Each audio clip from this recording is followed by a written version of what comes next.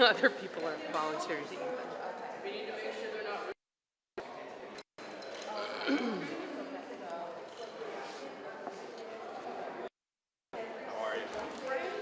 Good, how are you? So they never let you guys in? They never let you guys in? To the gallery? They did let you in the gallery? Yeah. But today? One. You know the speaker's back hall? Yeah.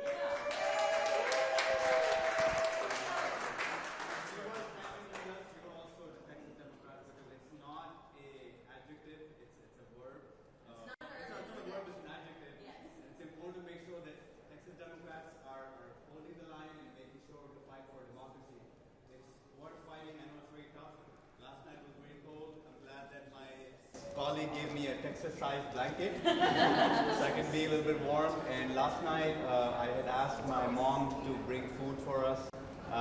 Representative Nicole Collier is vegan, and so she made some good Pakistani vegan food, and I was able to bring it here to Dallas Fort Worth. And we all enjoyed a great meal together and bonded over that. And at the end of the day, we're humans as well. We need nourishment, we need good vibes, and y'all, thank you so much for providing us that positive vibe that keeps us going and fighting. Today is going to be a really important fight, so pray for us. This is our house.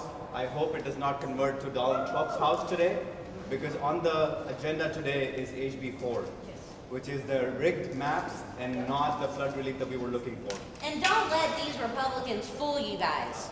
They said the Democrats held up flood relief for 2 weeks. They said the Democrats held up rebuilding of these families' homes for 2 weeks. They said it was Democrats who didn't help these flood victims. But what's the truth?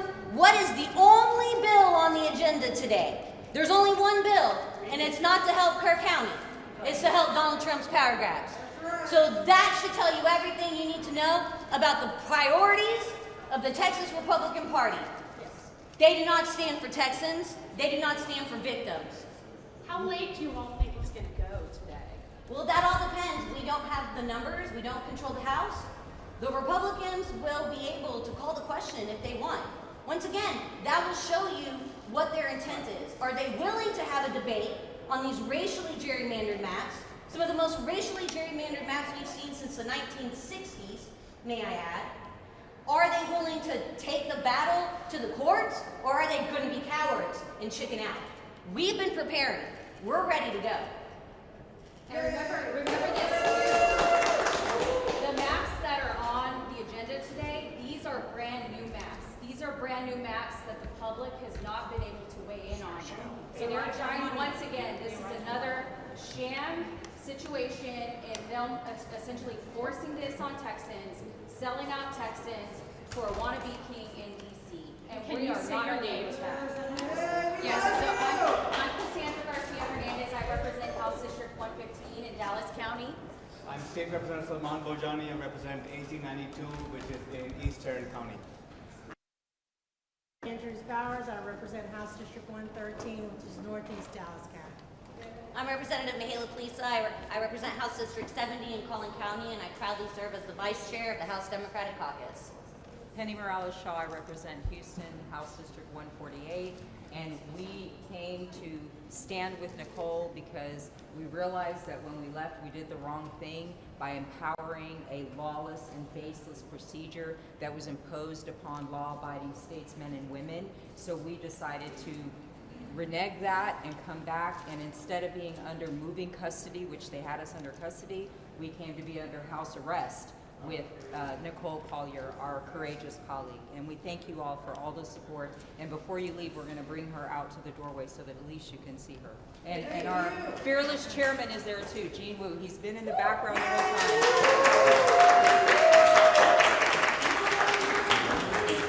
I just want to say thank you for all the people who have supported us, have supported Representative Collier. We wanted to be in here with her through the night and into today, just standing in solidarity. So many of us standing before you ripped our slips. Some of us didn't, because sometimes it just takes your presence and being there. So, and not ripping your slip means you can go in and out. So it was a collective effort, and that's what we always do. We stand by our sisters and brothers in this fight. Texas Democrats are united, and we stand together ready for the fight.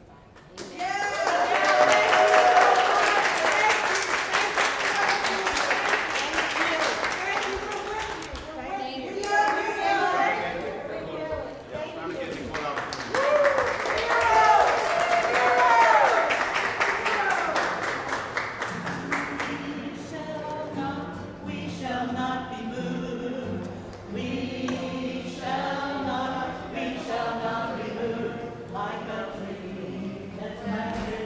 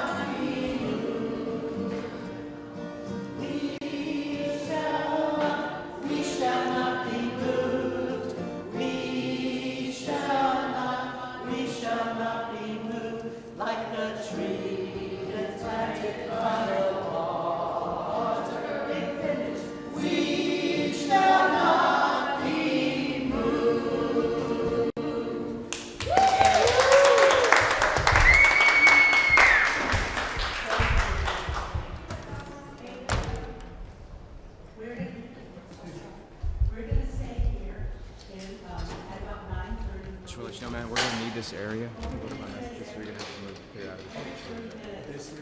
Yes, sir. Because people are gonna have their messages, so this is. I understand, but right now this has got to. This is the same message that goes to everybody, sir. This isn't just for you.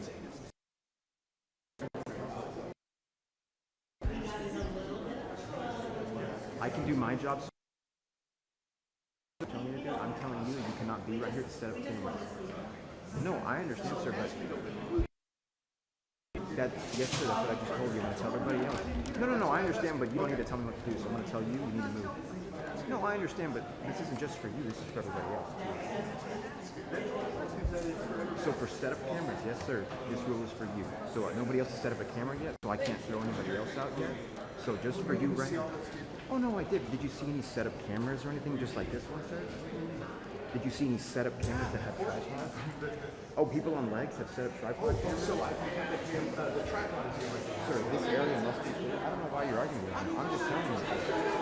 You're saying so I can see there with all the tripods. Sir, this area must be clear. Yes, sir. So I understand. So you can't set up a camera right here. Yes, sir. So if people come by to want to give messages, you'll have to move out of the way. So yes, you can stand here right now, but you cannot set up a tripod here. Thank you, sir. I appreciate you. 10 minutes, right? And I'm telling you, I told you exactly why like 3 times, so I appreciate your help. Did I not just tell you again right now? You cannot set up tripod cameras here? Thank you, sir. I appreciate you. I told you you cannot set up a tripod camera here if you please move back.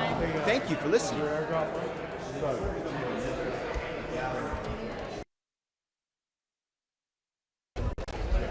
we go. Stand by.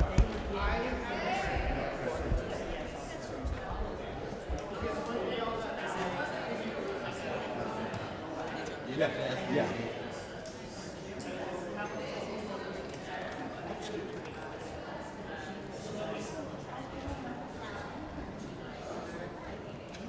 Sorry about that.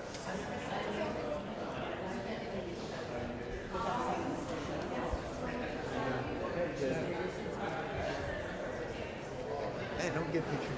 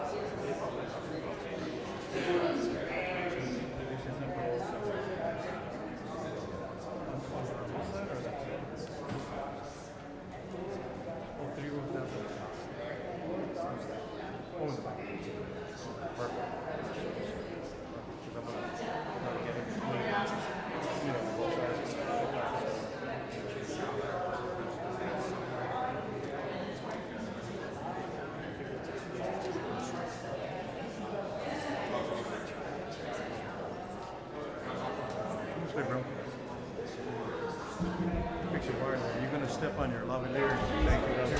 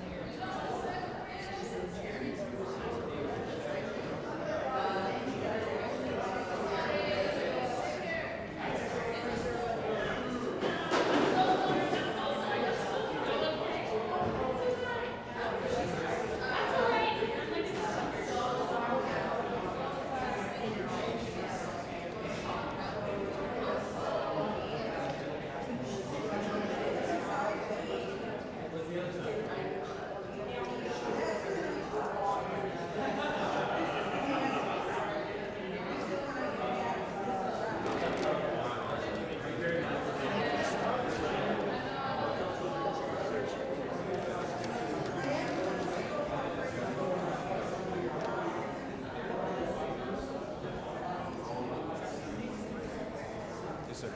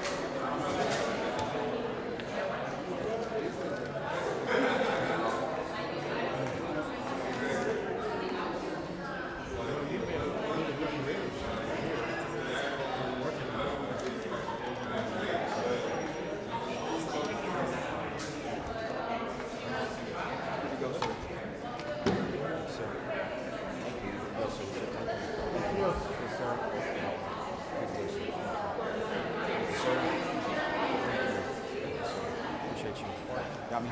Appreciate you. Thank you. Thank you. Good to go, sir. Thank you. Extra yellow. Yeah, appreciate you. Thank you, sir.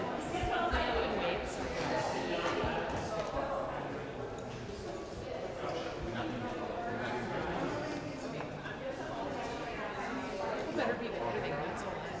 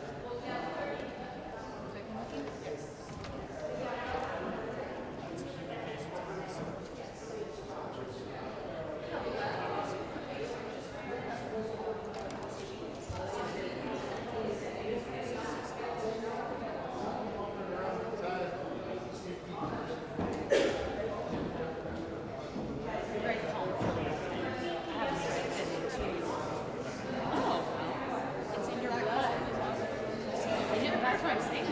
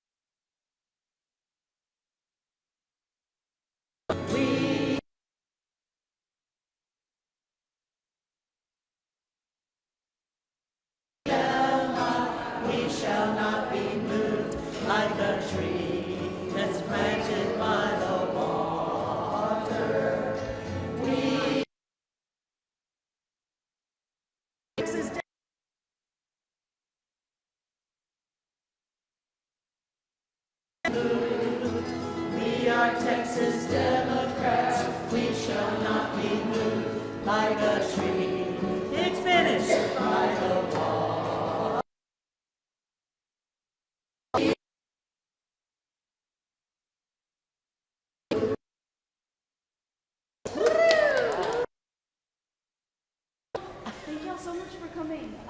There is going to be a gathering. So if we can have all of you going downstairs as well, we can continue to be chances. Whatever it is that we yes. Sorry. Just one more. And then it's the Democrats. Good morning. No reception right now. Yeah, sure. If you want, there's a better trash can in there, actually. Yeah, of course.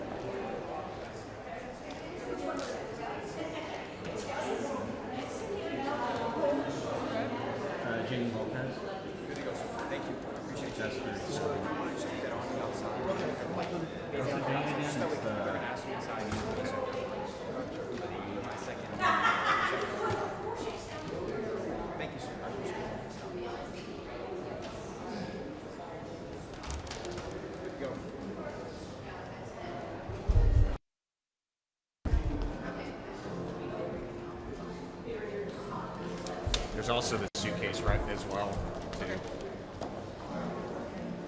I can take it. Okay, thank you. Cool. Thank you, Shane.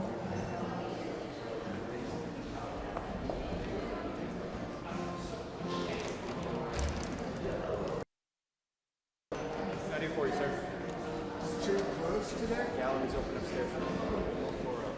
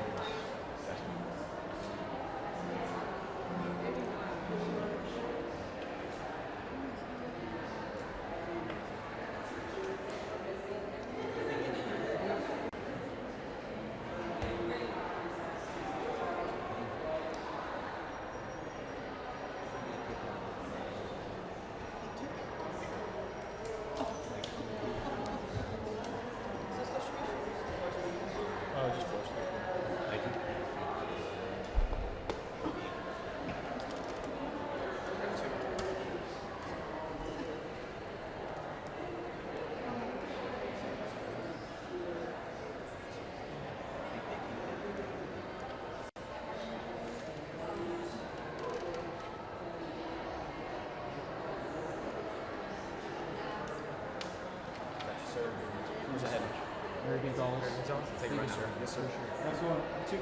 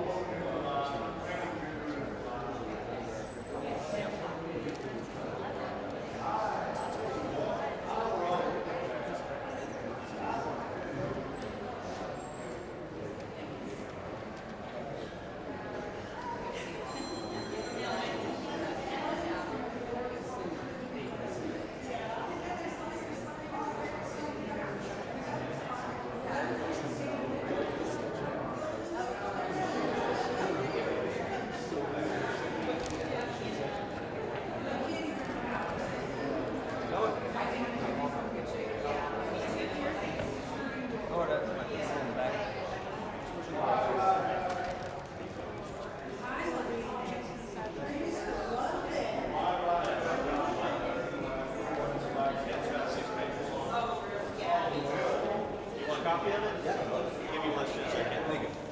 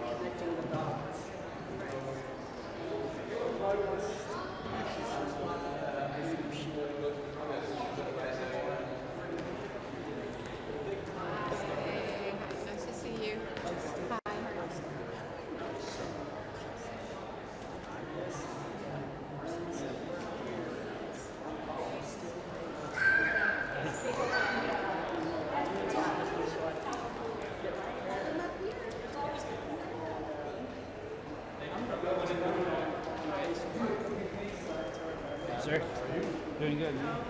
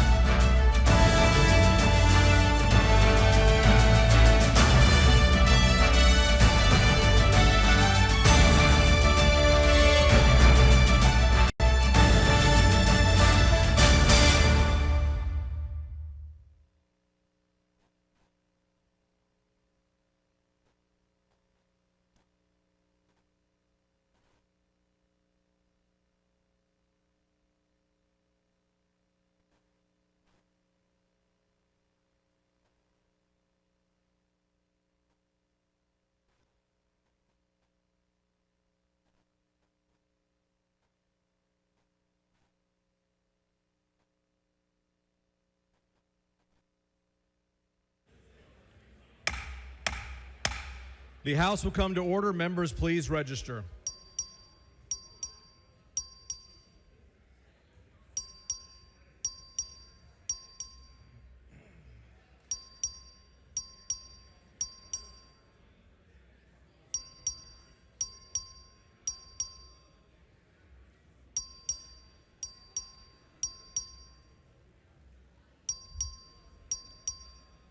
Have all members registered? Have all members registered? A quorum is present. Members, the call of the House remains in force. The doorkeeper will lock the doors. The House and gallery, please rise for the invocation, which will be offered by Furman Carpenter, DPS chaplain.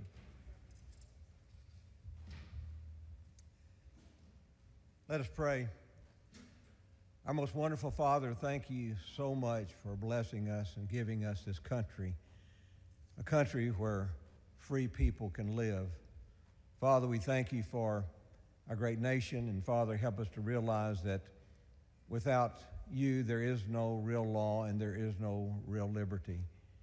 We ask you, Father, to please guide our lawmakers. We thank you for them. Father, thank you for them and their families. Father, we ask you to help them serve with faithfulness and integrity and humility.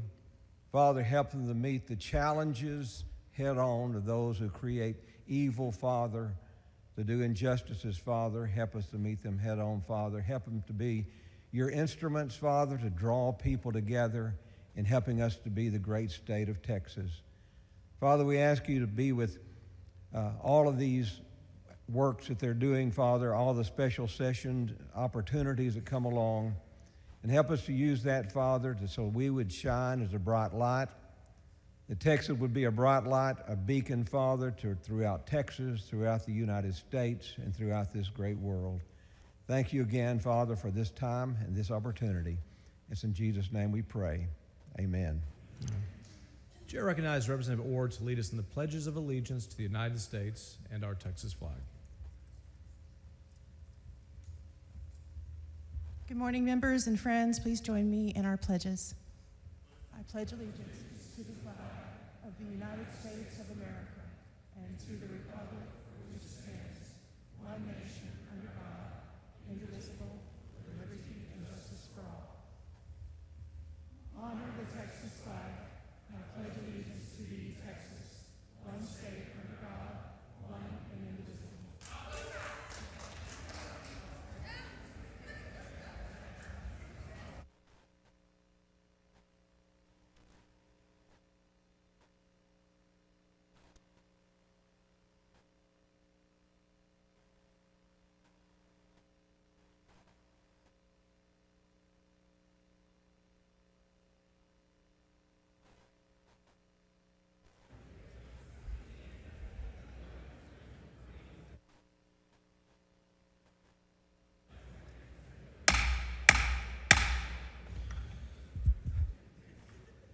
Members, the chair welcomes our visitors in the gallery today and advises our guests that the rules of the House strictly prohibit demonstrations or outbursts in the gallery. If there are demonstrations or outbursts of opposition or support in the gallery, the chair will order the Sergeant at Arms to clear the gallery under the House's constitutional authority to prevent obstruction of its proceedings. Members, the call of the House remains in force until HB 4 is passed on third reading. The doors to the chamber will remain locked until the call is expired. Under House rules, written permission from the Speaker is required to leave the chamber. I've issued a limited number of passes to leave the chamber temporarily today. Passes are available from the doorkeeper at the front entrance to the chamber and must be surrendered to the doorkeeper upon return to the chamber. Mr. Speaker. For what purpose? Mr. Speaker, parliamentary inquiry. State your inquiry. What legislation is on today's calendar? House Bill 4. House Bill 4. So today we are voting on, Mr. Speaker, parliamentary inquiry. State your inquiry. Today we are voting on new congressional maps then, and not flood relief. Has the body voted on flood relief this special session? That is not a proper parliamentary inquiry. Mr. Speaker. So notice for what purpose? Parliamentary inquiry. State your inquiry.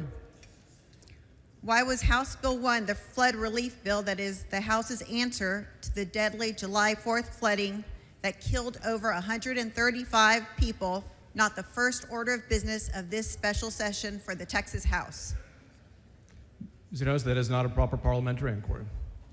Mr. Speaker. So notice for what purpose? Parliamentary inquiry. State your inquiry.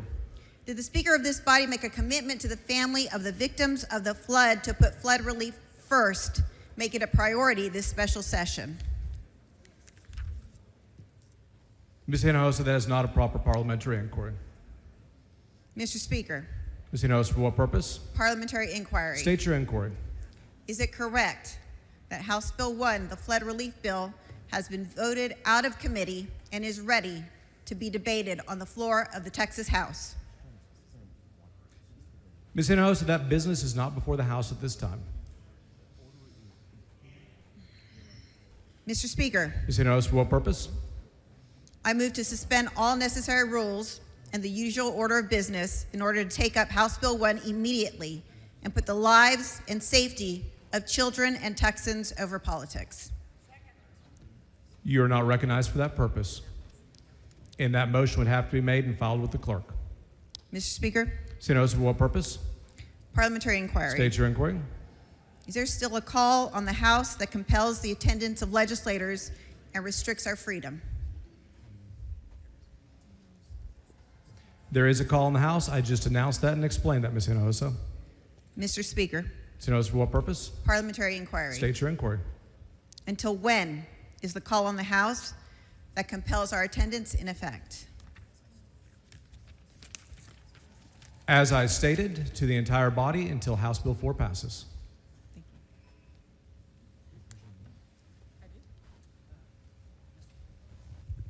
Mr. Speaker, Ms. Troxler, for what purpose? parliamentary inquiry. State your inquiry. Isn't it true that had the members of this House shown up and done their jobs in this first special session, we would have already passed critical flood relief legislation and provided financial relief and support for all of the impacted communities across the whole country, including mine? Ms. Troxler, that is not a proper parliamentary inquiry. Mr. Speaker, Ms. Troxler, for what purpose? parliamentary inquiry. State your inquiry. Isn't it true that because we did not have quorum, because members of this body chose not to show up and do their jobs, the work of Texans has been delayed, not stopped, but delayed. And so that relief to those families is finally going to be done within these next 2 weeks because they have finally shown up to work. Ms. Troxler, that is not a proper parliamentary inquiry. Thank you. Mr. Doorkeeper.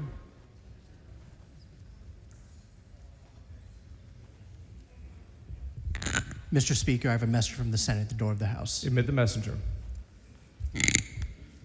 Thank you, Mr. Speaker. I'm directed by the Senate to inform the House that the Senate has taken the following action. The Senate has passed the following measures. SB 2, Perry, relating to disaster preparedness, response, and recovery, requiring a license authorizing fees.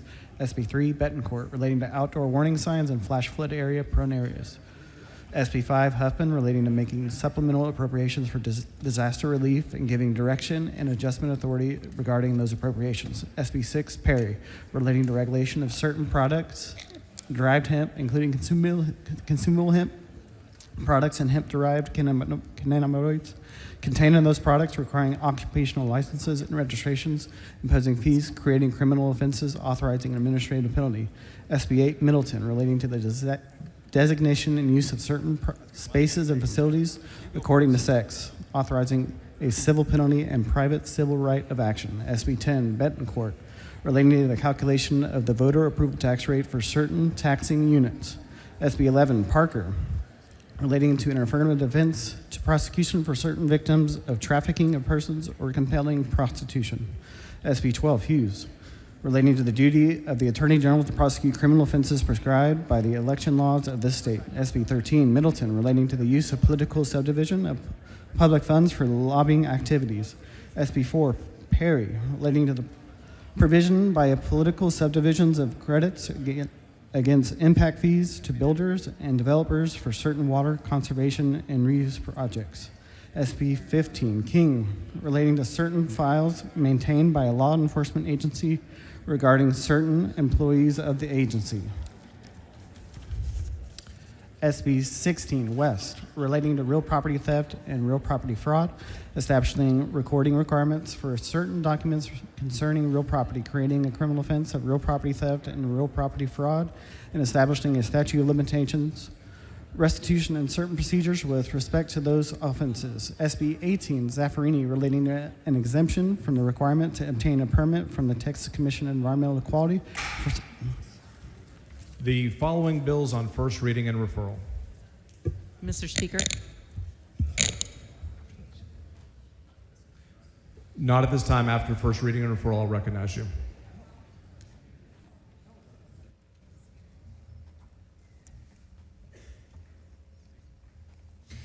HB number 19 by Anchia, relating to the real property theft and real property fraud, establishing recording requirements for certain documents concerning real property, creating criminal offenses in real property theft and real property fraud, and establishing statute of limitation, restitution, and certain procedures with respect to those offenses. Referred to the Committee on Criminal Jurisprudence. HB number 21 by Thompson, relating to the calculation of the penalty and interest incurred on a delinquent ad valorem tax. Referred to the Committee on Ways and Means. HB number 26 by Oliverson, relating to the funding of, contracting with, and employment for law enforcement agencies in certain counties. Referred to the Committee on Intergovernmental Affairs. HB number 27 by Harris relating to the consideration by a groundwater conservation district of module available groundwater when issuing permits for the Committee on Natural Resources. HB number 214 by Orr relating to the designation and use of certain spaces and facilities according to sex, authorizing a civil penalty and private civil right of action for the Committee on State Affairs. HB number 265 by Hull relating to the governmental oversight of youth camps, including youth camp rules and the Youth Camp Advisory Committee for the Committee on Public Health. SB number 2 by Perry relating to the disaster preparedness, response, and recovery, requiring a license, authorizing fees for the Committee on Disaster Preparedness and Flooding Select. SB number 3 by Betancourt relating to the outdoor warning sirens in flash flood prone areas for the Committee on Disaster Preparedness and Flooding Select. SB number 5 by Huffman relating to making supplemental appropriations for disaster relief and giving direction and adjustment authority regarding those appropriations for the Committee on Disaster Preparedness and Flooding Select. SB number 6 by Perry relating to the regulation of certain products derived from hemp, including consumable hemp products and the hemp-derived cannabinoids contained in those products, requiring occupational licenses and registrations, imposing fees, creating criminal offenses, authorizing administrative penalty for the Committee on Public Health. SB number 8 by Middleton relating to the designation and use of certain spaces and facilities according to sex, authorizing a civil penalty and a private civil right of action for the Committee on State Affairs. SB number 10 by Betancourt relating to the calculation of the voter approval tax rate for certain taxing units for the Committee on Ways and Means. SB number 11 by Parker relating to the affirmative defense and prosecution for certain victims of trafficking of persons or compelling prostitution for the Committee on Criminal Jurisprudence. SB number 12 by Hughes relating to the duty of the Attorney General to prosecute criminal offenses prescribed by the election laws of the state for the Committee on State Affairs. SB number 13 by Middleton relating to the use by a political subdivision of public funds for lobbying activities for the Committee on State Affairs. SB number 14 by Perry relating to the provision by political subdivision of credits against impact fees to builders and developers for certain water conservation and reuse projects for the Committee on Intergovernmental Affairs. SB number 15 by King relating to certain files maintained by law enforcement agencies regarding certain employees of the agency for the Committee on Homeland Security, Public Safety, and Veterans Affairs. SB number 16 by West relating to the real property theft and real property fraud, establishing recording requirements for certain documents concerning real property, creating a criminal offense of real property theft and real property fraud, and establishing statute of limitations, restitution, and certain procedures with respect to those offenses for the Committee on Criminal Jurisprudence. SB number 18 by Zaffarini relating to an exemption from the requirement to obtain a permit from the Texas Commission on Environmental Quality for certain dams or reservoirs operated and maintained for the purpose of erosion, floodwater, and sediment control for the Committee on Disaster Preparedness and Flooding Select. SB number 34 by Huffman relating to the testimony or the production of evidence before a House of the Legislature or a legislative committee for the Committee on House Administration. Ms. Morales-Shaw, for what purpose? Mr. Speaker, parliamentary inquiry. State your inquiry. Mr. Speaker, good morning. Isn't it a lawful procedure to deny quorum that's embedded in the Texas Constitution and has been used since as early as 1870 by the minority party to deny majority overreach?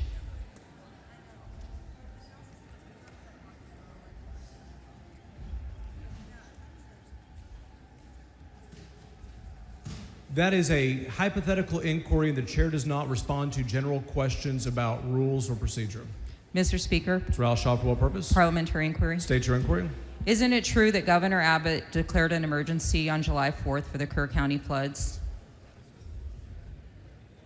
That is not a parliamentary inquiry. Mr. Speaker. Ms. Morales-Shaw, for what purpose? Parliamentary inquiry. State your inquiry. When a governor declares a disaster a state disaster, isn't it true that he also has the power to direct state funds to that disaster area to provide relief without a legislative session, without a special session, and without any action of the Texas legislature? That is not a parliamentary inquiry. Thank you, Mr. Speaker. Mr. Dutton, for what purpose? Parliamentary inquiry, Mr. State your inquiry. Mr. Speaker, the House is governed by a set of rules, is that right? Yes. And one of those rules has to do with Mr. Dutton, for what purpose? Parliamentary inquiry, Mr. State Speaker. your inquiry, please. One of the rules that we have relates to quorum, is that correct? Hold on. Members, please take your conversations outside the rail. Mr. Dutton, for what purpose? Parliamentary inquiry. State your inquiry. Mr. Speaker, is a member allowed to use the rules in the House in terms of governing their conduct?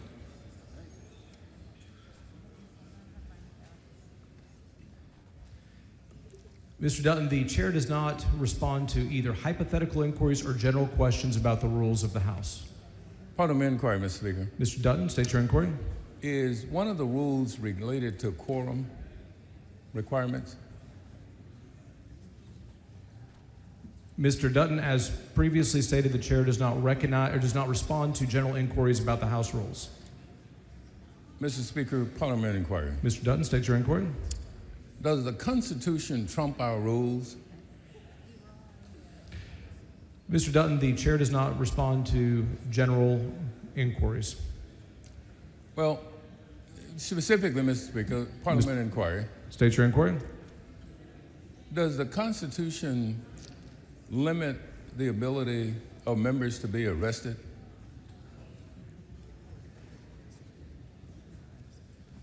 Again, Mr. Dutton, that is a general inquiry. Well, that does not relate to the business before the House. Well, it seems pretty specific to me, Mr. Speaker. Can Parliamentary inquiry? State your inquiry, Mr. Dutton. Can you explain to me why that's general?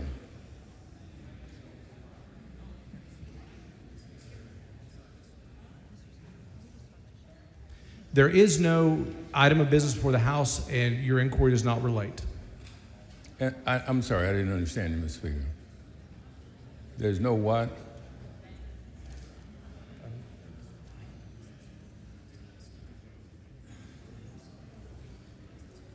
There is no item of business before the House at this time, and your inquiry is not related to any item of business before the House. Parliamentary inquiry, Mr. Speaker. Mr. Dutton, state your inquiry. Is the only acceptable parliamentary inquiry related to a matter that's currently before the House? That is correct. Parliamentary inquiry, Mr. Speaker. Mr. Dutton, state your inquiry. So any other parliamentary inquiry would be unacceptable.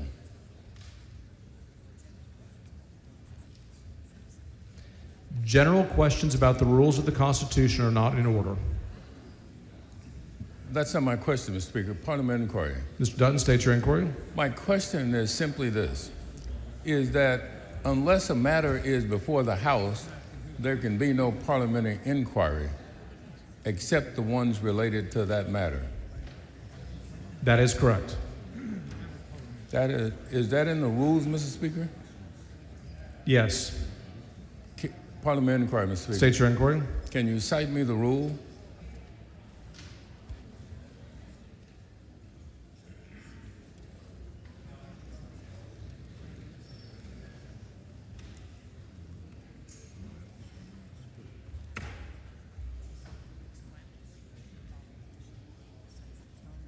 It is the explanatory note following Rule 1, Section 9. Parliamentary inquiry, Mr. Speaker. State your inquiry. I don't have my rule book. Could you read the rule to us? You're welcome to come down front and we'll get you a copy. And Section 9, is that what you said, Mr. Rule 1, Section 9? Rule 1, Section 9, explanatory note 4. Explanatory note 4.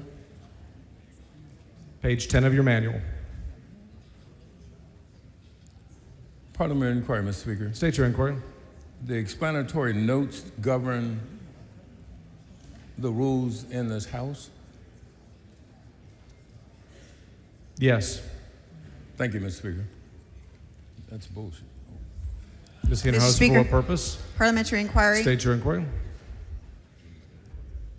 If I attempt to leave this chamber today without signing a permission slip, am I subject to arrest by the government?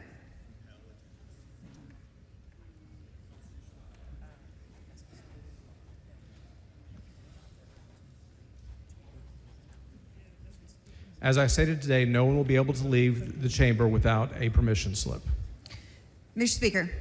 So you notice for what purpose? Parliamentary inquiry. State your inquiry. Why is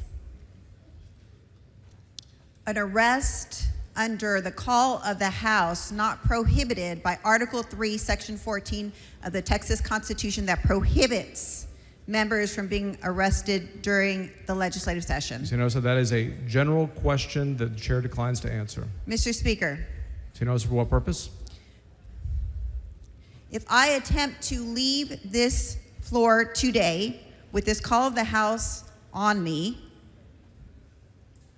Why am I not protected from arrest by Article 3, Section 14 of the Texas Constitution that prohibits the arrest of members during the legislative session? That is a hypothetical and general question. As previously stated, the chair declines to answer those. Mr. Speaker, Ms. Hinojosa, for what purpose? can I walk out right now of this House without being arrested, or am I protected by Article 3 of Section 14 of the Texas Constitution?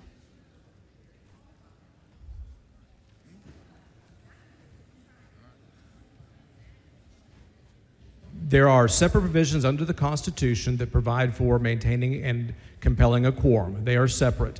Ms. Hinojosa, as previously stated under the call of the House, there are permission slips that you are welcome to take.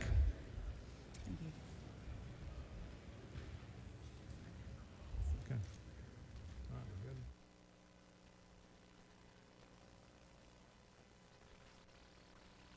Mr. Morgan, for what purpose?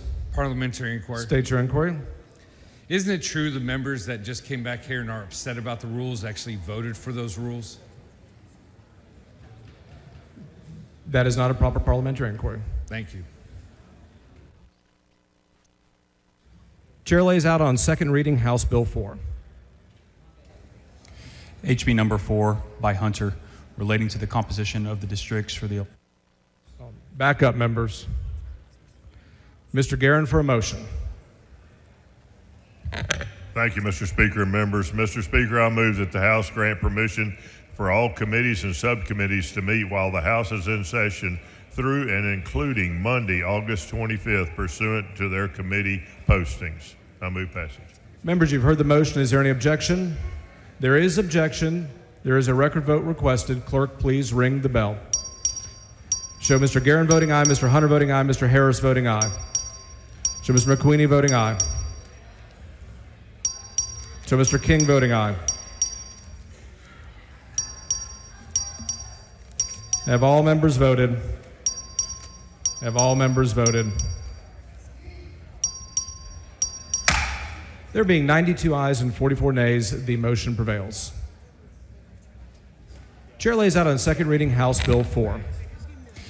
HB number 4 by Hunter, relating to the composition of the districts for the election of members of the United States House of Representatives from the state of Texas. Chair recognizes Mr. Hunter to explain the bill. Thank you, Mr. Speaker. Members, I believe according to the rules, I will have 20 minutes.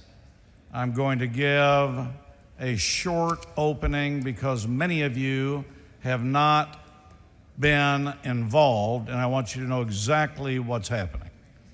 We are here today to take up the congressional plan.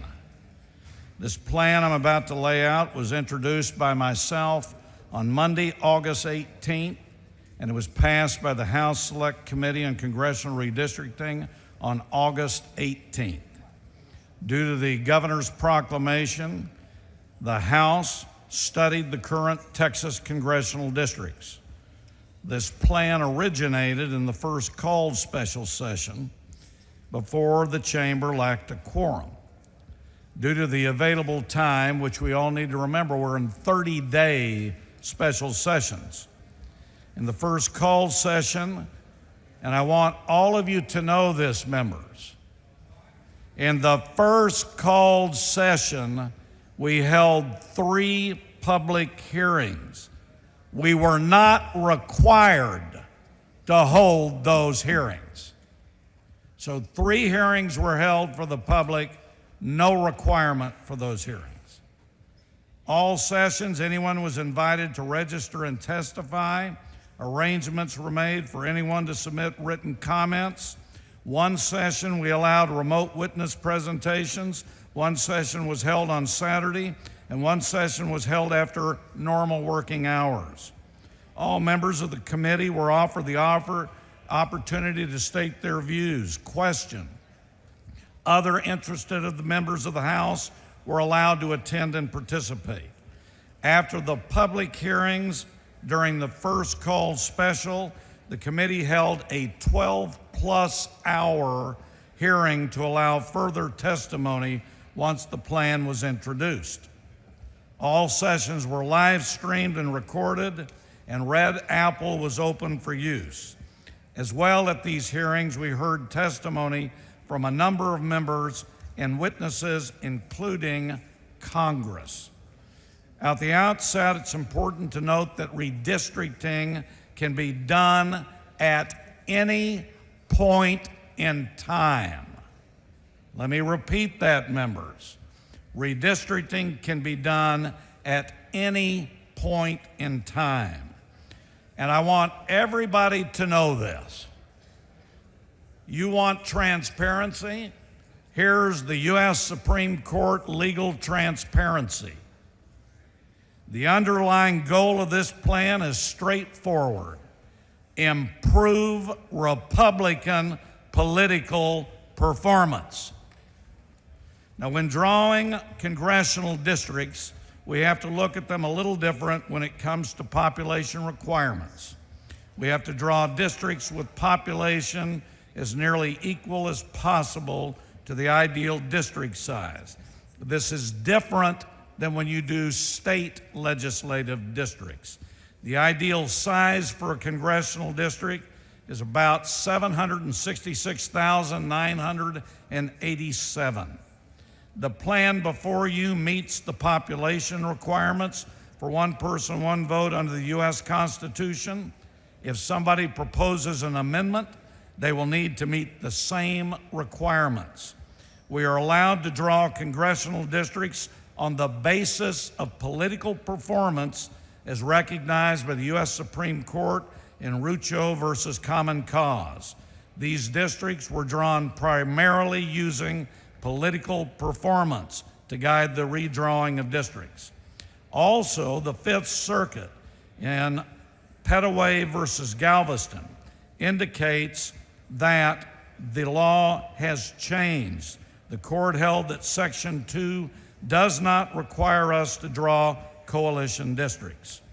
So giving partisan political performance as an acceptable reason and clarification from these courts, we have redrawn the congressional map with that emphasis. Another important law is the Voting Rights Act. Although race cannot be the predominant factor in drawing maps, Section 2 of the Act prohibits enactment of any plan that restricts minority citizens from having an opportunity to elect their preferred candidate of choice if certain circumstances exist. This plan includes political considerations, public testimony, recognition of population growth, and recent changes in voter trends. Now let's talk about this map. 37 of the 38 congressional districts have changed to some degree. The primary changes are focused on only 5 districts for partisan purposes. It is important to note, please note, members, 4 of the 5 new districts are majority minority Hispanic, what we call CVAP districts. And that's a citizen voting age population. Each of these newly drawn districts now trend Republican in political performance. While there's no guarantee of an electorate success, Republicans will now have an opportunity to potentially win these districts. The 5 new districts, we have CD9, 50.15%, what we call Hispanic citizen voting age population, that's HCVAP. CD28, which is approximately 86.72% HCVAP. CD32 remains a non-minority district. CD34, 71.93% HCVAP. CD35, 51.57% HCVAP. This also improves political performance for Republicans in districts CD2, 8, 9, 17, 22, 38. Some data points in comparison to 2021. In 2021, there were 9 Hispanic majority age districts. In this plan, there are 10 Hispanic majority age districts. In the 2021 plan, there were 7 Hispanic citizen voting age districts, and under this plan, there are 8. There are no black CVAP districts under the 2021 plan. In the proposed plan, there are 2 majority black CVAP districts. CD 18, 50.71% black CVAP compared to 38.99% in 2021. CD 30, 50.41% black CVAP, 46% in 2021. In the Harris County, Houston area, there are currently what they call 2 coalition districts and 1 Hispanic CVAP district. In the proposed plan, CD 18 becomes a new black CVAP district, CD 9 becomes a new 8 CVAP district, and CD 29 becomes a majority Hispanic VAP district. That's voting age population, which should continue their political performance. CD 9, 50.15% 8 CVAP, CD 18, 50.71% black CVAP, CD 29, 43.45 8 CVAP, and 32.69% black CVAP, all surrounding Republican districts to continue to perform for the Republicans. This is a good plan. I urge its adoption. But Mr. Speaker, members, according to the U.S. Supreme Court, you can use political performance. And that is what we've done. I'll answer questions. Mr. Romero, for what purpose? Ms. Thompson, for what purpose? Mr. Speaker, does the gentleman yield? Gentleman yield for questions? Yes. Gentleman yields for questions. Mr. Chairman, who decided that these should be changes made from the introduction version of this bill? Who decided the plan? Who decided that there should be changes made from the introduction version of the bill? I do not know who decided, but it had been discussed since April that congressional redistricting could be an issue, especially with the new case law and the new population trends. And I made the decision that I would file this bill. Mr. Chairman, when the first call session, special session, the committee produced a bill where they had indicated there would be 5 new congressional districts for Republicans. Subsequently thereto, a second special session was called. Upon meeting of the committee, there was a vote taken on an amended part of a bill that had been previously voted out on the first special session of this year.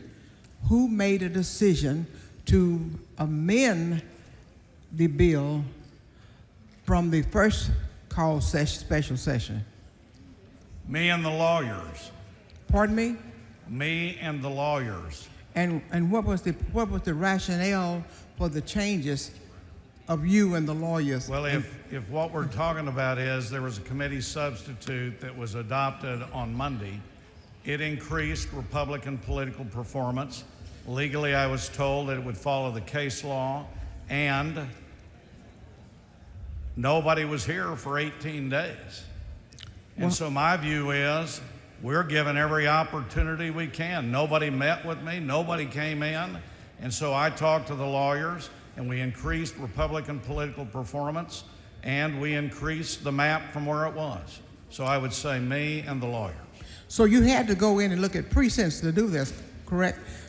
You had to go in and look at precincts in order to make those changes. I would say, Dean, that I visited with counsel, and they and their resources looked at the specifics. And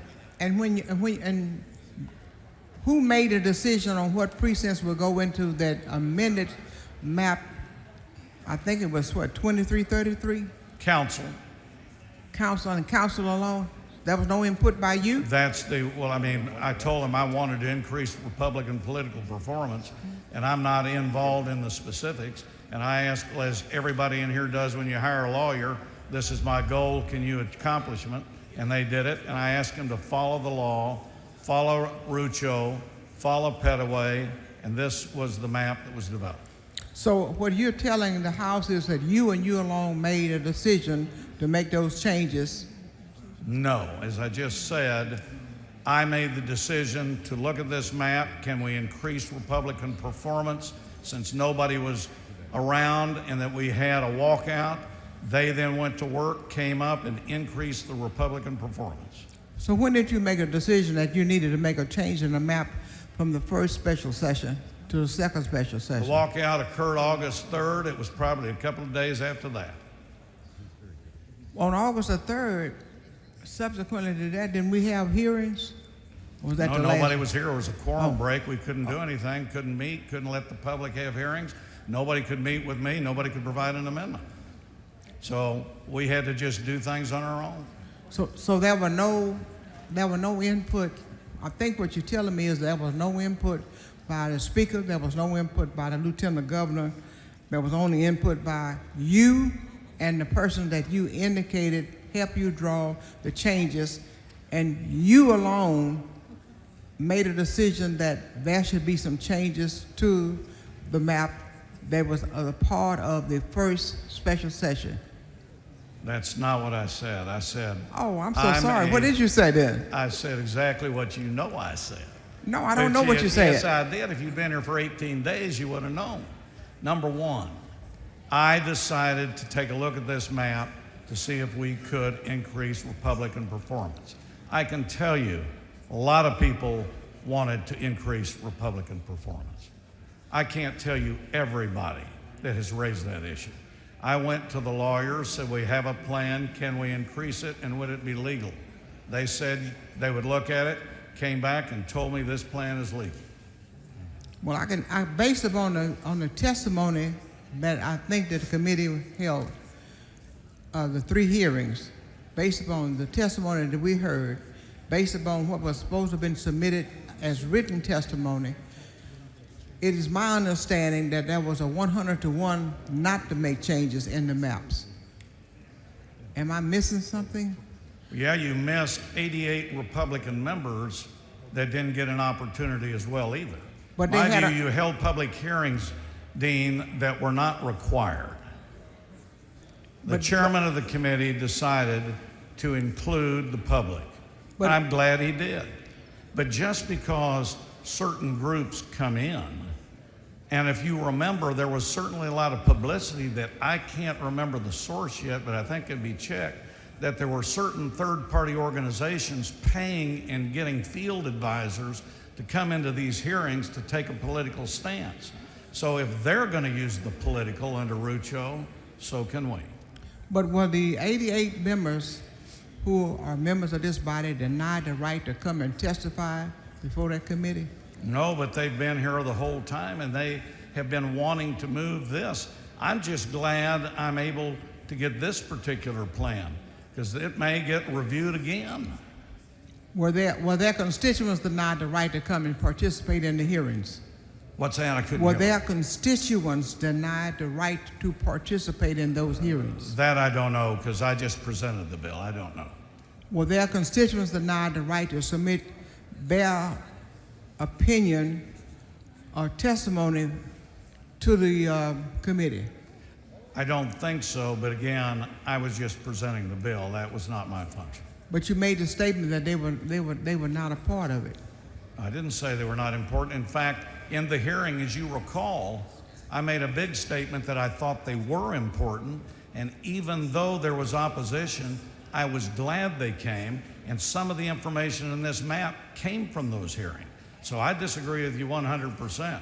I'm glad we did the hearings. I'm glad we got the input, and I'm glad that a lot of people submitted it in writing. So absolutely it was taken in. Just because somebody agrees or disagrees with me doesn't mean that I'm not going to listen. And in fact, I offered at the hearing for members to come visit with me and members to come talk with me. And if they needed to bring somebody in, that they could. I did hear from some Republicans. Well, to agree and disagree is a part of our democratic process. Absolutely. Okay, and they did have an opportunity if had they wanted to come. Yes, I do agree that they had an Mr. opportunity. Chairman, let me draw your attention to Congressional District Number 9. I noticed in the Congressional District Number 9, in your amendment 2333, you discussed in committee that your map draws this to be a Hispanic majority district. Is that correct? Are you talking about the bill that is right here today? Yeah, I'm talking about that amendment that was voted out of committee. Well, we didn't do an amendment, we did a committee substitute. Well, a substitute. Okay, yeah. yes. And I think the number was 2333. I think that's the map number is Plan C 2333. Yeah, that's the one we own. That's what I'm talking about. And you indicated today that you all reconfigured that to be a Hispanic majority district, correct? We said that Hispanic CVAP under the committee substitute would be 50.15%. And you have said in your brief that the Latino population in Texas support Republicans. That said that in your brief. In my brief. Then you say that I've heard you say that the Latinos tend to support Republicans.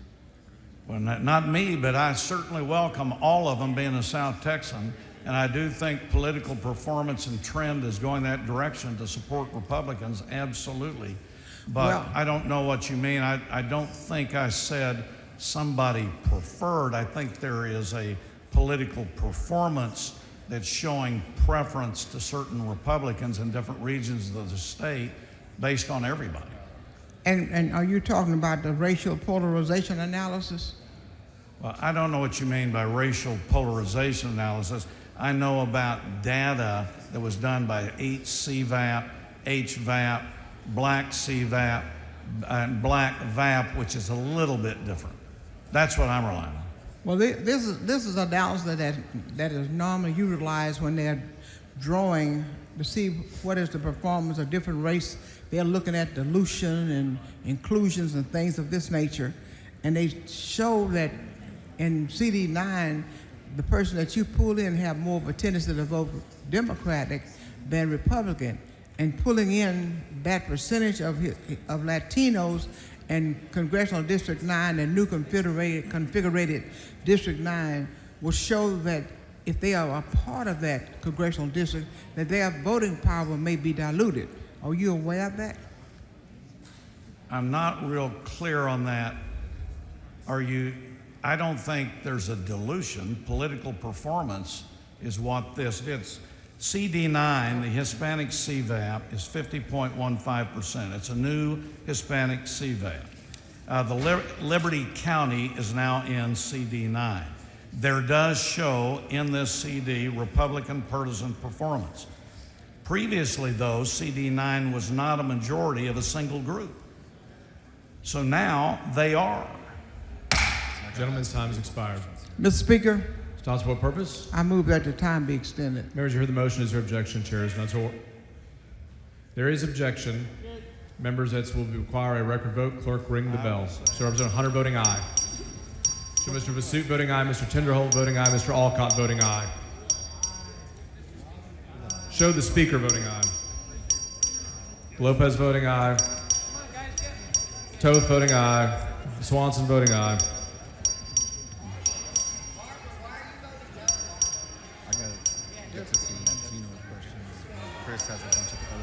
Have all members voted? Ms. Schaffner voting aye. Have all members voted? Have all members voted? 136 ayes and 1 nay. The motion prevails.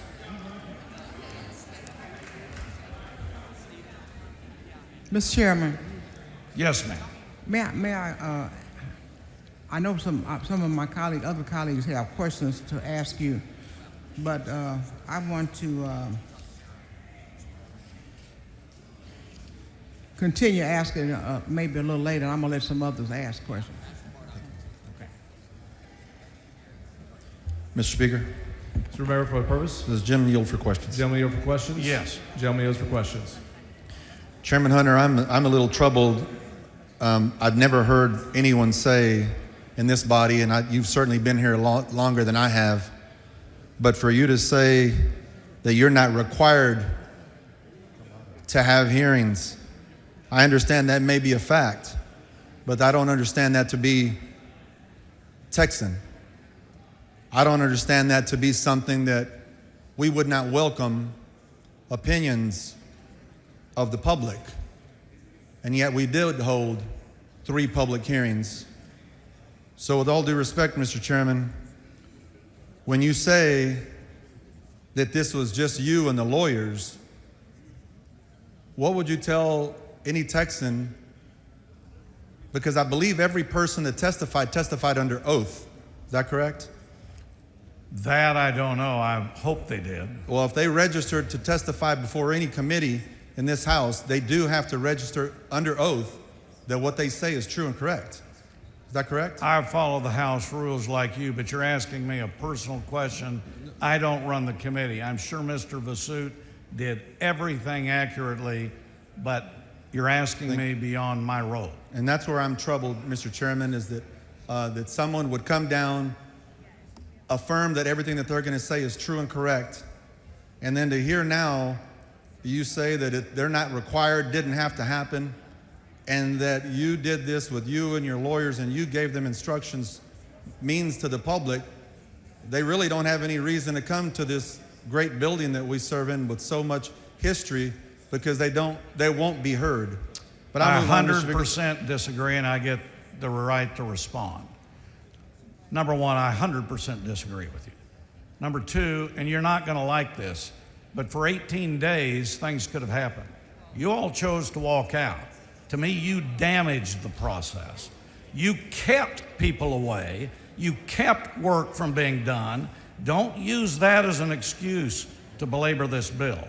Two, legally, and I'm talking legally, we didn't have to do hearings.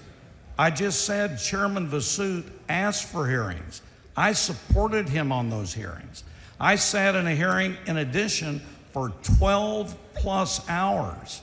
I am glad we did hearings. And I also encouraged all members and anybody that they wanted to come visit with me and serve for 18 days. Certain members did not.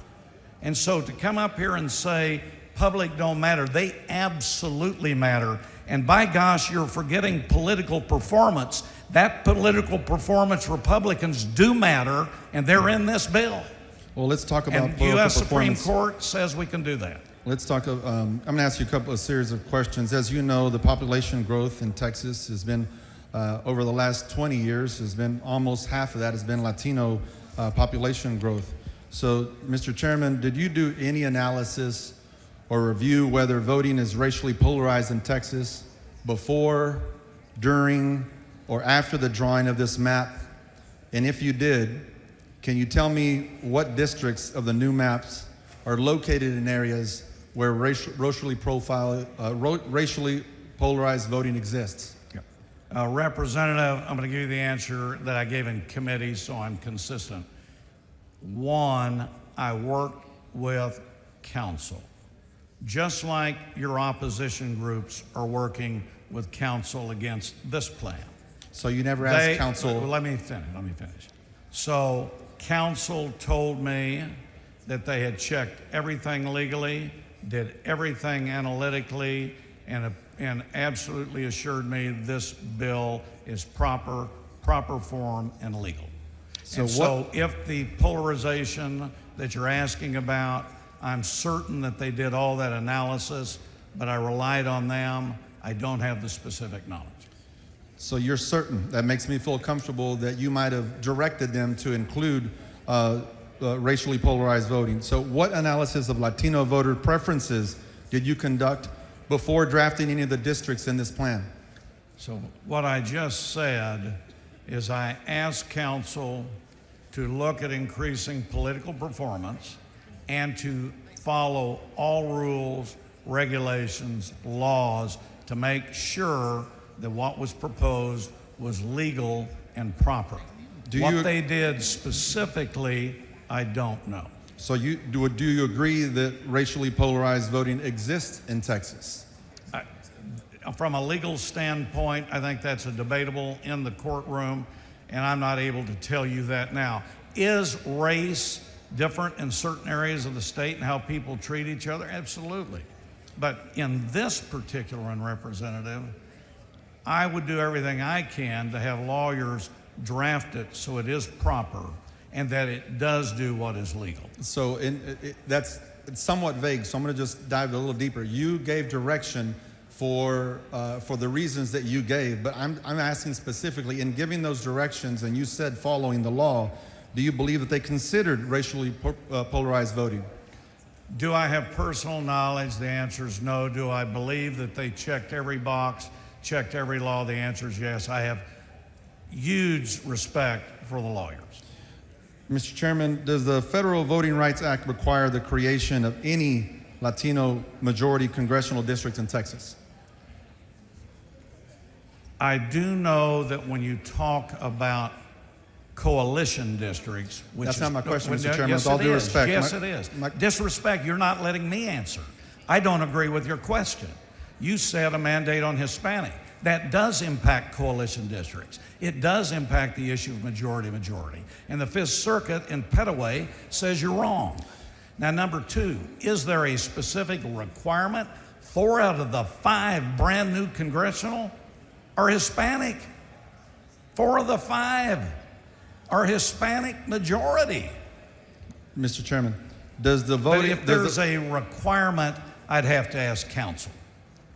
So the answer to the next question, does the Federal Voting Rights Act require the creation of any black majority congressional district in Texas? And I believe your answer is you don't know. No, I would do what you and 90% of the people on this floor that have lawyers that have created the lawyer annuity plan in redistricting. You all go to your lawyers to get them to give you a response. I go to my lawyer to get a response. So if there's a legal question, I would go to them and they would give me that information. And I do believe that when I talk to my lawyers, I give them direction, clear direction. I don't say follow all the laws, especially given when we're talking about the population growth, the growth of our state and where it's come from. Mr. But Chairman, I disagree now, sir. That wasn't a question. No, you're not supposed to make statements. You make a statement, I get to respond. You just said you don't tell them to follow all the laws. I absolutely do. I Okay. tell them to follow all the laws. Mr. Chairman, are you aware of any additional DOJ communications to the state of Texas through the governor's office, AG's office, or otherwise regarding unlawfulness of the current congressional map? I am aware through the committee process that there was a Department of Justice letter. I've had no communication with Department of Justice. I have no communication with the governor's office about that. I've had no communication with anybody about that except general members in the committee process. Mr. Chairman, are you aware if the DOJ has threatened any enforcement proceeding or action since the initial DOJ letter to Governor Abbott? I have no specific knowledge on that. Mr. Chairman, do you believe that in the Dallas-Fort Worth region where I'm from, that there should have been a Latino majority district created? And do you realize that there is no Latino majority district in Tarrant County? Well, there is in the North Texas area, but if you're trying to split it up, for example, Houston, are you talking about under the new 5? Thank you, Mr. Speaker. If you're talking about under the new 5, it's Houston, Valley South, Dallas area is a brand new district, Coast South, San Antonio. So those were the areas that the new 5 are, if that's what you meant to ask. Thank you, Mr. Chairman. The gentleman's time has expired. Mr. Speaker, Mr. Turner, for what purpose? move to extend time. An extension of time at this point requires unanimous consent. Is there any objection to the extension of time? There is an objection. There will Mr. Speaker. no extension. Yes, sir, Mr. Turner, but for what purpose?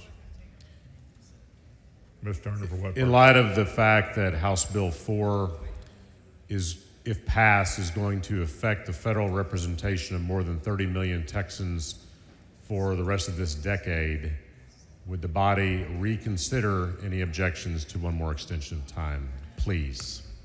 Mr. Turner, there was an objection, therefore the time cannot be extended. May I make another motion so members may reconsider their objection? Yes, sir, you may. Mr. Speaker. Members, is there any objection to the extension of time at this point? There are objections, so it will not be extended, Mr. Turner. Mr. Speaker, parliamentary inquiry. Mr. Turner, state your inquiry. Could my motion be put to a record vote, please? And the record vote is not necessary. It only takes one objection, and there is more than one. There has been more than one objection expressed to the speaker at this point. If a record vote, Mr. Speaker, parliamentary inquiry. State your inquiry. If a record vote has been requested by one or more members, is it not the custom of the House to grant a record vote?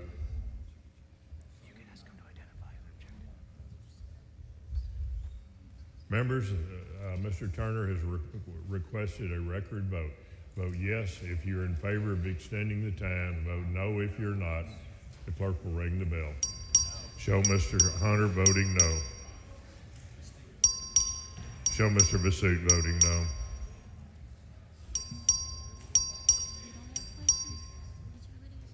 Have all members voted? Have all members voted? There being 52 ayes and 82 nays, the motion for record vote fails. The time is not extended.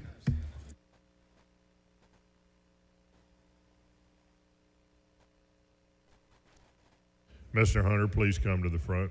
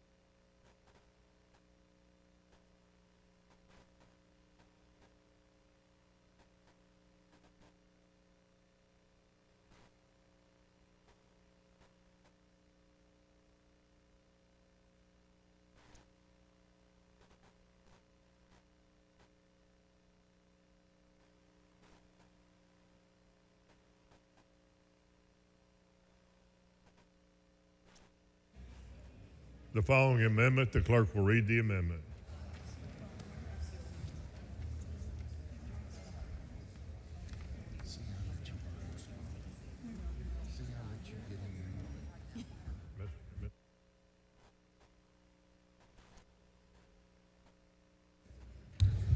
Amendment by Turner.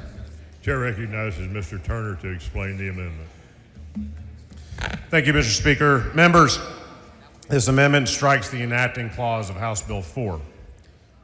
And I offer this amendment because House Bill 4 is an illegal and racially discriminatory congressional map, and this body has no business passing it. Members, let me remind you, legislative seats, be they in this chamber, in this building, or in Washington, D.C., do not belong to politicians. They belong to the people of Texas. They belong to the families who are rebuilding from the Central Texas floods last month, to the Texans who are being crushed by high costs, working families choosing between groceries, rent, or a doctor's visit. They belong to the people of Texas, the very people each one of us has been sent here to represent. And we would do well to remember that today. But today, there aren't any bills on this floor for flood relief, no bills for tax reform, no bills to lighten the burden for Texas families. There's only one item on this calendar, the very first item of this special session, the item that we have a call on the House for, a radical racially discriminatory, mid-decade redistricting plan that surgically removes and strips away minority representation in the U.S. Congress. Texans and Americans now all across the country are watching, and they know this map before us is a calculated maneuver to diminish the voices of the very communities that power Texas, that has given Texas its phenomenal growth. Communities of color make up 95% of our growth in the last decade. The census data bears that out. And it's thanks to them, thanks to those Texans, that we gained 2 seats in the Congress in this decade. Yet those same communities are being punished with maps that dilute their voting power. Today, under the current map, which is already flawed as it is, 4 districts, African American voters have the ability to send a candidate of their choice to the U.S. House. In this map, only 2. Only 8 districts out of the 38 in this map are majority Latino, despite Latinos representing more than 40% of the Texas population. Discrimination against voters of color, sadly, is not new. Texas has a long and painful record when it comes to redistricting. Every decade since the the Voting Rights Act of 1965, courts have found that Texas discriminated against voters of color. There's currently a federal lawsuit underway in El Paso with a decision pending, challenging the state's maps from 4 years ago. What is new is that instead of letting the courts do their job, we are being forced to race ahead with this mid-decade redraw. This is unprecedented and it is wrong. Members, it breaks my heart to see how this illegal and rigged mid-decade redistricting scheme is dividing our state and our country. This is Texas. It's not Washington, D.C. The impulses of outside politicians and their billionaire backers shouldn't dictate what we do in this chamber, in this house. We were sent here to work for the people of Texas, not them.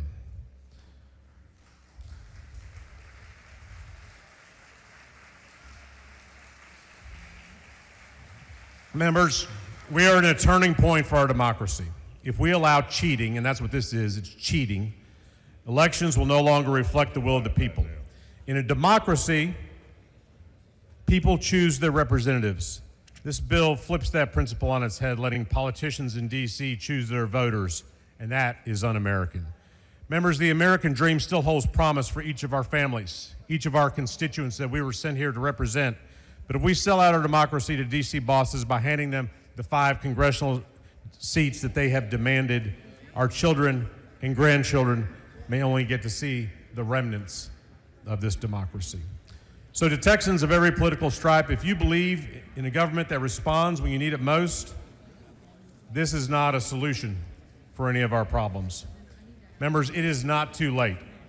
I urge you to vote yes on this amendment, reject this attempt to rig our elections, and send a clear signal that our democracy is not for sale. End this racially discriminatory redistricting right now by voting yes on this amendment, and let's move on to the real business of the people of Texas. Mr. Wally, for what purpose? Would Mr. Turner yield for a few questions? Mr. Turner, would you yield for Mr. Wally questions? Yes, I will. He will. Go ahead, Mr. Wally. Representative Turner, in essence, your amendment strikes the enacting clause? That's correct. Okay. It would kill the bill. It kills the bill. And I want to get to that point. And I want to get to a certain region of the state so that we can focus our attention in that, and why you're trying to kill the bill with this amendment here. One of the reasons is, let me rephrase that. Are you aware of the total amount of Hispanic population in Harris County is about 4.7, 4.8 million people? I didn't know the exact number, but I know it's considerable. I know, for example, Harris County has a greater number of Hispanic residents than really all of the Rio Grande Valley, which is striking. And that's correct. So there are over 2 million Spanish surname people that live in Harris County. You're aware of that, is that correct? Yes. Okay. Are you familiar with Congressional District 29? A little bit, yes. Okay. You and I both worked in Congress, is that correct? We did at one time, yes. We both, not at the same, maybe not at the same time, but we both worked for members of Congress before we got elected. And so we're both familiar with congressional work, correct? Yes, we are. Okay. Congressional 29, after the 1990 census, was created. Congressional 29 was created after the 1990 census. Is that your understanding? That's my recollection, yes. Okay. And it was created because Section 2 of the Voting Rights Act mandated the creation of Congressional District 29. Is that your understanding? Yes. And the reason was there was just an astronomical growth of Latinos in Harris County. So that mandated the creation of a Latino opportunity district in Harris County for the first time ever. That's right. And that district has been, the north side and east ends of Houston have been the anchors of Congressional District 29. Is that your understanding? That's my understanding, yes. Under the proposed plan, this plan, let alone the 2021 maps, but this plan, the Hispanic citizen voting age population of CD 29 goes from 64.4% to 42.9%. Is that your understanding? Yes. Okay, meaning that the Hispanic Opportunity District would no longer exist. Is that, in essence, what's happening with this map? Absolutely. Bringing that percentage down, first of all, below 50% Hispanic CVAP totally destroys that district as a Hispanic Opportunity District. And obviously, a decline from 64.4 to 42.9 is a devastating blow to the strength of the Hispanic voters in that region. And you're aware that the proposed plan pushes much of the former CD 29, the east end part of CD 29, into CD 9. Is that your understanding? Yes, that is my understanding. And much more perverse, bringing the Hispanic citizen voting age population in CD 9, the new one, to 50, lowers it drastically, lowers that district to 50.5%. Is that your understanding? Yes. Okay. Now that new district, CD 29, the Hispanic folk that lived in East Harris County now are connected to a district out in Liberty County. Is that fair to say? With yes, this map? And on that point, Representative Wally, you know, the introduced bill was bad enough. The introduced bill in the first session, the introduced bill in this second call session. The map you just described, we saw that for the first time on Monday, less than 48 hours ago, in the form of a committee substitute that moved CD9 out into Liberty County. So that was a change even under the previous map, not the 2021 map, but under the previous map, CD9 stopped at the Harris County line into East Harris County, but now this new version sticks those Latino folk in East Harris County and puts them out, you know, miles away that have no relationship, Liberty County, to folks in East End. The gentleman's time has expired. Okay, thank you. I'm so sorry. Mr. Speaker. Oh. Ms. Gonzalez, for what purpose? I was going to ask the gentleman to yield. Are you asking for an extension of time? Ms. Gonzalez, are you asking for an extension of time? There's been a request for an extension of time. Is there any objection? There is objection. So record vote. The clerk will ring the bell. Vote aye if you're in favor. Vote no if you're not. This is the first one. This is a first extension. This does not require unanimous consent.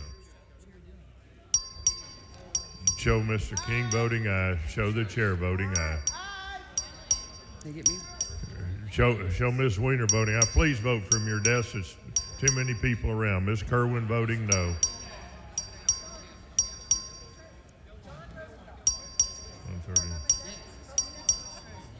Members, this is the first extension of time, not the second.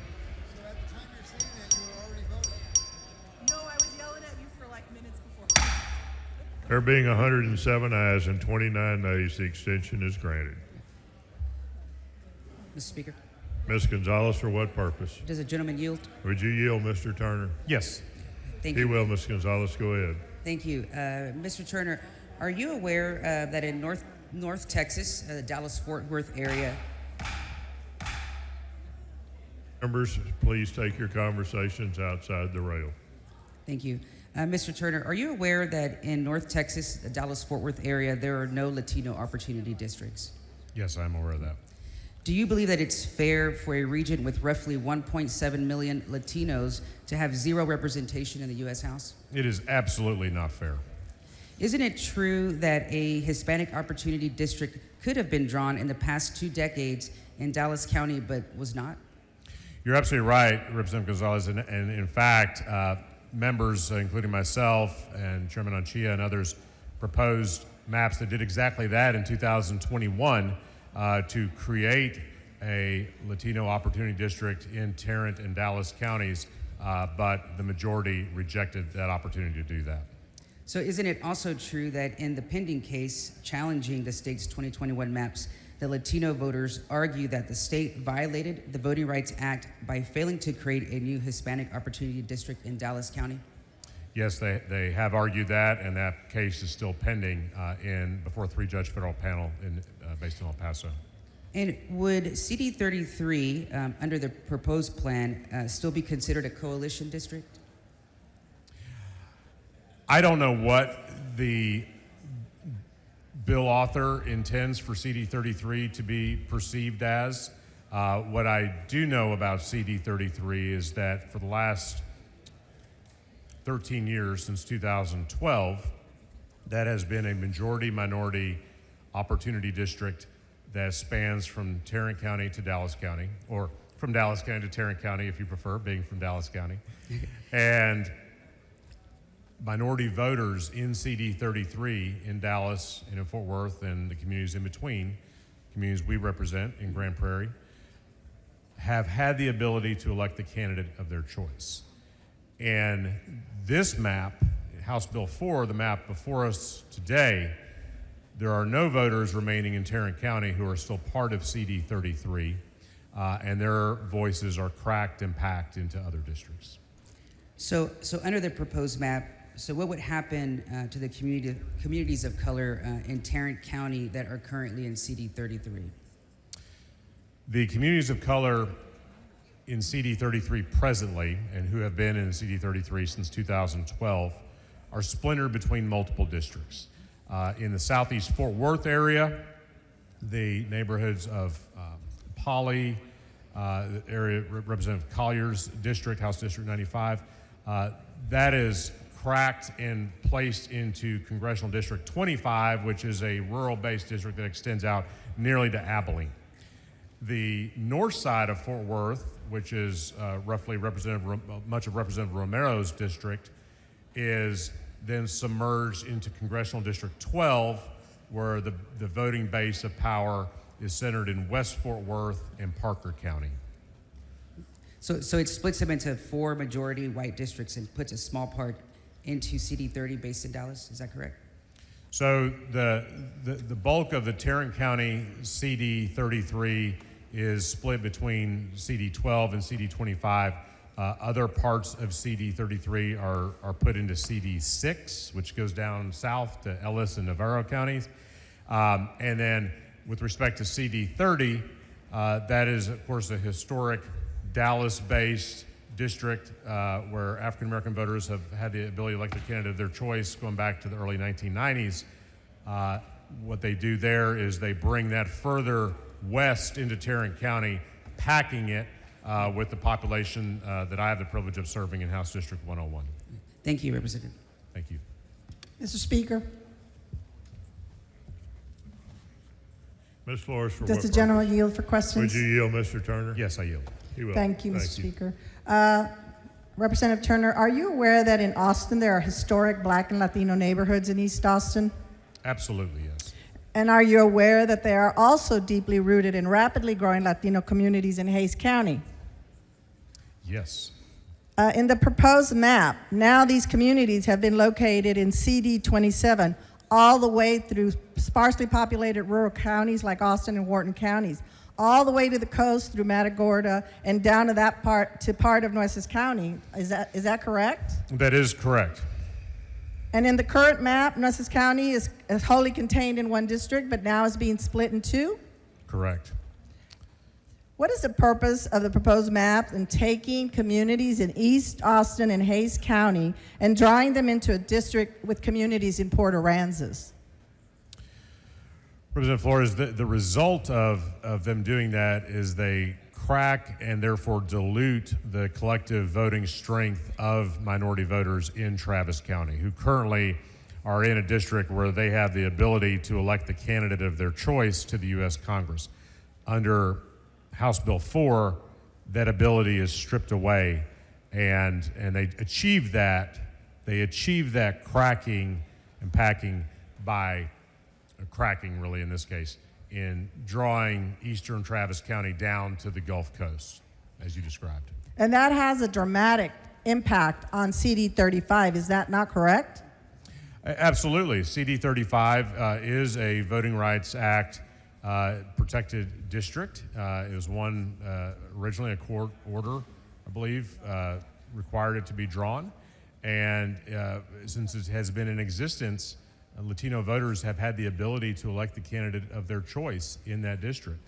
And the current district as drawn today, voters have that choice. They will no longer have that choice if the legislature passes this bill. So that does dramatically impact the Latino community in CD 35, as you just said, correct? Absolutely. It impacts them in a very, very dramatic and negative way. Do you know, are you aware that there were any analysis performed to determine if Latino voters in the current CD 35 are able to elect a candidate of their choice in most elections?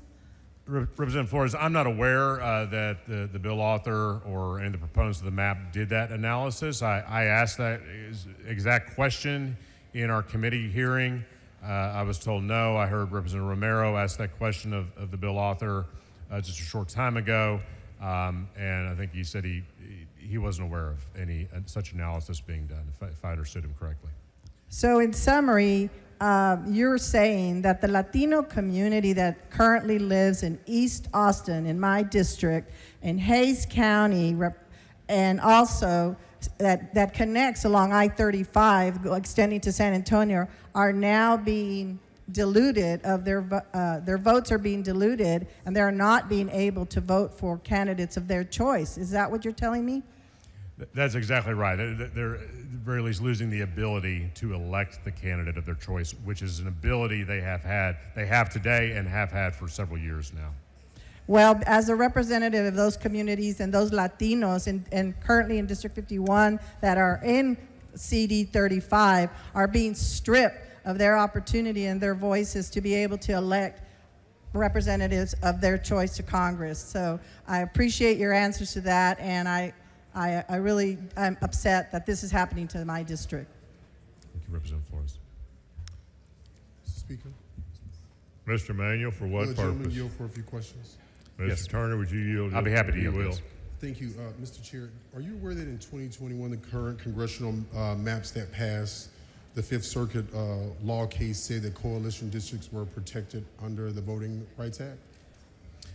Yes, that's my understanding, that the court has held that, correct. And in Campos, in the city of Baytown, a Fifth Circuit case from 1988 held that distinct district minority groups may aggravate their population for purposes of vote dilution. Is that correct? Yes. And that was later overturned in the Pettaway case, excuse me. Isn't that right?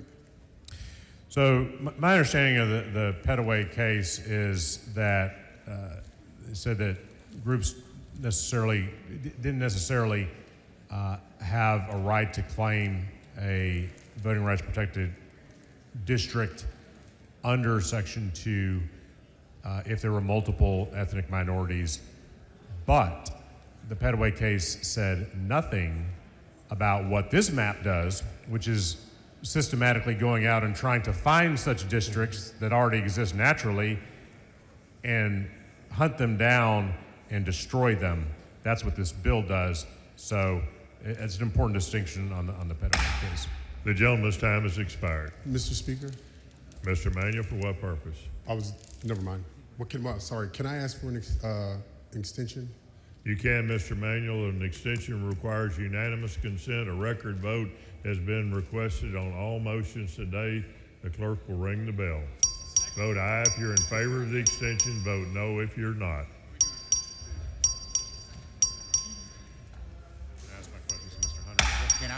There is objection. Their time is not extended.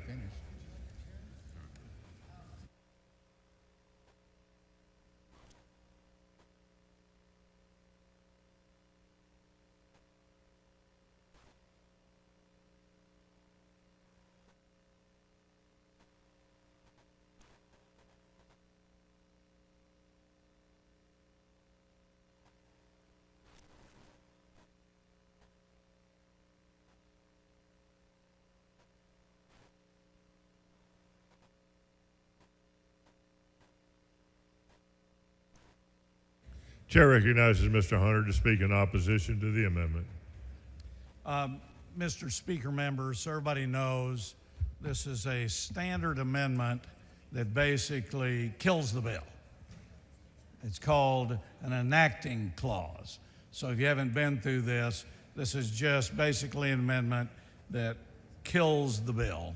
And so I know you're going to be shocked, but I'm not going to be in favor of this particular amendment.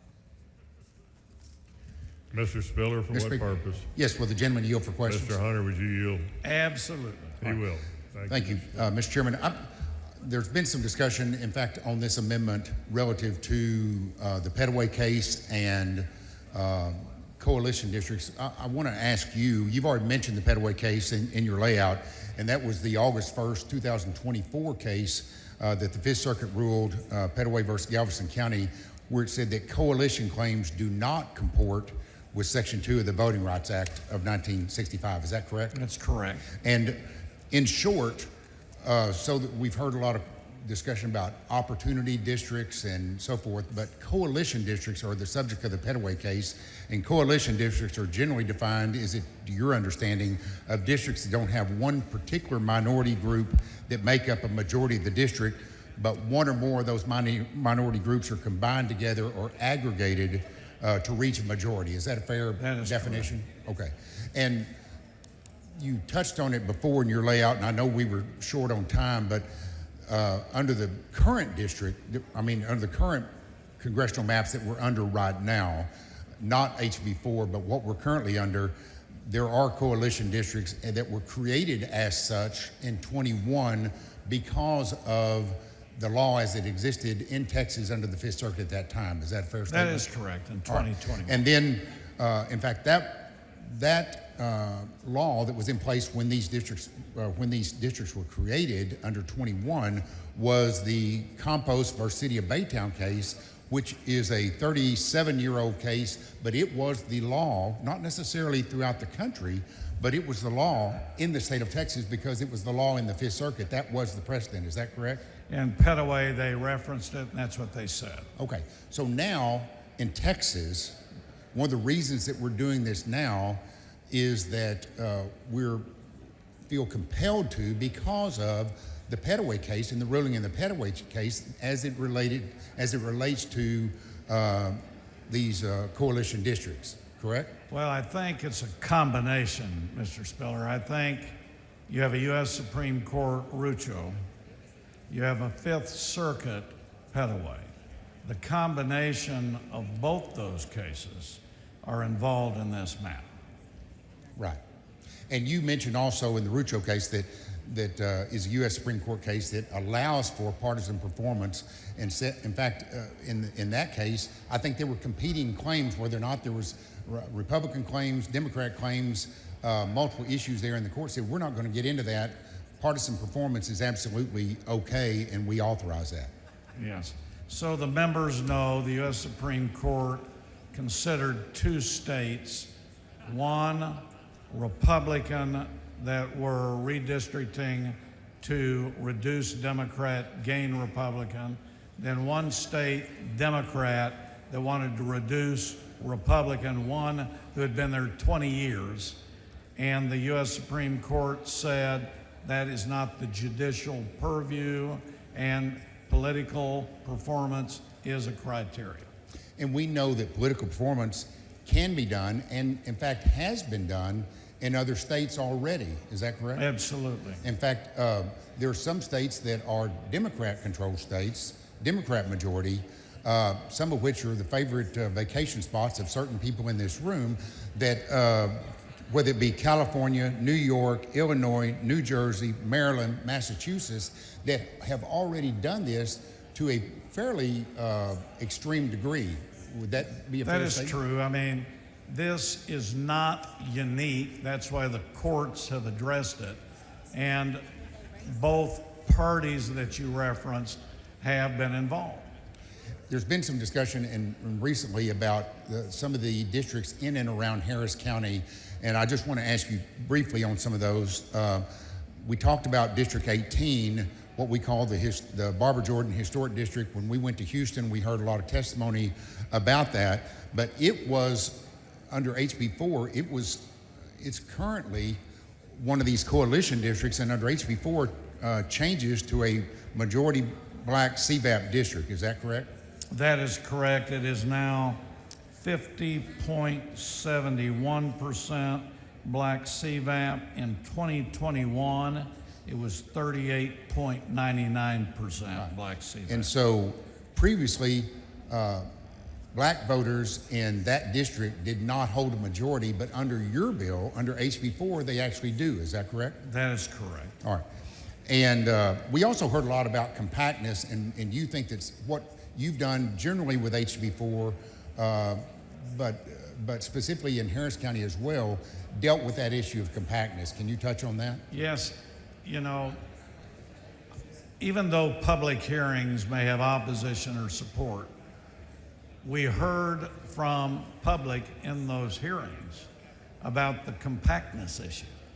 And one of the issues was the Austin to San Antonio district, and why they felt that should be looked at.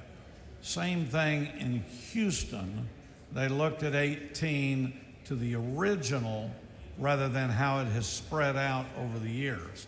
So yes, compactness has been involved. Okay. And also, in relative to Harris County, we talked about District 9, which was also second one in Harris County, a coalition district, and the district that was addressed in the Petaway case, and now under your HB 4, changed from a coalition district to a majority Hispanic CVAP district. Is that correct? Yes, for the record, the Hispanic CVAP of Congressional District 9 under this plan, the Hispanic CVAP is 50.15%. In 2021, it was 25.73%. All right, and I'm trying to move quickly, but on District 29, one of the other districts out of Harris County, we've heard some testimony or some questions about that today. We heard testimony about it in the committee, but it went from a majority Hispanic CVAP district to a majority Hispanic VAP district, but is it a fair statement that it should continue to perform as a Democrat district? Let me give you the information on 29, because I just heard some of that so that everybody knows. 29 has gone from a black CVAP in 18.31% in 2021 to now 32.79%. As they said, Hispanic CVAP decreased, but to 43.12%. So you basically have Hispanic black percentage that is plus 70. The other note is that the political performance in 29 stays Democrat. Right. And likewise, the other district I want to talk about in Harris County was District 7. We heard quite a bit of testimony regarding District 7 in the committee, and it was a very diverse district, but I think it remains a very diverse district, and I think also continues to be Democrat. It has a Democrat representative, Congresswoman. I think it will continue to perform Democrat in that district. Is that correct? Yeah, the data on 7 is that it has increased slightly more Democrat performance. The other characteristics do not change, but under 7, if you look at the new numbers, they're very, very close to what they were. All right. And this claim that a lot of this stuff is racially motivated and race negative. Let me ask you, and you've touched on it before, but we went under the current map from 0 majority black CVAP districts in the state of Texas, and now under your map, we added 2 to that list where there are 2 majority black CVAP districts, correct? Correct, 18, and is one of the ones that we talked about in 30. And under the current map, we have 7 majority Hispanic CVAP districts, and that is increased under HB 4 under your bill to 8. So we're adding 1 more majority Hispanic CVAP district, Yeah, correct? majority Hispanic VAP districts in 20. The gentleman's time has expired. Mr. Speaker. Mr. Turner, for what purpose? Move to extend the gentleman's time. Yes. There's a motion to extend time. A record vote has been requested on all votes. The clerk will ring the bell. Vote aye if you're in favor of extending time. Vote no if you're opposed.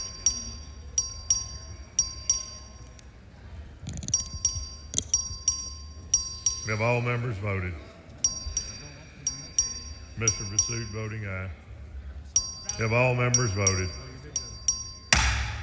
Being 134 ayes, 4 nays, the motion passes. The time is extended. Mr. Turner, for what purpose? Would the gentleman yield for some questions? Mr. Hunter, would you yield? He will. Thank you, Mr. Hunter. So when we discussed your bill in committee a few weeks ago and then again on Monday, you told me that you didn't know where the map originally came from. Is that still your statement? You don't know where the map came from? All I know is I met with council. Council drafted it. Whether they're the origin or others, that I do not know. Okay. So you can't tell us, you can't tell the members who had their hand on the mouse, moving lines, moving precincts around. You cannot tell us that today? I can tell you that the law firm did, but the specific names I do not know. Okay. Can you tell us, you said the law firm did it, can you tell us who was directing the law firm to change the lines? Well, I asked the law firm to see if we could increase political performance. I said that in my opening. What can you tell us about the chain of custody of this map as it came into your possession? I went to the law firm, they gave it back to me. Okay. And that person didn't tell you where they got the map from? No, I mean, as your organizations hire lawyers, whoever they hired, whoever they involved, that's up to them. I gave a chore, just like we all do on legislation and bills. They came up with a draft. I made sure that they dotted their I's, crossed their T's, followed the law. They assured me. I talked to them on what the proposal was, and then I present it. So, Mr. Hunter, you've served here a long time. You're one of the most senior members of the body. Don't you, in seniority, of course, I mean. Why, thank you, Mr. Turner. Wouldn't you agree it's unusual, if not unheard of, that a bill author brings a bill before the House, but we don't know where the idea for the bill came from, we don't know who's asking for the change in the law, or what the rationale for the policy change is? I mean, isn't that highly unusual? Absolutely not, and that's not what I've said now, and you've heard me.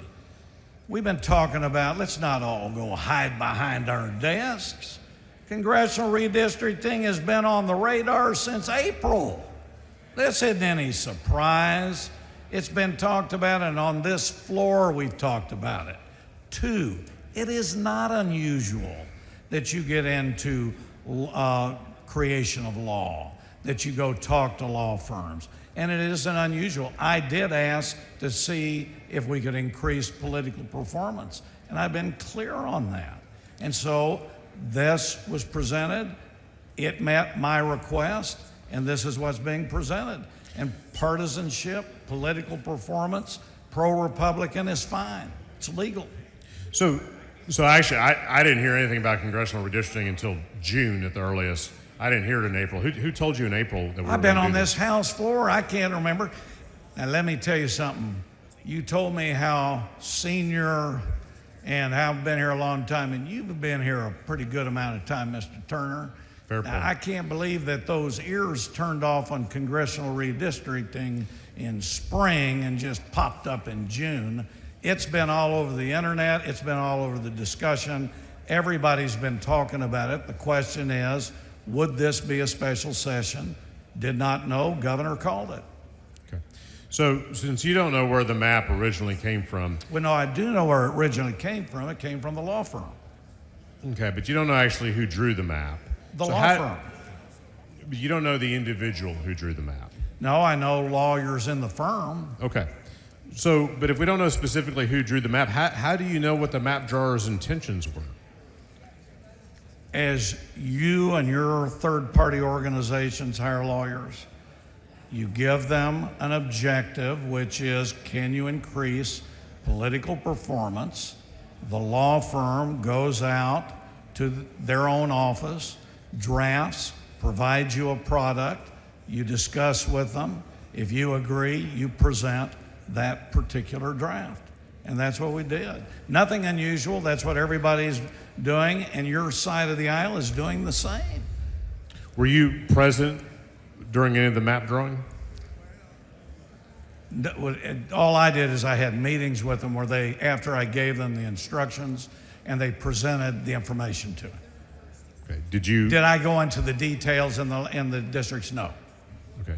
Did you review any drafts and suggest any changes when you saw the maps? No, it was presented to me. I reviewed with them, looked at it, seemed to be okay to me. We may have had some discussion to do some modifications here and there. Do you know if anyone else reviewed drafts of the map and made changes? Well, I'm sure somebody in the law firm did. You said, but do I know personal people that did? The answer is no. Okay. Other than I do have names in the law firm that you asked me about in committee. How was it communicated to you that you would be the bill author of House Bill 4? Chairman Vasut, which was very natural, asked if I would be the bill author. And I said yes, and it's probably because of your introductory comments about me being a senior member and involved here a long time. But he asked me, and I said, I'm glad to do it, and that's who asked me to carry. Okay. And you've referenced the law firm several times. You stated in committee that's the law firm of Butler Snow. So who actually hired Butler Snow to consult on these maps? To be honest, I do not know the specifics on how they were hired. I don't know that. I don't know that. But you are a client of Butler Snow. I am a client, and I have been placed in whatever agreement they have. I agree. Okay. And that was continuing since 2021. Understood. So, but you don't know who hired them, and you don't know who's paying their bills. Well, you got to remember we have a 2021 litigation still going on in El Paso. Sure. So I still have involvement with them. Now this issue, which is supplemental, different than the 2021, they have been engaged. My privilege, my involvement follows and is incorporated. I don't know the specifics, don't know the engagement, don't know that, but I do know that I get continuing involvement from the firm. Okay. How did Senator King get the map to file it on the Senate side? That I don't know. I think I've talked to Senator King twice, and I have not asked him about that, and I don't, to be honest, everybody in this room. I have not read the Senate bill, so I do not know if it follows our bill or what. But I have not asked him where he got his. Okay. Do you know, did the map originate with you or with Senator King? Whatever he filed, I do not know. I don't know if he took a copy of ours and refiled it over there. I don't know. Okay. And last on this, why is the House originating this map this session rather than the Senate, since the Senate initiated it in 2021? To be honest, I don't know why.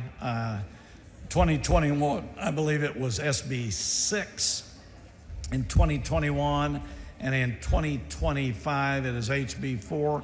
I don't think there's, in my understanding, House takes up certain issues, Senate takes up, but what the idea was not. I'm glad we are, though. I'm glad the House is taking the initiative. Okay. And lastly, Dean Thompson had a couple questions she didn't get to. She asked me to. Fire away. So the HCVAP population of CD9 after your amendment is just barely over 50%. Was this an accident? Hold on a second on CD9. Yes. And what was the question? That the HCVAP population is just barely over 50%. It's 50.15%. Was that an accident? An accident? I don't know what that means. Okay.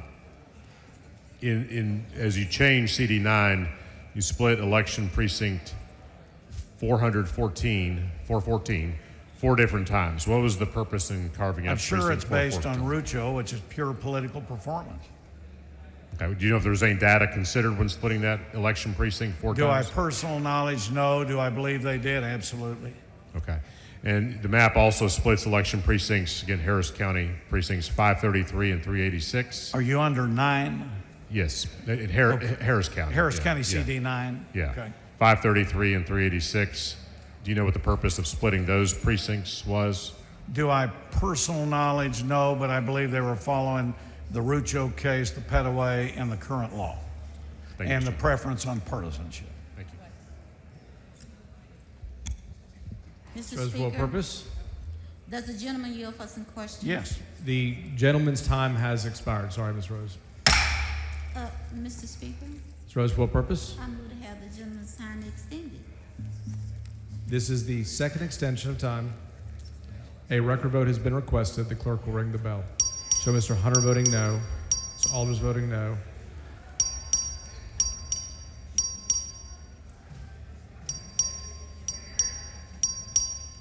Have all members voted?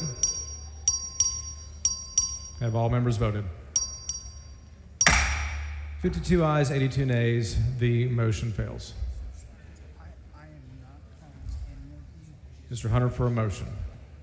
I move to table. Mr. Turner to close on his amendment. Thank you, Mr. Speaker. Members, again, this is the amendment to strike the enacting clause. This amendment, if we adopt it, and I hope we will kill this bill and will end this sham process. And as you've already heard in this debate so far on this bill intentionally discriminates against Black and Hispanic Texans and other Texans of color by cracking and packing minority communities across the state of Texas, in the Dallas-Fort Worth region, in Harris County, in the greater Houston area, in Austin and San Antonio, in the Rio Grande Valley. It is a clear violation of the Voting Rights Act and the Constitution. This body has no business passing this bill. We need to kill it and get on with the real business of the people of this state. And so I would ask that you vote no on the motion to table. I'd be happy to yield for questions. Mr. Dunn, for what purpose? Would the gentleman yield for questions? Gentleman yield for questions? Yes, I will. He yields for questions. Thank you. What do you know what changed between the 2021 litigation and today? No, Mr. Dutton, I do not know. I don't know what the reason for this is, other than apparently some people in D.C. called up and said they wanted it. But we have no new census data. We're still operating under the 2020 census data because there's not been another census. So the data used for this map is more than 5 years old now. And so the way it stands now, you're aware that the DOJ letter was sent to Texas suggesting that certain changes ought to be made based on their determination that there was racial makeup of the maps, current maps. Yes, I'm aware of that letter that every voting rights expert I've heard from, we heard from several in our committee hearings, Mr. Dutton, respected voting rights experts who said that the DOJ letter has absolutely no basis in law, but that is the letter seemingly that set off this whole process because Governor Abbott cited it in his first proclamation calling the first special session. Interestingly, he did not cite it in the proclamation for this session. I don't know why that is, but it did set off the process seemingly. And the contents of the letter, is there anything different in this bill that's different in the letter? Yes. Okay. I don't have the letter with me, but the bill, or I'm sorry, the letter from DOJ specifically identified a handful of districts around the state. This bill impacts not only those districts, but multiple other districts around the state. So it extends the boundaries that were defined in the letter. I believe so, yes. And the basis, is the basis any different for the bill than in the letter? That might be a question best addressed to the bill author, but I think that the letter, in my opinion, Mr. Dunn, I think the letter was simply pretext to jumpstart this entire process, and no matter what people's process was for getting to where we are today, the end result is that more than 2 million Black, Latino, and other minority Texans are going to have their voices diluted and extinguished in their ability to elect a candidate of their choice to the U.S. Congress, and it is wrong, and it's clearly illegal. Are you aware of the legal concept of disparate impact? Yes. I'm not a lawyer, but I am familiar with the term. Okay, yes. And so what it says is that you may, and this is giving them something, but you may have intended something not to be racial, but the reality of it is, and the effect of it is, that it has to be concluded to be racial. Absolutely. And I think as we hear the bill author and other proponents of this legislation talk about partisanship, we should not let that rhetoric fool any of us, because what is happening is clearly racially discriminatory, and that's what the problem is with this map. And really, this political participation is simply a mask over what the real intent and the real effect of this bill is, which is to change it based on racial lines. Is that Absolutely. correct? I think that's very well said. And I have one last question. The latest map shifts population in Baytown from CD9 to CD36, and then shifts the nearby population in Baytown from CD36 to CD39. Do you know why the map shift these two sets of population in the same city back and forth like that? That's an excellent question, Chairman Dutton. I have no idea what the bill author's rationale for doing that was. Well, okay, Mr. Chairman, thank you for this amendment, and I think you have a good amendment. Thank you, Chairman Dutton. For what purpose? Will gentleman yield for questions? Gentleman yield for questions? Yes. Yield for questions. Thank you, Representative Turner. I've heard you say a couple of times that Black and Latino voters in North Texas would lose the ability to vote for the person of their choosing. Could you explain that, please?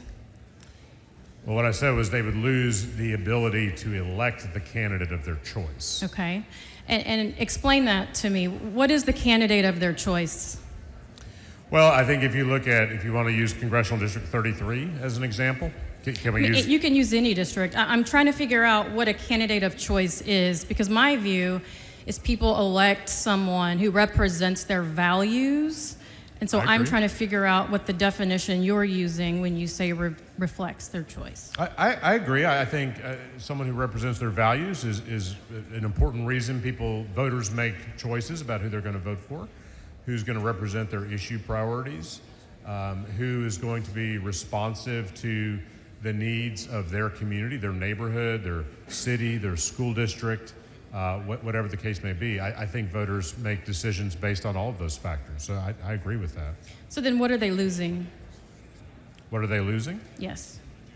I'm sorry, can you Yeah, be more specific? you're claiming these voters are losing an ability to elect a candidate. So I'm trying to figure out what they're losing. Sure. So very simply, when map drawers crack minority communities and splinter them between multiple districts, and then also pack minority voters into already performing minority districts, you are diluting their overall voting power and their ability to send elected officials to Washington, in this case, to represent those values that we just talked about. But So what values? that's I'm what's trying happening. to figure out what values specifically you're speaking to, because the map, which you've been in the committee hearings, you've seen the maps, they are more compact. And when you're talking about packing, are you saying 50.4% is packing? So I'm not a lawyer. I'm not a voting rights expert, but my lay understanding is that the Supreme Court and other courts have ruled that once you can determine by looking at data that minority voters have the ability to elect the candidate of their choice in a certain area, a certain threshold like that isn't absolutely necessary. But the fact is, if you want to look at Congressional District 30, just to stay in our region of the state, in the DFW area, that is a district where, since it was created back in the early 1990s, black voters have repeatedly demonstrated the ability to elect the candidate of their choice. And therefore, an argument to say we need to pack more voters into that district, I think, falls flat, because they already have the ability to do that.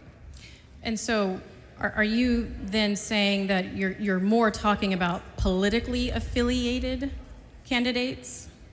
No, I'm not. So you're saying they're losing the ability to elect the candidate of their choice. Yes. And I'm trying to understand where that's coming from, because before, when you say that, it sounds like they're just losing their ability for representation, because no one loses their ability for representation in the state. Is that correct? Well, I would agree that everyone will be in some congressional district, and every district usually would have a member of Congress, with the very important exception right now in CD 18 in Houston, which has been without a member of Congress since our former colleague Sylvester Turner passed away, and Governor Abbott has refused to call a special election to fill that seat. So actually, those voters in CD 18 don't have a voice. The gentleman's time has expired.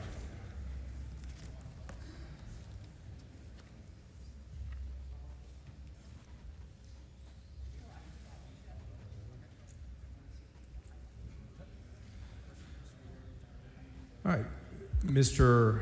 Turner sends up an amendment. Mr. Hunter moves to table. The question is on the motion to table. If you're in favor of the amendment, vote no on the motion to table. If you're opposed to the amendment, vote yes on the motion to table. A record vote has been requested. The clerk will ring the bell. So Mr. Hunter voting aye. Mr. Wu voting no.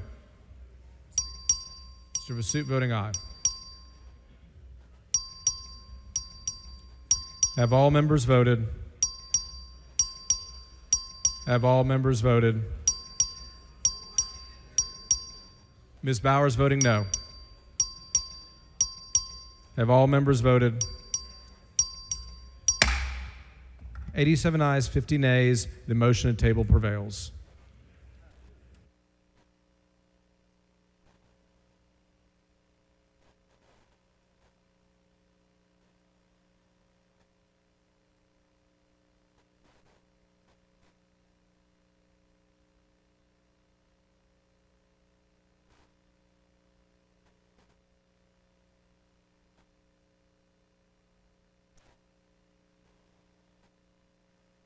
Following amendment, clerk will read the amendment.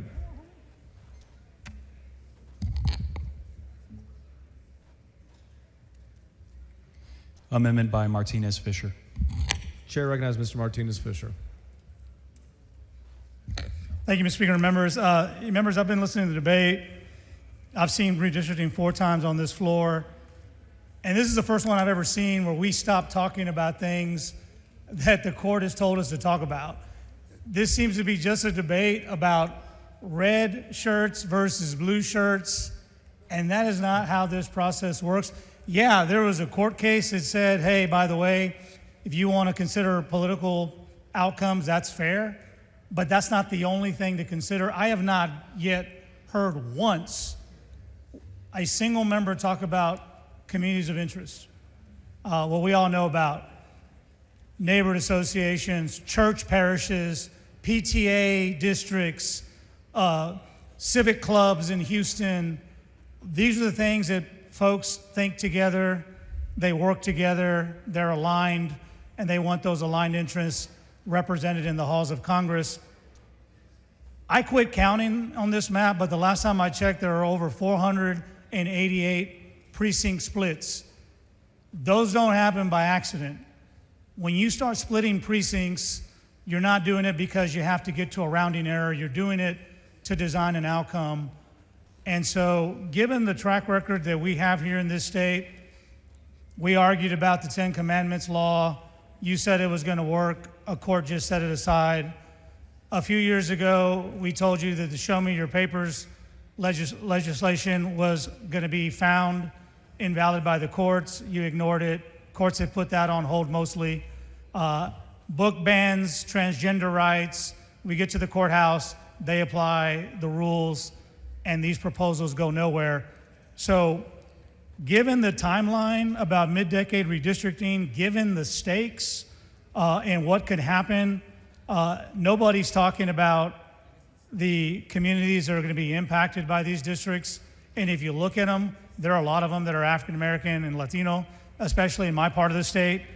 So I wanted to make this one really easy.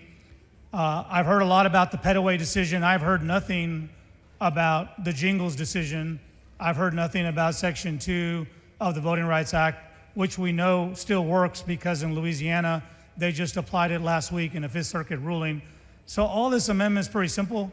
It just says that whatever we do here, we're still following Section 2 of the Voting Rights Act, which is the only enforceable section that we've used that's still in effect and still something that we strive to use and is still the law that it's applied in this country. So it's pretty simple. We oftentimes argue about whether or not we're intending to hurt people. Well, this is one of these votes that if you vote against it, then I'd want to know why would you vote against the United States Supreme Court currently held decision and valid piece of the current Voting Rights Act, which is Section 2. So that's really all it does. No trick here. It's just we're going to apply Section 2 of the Voting Rights Act, and I hope it's acceptable to the author. Mr. Hunter? Yeah. Mr. Speaker, members, I'll be Reverend Hawkins, for what purpose? Will the gentleman yield? Not yet. Not at this time. Mr. Speaker, members, this is unnecessary. This is the law, and when my opening, I told you about the Voting Rights Act. Mr. Spiller asked about Petaway, which dealt with Section 2, so we did mention those. But it's unnecessary. Why don't we just, all of you, all 150, vote that this bill is correct because that's the way it should be. That's basically what this amendment is. We're following the Voting Rights Act. We will follow the Voting Rights Act. I told you that the council that we relied on followed it, and I asked them to. It's unnecessary, and guess what? It's incorporated in this bill, so I'll be moving to table. Will the gentleman yield for questions? Reverend Hawkins? Yes. Gentleman yields for questions. Thank you, Representative Hunter. You know, Representative Martinez Fisher just made a great point about all the other election levels. And so my question is, specifically because during the committee hearing, you didn't have knowledge of certain things, and I'm assuming you've abreast yourself now, and so I'd like to really get clarity on those things. What was your understanding of the DOJ's letter regarding redistricting? Because at that point, you couldn't answer it, and as Representative Martinez Fisher brought up other things, did you have a clear understanding, or what was your understanding of the DOJ's letter? Well, my answer hasn't changed one bit. There was a DOJ letter. It's out there. DOJ will get to review this. I have no criticism. I have no feedback. They do what they want. We do what we want. Nothing any different. Okay, so you've read it now. I know at the committee hearing you had not read it. I have not. I've just read parts of it. Okay. It was a short letter, but anyway. Well, it doesn't matter. So, in doing this redistricting at this time, what were your primary objectives? I just want to be clear, because a lot of these questions you didn't have answers for during the committee hearing, and I just want to be clear. Let's you and I agree to disagree. I 100% disagree with you. You just didn't like my answers. Every time nobody likes my answer, they said you didn't answer. No, you're right. I don't agree with you. Now, number one, there's nothing wrong with doing redistricting. I've said that in committee, and I said that on the floor in the opening. We can do redistricting. You have had a discussion about a U.S. Supreme Court and a Fifth Circuit that has new impact on the law, which gives us justification further to look at redistricting. And we looked at redistricting, and we created 5 new congressional seats. 4 are Hispanic majority. So what was the objective? The objective was to take all of those factors, use political performance, and see if we could increase political performance in the state of Texas. My answer is now, and it was then. Thank you, Representative Hunter. I want to continue asking my questions. So the DOJ letter, did it trigger anything for you in terms of moving through this mid-decade redistricting? Well, I just want to be clear. Look, there was a DOJ letter. It was discussed in committee. I get lots of letters, been through lots of letters in these redistricting. To me, there's a letter. So and the lawyers looked at it, took it all into account, and then we came up with this plan which said it met the thresholds, it met the requirements, it met the laws. So, yeah. So if the failure to comply with the DOJ letter, did you think that there was going to be any legal challenges? When you say the word redistricting, I think you know there's going to be legal challenges. And I think we all know that your groups filed suit recently, so I think you've already answered your question.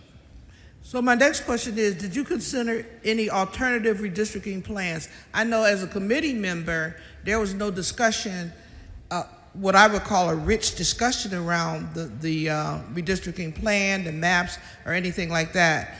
So did you consider anything else? Absolutely. That's why we did the substitute Monday and increased more Republicans. And so that's why you added 12 increases? Okay. Thank you for that answer, sir. Did you express any concerns about the potential for racial gerrymandering?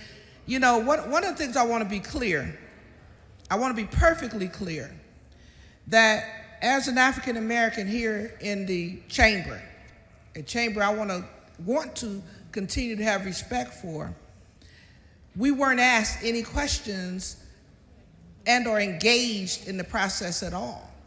Do you believe that's fair? Are you talking about you, or are you talking about others? I'm talking about the Texas Legislative Black Caucus, who potentially will lose 2 seats. I'm talking about an interest group that I thought had a role, an important role in this process. You absolutely did, and Representative, you and I know each other, but you left 17 to 18 days. You left 17 to 18 days, you could have sat with me. You left 7 to 18 days leaving this state. My view, the public could have been involved, the whole caucus could have been involved, all 150 people With could have all been due involved. respect, I'm not Representative Hunter, finished. now let me get You're not finished. letting me talk. You're the back mic, you ask the question, I get to talk. You and I disagree. I But disagree to that come the up, public ma'am, had proper ma'am, input. you will not let me talk. Members, please make sure you're not talking over one another so y'all can actually debate. Now, since I'm not sure what this has to do with the amendment that we're talking about, It has everything to do it with does the amendment. not. But you want to continue. You and I disagree. July And 24th, you'd still no never maps. I'm sorry, Representative Can Hunter. I finish my Yes, you answer? can. Please do that, sir. So for 17 to 18 days, you left. Now you're getting on the microphone saying, why didn't I involve you? Well, I wasn't going across state lines to find you. I was here. I was And here before then. Hold it, let me finish. You want to be fair, let me finish. You opened up the questions. You own the walkout. You said you did that. But don't come into this body and say we didn't include you. You left us for 18 days, and that's wrong. Now, Members, well, have they you finished applauded answering? my opponent a while ago, so please give me equal treatment. So, Representative Hunter, thank you for laying out that. But what you didn't lay out, and I hope you will let me finish responding or answering my question, on July 24th, there was a public hearing in Austin, correct? I believe so, yeah. On July 26th, there was a public hearing in Houston, correct? That's Saturday, yes. And on July 28th, there was a hearing in Arlington, Texas, correct? That evening in Arlington. Okay, when did the maps drop? I believe the maps were filed Wednesday. So Wednesday, and then you had a hearing the next day with people who could not weigh in on a yay or nay. It's my understanding those maps were not released until after the public hearings. Is that true or false? Well, you're wrong because the hearing was Friday, not Thursday. We had several hearings before the maps were dropped. Would you agree with that? Ma'am, you just said the map was dropped and then we heard it. The fact is, it was filed that Wednesday. The hearing was Friday. Let's get the specifics down. And I've answered everything to you in committee that I'm answering here. Tuesday, after the Arlington hearing, the chairman of the committee asked me if I would present the bill to this body, which I said yes. Number two, I did not see or get the information till that Tuesday. And then on Wednesday, we filed the bill. Representative Hunter, let's be clear. There were public hearings held without any maps. Is that true? Yes. Just before the bill vote out, those maps were dropped at that time, correct? Because it was voted out on that Saturday morning. The bill was voted on Saturday morning.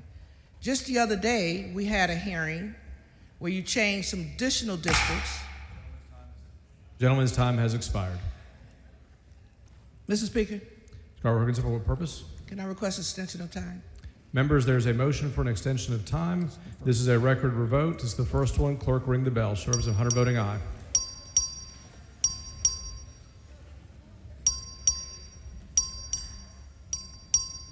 Have all members voted? Strasser voting aye. Corwin voting aye. King voting aye.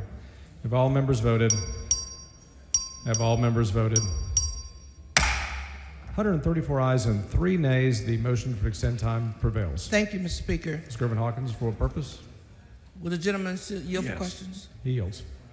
So we didn't have maps, but we had public hearings. So people really wasn't able to see what was going on, correct? I just want to be clear. There was no map at that time. Okay. Now, did you look at any racial discrimination during these maps? In terms of the gerrymandering and the way y'all cut and packed and cracked and You Jack know, and everything else? to respond to you, every time somebody doesn't like redistricting, they use the word pack and crack. I use the word U.S. Supreme Court rucho. And that's where the problem is I have with your statement. I don't agree with you. Number two, we didn't have to have public hearings. You keep bringing that up. We didn't have to. The chairman of the committee decided, and we included information from those hearings in the filed map. So I appreciate that you keep saying that no map was there, but when the map was filed, we had that plus 12-hour hearing and we voted that Saturday. So you're correct on that. Mr. Chairman, you know, you would say that the maps didn't, or no public hearings would have to be held. But question, would you believe it would be a great process to include the public in a way that they could see what's going on? Or do we want to do the things in the cloak of darkness here? Well, you've been gone in the cloak of darkness for 18 days. That's not germane to No, what we're it talking is about. germane to No, what it's you not. said. I No, could it's not. have public input while you were gone. You prevented this You were body gone. from acting. See, you keep interrupting me. The merits and of the don't bill, want- sir. Merits of the bill. No. Members, please try not to talk over one another so everybody can hear your debate. We got close to 30 million people in the state of Texas.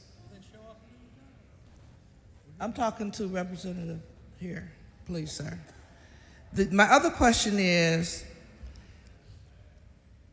do you believe the state of Texas is required to create and maintain minority opportunity districts?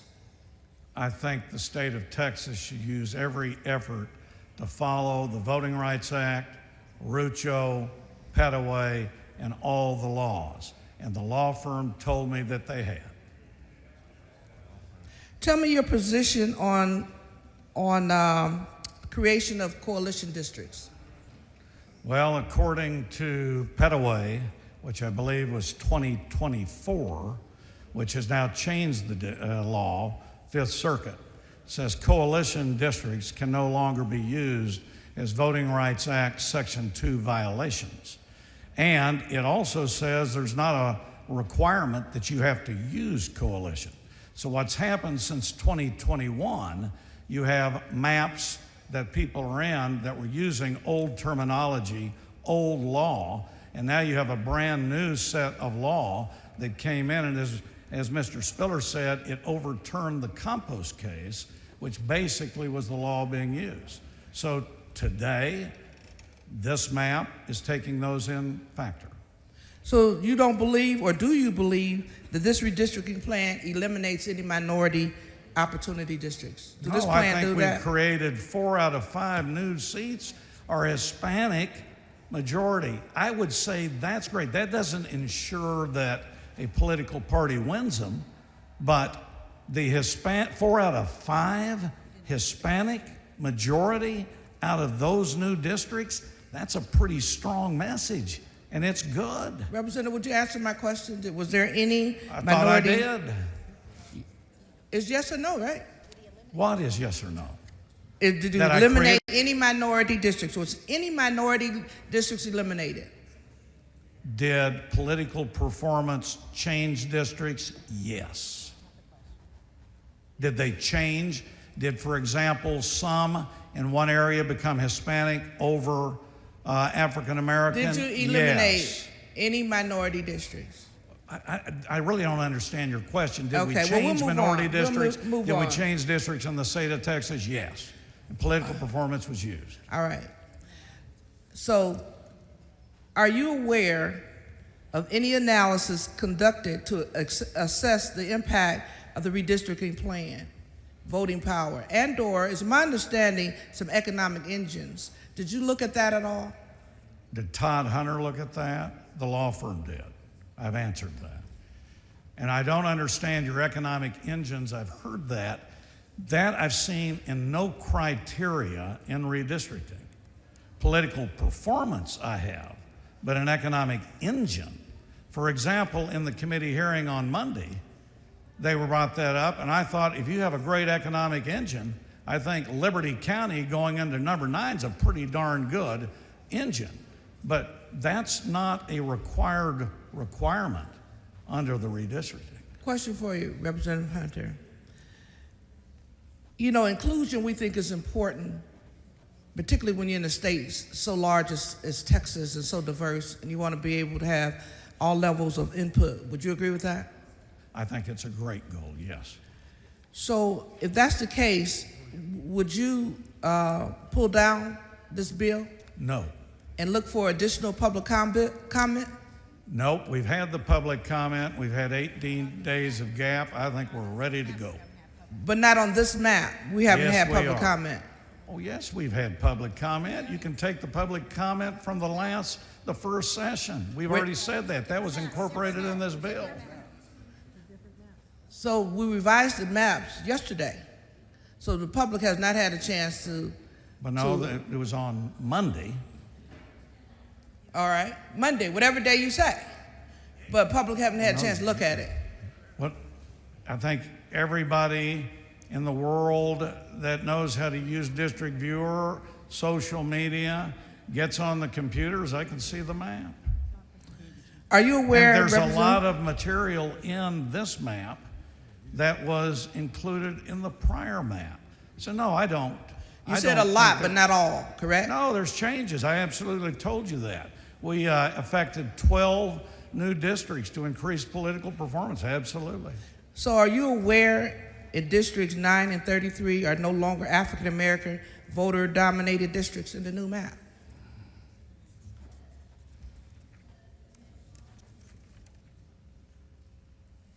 Congressional District 9 is going to be Hispanic 50.15% and African American 11.33%. What was the other one? 33. Hispanic in Congressional District 33 is 38.35, and by the way, the black is from 19.45. So that these maps do eliminate 2 African-American leaning districts. I'm not sure that they eliminate, because I think anybody can win any election. But did those demographics I just read change? The answer is yes. So there is your racism right there, correct? I disagree. Okay. And you know, look, race is a discussion factor, and so is political performance. And all of this can be used. But let's not use it in a negative. I respect you, and I hope you respect me, but we may disagree. But all these factors are looked at. The problem is we've had new court cases that provide new elements to the redrawing and redistricting, and that's what we're following. Representative Hunter, I do respect you tremendously, and I respect this body. But what I don't respect is an obvious racist move on what we're trying, what you're attempting to do. But we disagree 100%. When you lose 2 African-American leaning seats, then that tells you there is a race issue going on. And Rucho gave the exact same argument about what I would make fun of the U.S. Supreme Court, Representative. I don't think that's right. Let's not demean the process. You know, I'm listening to your comments, and I haven't shot at you. But is race a factor? Yes. But I'm not going to use it in a negative in our discussion. My final question, sir. Are you aware of any concerns raised by community groups or individuals regarding the potential impact of the new map on minority representation in these districts? Have you heard from the public at all in those districts? Have I heard from everybody in all the districts, your question? No. Any community groups, anybody? Yes, I've heard from folks. Time has expired. Thank you, Representative Hunter, for answering my questions. Move to table. Mr. Martinez-Fisher to close. Thank you, Mr. Speaker and members. Look, this is a passionate issue, but it's not an issue to get upset about. I just want to level set here because when we talk about minority voting rights, we are talking about Section 2 of the Voting Rights Act. When we're talking about Section 2 of the Voting Rights Act, we are talking about jingles, which is a 1986 U.S. Supreme Court opinion. But all the conversation today is about Petaway, which is a more recent circuit opinion that has not been scrutinized by the U.S. Supreme Court. So what we are doing, in effect, is we are following a theory based on law that is not settled, and we're throwing out well-established jurisprudence that's been applied since 1986. That's all this does. And I take the chairman, if he says that he told his lawyers that we're going to follow Section 2 of the Voting Rights Act, great. But I've heard a million times on this floor, nobody speaks for me. And if someone is going to take a position on something, I'm going to take it myself. I'm not going to say what he said. And that's all this amendment does. It's simple. It just says that we are going to follow Section 2 of the Voting Rights Act. That's it. There are no tricks. There are no hidden words. That's all it does. It shouldn't be controversial. If that's the instruction Hunter has given his legal team, then I'm shocked that that's not the instruction he's given you to take this vote. He should be saying, members, don't worry about this. You can vote for that. We've already told the lawyers to follow Section 2, so this is a nothing burger. This is acceptable to the author. This is not in controversy. So I don't know what the issue is, but if we do believe that the Supreme Court establishes the law of the land, if we do believe that Section 2 of the Voting Rights Act is current law as validated by the Supreme Court, then we should not have any issue accepting the proposition that this map is done in concert with Section 2 of the Voting Rights Act. So I hope you vote against the motion to table, and if there's not a record vote, I'd like to have one. Mr. Speaker. For what purpose? Will the representative yield for questions? Gentleman yield for questions? Representative yields. Gentleman yields for questions. Thank you, Representative. Hey, and I appreciate you bringing up the Jingles case and as it relates to your amendment. And you're familiar, obviously you're familiar because you've cited to it several times and said that you haven't heard anything talked about the Jingles case. And you recognize it's the 1986 case where that analyzes vote dilution claims, and you understand that there's a three-pronged test that you go through. You're familiar with that? Yes, sir. All right. And have you read, we've talked about the Petaway case. Have you had an opportunity to read the Petaway case? Not in its entirety, no, but Okay. I've read the opinion and the relevant parts that apply to this debate. Okay. And you understand that a Fifth Circuit ruling is binding on the absent some ruling otherwise by the U.S. Supreme Court is binding on the state of Texas. I think it's partially binding. I guess what you're saying, if the Petaway opinion says that you cannot force a state to create a coalition district, there's nothing in the opinion that says that the state, couldn't adopt one, right? So, so it's in conflict. So to the extent that there's a portion of that that is being applied in this map, I don't see the other part of it is just because you can't force a state to do it, that there's no reason why that they could do it if they wanted to. Well, in your partial reading of the Petaway decision, do you recall page 7 of the opinion where it stated that the court addressed coalition districts and addressed that to the very first prong and said it doesn't meet the first test, we're no longer going to consider that, then therefore we're not even going to get to prong number 2 or prong number 3 because the Jingles case is not applicable.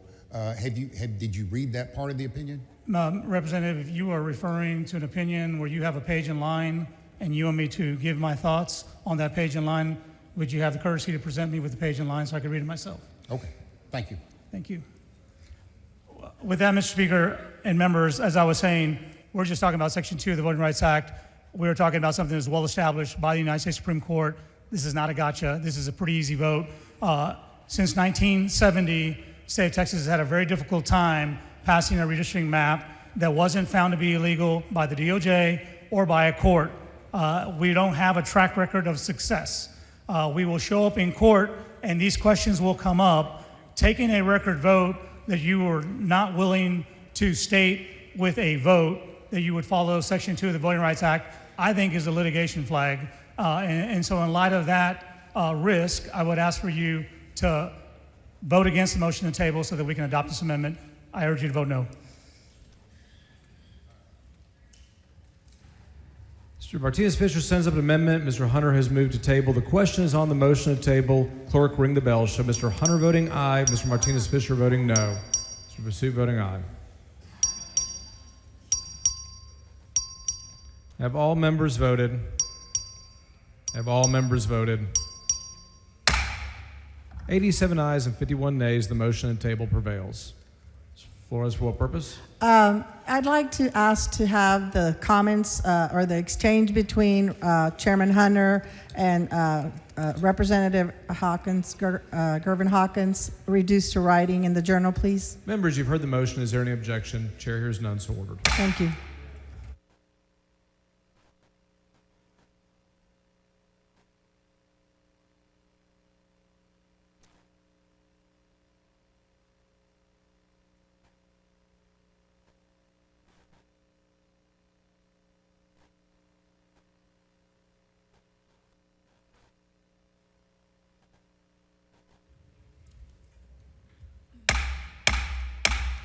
Members, this is a friendly reminder. We are considering amendments now. Debate must be limited to the subject of the current amendment. Please hold your questions about the bill until Mr. Hunter comes back to close on the bill. The following amendment, clerk will read the amendment. Amendment by Martinez-Fisher. Chair recognizes Mr. Martinez-Fisher. Thank you, Mr. Speaker. Members, again, not a trick here. This is pretty simple. We're in mid-August. If this legislation were to pass and get signed into law, we'll be in the courtroom. In November, folks will start filing for office. Elected officials need to know what districts they're going to run in. Voters need to know who they're going to vote for. Secretary of State and local election officials have to do all of the behind the scenes to make sure the paperwork is in order. This is pretty simple. Should this get tied up in the courts, which is highly likely, all this amendment says is it will run in the current districts that we have today, which are the current districts that were adopted in 2021, which are the current districts that are currently being disputed in a federal court in El Paso. These are the current districts that Senate leaders and witnesses in federal court said were perfectly fine and race blind and had nothing to do with violations of voting rights acts or any gerrymandering or coalition building. These were perfectly good maps. So all this says is, should we find ourselves in court, instead of pausing an election, instead of moving the goalposts on our constituents, we'll just run in the districts that we have right now that are currently elected, have currently elected the current Texas delegation, which was good enough for the 2024 election.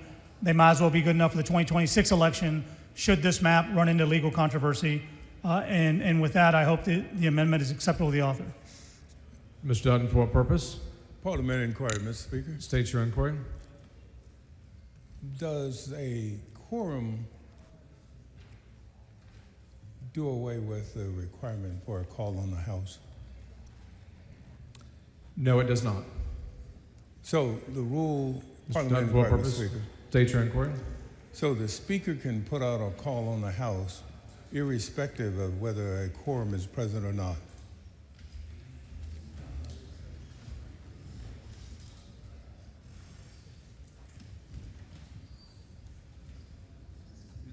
Mr. Dutton, there was a motion and the body placed a call in the House, and it provided specifically that it would expire upon the passage of House Bill 4.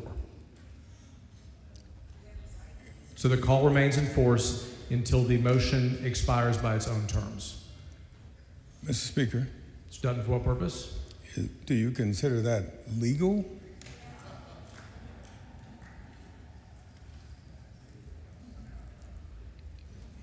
Mr. Dutton, the rules provide that a call in the House is appropriate to maintain a quorum. Mr. Speaker. Mr. Dutton, for what purpose? Parliamentary inquiry. State your inquiry.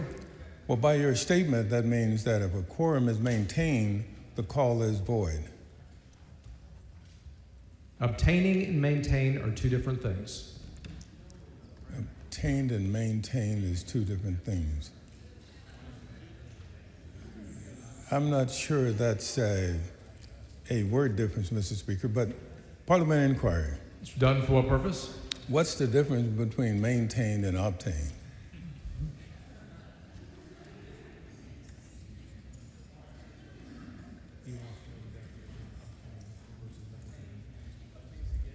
Obtain is when you do not have a quorum and you're trying to get it. Maintain is when you have one and you're trying to keep it. So, parliamentary inquiry, Mr. Speaker. Mr. Dutton, state your inquiry. So the rules are there so you can maintain a quorum, or I thought they were, when I read the rule, it says to obtain a quorum.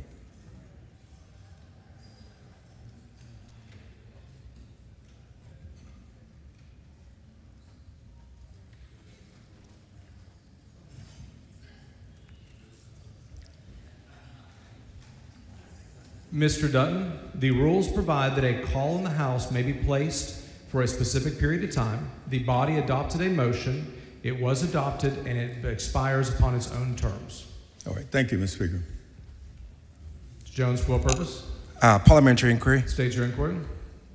Do you know the dollar breakdown for the DPS officers used to monitor each of the members 24/7?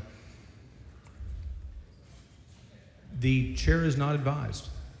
Parliamentary inquiry. State your inquiry. What would be the best way to find out that cost to taxpayers? House administration. All right, thank you very much.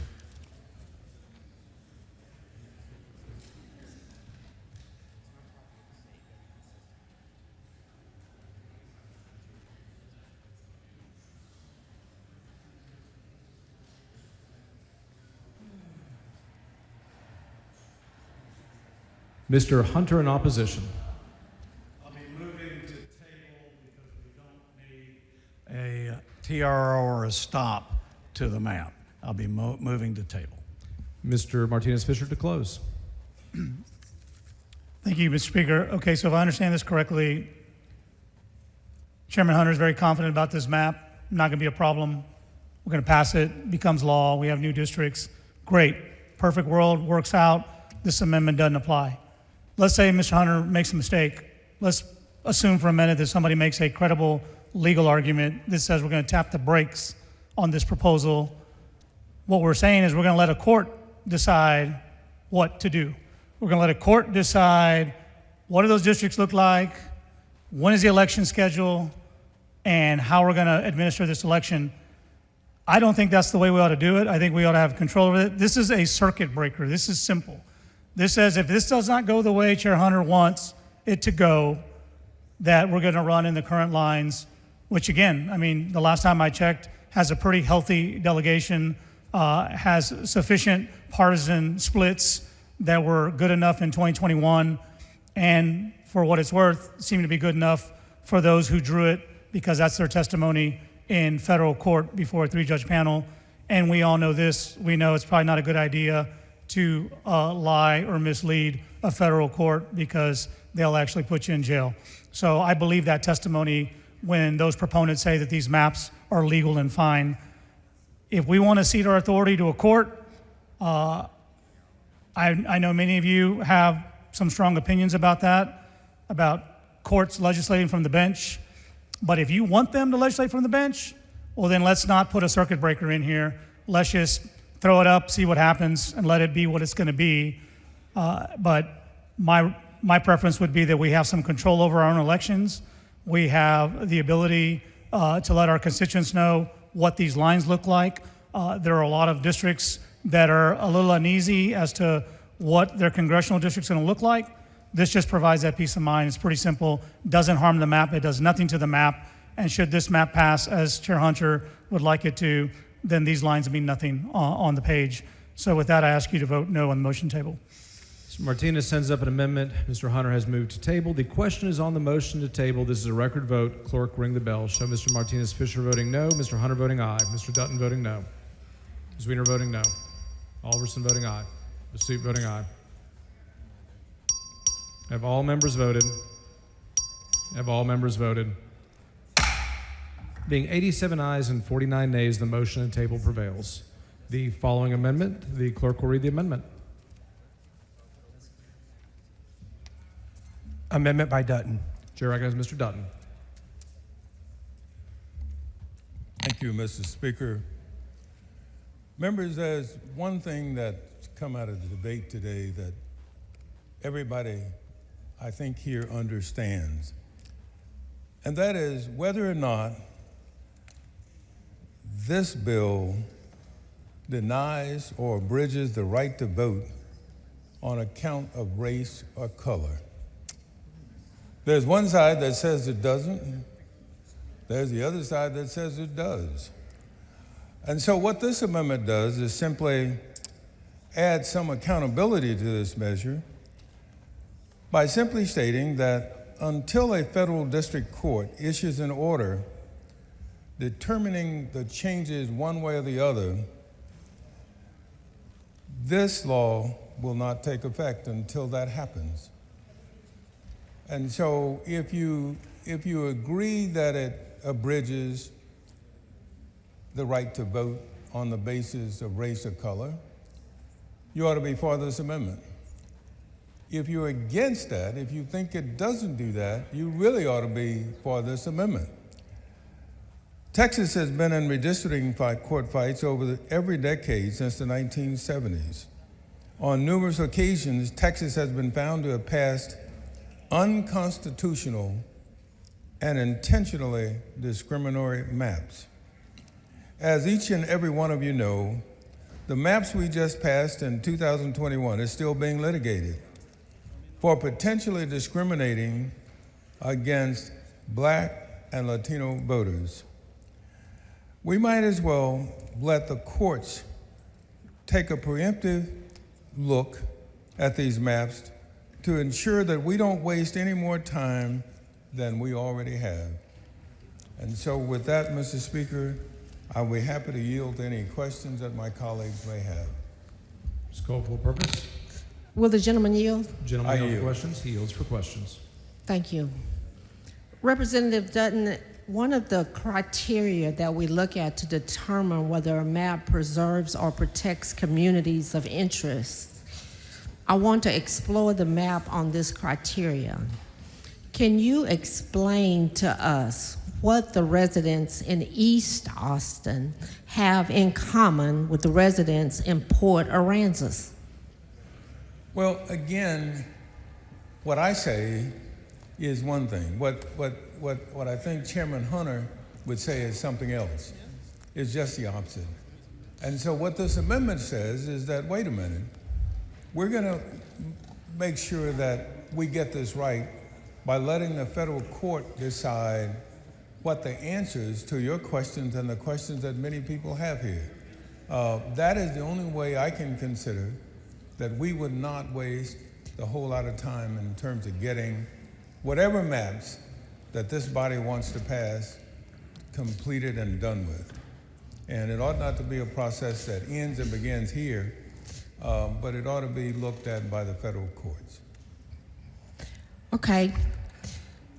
Can you explain how representatives of communities and interests in perhaps North Austin have in common with the residents in East Texas? Well, again, my argument would be one side, and I think Chairman Hunter's would be another. And so we're not going to resolve that in here, except that typically the majority, 76 votes, means that this thing can pass. And I suspect that's going to happen today. But I do not think that's the last stage in this process. And so what I'm suggesting by this amendment is that we make sure that we have got it right by ensuring that the accountability provided by a federal court overlook is in place when we pass this map. And so that's what this amendment does. It says that we're going to put the federal courts in this. We're going to actively put the federal courts in it because we can passively do that already. Because I'm sure somebody will go and pass or at least file an objection to it. But this body ought to recognize that there is a difference of opinion in terms of answering your question and the questions of many people here about whether or not the rights of black and Latino voters are abridged by this map. And we're not going to decide that here. This map may get voted out, but that's not a decision about whether this map is or isn't. And I think we ought to put the federal courts in it to make sure that we get it right. Well, we know that Austin is the capital of Texas and it is a booming city. East Texas has a dearth of hospital access. Are you aware about that, that is the case in Austin? That it's not the case in Austin? Yes.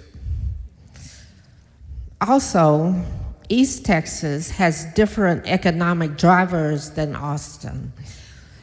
Does it not? I believe that's the case, yes. Austin is often ranked as one of the top cities in the countries and is sought after by many corporations, as it's known throughout the world. That is not the case in East Texas, is that correct? Well, that's one opinion, and that's what I'm saying is, irrespective of whether my opinion says that I believe East Austin and East Texas have anything in common at all, or whether or not the other side says that they have everything in common, that makes no difference to me. What makes a difference is having the federal court's oversight look at this and make the determination as to whether or not we are actively, not passively, but actively engaging in the abridging of the rights of black and Latino voters. I agree with you, Mr. Dutton. Now, one last question on this. I believe that Austin and East Texas are not communities of interest, so don't you believe that East Texas should have appropriate representation in D.C.? I believe that about all districts. I believe that about all areas of Texas. I believe that the real question for us here is whether or not we can make that happen. And if one side feels that we have and the other side feels that we haven't, there is going to be an independent determination made, and that's going to be made by federal courts. And what this amendment does is simply says that we're going to put the federal courts in this at the start of this bill as opposed to after the bill is passed, but we're going to say today that this map, whether it may be this or it may be that, we're going to let the federal courts in it so that when the federal court makes the decision, then that's when this bill can take effect. Thank you. You're welcome. Mr. Jones, for what purpose? Does the gentleman yield for a couple questions? Yes. Gentleman yields for questions. So throughout the debate, the author has made it a point to overemphasize how not racist and how this bill does not impact communities of color. But I just want to ask, particularly for the Dallas-Fort Worth region, are you aware that in North Texas, the population of Dallas and Tarrant counties together have increased by over 500,000 residents over the last decade, and it was all, not just some, Hispanic, Black, Asian, and other minority groups? Yes. And also, are you aware that the Anglo population in Dallas and Tarrant County has dropped by over 90,000 people, or about 60,000 in Dallas County and about 30,000 in Tarrant County? Yes, I am. And that's the point I'm making, is that if you look through it through the eyes from which you're looking, you'll come up with one conclusion about what's going on and what needs to be done. What I believe the other side is doing is looking through another lens and suggesting that that's okay under the law. Well, I think the only way we know what's okay under the law is to have the law take a look at it, and that's the federal court's job, and that's why I'm having this amendment, to make sure that the federal courts are in this bill so that this bill does not take effect until the federal courts have made a decision. In fact, one of the cases, the Purcell case, which says that it stands for the proposition that if you get a change in election law to the courts too late, it's too late. It means that if you get it there too late to effectively do the changes by the federal court will basically ignore it. And so what this does is says that we're going to put the federal courts in it so that the federal courts will decide the issues that have been raised here, whether or not they are in fact one way or the other. Well, thank you so much for that, Representative Dutton. Gentleman's time has expired. Mr. Speaker, Ms. Bowers, for what purpose? I'd like to ask the gentleman's time be extended. Members, this is a motion for the first extension of time on the amendment layout. Is there objection? Chair here. Okay, there's a record vote has been requested on the motion to extend time. All those in favor vote aye. All those opposed vote nay. Clerk will ring the bell. Show Mr. Hunter voting aye. Show Mr. Dutton voting aye. Show Mr. Basoot voting aye. Show Mr. King voting aye. Have all members voted? Have all members voted? There being 118 ayes and 15 nays, the motion prevails. Ms. Bowers, for what purpose? Thank you, Mr. Speaker. Will the gentleman yield for question? Just one question. I yield, Mr. Speaker. The gentleman yields for questions. Thank you, Mr. Speaker. So, Mr. Dutton, when it goes into communities of interest, just a quick question. What interest does the Dallas-Fort Worth Metroplex share with the Panhandle, if any? Well, I'm probably not the best person to answer that because I must admit I don't know a whole lot about the Panhandle, but I suspect that the answer is going to lie not with me, but with the federal courts.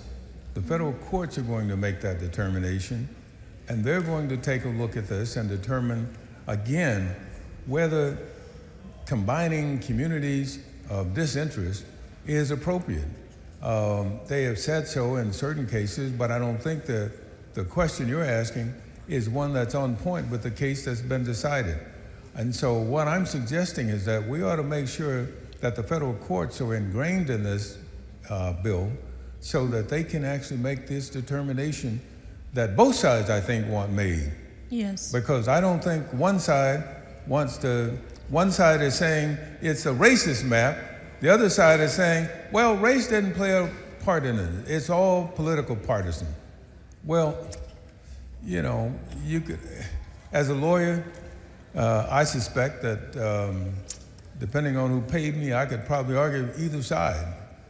But the point is that we need an independent accountability for this bill, and that's the only way we're going to get it is through the federal courts. And so we might as well put them in this bill and make sure that this bill doesn't take effect until we've had that federal court decision. And that's what this amendment does. Thank you for that. I mean, the simple answer is not a darn thing. Probably, you're right. You're right. And whether or not that ought to be considered in terms by the courts is a whole separate matter. And so that's why everybody ought to be voting for this amendment. Thank you, sir. And I move adoption of the amendment, Mr. Speaker. The chair recognizes Mr. Hunter in opposition to the amendment. Members, I'll be motioning table. It's an unnecessary step, and we don't have kind of a pre-clearance anymore, so I'll be moving to table. Thank you. Mr. Dutton sends up an amendment. Excuse me, Chair recognizes Mr. Dutton to close on the amendment. Thank you. I respect Chairman Hunter's designation that we don't have pre-clearance, but that's not necessarily what I'm asking to do. What I'm asking is that if one side thinks this is the right thing to do, there shouldn't be a problem having the federal courts decide it. If the other side says that we don't like it, then they ought to be acceptable of the federal courts making the determination. And to be opposed to it would almost suggest to me that you believe something is wrong with this, and that something wrong is the fact that perhaps the other side's contentions are more valid, and so as a consequence, you don't want a federal court to look at it. Well, I think you ought to be for an independent look at this so that the issue of accountability is placed in this bill such that we have a federal court not only look at it, but make the decision as to whether or not one side is right, the other side is right. I trust the federal courts. You've had several arguments from the back mic from both sides about what federal courts have said. This is an attempt to give the federal courts an opportunity to say whether or not this bill is valid and whether or not it abridges the rights of the people of color, both black and Latino citizens in this state. And I don't see anything wrong with that. I know we don't have pre-clearance, but we ought to have a predisposition to making this right. And so with that, I move to vote no on the motion to table. Mr. Dutton sends up an amendment. Mr. Hunter moves to table the amendment. The question is on the motion to table. If you're in favor of the amendment, vote no on the motion to table. If you are opposed to the amendment, vote yes on the motion to table. Record vote has been requested. The clerk will ring the bell. Show Mr. Dutton voting nay. Show Mr. Hunter voting aye. Have all members voted? Have all members voted? There being 85 ayes and 49 nays, the motion to table prevails. The following amendment, the clerk will read the amendment.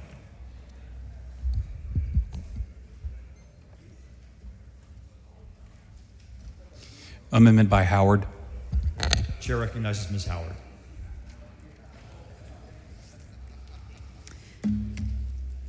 Thank you, Mr. Speaker, members.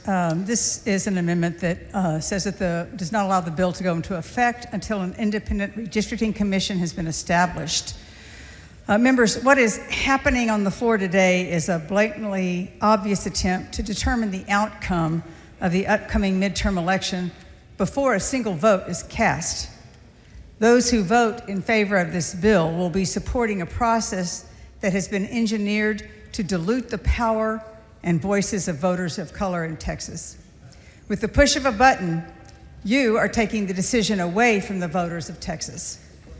But where I come from in Texas, we're proud of our independent mindedness and believe in our right to self-determination, which is why I know there is no reason why Texans should settle for a redistricting process that does not let us make up our own minds. Today's proceedings are proof that the legislature should not be responsible for drawing these maps. It's clear that when left to do so, the legislature will abuse its power to silence the voices of its constituents. House Bill 4 targets congressional districts that have historically been held by Texans of color and eliminates the community's ability to elect the candidate of their choice. Here in Travis County, the proposed maps would eliminate our only court-ordered minority opportunity district created to protect the voting rights of people of color. In 2017, a panel of federal judges ruled that 3 of our congressional districts, including CD 35 here in Travis County, were illegal and violated the Voting Rights Act and the Constitution. As a result, Texas was forced to redraw the maps to ensure Texans of color received fair representation in Congress. Now this body seeks to eliminate that district and strip black and brown voters in Austin of their voice in Congress. As many of you know, I have called Austin my home for my entire life. I spent my youth in and around North Austin, my young adulthood in Central and East Austin, and have called West and South Austin home for the last 50 years. I know my community better than anyone who drew the lines on this map, and can assure you that districts drawn from urban Austin through rural communities extending to Louisiana, Port Aransas, and the New Mexico border do not reflect communities of interest. Instead of strengthening black and brown representation in Congress, which would better reflect the true ethnic and racial makeup of our state, this body seeks to dilute their power and eliminate their voice. Therefore, the most responsible and ethical vote we can take today is to pause this sham process until an independent redistricting commission has been established. Doing so will ensure the people of Texas have a voice in this process and can help guide where and how their districts are drawn. True representation and fair access to the polls are the foundation of our electoral system, because In a democratic society, ultimate accountability occurs at the ballot box. As elected officials, it is our duty to represent the people of Texas and be their voice of government. And as members of the People's House, we are supposed to have our fingers on the pulse of our communities. District lines that include disparate communities hours apart from one another do not allow for fair representation. The only reason to include them in the same district would be to dilute their power and voice in Congress. HB 4 is a blatant attempt by a handful of elected officials to choose their voters because they are afraid their voters won't choose them. It is clearer than ever before that how and where voting lines are drawn have a direct impact on a community's representation in government and its ability to influence change. I urge you to vote in favor of this amendment and show your constituents that you value their voice over currying favor with your political allies. Mr. Speaker. And I yield for Ms. questions. Hinojosa, for what purpose? Will the representative yield for questions? Yes, I will. The gentlelady yields for questions. Representative Howard, let me make sure that I understand what your amendment does. What your amendment would do is take away the power from the politicians to draw their own districts and the districts of their buddy politicians and give it instead to an independent commission that consists of the people of Texas. Is that correct? Absolutely, and we have a bill that's been filed that would do that. And whose bill is that? It's Representative Johnson's bill. Okay. Johnson's bill. And is this an issue of first impression for you, Representative Howard? Have you heard of this before, these independent redistricting commissions? Yes, I've actually filed legislation for an independent redistricting commission basically every session for over the past decade. Thank you, and I have signed on to your legislation. I appreciate that effort. Are you aware that the Independent Redistricting Committee protect minorities from illegal cracking and packing of their districts? Yes, I am aware. And isn't that in fact what is happening in this bill, the cracking and packing of minority districts? It certainly appears that way, and we certainly have an example of it here in Travis County. And in fact, minority districts are targeted for elimination in this bill, aren't they? Certainly in Travis County, that's the case. In Travis County, we have 2 congressional districts, is that correct? Who has 2 congressional districts? Currently, there are 2 congressional districts in Austin. There are actually, I guess I'm trying to understand the question. Okay. Because there's several congressional districts that are part of Austin. Okay. But we have 2 right now that are Democratic districts, yes. And one of those is the court-ordered Minority Opportunity District, and it is no longer a part of Austin in this map. So it is eliminated. The one Minority Opportunity District is eliminated. Is that correct? Absolutely. Okay. And of course, you and I both live in Austin, and so that is an issue of interest to us. Are you familiar with Congressional District 34, which is also significantly altered in South Texas, the Rio Grande Valley, where I am from? You'll have to explain that to me. So currently in Congressional District 34, that community has chosen Vicente Gonzalez as their member of Congress. Were you aware of that? Yes. That's in South Texas. And did you know that in this bill, in that district, almost 70,000 new Anglo voters are added to that district, while at the same time, almost 25,000 Hispanic voters are removed from that district. Were you aware of that? I was not, but that does sound like it's diluting their representation. Do you know what the majority ethnic population in Brownsville, which is the large city in that district, is? I can imagine that it is Latino. It is over 95% Latino and growing in terms. Shame! Shame! Shame! Shame! Shame! Shame! Shame!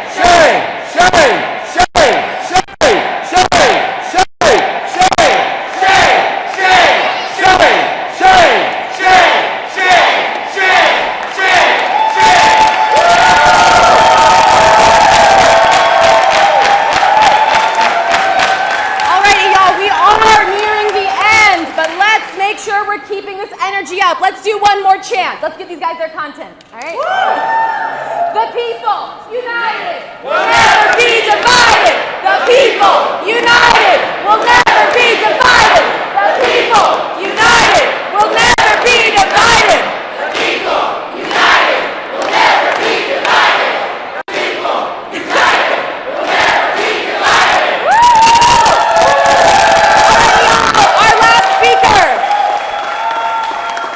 Our last speaker is a great example of what can happen when we elect organizers. Give it up for Congressman Greg Casar.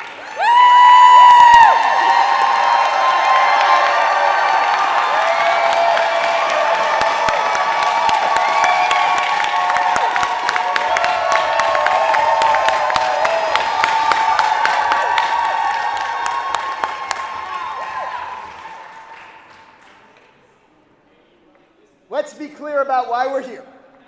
Donald Trump is the most corrupt president in American history.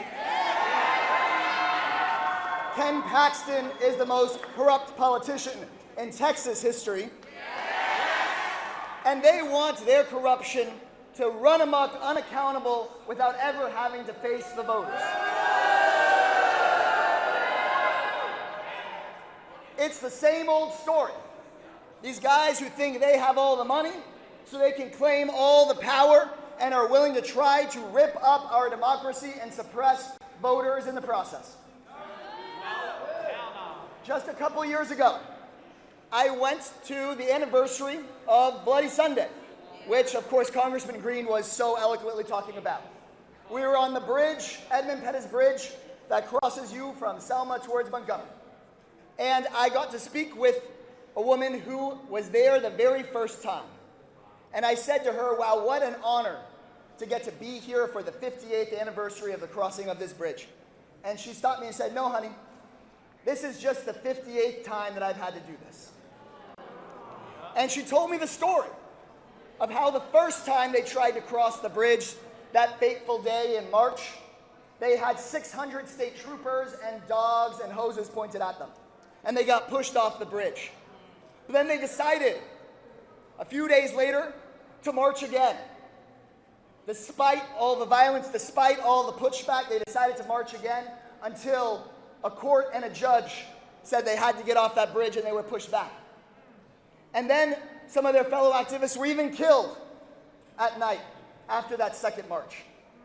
And that's when John Lewis and Dr. King said, no, we're going to march a third time. And they crossed the bridge and got from Selma to Montgomery and got LBJ, a Texas president, to sign the Voting Rights Act of 1965 to ban maps like the one being heard in the Texas House today.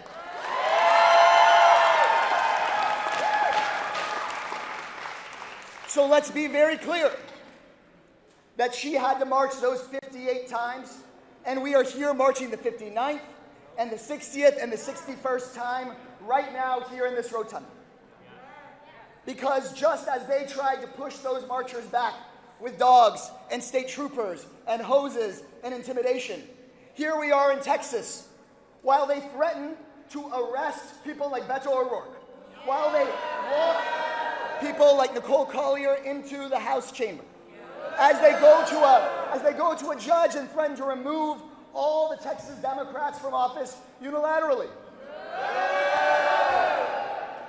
It's the same story. It might be a different decade, but it's the same story. We are in a historical moment.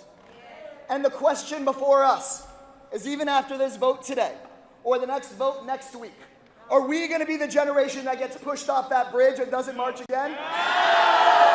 No, it has been put onto us, the responsibility onto us, to form a more perfect union, to never give up on voting rights, to never give up on our democracy, and never give up on one another. And through this fight, you have shown the nation exactly what that looks like. So we want them to hear that in the House chamber right now.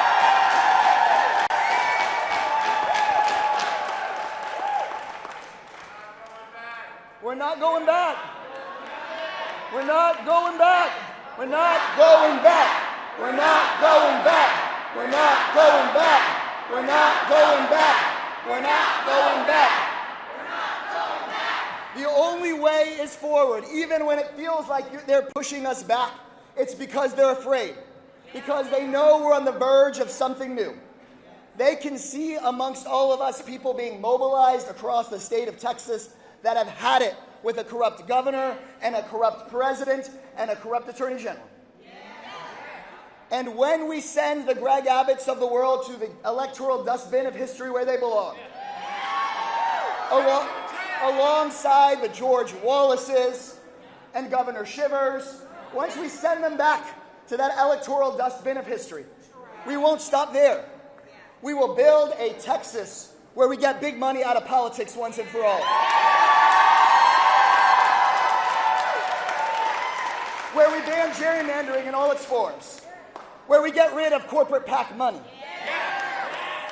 And once we have unrigged that political system, we can finally have a democracy that works, that takes care of flood victims and school students, a democracy that makes our minimum wage a living wage for every single person. Maybe we make sure that health care is a human right with a Medicare for all system. Make union rights a human and basic right. And instead of blaming our neighbors who are immigrants or women or queer Texans, how about we expand people's rights, give people a right to a pathway to citizenship in this country. Restore the right to abortion care in Texas. And yeah, I'm ready to say it. Let's have a government where people get to elect and unelect their leaders. No president, no politician gets to make this decision for you. That is the fight we're all in.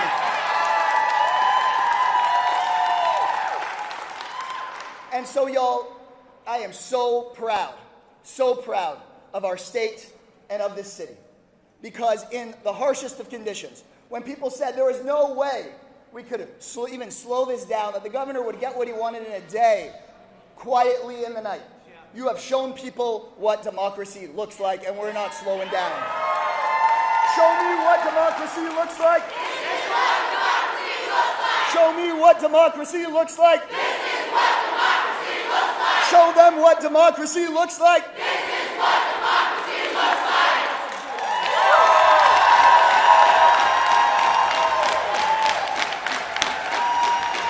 Alrighty, y'all.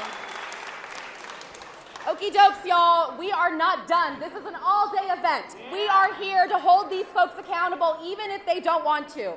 After the vote, we will be having another press conference here, so please stay tuned. Please be here.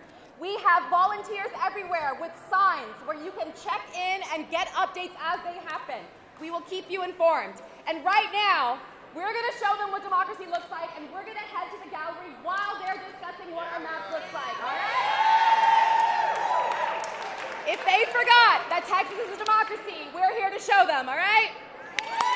Woo! Thank y'all. My name is Stephanie Gomez. I'm with Move Texas. Thank you so much.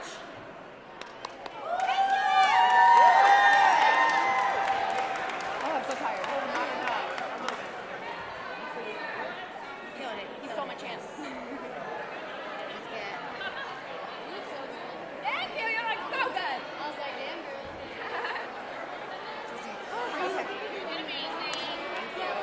No, that was and a good ham afterward. The House Democrats were joining. And there was also something that was flagged that I wanted to see if you guys could confirm for me that you guys might be able to. But it's with the League of United Latin American Citizens and other groups representing minority voters are asking the federal court to set aside a time in September for a hearing. I don't know if there's anyone you know that can help confirm that. We can definitely ask around. Okay. There might be someone, but we haven't heard of that as of yet. Yeah, because I know because they're trying, with the lawsuits. I'm Steph. It's nice to meet you. I'm with the Texas Young Democrats. I just wanted to say that was a great press conference. Oh, yeah, I'm glad you enjoyed it. And what time is the next one? So once they vote, so probably around 2:30. From the state of Texas. A CVAP study is a study of the racial and ethnic data of the measured area, in this instance of the state of Texas. If this is not done, we will be using data from Census 2020 for this mid-decade redistricting, data that is outdated from 5 years ago. CVAP studies are done every census, but we have no updated census data currently. The United States Census is a nationwide count of every person living in the United States. It is meant to provide comprehensive data on the population's size, age, race, ethnicity, housing, and family structure makeup of this country.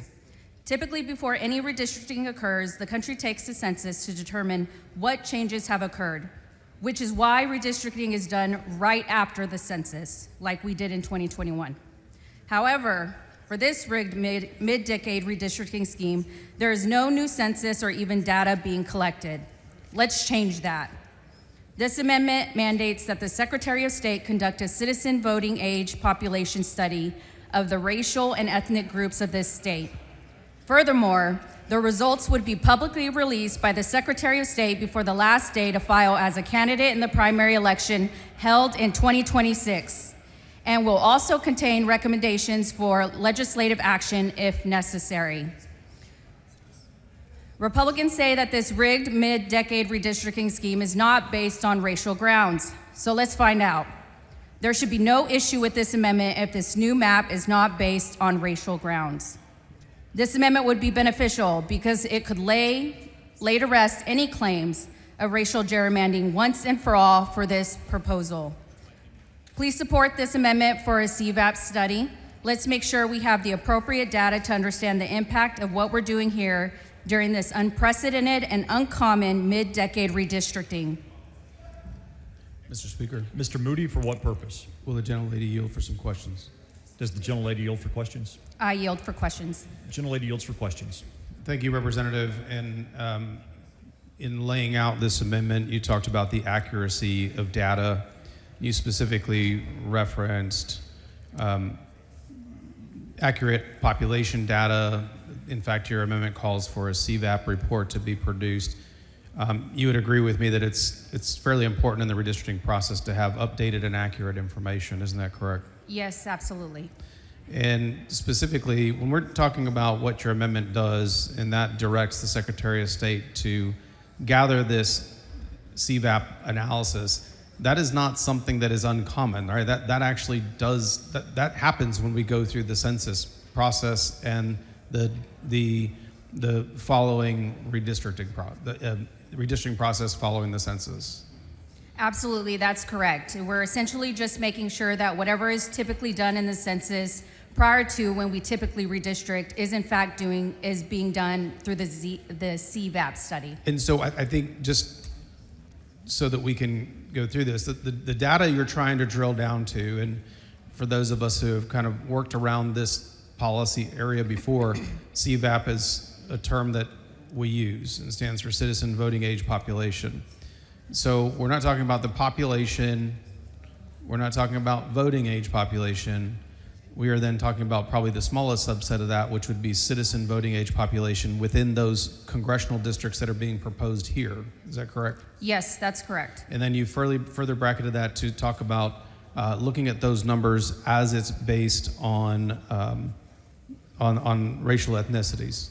Yes, that's correct. Okay, and being part of the redistricting committee, and I did this work back in 19 and 21 as well.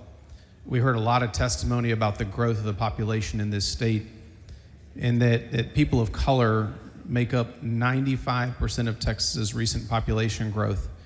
But the map that we're seeing today, and again, we don't have the data that your amendment would provide, it creates more majority Anglo districts. Is that your understanding of the map that we have in front of us? Yes, that is correct. And I know that we've had a significant amount of conversation about what is driving the drawing of these maps, and that the claim is that there is no racial gerrymandering, and it's important, right? If racial gerrymandering is prohibited, and so the the claim here is that that's not being done. Are you aware that that's the claim that's being made as it pertains to this particular map? Yes, absolutely. And so I think drilling down to the core of your amendment, you were saying, if that's not what's going on here, then let's see. Because we don't see the CVAP numbers for these racial ethnicities.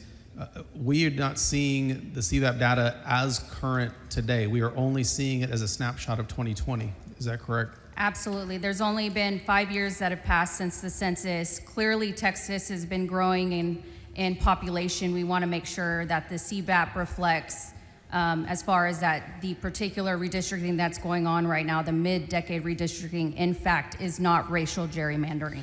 Yes, and so I think that it's always best to be accurate with data, particularly when we're talking about protected, we have legal protections around certain types of gerrymandering. However, we're operating without that most current information. And if this didn't have those impacts, your amendment would actually allow us to bring that to light through the Secretary of State, and it would actually bring it to light before the filing deadline when these maps become effective. Yes, that's correct. And then secondarily, though, your amendment has a component to it that states if there are things that need to be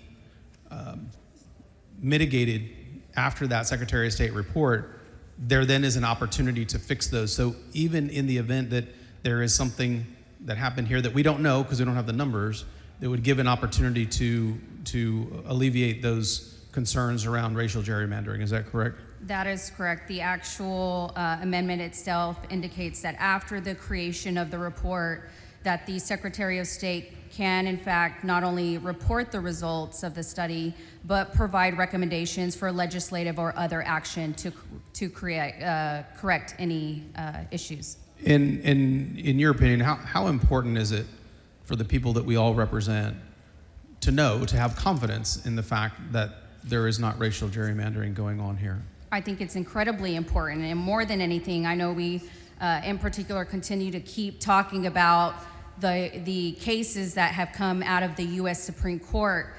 We want to make sure that this particular map does not violate both Section 2 of the VRA as well as the 14th and 15th Amendments as well. And so the CVAP data that you're after here, to bring everything up to date, to say this is what Texas looks like today, that would be able to verify what's going on, what's underneath this, and if there is any racial gerrymandering going on. Is that the purpose of the amendment? That is correct, and that's all that we're asking for, is just making sure, since we don't have a recent census and therefore redistricting based off that, we in fact compile the data that's needed to confirm that in fact these maps are not being drawn on racial lines. And because certain racial groups have protections under the Voting Rights Act, is it your belief that having this CVAP data does in fact protect people's rights here in Texas under the Voting Rights Act? Absolutely, I do. Thank you very much, Representative. Thank you, Representative.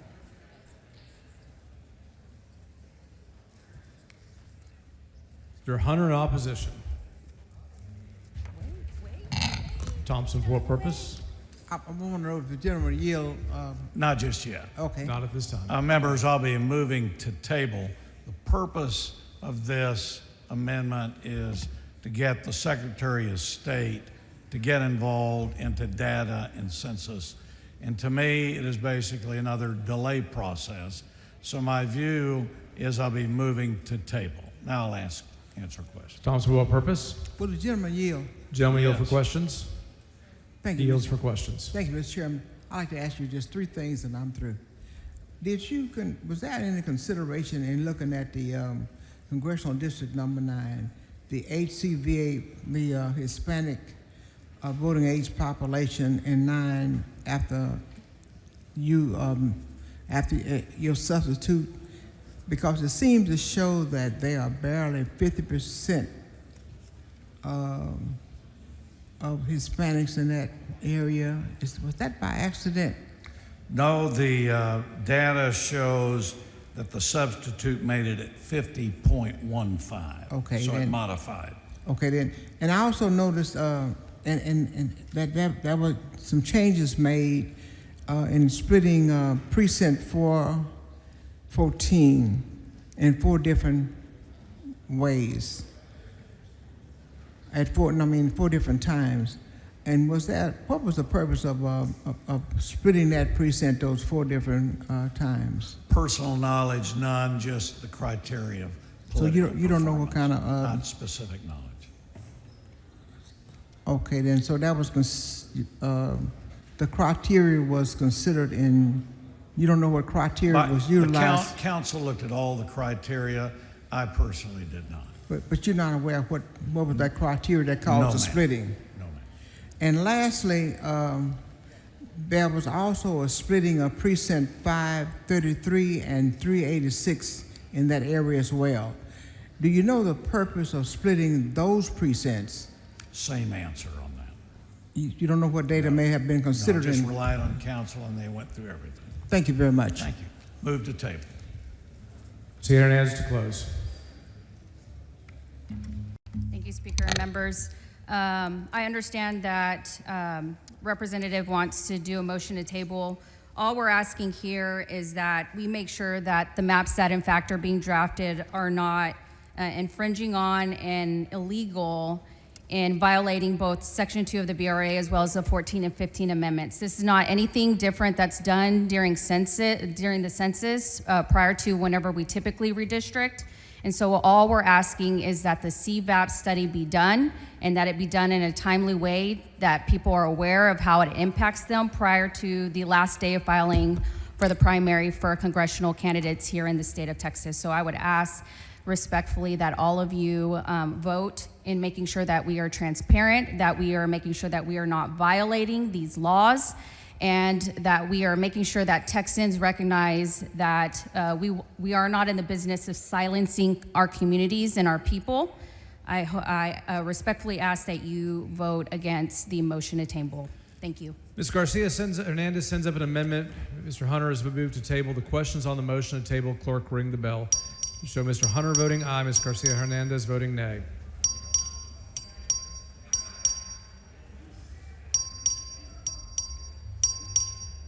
Have all members voted? Mr. Walkout voting aye. Have all members voted?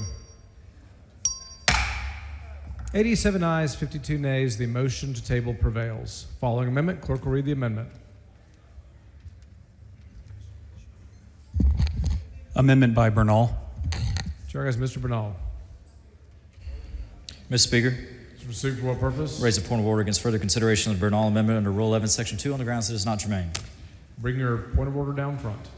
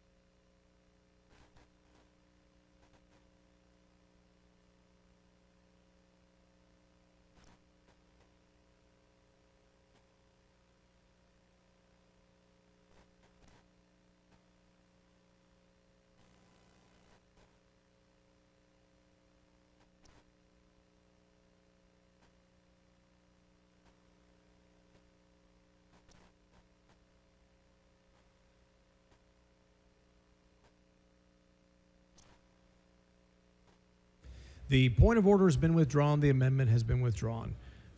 The following amendment, the clerk will read the amendment.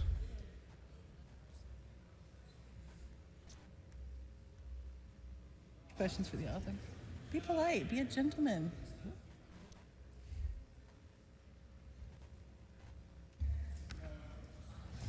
Amendment by Garcia of Dallas. Chair recognizes Ms. Garcia. Mr. Speaker. Thank you, Ms. Mr. Speaker. Members, my amendment is straightforward. This bill would not go into effect until Congress enacts legislation to make Social Security solvent. I raise a point of order against further consideration of this amendment under Rule 11, Section 2 on the grounds that it is not germane. Bring your point of order down front.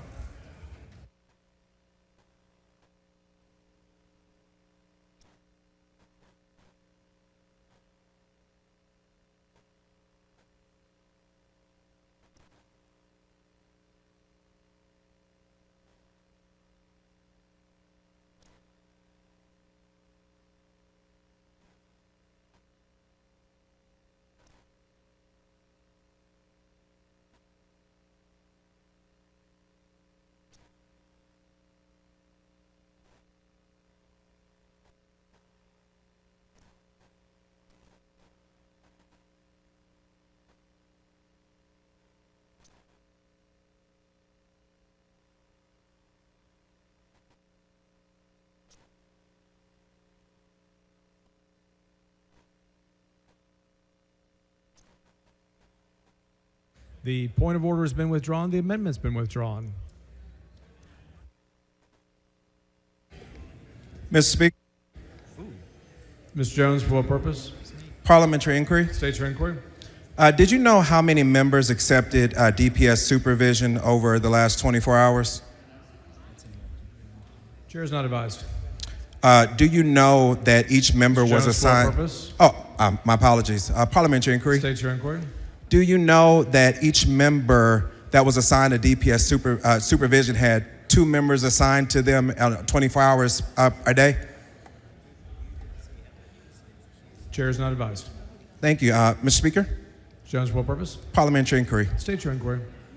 Do you know, or was there an account taken of the assignments that DPS officers were pulled off of before being assigned to surveillance members of the Texas House? Chair is not advised. All right. Last question. Parliamentary inquiry. State your inquiry.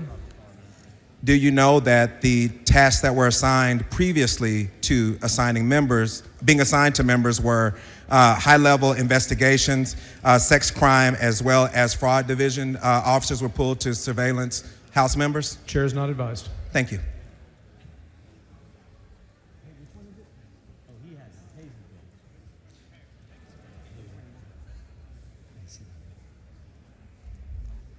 Following amendment, clerk will read the amendment. Amendment by Lalani. Chair has Dr. Lalani.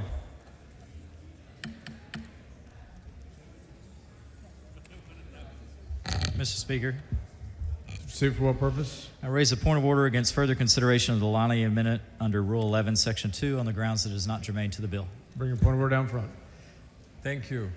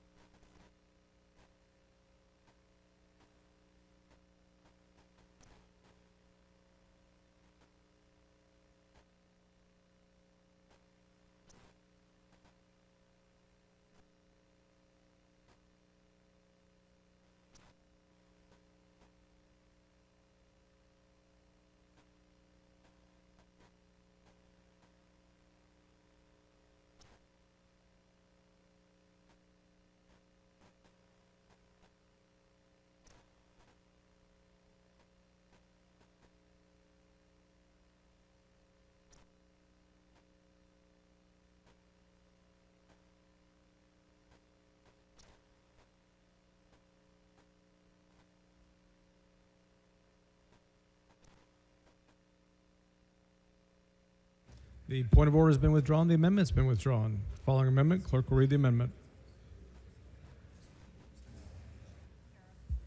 Mr. Wu.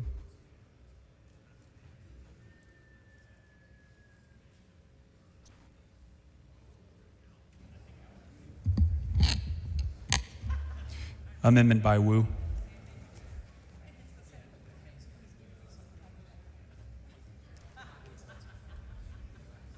Chair recognizes Mr. Wu. Mr. Speaker, Mr. Kane, for what purpose? I raise a point of order against further consideration of this amendment under Rule 11, Section 2 on the grounds that the amendment is not germane to the bill. Bring your point of order down front.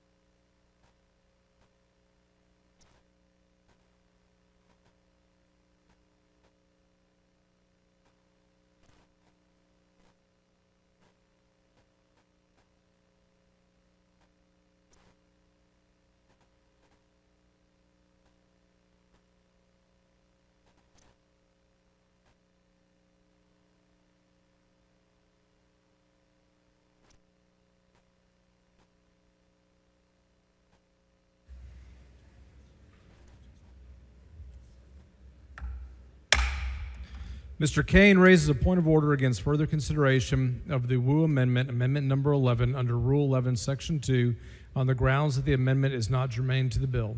The bill changes the composition of districts for the election of members to the United States House of Representatives. The Wu Amendment makes the effective date of the bill contingent on a matter that is not even remotely related to the congressional redistricting. The amendment is not germane. Accordingly, the point of order is sustained. Following amendment, clerk will read the amendment. Amendment by Y. Davis of Dallas. Chair recognizes Ms. Davis.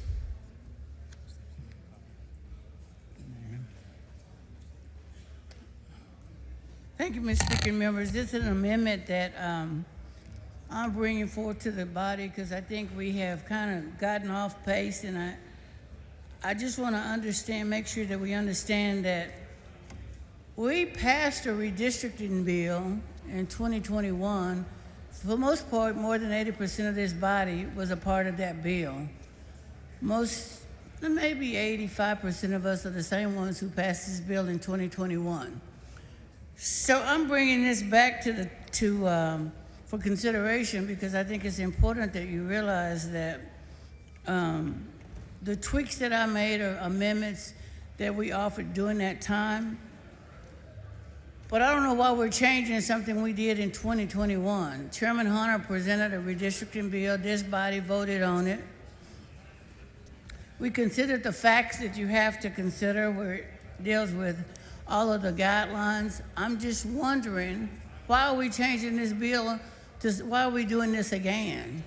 And so I'm wondering, when did this notion that we now don't consider communities of interest, we don't consider breaking up political subdivisions, this winner-take-all approach that says because we can, we're gonna diminish the presence of districts that have been here. So I'm just wondering, why wouldn't we go back to what we did as a body? Are these Texas decisions or somebody else's decisions? Because we did this in 2021. So my map, C2165, basically puts people back together. They talked about coalition districts. Well, the map that you presented creates coalition districts already. Your map that Chairman Hunter has today creates coalition districts. So we know there are some form of coalition districts you can have. Notwithstanding what the Justice Department said, there is a way to have coalition districts. It's just how we define them. And I would submit that your map allows them, if they are coalition districts between Hispanics and Anglo districts, and Hispanic and African American districts are unacceptable. Again, this issue of race continues to be some of the guiding factors that's leading us to this divide. As Texans, we have had 4 congressional seats for African American districts to represent the African American community in the state of Texas, beyond our geographic, but also the state of Texas. And we're now going to diminish that, knowing that our population, African American community, has grown. We're going to put a map in place that would diminish it down to 2. Just doesn't make sense that if Texas is who we say we are, one state for Texas, why then would we eliminate districts where minority representation is diminished? We cannot have a state where we believe that we would minimize the impact of every voter in this state. And we know this map does that. So this amendment basically clarifies that the districts that we're pairing, because we have pairings, but we have much fewer pairings than on the map that's being presented today. We did not break up communities' interests. We made sure that we limited the splitting of counties, all of the factors that would make Texas as strong as possible. And so with that, Mr. Speaker, members, I'd ask that you consider what's good for Texas and for Texans. How do we do what's right for Texas? And this map would at least maximize what you all did in 2021, and I say you all because you were the majority then, and it allows us, other citizens in Texas, to have a presence because we are here as well. And so I would just encourage you to look at the growth, the population growth, and how we move districts to support the growth of this state. We're all one, we say, but yet we're willing to take away from districts, take districts away. So I would ask you to consider Congressional Plan C-2165. It creates African American districts and Hispanic districts at CVAP 50 plus, so we meet the standards that the Justice Department has says we need to do. It does fewer pairings. We pair many less districts than the current map before us. So again, I think this is a compromise of how do we maximize the presence.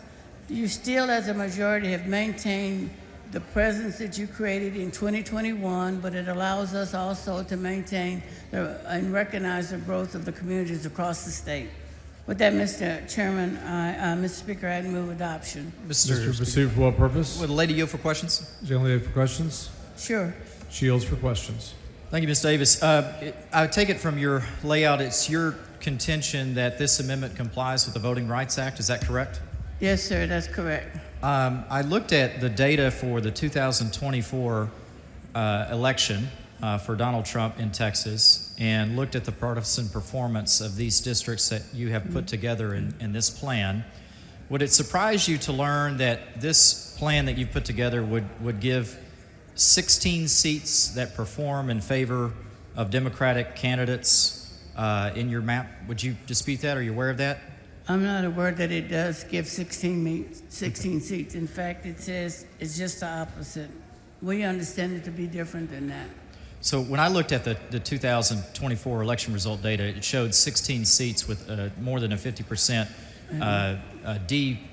partisan performance, and that would be an increase of 3 seats over what is currently there. Are you aware of that? I'm thinking your data must be different than mine. Sure. And therefore, because we see it as 12 Democratic seats versus 16. But let's assume with me for a moment that it is 16.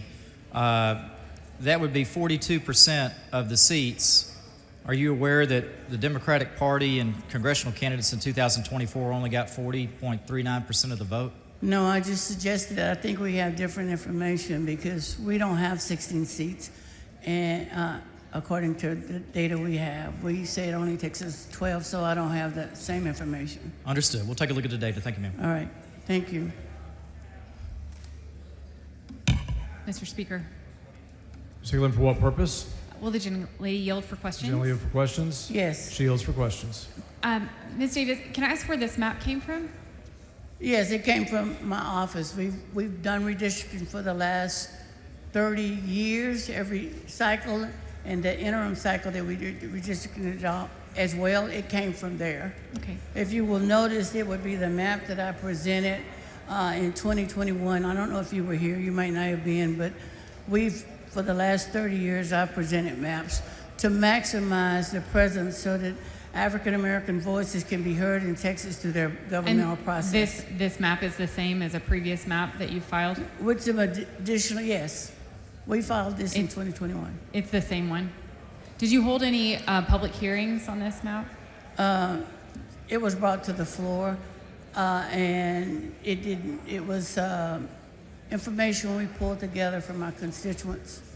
So we didn't have. I wasn't on redistricting to have the hearings. We didn't have hearings around. It was presented when Chairman Hunter was chairman of redistricting. He didn't allow us to make presentations, so it was brought to the floor. And when did you file this map this time? It was filed when we first started having redistricting first came up. Okay. I don't know the actual date. Okay. Did you receive any outside counsel for this map? No. You didn't work with anybody? Okay. No. Let me tell you who I work with. I work with the constituents and members that we've worked with this over the past years in terms of trying to ensure that we capture districts that represent the people of the state of Texas. So no, I don't have an outside counsel. I'm not a lawyer. I'm a lay person who's worked on this and continue to believe that Texas can do better. Okay. Would it surprise you to know that several members on the floor today have questions and influences that are coming from third parties, scripted questions, from influence from the NAACP? Well, would you be surprised? You'd be surprised that in the last 30 years that every redistricting I've offered maps, because my person in my office works on maps over the years. Would you be surprised about that? This is not a new thing for me. This is something I worked on continuously. So I haven't needed to get outside counsel.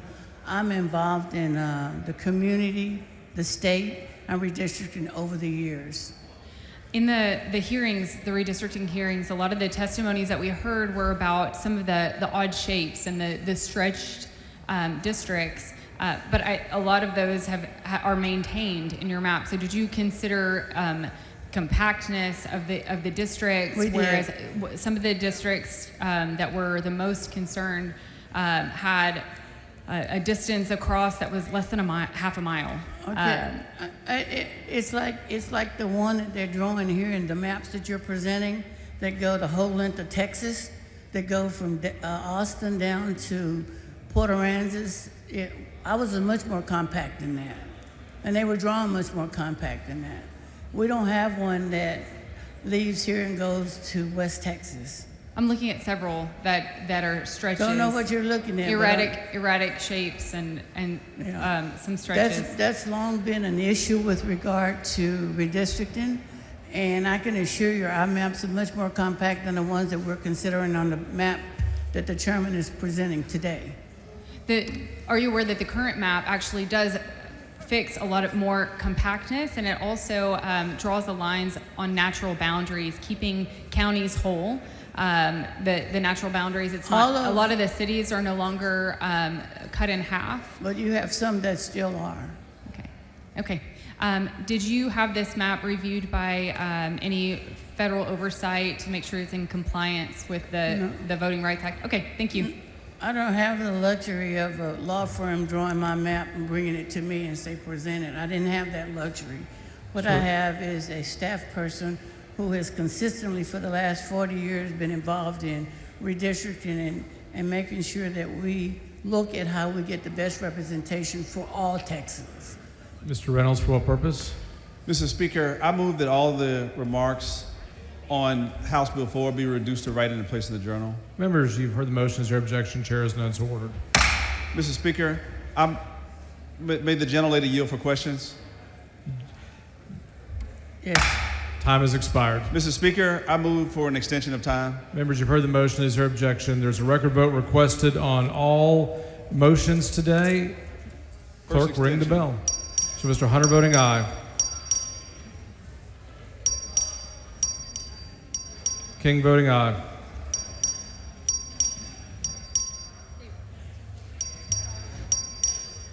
Have all members voted? Have all members voted? 110 ayes and 23 nays. The motion to extend time prevails. Mr. Speaker. Mr. Reynolds, for what purpose? Would the gentlelady yield for questions? Well.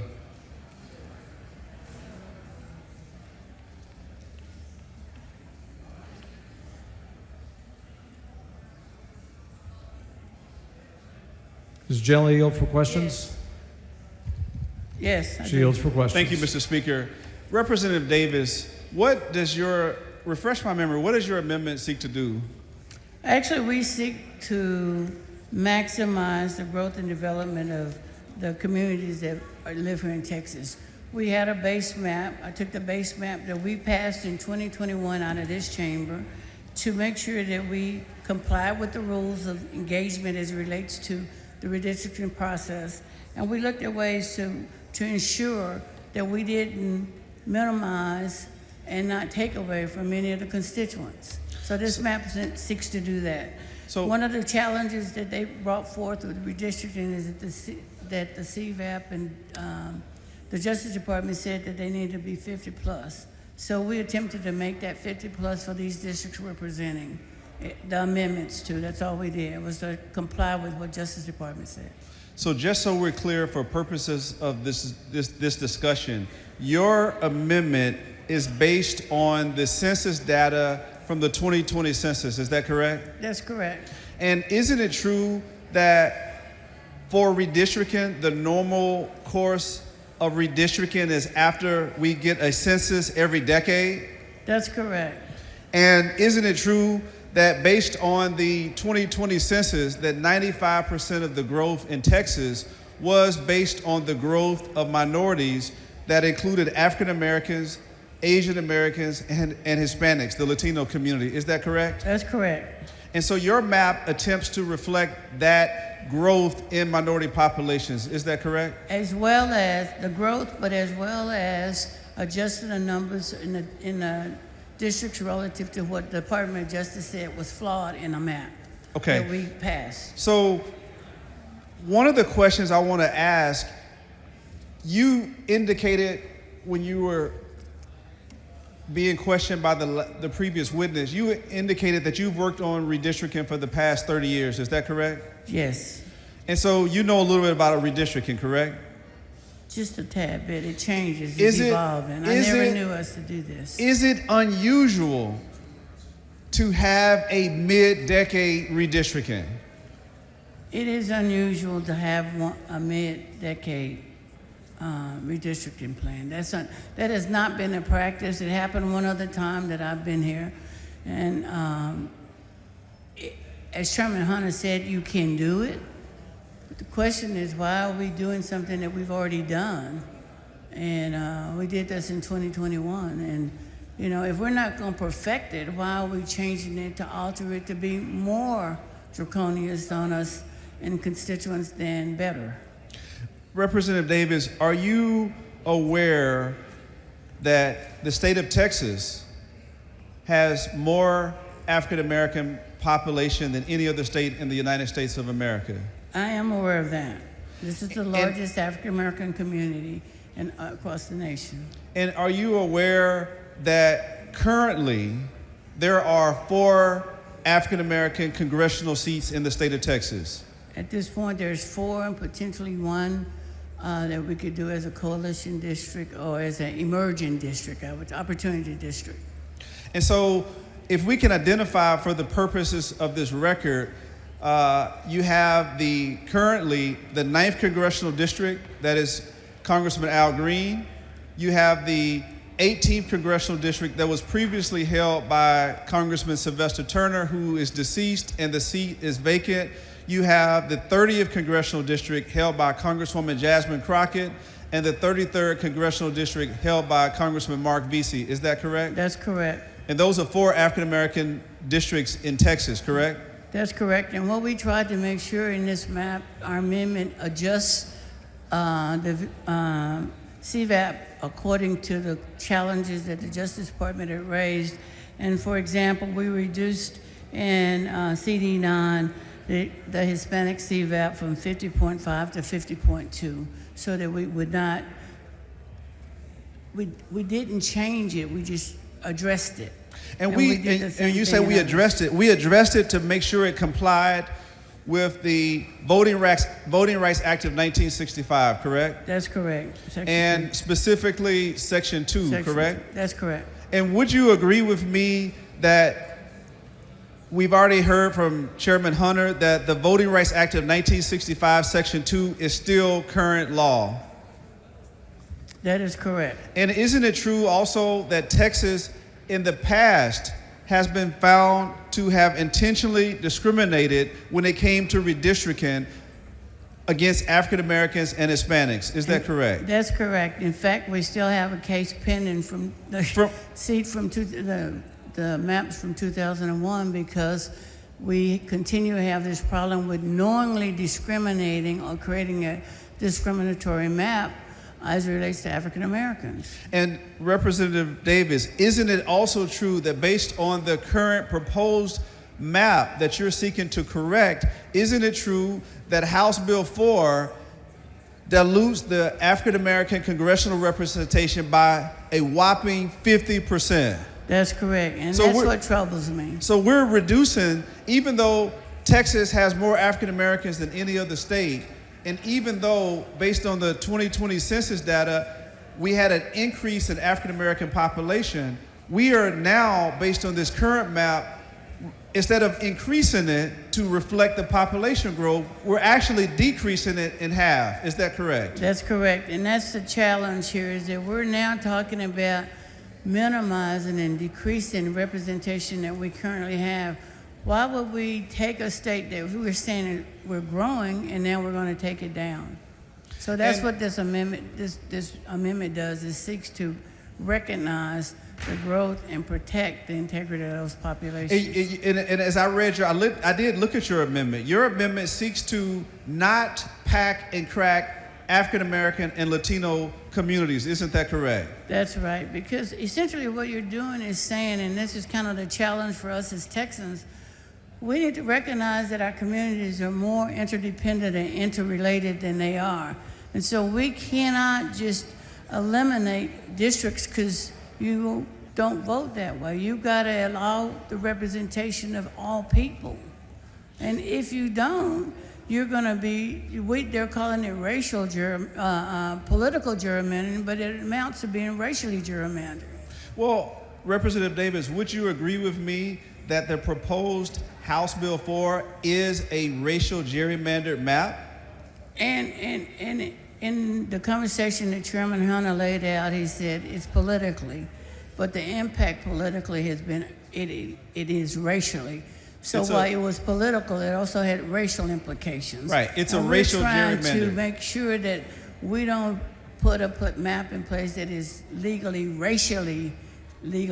gerrymandering it. Right, and so when you look at, and I want to hone in on House Bill 4, when you hone in on House Bill 4, it pairs CD 9 held by Congressman Al Green with CD 18, correct? That's correct. And isn't it true, based on your experience, that Congressional District 18 was first held by Congresswoman Barbara Jordan as the first African-American Congresswoman since Reconstruction that was only after the Voting Rights Act of 1965, correct? That's correct. And I want to mention 18 because 2001, we went through many discussions about restoring the integrity of 18 and the voters. Correct. In District 18. So basically, we would be undoing what we just did in 2001 to District 18, CD 18. And I'm glad you brought that up. I want to make sure that the record is clear on that. Back in 2021, it seems like I remember very vividly that then Congresswoman Sheila Jackson Lee had to come to Austin before the redistricting committee to talk about the unpairing of the 9th and the 18th Congressional District, correct? That's correct. They had Congresswoman Sheila Jackson Lee paired with Congressman Al Green, correct? That's correct. And we were able the committee here reviewed, redistricted, and restored 18. It restored it. It restored it because they found that it made sense that it would be restored versus leaving that pairing. And now we're sitting here doing something the same thing. Now we're doing it all over again, correct? That's correct. I don't know about you, but I would imagine that Congresswoman Sheila Jackson Lee, Congressman Sylvester Turner, Congresswoman Barbara Jordan would be turning over in their grave if they saw this. Would you agree with me? I agree that is why it was changed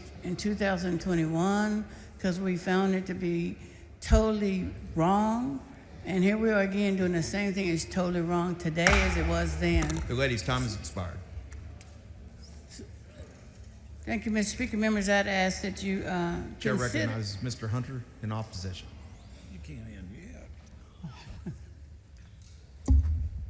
Members, I will be moving the table for the simple reason that I like my plan better than hers. Mr. Speaker.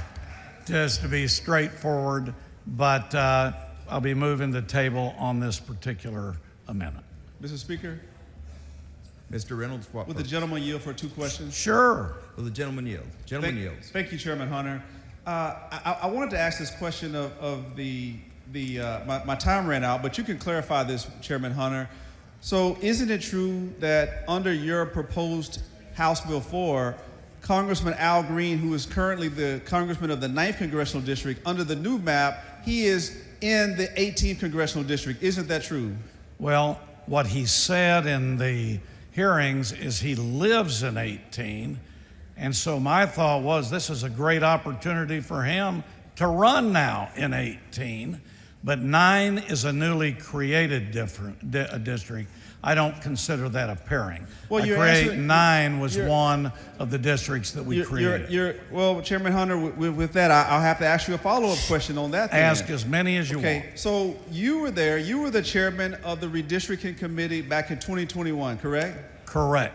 And you recall verbatim, because I recall talking to you, and don't you recall having a conversation with Congresswoman Sheila Jackson Lee, myself, Representative Sophronia Thompson, Representative Harold Dutton, that we wanted to not have Congresswoman Sheila Jackson Lee paired with Congressman Al Green. Isn't that true, sir? We talked about that in 2021. And did we not correct that, sir? What's that? Didn't we correct it? We didn't pair them, correct? Hold on, Ron. We came on the floor and there was an amendment that the body adopted. That is, well, you answered, so to answer the question, we fixed that with a floor amendment on the House floor, correct? Well, you keep saying we fixed it. Well, what I'm saying is... Ron, we disagree. What I said at the very beginning is we've created 5 new districts. These aren't pairings. This is much different than 2021. Petaway is different. We've got Rotu that is different. So we have a lot of new circumstances, and we're relying now on pure political performance. Chairman in Hunter, 2021, different circumstance, but we did do the amendment. Okay. Yes. I have a question for you. Sure. Is there a member of Congress currently serving in the 18th congressional district at this present time? No. Okay, correct. Because of the death of our brother, our former colleague. My classmate. Your classmate, Congressman Sylvester Turner, correct? Correct. And isn't it your understanding that Governor Abbott called a special election for November to fill that seat, correct? I don't know about would you have any reason to disagree with me? If you're a member of this House, what you state, I will rely on. Okay, so hypothetically, if Congressman Turner had not passed away, he would still be the congressman for the 18th congressional district, correct? I think so. Okay, and based on your new map and the parent and Congressman Al Green's address, he would now be in the new 18th congressional district, correct? According to what was said in the hearing. According to his testimony, correct? Yes. Okay, so wouldn't you agree then that basically it would be a collision course with Congressman Al Green and the congressman of the 18th congressional district? Well, I don't know about collision courses, and both individuals I knew and know for a long time. But what I'm telling you, we have 5 new congressional. How many new? 4 are Hispanic performing district. That's not the question. That's not the question. You haven't let me finish. You go ahead and finish. And they are based on the U.S. Supreme Court political performing. And so I am adopting this map. I think this is the map we should do that I proposed. No. And it's the right thing. And it's been adopted by all law. I understand your position, but you understand the way this process works. At the back, I get a chance to ask the questions, and you get a chance to answer them. No, you need to let me answer. I am letting you answer. You're breaking up. I can't even talk. Here, why don't you finish? Hypothetical. So here's the Go ahead question. and finish. Here's the question then.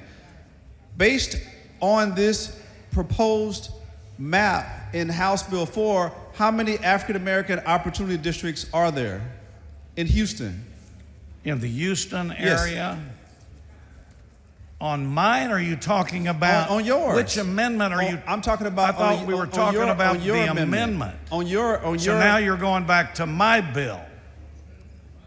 So, all right, I'm going to go ahead and answer your questions, even though you're not staying on the amendment.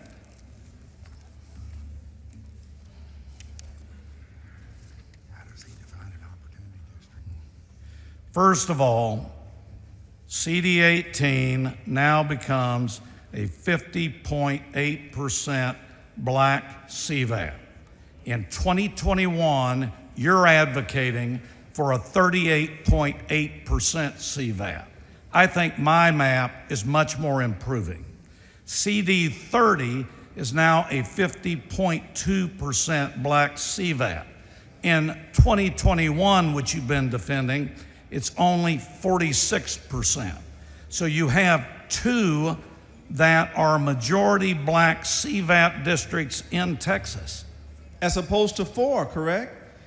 I don't know where you're coming up with. Well, currently we have 4. You have CD 9, CD 18, CD 30, and CD 33, and now you have 2 based on your map. You reduced it by 50%. CD 9 becomes a majority Hispanic district. Correct. I said so African American. You oppose that. No, I said African American. Yes, I said African American. I didn't say Hispanic. I said African American. CD 9 is a new district. Correct. With political performance. That is correct. I've been saying I'm not this arguing against that. since I'm you only don't let asking me the facts. finish, Ron. Go ahead. You just said that I could talk, and you don't. Members, please don't talk over each other.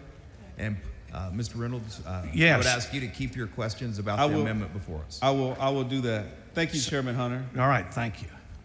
So, based on Representative Davis' amendment that you're arguing, you're opposing, her map restores the District 9 and District 18, District 30, and District 33. Isn't that correct? Whatever she said, I don't know if it Those does. those are 4 African American seats that she's restoring in her proposed amendment that you're opposing, correct? All I've told you, Ron, is she came up, said she filed a map, and that's what's happening. Do I know that? I don't know that.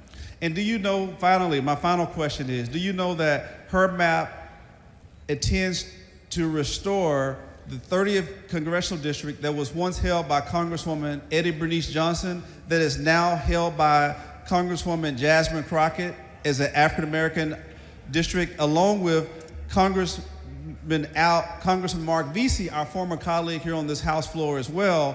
It restores his 33rd Congressional District. Isn't that true, sir? I don't know. Thank you. Thank you. Move to table.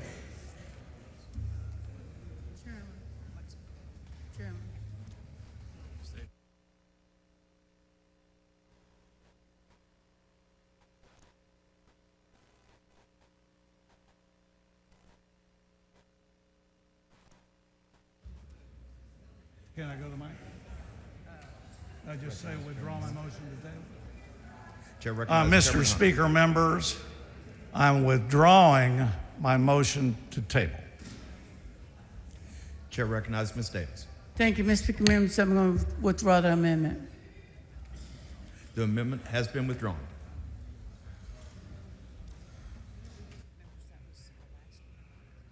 Okay. Members, that was our last amendment. Anyone wishing to speak on, for, or against, please come down front.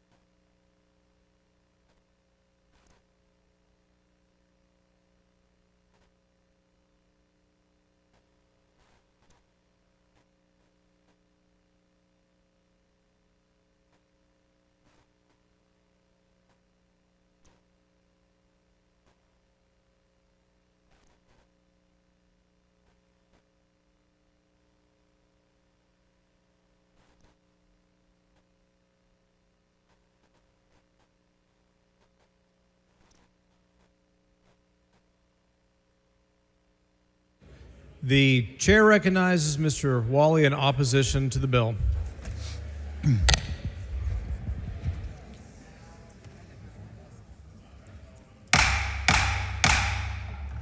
Members, please take your conversations outside the rail. Mr. Wally.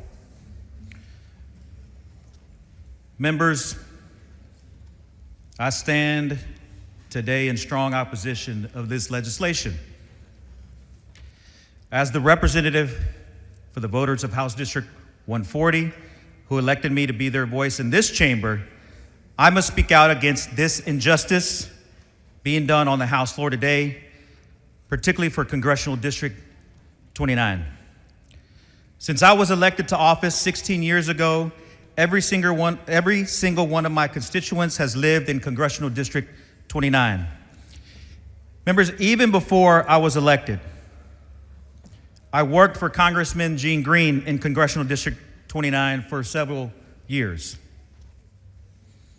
I worked in areas from Baytown to Pasadena to South Houston to the East End, all the way up to Northside and Aldine.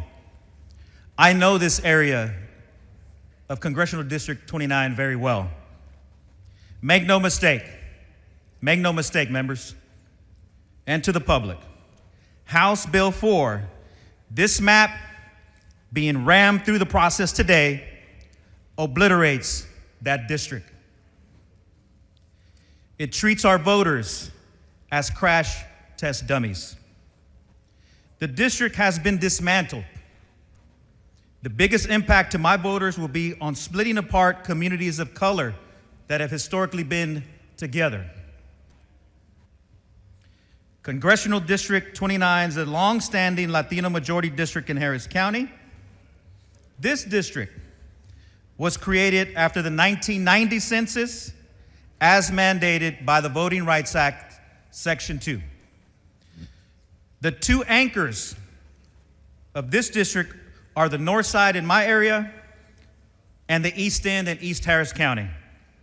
Historic, members, historic Mexican-American and Hispanic neighborhoods in Houston, where many of our grandfathers, our abuelitos, abuelitas, our tíos and tías settled in the early parts of the 19th and 20th century.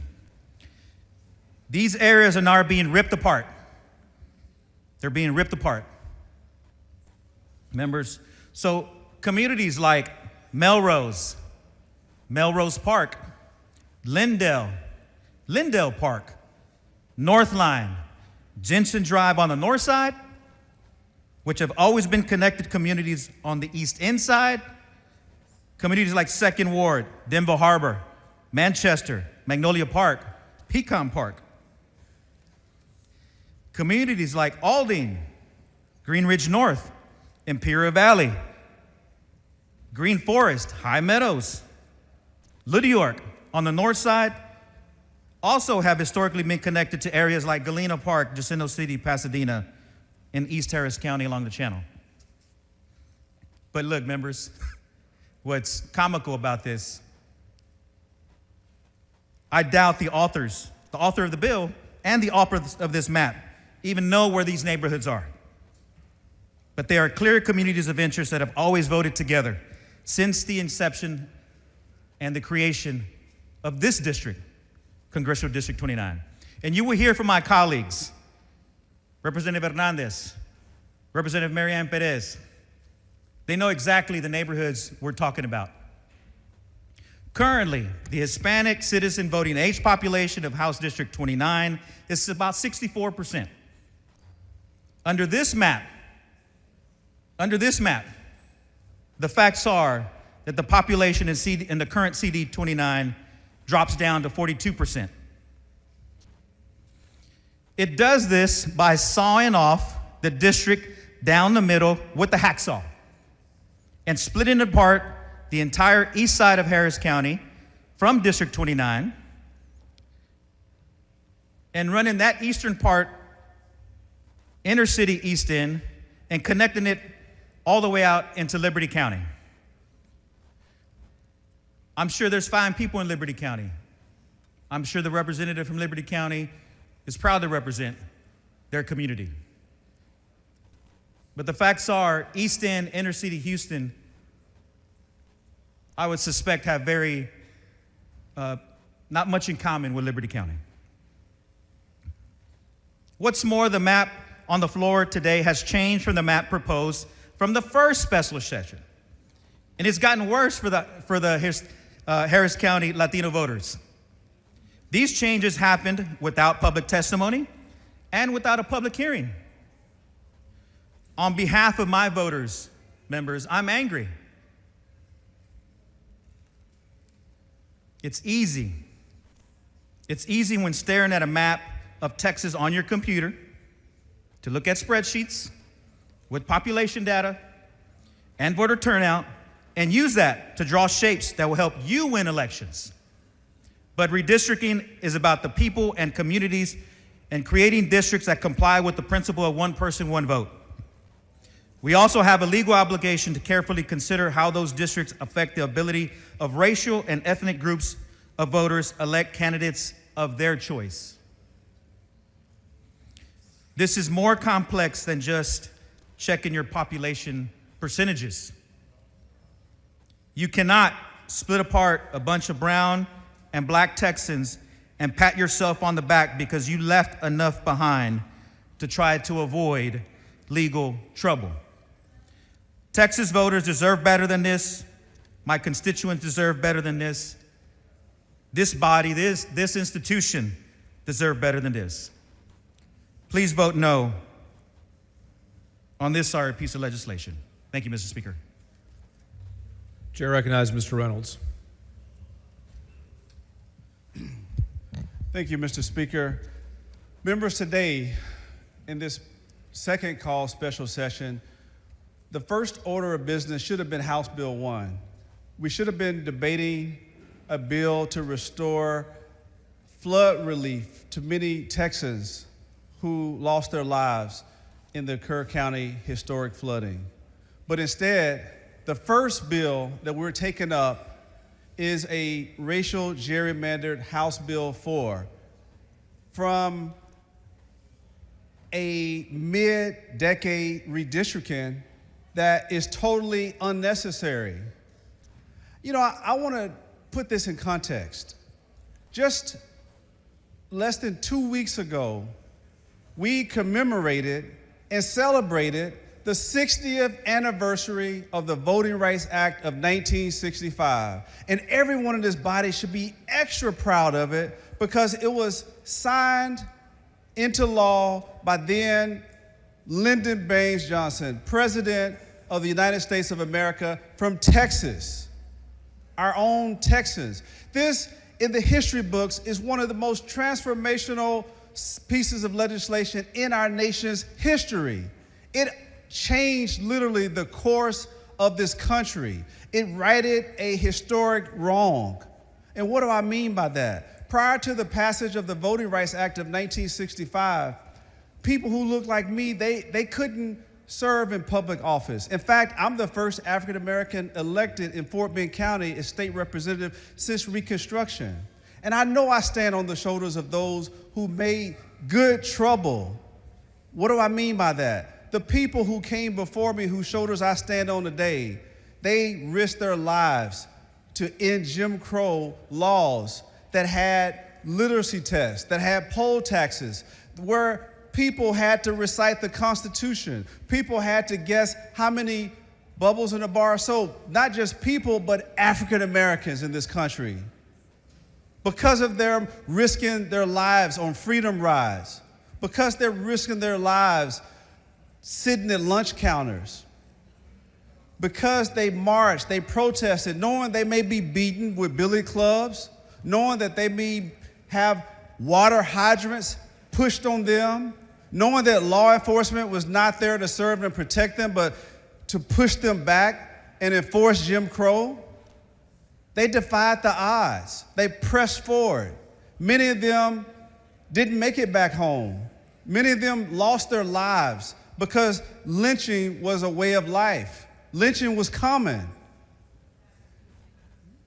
Prior to the passage of the Voting Rights Act of 1965, there was an incident that was captured on national TV called Bloody Sunday.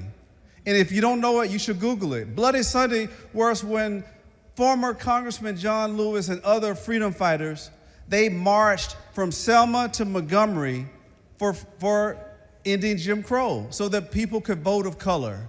Many of them were beaten, including Congressman John Lewis. He was beaten nearly to death by law enforcement because they weren't there to serve and protect. He was beaten to a pulp. He nearly lost his life. He was knocked unconscious. It captured the American people to say, not on our watch do we want to continue to allow this country to treat African Americans this way. And people of good conscience said that they didn't want to be on the wrong side of history. So they came in solidarity with John Lewis and Martin Luther King and others to say, we want to change this. And so it wasn't just African Americans then walking and marching. It was people of good conscience that were Anglo, that were other ethnicities, to say in America, we believe that every human being should be treated with dignity and have the right to vote. Long story short, that was why they passed the Voting Rights Act of 1965, because of Bloody Sunday. And here we are in 2025, not 1965, with a racial gerrymandered map that takes us back to those dark days. And why do I say that? Because we have a map where we have the first African-American district that was created after the passage of the Voting Rights Act to elect our own Barbara Jordan, the first African-American to serve in Congress in the South since Reconstruction in the 18th Congressional District. That was progress. But here we are with a map that eliminates the progress that was made, the marginal progress that was made in a state that has more African Americans than any other state in the country. You had Barbara Jordan. After her, you had the legendary Mickey Leland. After that, you had the legendary Craig Washington. After that, you had the legendary Congresswoman Sheila Jackson Lee, followed by Congressman Sylvester Turner and his death. It's already a shame that they didn't call the special election after Congressman Turner died in January to put that ballot on May. But here we are today where this map, this racial gerrymander, would now pit the winner of the 18th Congressional District with Congressman Al Green of the 9th Congressional District, because he is now under this proposed map in the 18th. Congressman Al Green has been a freedom fighter speaking truth to power. And now you're taking away a historic district and 2 African Americans, and you're making Houston pit 2-1. And then you go to Dallas. It doesn't stop there. The historic 30th Congressional District that was once held by Etta Bernice Johnson, who we memorialized, and her body lied in state. She was a transformational legislator from this body. She was preceded by Congressman Jabson Crockett, our own colleague, former colleague. Now that seat is Congresswoman Crockett was removed from her district into the 33rd to pit her against our former colleague, Congressman Mark Vesey. So we should be increasing African American representation by 50%, but unfortunately, this racial gerrymandered map reduces it by 50%. And I don't know, I feel like Fannie Lou Hamer when she said she was sick and tired of being sick and tired. I'm sick and tired of seeing more attacks on African Americans in this state that has more African Americans than any other state. I'm sick and tired of seeing more attacks on our Hispanic brothers and sisters, because this map doesn't just disenfranchise African Americans, but also our Latino brothers and sisters. I'm sick and tired of this attacks on black and brown with this anti-diversity, equity, and inclusion. I'm sick and tired of us not want to talk about it because we implemented critical race theory, so we don't even teach about it anymore. So I feel the pain of our ancestors who thought they had overcome many of the barriers of the past, that we shouldn't have to relitigate these issues in 2025. Thank God we have the Voting Rights Act of 1965, and this House Bill 4 violates that. It's unconstitutional, and it more than likely will be struck down. But in the meantime, many people, including my constituents that are currently in the 9th Congressional District, are going to be disenfranchised. And so I know, as a man of faith, I believe that in a higher power, and I believe that Barbara Jordan would be turning over in her grave to see what we're doing in this body. I believe that Sheila Jackson Lee and Mayor Congressman Sylvester Turner will be turning over in their grave to see what we're doing in this body. And I know many of you probably are like, well, this is just something we have to do.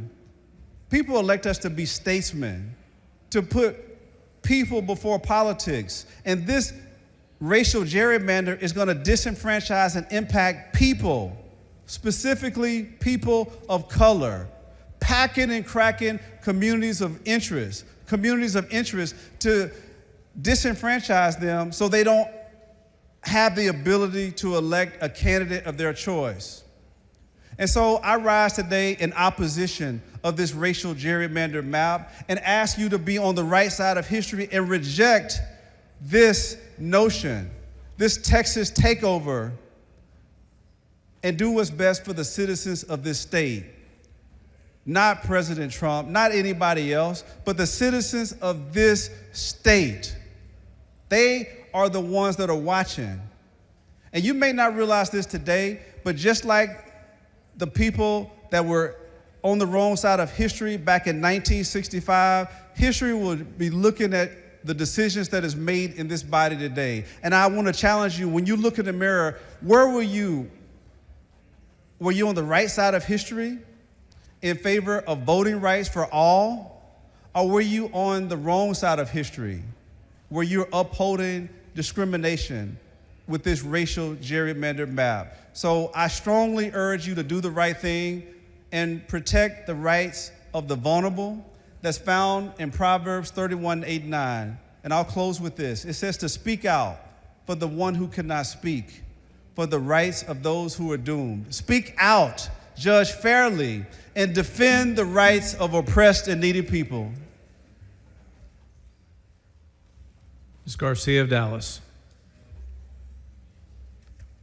Thank you, Mr. Speaker. Members, under the current map, CD 32 is a coalition district. When white, Black, Hispanic, and Asian communities come together and make up nearly 68% of the population and nearly 64% of the voting age population. Black and Hispanic voters alone account for over 52% of the voting age population. Under the proposed map, our community will be torn apart. The Anglo share of the district rises from 36% to more than 52% of the voting age population. Meanwhile, Black, Hispanic voters together drop from 52% down to just 35% of the voting age population. This is not a minor adjustment. This is deliberate dismantling of minority voting strength in North Texas. In Dallas County, the effects are even more clear. Currently, Dallas makes up 85% of CD 32.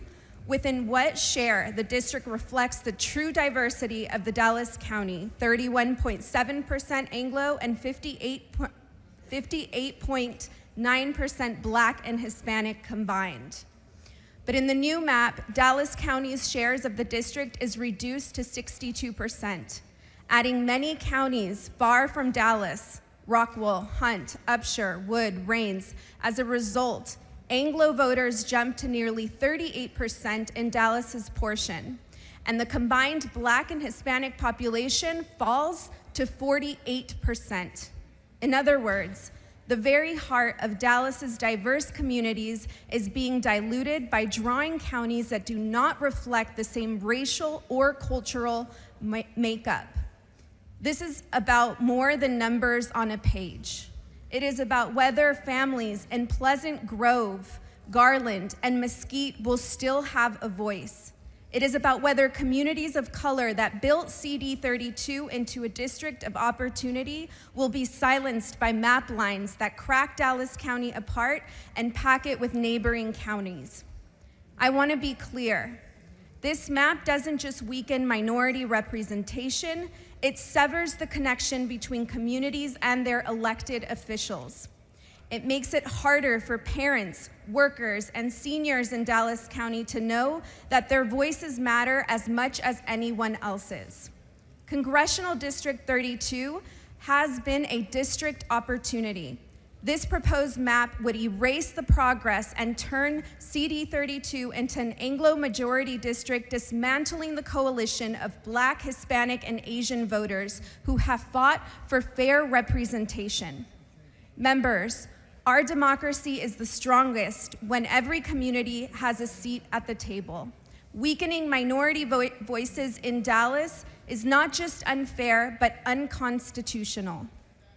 I urge you to reject this map and stand up for fair representation in Texas.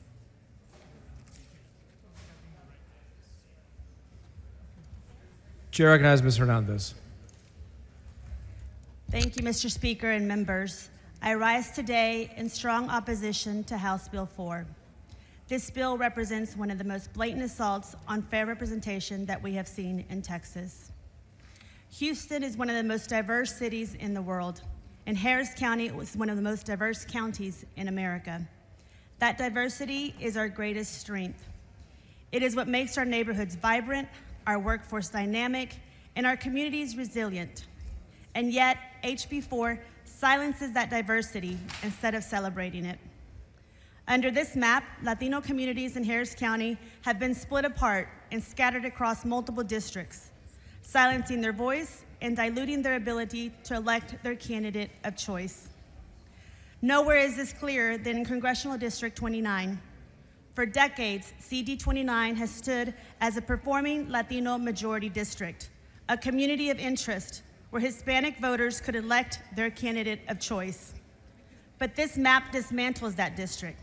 Latino neighborhoods like Denver Harbor, Magnolia Park, 2nd Ward, Manchester, and Northside, historic centers of Latino political strength, have been carved out. The Hispanic citizen voting age population has been reduced almost 20 points, from roughly 63% to just 43%. That kind of drastic change has nothing to do with population shifts or routine adjustments. It is a clear effort to weaken Latino influence in Harris County. Under this proposed map, my home and almost my entire legislative district, which is over 70% Hispanic, is taken out of CD 29 and placed in CD 9. HB redraws CD 9 in a way that claims to create a Latino majority district on paper, 50.15%, but in reality dilutes the voting power of communities of interest in inner city Houston. By stretching the district across unrelated suburban and even rural areas, this map undermines Latino representation. It makes little sense to connect inner city Houston all the way to Liberty County, 50 miles away. These areas do not share the same priorities, challenges, or way of life. Inner city Houston is one of the most diverse, dense urban centers in America. Demographically, the contrast is stark. Houston's East End is majority Latino, home to historic Hispanic neighborhoods with large immigrant communities and several Catholic churches over 100 years old that were established for the growing Mexican-American community. Combining Houston's historic Hispanic neighborhoods like Denver Harbor, 2nd Ward, Magnolia Park, and the cities of Galena Park and Jacinto City, which are less than a mile apart, with Liberty County, a white county 50 miles away, denies Latino voters a meaningful chance to elect their candidate of choice. This is not what a functioning democracy looks like. This is not what Texans expect of us. We should be expanding opportunities for representation, not dismantling them. Harris County's Latino population growth is so significant that the county should have gained a second Latino opportunity district.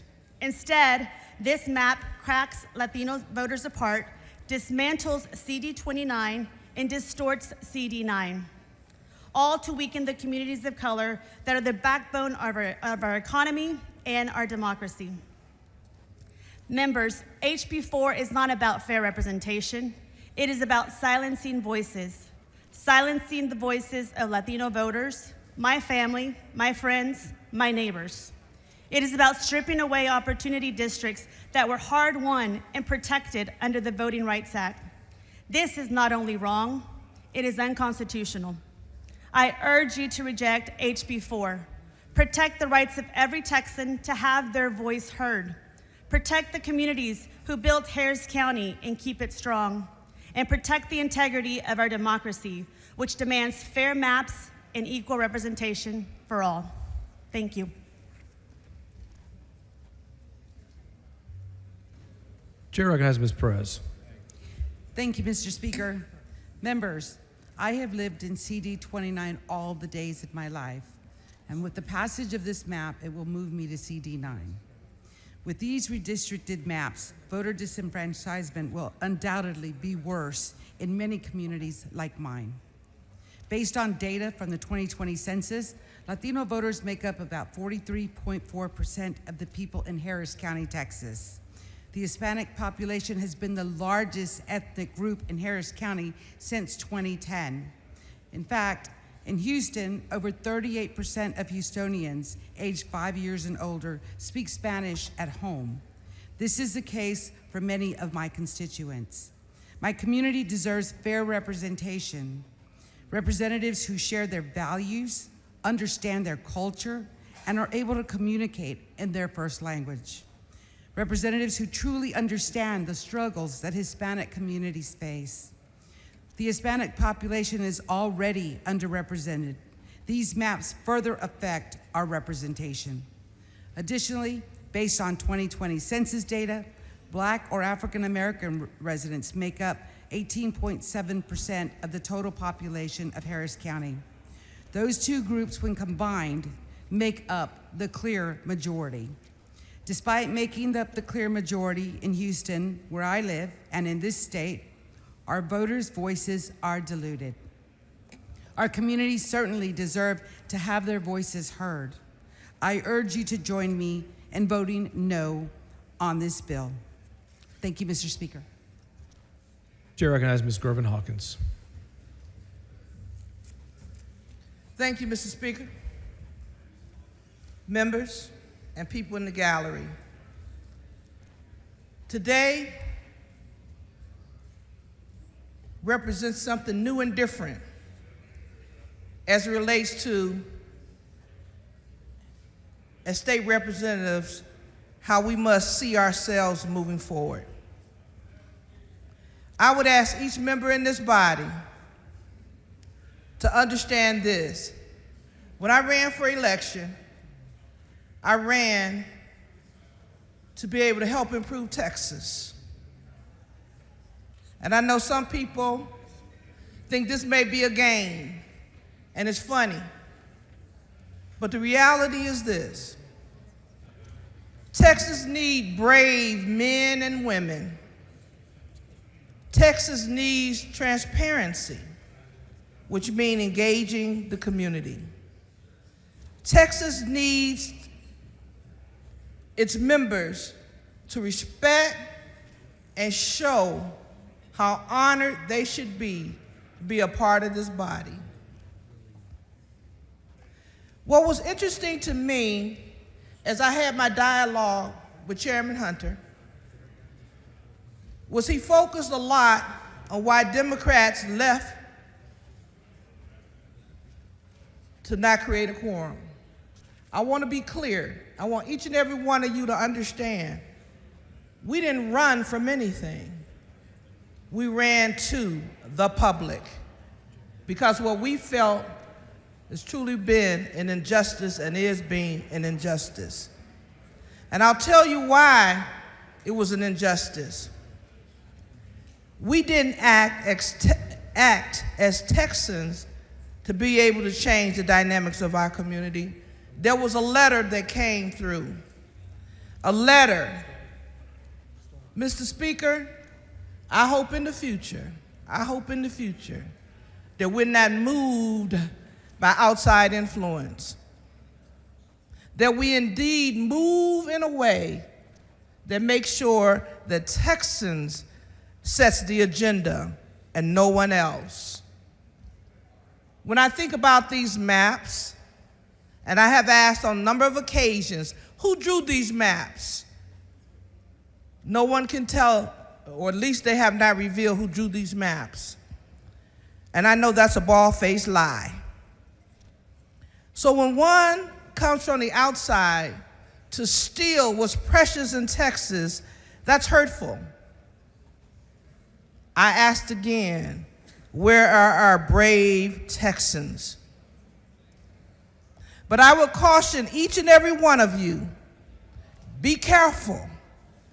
Be careful about the actions you're taking, because indeed it not only impacts us, but it impacts our children and our children's children, the things that we do today. If DC has asked for something, we must ask ourselves, what's next? What's next of interference? For me, this body has changed. It has created an atmosphere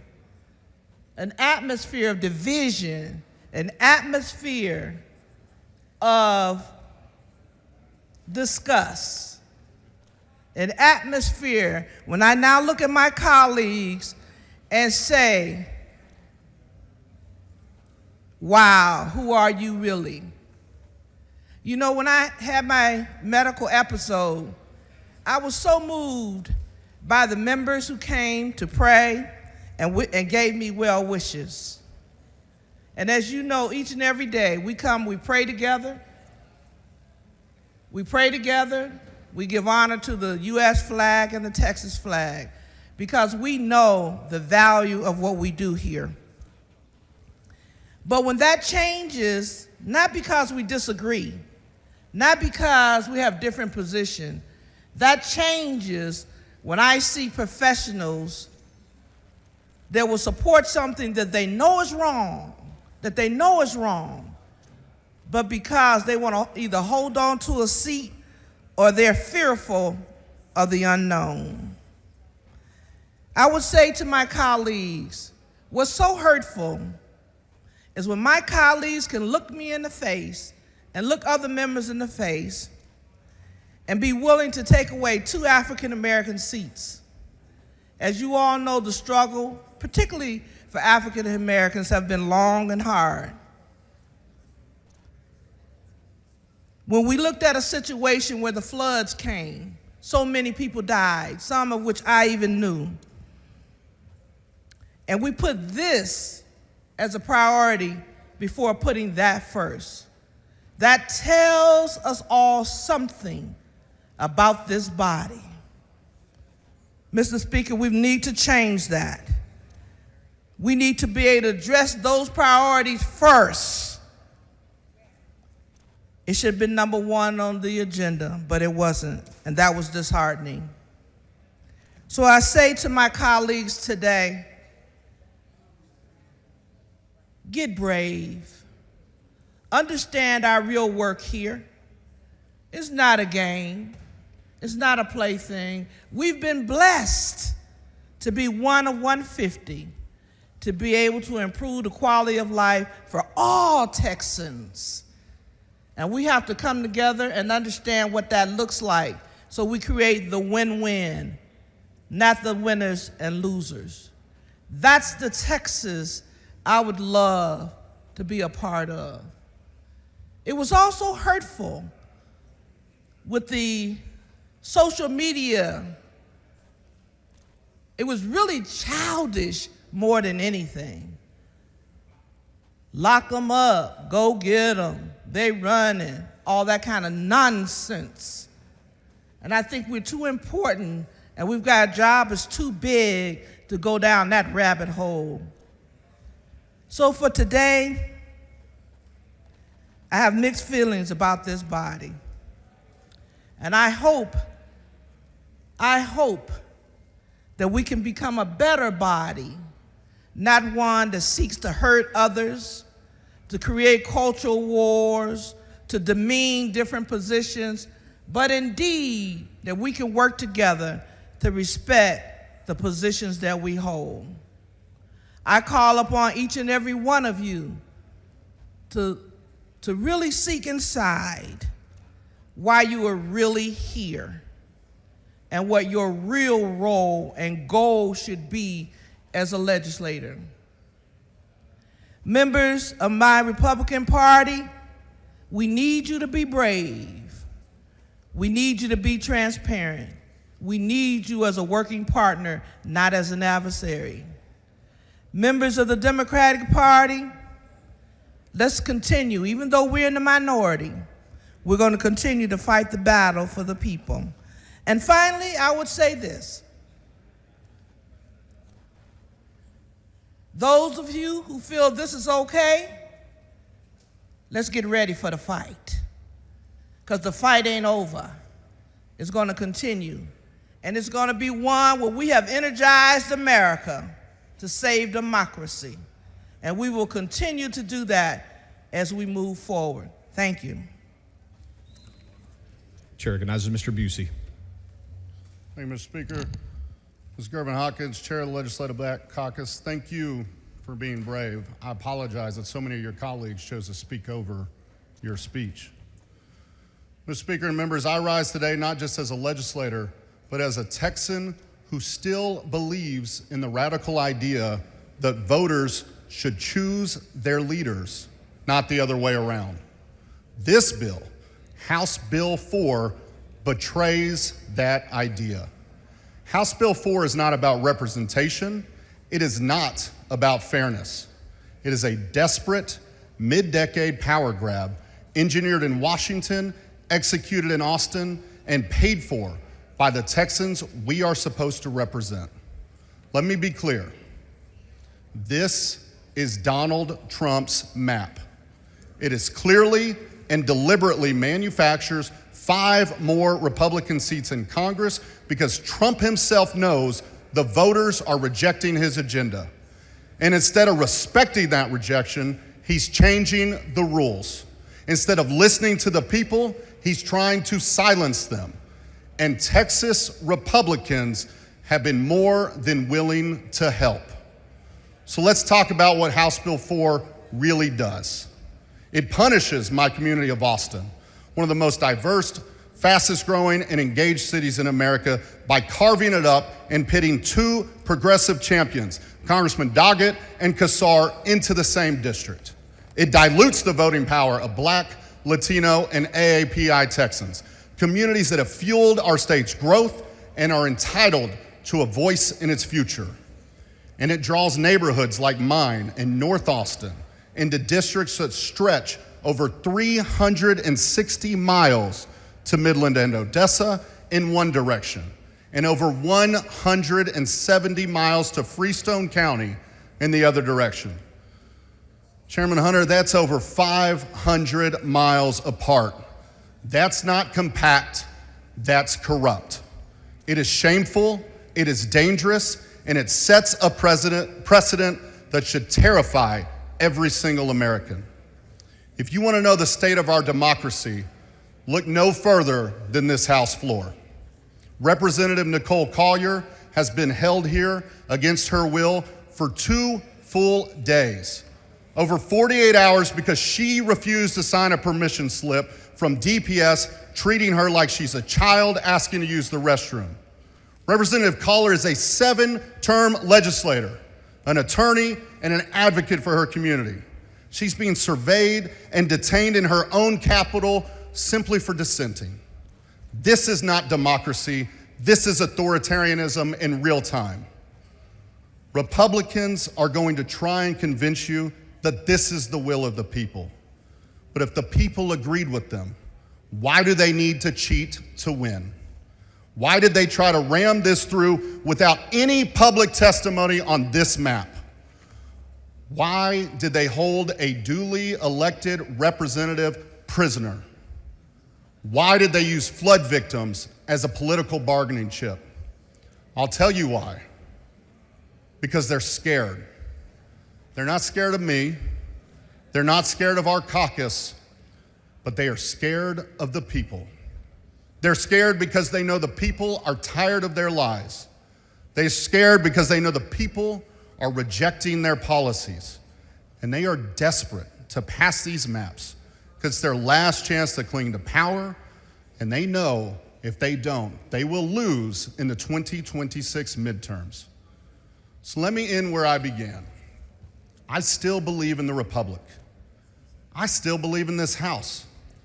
I still believe that democracy is worth fighting for. That's why I broke quorum. That's why I stand here today. And that's why I will vote no on this racist bill. Because House Bill 4 is not just about where the lines are drawn, it's about whether the people still hold the pen. And I think they should. Thank you, Mr. Speaker. Chair recognizes Mr. Manuel. Thank you, Mr. Speaker and members. I wanted to read a definition because I realize that some people have gotten a little lost with what we're doing here and what's happening. I want to explain what is an economic engine. It refers to key drivers of economic growth, profitability, and value creation for companies, regions, or nations. When we were in committee, I brought up the fact that we were taking economic engines from already poor minority districts or districts that had been underrepresented or poor and underrepresented for many years. The point of that being is that we are taking from districts, for instance, Congressional District 30, which is where Congresswoman Eddie Bernice Jackson was. She used to be in the House. Now let me explain to some of you who don't know anything about her. She was a woman who used to have to sometimes walk home from work because they would force her to be late so she would miss the bus. So she'd have to walk 5 miles, and then the next morning they would say, "Hey, Eddie, did you catch the bus?" And she would say, "Yes, I did." And they would laugh knowing that she had to walk 5 miles to get home in the afternoon. These economic engines give us the ability to call these companies and make sure that they're investing in their areas. It's not forcing them to, it's asking them to. But I want to give you an example that a lot of people in here don't have. I'm going to give you my congressional district, which a lot of times people want to say things like, oh, Democrat-run cities don't work well.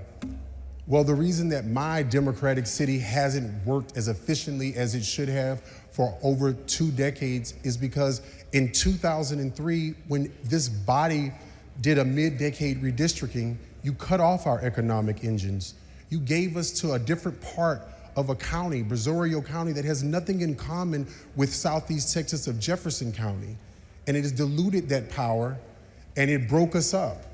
It put us with a group of people who had more retail when we are more blue collar and we're industry. So we are split between Orange County, we're split between Jasper County that is further away from us, but we're closer off when it looks to representation to Brazoria County, which is much richer and much wider. And our districts were actually very well minority. It was blacks, Hispanics, whites. It was a true coalition district of just people working together. And by the way, it was already considered a Republican district. But you cut off our economic engines. And so now we have 2 of my cities are considered 2 of the most poorest cities in the country out of 20. But it gives you all a reason to say that certain people are poor, certain people are damaged. We need to take over their school districts. But that was done in this body when you took away our representation, when you gave us to a congressional member who didn't have a real understanding of what we were dealing with. And when the vast majority of those counties, the other part of that county, they didn't have to come to us to ask for votes, whether they were a Democrat or Republican. What you're doing right now to poor and underrepresented counties and cities is harmful. And I get winning because we keep saying that this is about elections. But at what cost is winning everything? Is it more important for you to win and have seats knowing that you've already messed up and harmed other people in their districts? You have already helped increase crime rates in other people's districts. You've already had them underfunded when it comes to school programs. And I'm telling you this not because someone read this to me in a book. I'm telling you this because this is what you've done to my community. This gives you a reason to have people that will go out there and say racist things about Black and Latino and Hispanic people because you've created an environment that has festered with people who are living in poverty. I ask you to please vote no on this, not about politics, but about the fact that you are going to cause real harm to people, and you are going to cause harm to your own citizens by breaking up communities of interest. You are going to put people's lives at risk. And for all of you who live out in East Texas, I want you to remember this. If you live in Jasper and you're trying to get to the nearest hospital, or you live in Orange County, you're much more likely to die giving childbirth because a hospital is 40 or more miles away. And those are mainly a lot of the constituents that you all say you're creating districts for, but you've made their districts even poorer. This is what you're going to be doing to other people throughout this entire state. And it is devastating what you are doing to poor minority communities, but it's more devastating at the fact that sometimes you can hate someone so much that you will do irreparable damage to yourself. That is what you are opening yourselves up to, is that one day when the demographics shift, you will be in districts that you will not have any voting power, and it will hurt. And you will watch your children grow up and go to jail and lose educational value. And I know that because that's what you all did to my district. That's what I represent. That's who I am and where I am from. I hope you take that into accountability when you're taking your vote into play, because this has real life implications for people, and it does hurt.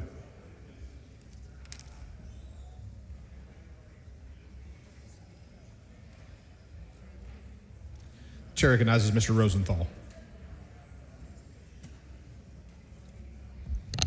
Thank you, Mr. Speaker and members. I'm concerned that when I speak to the members of this body, I notice that many of you are not listening, and I actually don't expect you to.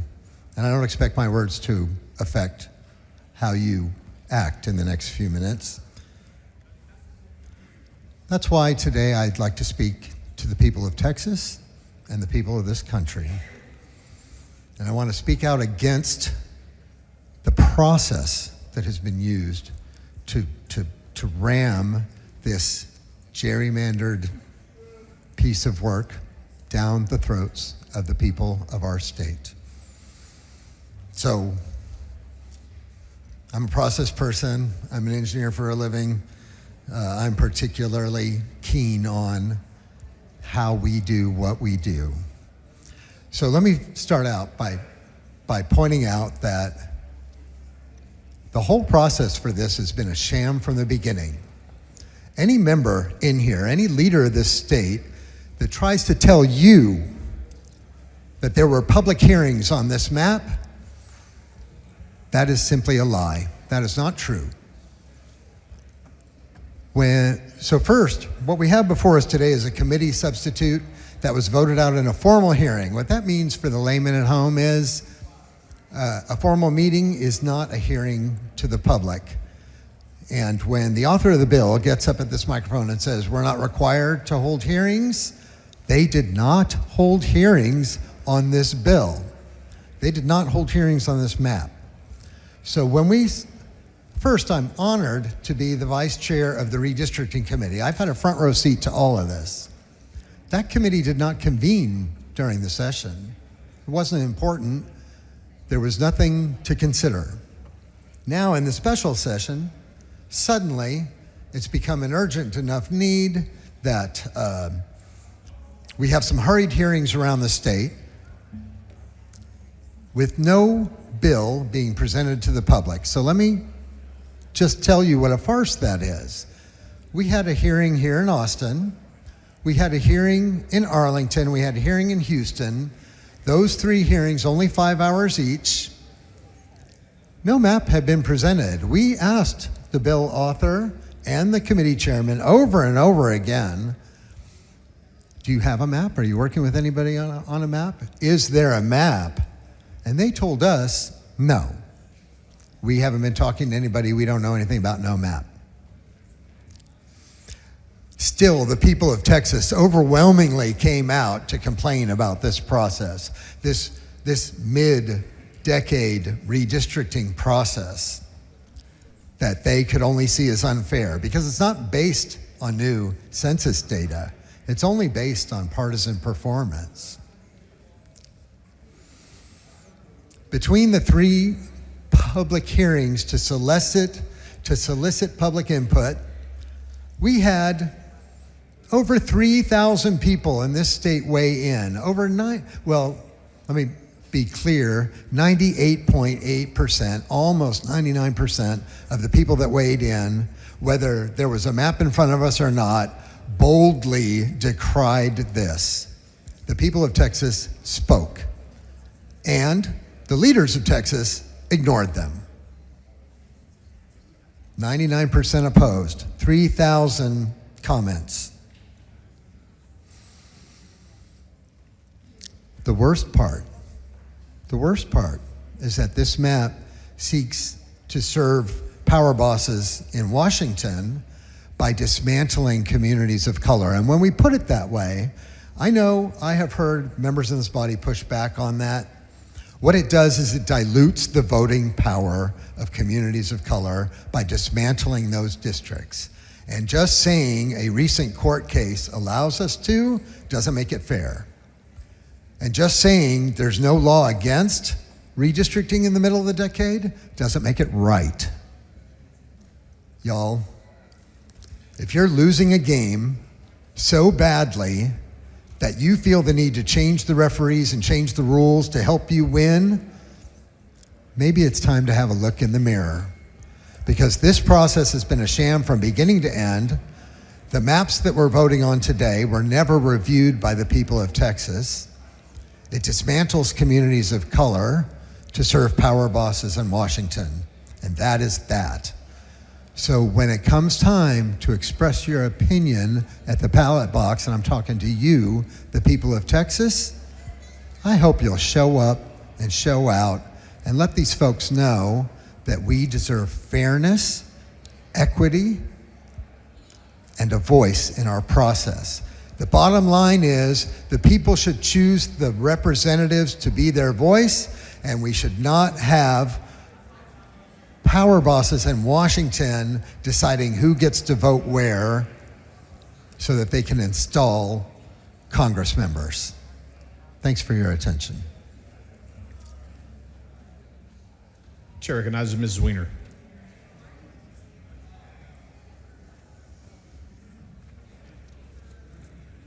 Thank you, Mr. Speaker, members. Mr. Speaker, could we get some order? There's a lot of chatter.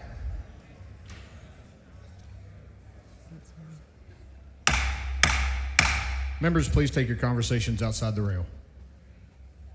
Members, I have never much liked the idea of legislators drawing politicians' districts. And that was a feeling that was affirmed by my first experience being in this body, helping draw districts. But one of the positives was being able to advocate for my constituents, and in particular, to be able to advocate for the I-35 corridor in Hays County to stay whole, to be connected in its state house districts, its state senate districts, and its congressional district. That's important because the I-35 corridor is a distinct community that is connected to itself. People in East Austin have family in Kyle and San Marcos. And those folks have family down in San Antonio. Now, I know there's been a lot of conversation about how wonderfully compact these new maps are.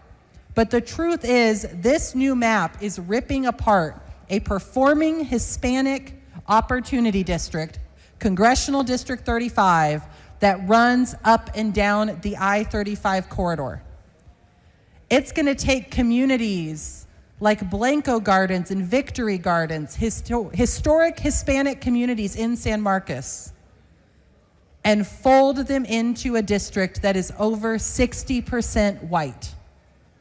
It's going to take the voice of those constituents and effectively erase them, giving them no power in determining who represents them in Congress, and attaching them to counties that they have little relationship with, like Bandera, Gillespie, Kendall, Kerr.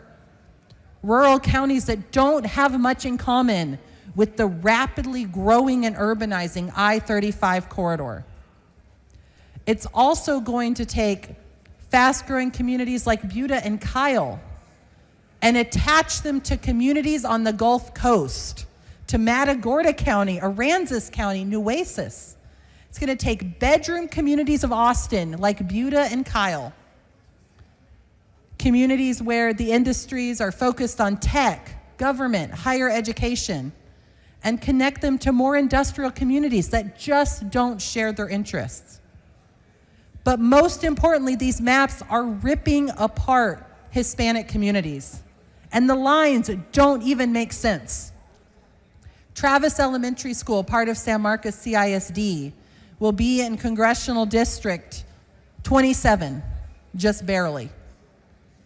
But much of its attendance zone will be in Congressional District 21, in a little finger that stretches up between Post Road and the Blanco River. Why anyone thought that was a boundary that would make sense to the constituents of San Marcos, Texas is beyond me, but the line is confusing and arbitrary and divides up communities.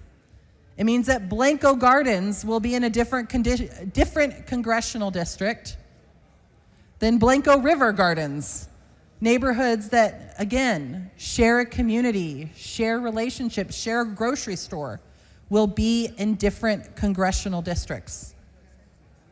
And members, this is particularly important because Congressional District 35 has been a performing Hispanic opportunity district. We hear a lot of promises about this new map, but you don't know performance till the map is drawn on the ground, until elections actually happen. Congressional District 35 was court-ordered to be drawn as a Hispanic opportunity district based in the I-35 corridor. And this body is about to disregard that court order and rip communities I represent apart. Remember, these maps also harm the Black community along the I-35 corridor, not just the Hispanic community. Right now, Congressional District 35 is 13.9% Black in voting age population. Now, parts of that district are going to get absorbed into Congressional District 37, Congressional District 21, and some will stay in 35. The highest Black population in any of those districts is 10%. Congressional District 21 will be just 2.53%. That means our historic Black communities in San Marcos that live along Martin Luther King Jr. Boulevard are going to have no ability to link their voices with those of other constituents who share their identity and their history in order to have an influence on the electoral outcome. This map is destroying a district that has consistently been able to elevate the voices of people of color in choosing who represents them. So members, I ask you to think about the harm that's happening, think about the districts on the ground that are being ripped apart, think about the constituents who are going to have members of Congress who have no reason to listen to them because these maps are drawn to marginalize their voices. Members, stand up for fair representation and vote no on this map. Mr. Speaker. Ms. Flores, for what purpose? Will the gentlelady yield for question? Will the lady yield for questions? I will. The lady yields. Thank you, Representative Sweiner. I understand your district, like mine, is within the current Congressional District 35. Is that correct? Yes, about 70% of my district is in Congressional District 35. And this is a strong Latino community and a strong Latino opportunity district, is it not? Yeah, we have historic Hispanic communities all up and down the I-35 corridor, from Ulen to Kyle to San Marcos to East Austin, and of course down to San Antonio. And these are communities that, as I mentioned, share relationships. I was on the phone with my old chief of staff recently, whose Old Guard San Marcos, and he has cousins in East Austin and cousins in San Antonio. Are you familiar with Del Valley in my District 51 in Southeast Travis County? I'm familiar with the community, but I don't know it as well as you do. Well, as you might be aware, I represent 2 school districts. Del Valley ISD is in the community of Del Valley, and that's just east of the airport. That I'm being told by constituents, and our Senator Saffirini, is being called by constituents with concern that their school district is being split between 2 congressional districts. Their own school district is now going to be split between 2 different congressional districts. Are you aware of that? I wasn't aware of the specifics of Del Valley, but we're seeing those same concerns. San Marcos CISD is going to be split between 2 different districts, and even the attendance zones for some elementary schools are going to be divided between 2 districts. It doesn't make a lick of sense. And that community is a big Hispanic community, and those students in that school district are going to be torn apart. It's a community of interest, and they're going to be, no longer be able to share a congressional representative. Don't you find that really troubling? I find it incredibly troubling. And I was looking over the map, using some of the tools we have to look at the population, the Hispanic population in particular in that area. And when you're east of 35, I-35 in either Travis County or Hays County, there is almost always, with a couple exceptions, a Hispanic plurality. And in most cases, a Hispanic majority. Those constituents should have the right to band together and elect the candidate of their choice, just like they can in the current Congressional District 35. Well, thank you, Representative Sweener, for standing up for your constituents, for standing up for my constituents that are within that congressional district. And I also join you in urging everybody to vote no against this map. Thank you. Thank you so much, Representative Flores. Members, the facts are clear. This map is going to rip apart performing minority opportunity districts. And the harm in my community it's going to be immense. So I urge you to vote no and keep these connected communities of interest along I-35 together in Congressional District 35. Please vote no.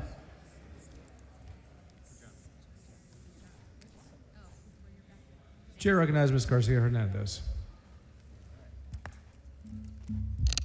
Thank you, Mr. Speaker. Members, I rise today in strong opposition to House Bill 4. This proposal disenfranchises millions of Texans, families, communities, and neighborhoods across our state, including those I represent in House District 115, and even myself. Under this plan, congressional districts 32 and 33 are radically redrawn to deprive Texans of fair representation.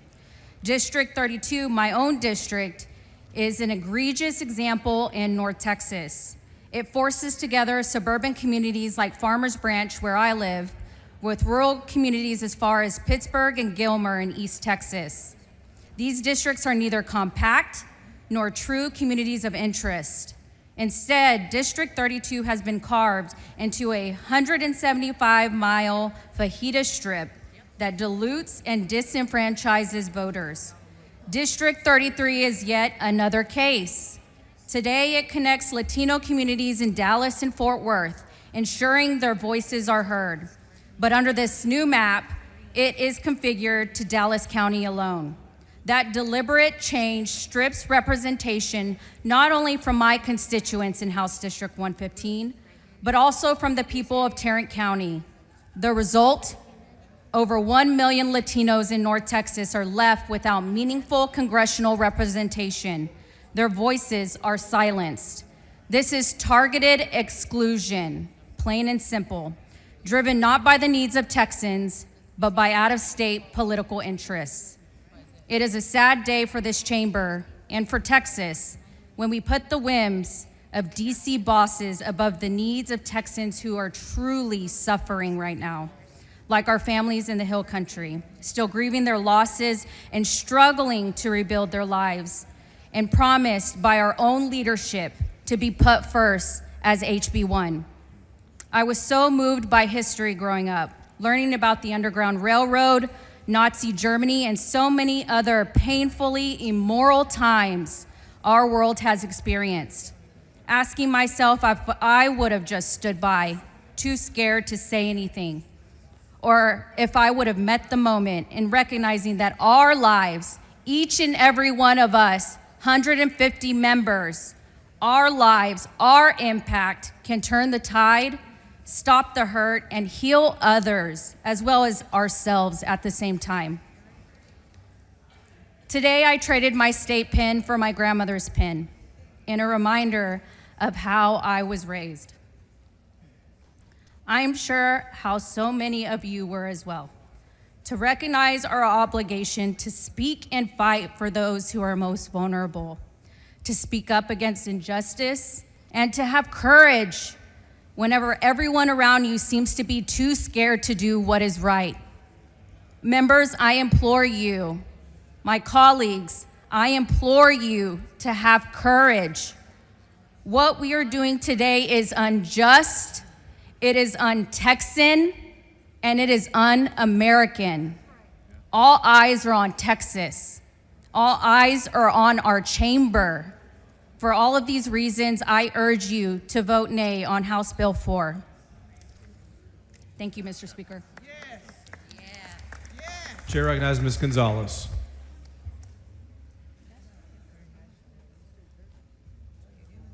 Thank you, Mr. Speaker. Members, choices are at the heart of what we do. We choose what bills that we file, choose how we vote on legislation, choose what committees we want to be on. Today is a choice. We do not have to be doing this. And this is a critical moment in our history, just like my colleague just said. Recently, I went to a classroom in my district, and as an educator, going to a classroom is one of the most joyful experiences that I do as a legislator. And while I was having uplifting conversations, a part of my heart broke, because through the dialogue, I realized just how many young people are disenchanted with politics and elected officials, have very real concerns about the future of democracy, our state, and our country, are worried about the needs of their families and friends. This is what we should be focused on: their needs, their future, the leadership that they are pleading for. What they need to see is leadership that, like Representative Barbara Gervin-Hawkins said, was brave and demonstrated the utmost political courage, or leadership that has intentional and reflective choices. Leadership that is based in love, that creates policies that is compassionate and caring so that people can thrive. Leadership that is future building. Today, we are seeing none of that. Let me be very clear. We could be the leaders the next generation needs, but instead we are doing harmful legislation that is completely opposite of the needs of the next generation. We could be a body that comes together and demonstrates political courage, intentional choices, love, future building, by saying that we will not let our maps be rigged, by saying that the maps are the blueprint for democratic engagement and they should not be corrupted. We could be that body. There are choices being made that are not leading towards that energy. Members, I know that it's been a long day, but this is for our future, for our children. I urge you to vote no. Chair recognizes Dr. Lalani.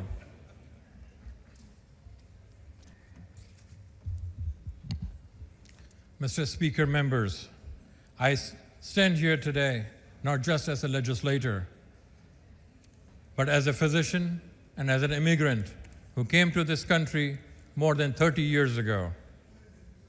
Believing in the American dream, I built life in Sugar Land, caring for seniors and families. I ran for the office for the same reason I practiced medicine, to diagnose what is wrong and act so the people can heal and thrive. I will not make this about the parties and personalities. I will talk about people. In this country, the people should choose their leaders, not the leaders should choose the people. I represent House District 76, one of the most diverse, vibrant, fast-growing areas in Texas, a living snapshot of America's future. Colleagues, the map before us, its consequences will far most upon the communities of color whose growth has powered the state, yet who often see their collective voices diluted by the lines drawn far from their block. Those choices are not accidental.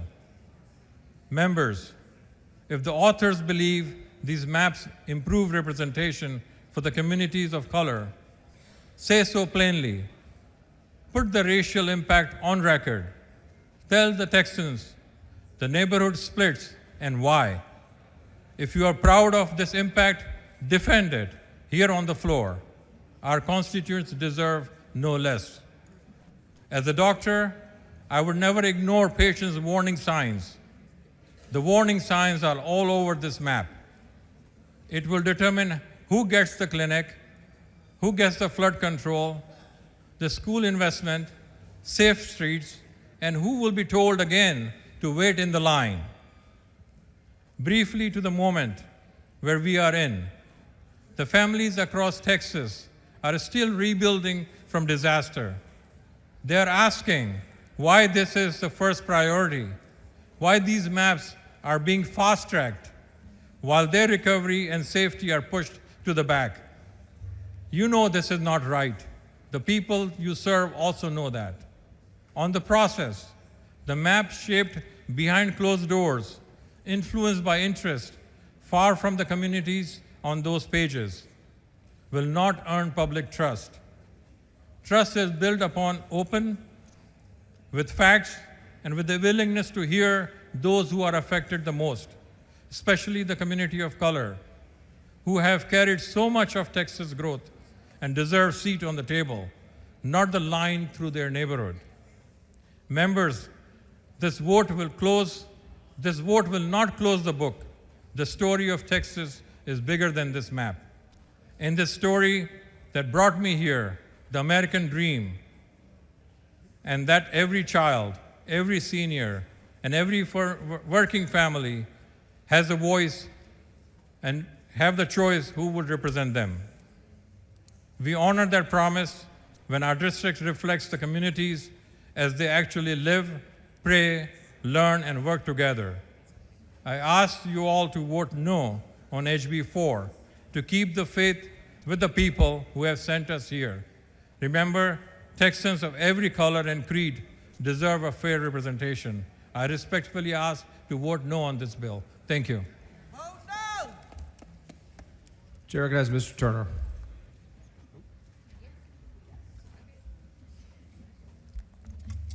Thank you, Mr. Speaker. Cracking and packing. Cracking and packing. It's the classic Texas Republican two-step when it comes to discriminating against Black, Hispanic, and other minority Texans. You crack and pack minority neighborhoods to dilute their voices and give outsized influence to Anglo communities, even though you know full well that Texans of color accounted for 95% of our state's population growth in the last decade. Your cracking and packing two-step is evident in many parts of the state in this map. I'm going to focus now just on my home county of Tarrant County. Tarrant County is a majority minority county of more than 2 million people. Tarrant County saw extensive growth in the last decade. All, I repeat, all because of people of color. In fact, Tarrant County's white population decreased in the last decade. But you wouldn't know that in looking at this discriminatory map.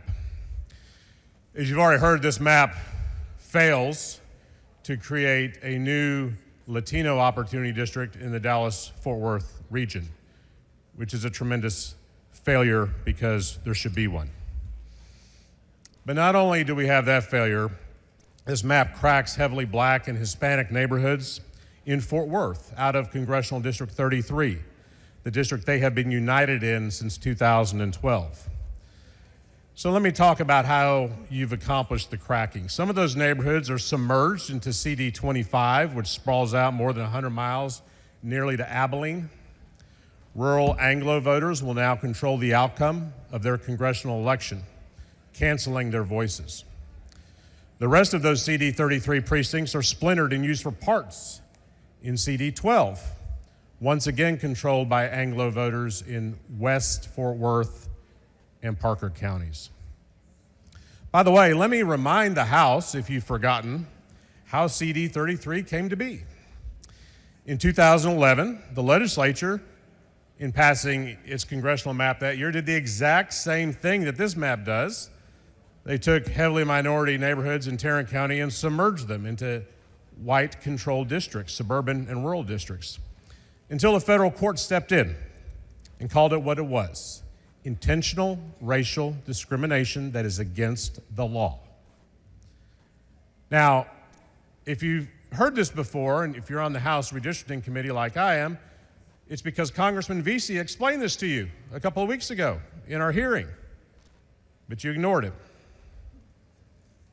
Now, this legislature is poised to defy that court ruling from 2011 and repeat the same discriminatory sin. So that's the cracking, or an example of it. Let's talk about the packing. So most of my majority-minority House District 101 will be packed into CD 30, a historic Dallas-based district where black voters have elected the candidate of their choice since that district's creation in 1991.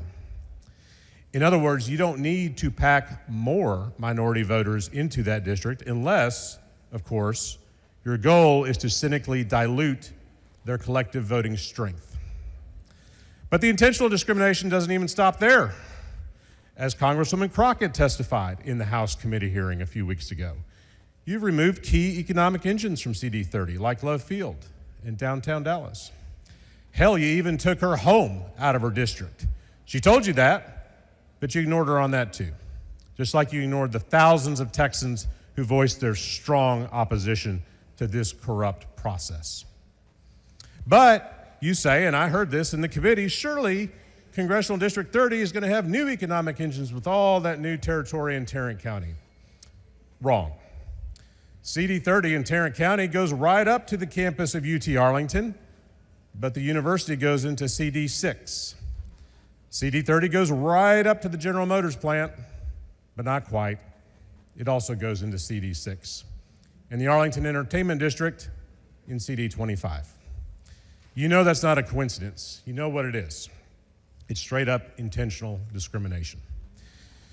You can falsely claim it's about partisanship, but you know that's just a smokescreen for racial discrimination. We all see it. The people of Texas see it. And now the American people see it. Texas redistricting maps have been found to violate the Voting Rights Act every decade since the 1970s. I don't know why this legislature is so hell-bent on keeping that shameful streak going. But know this, we will see you back in court very soon. Chair recognizes Mr. Bernal.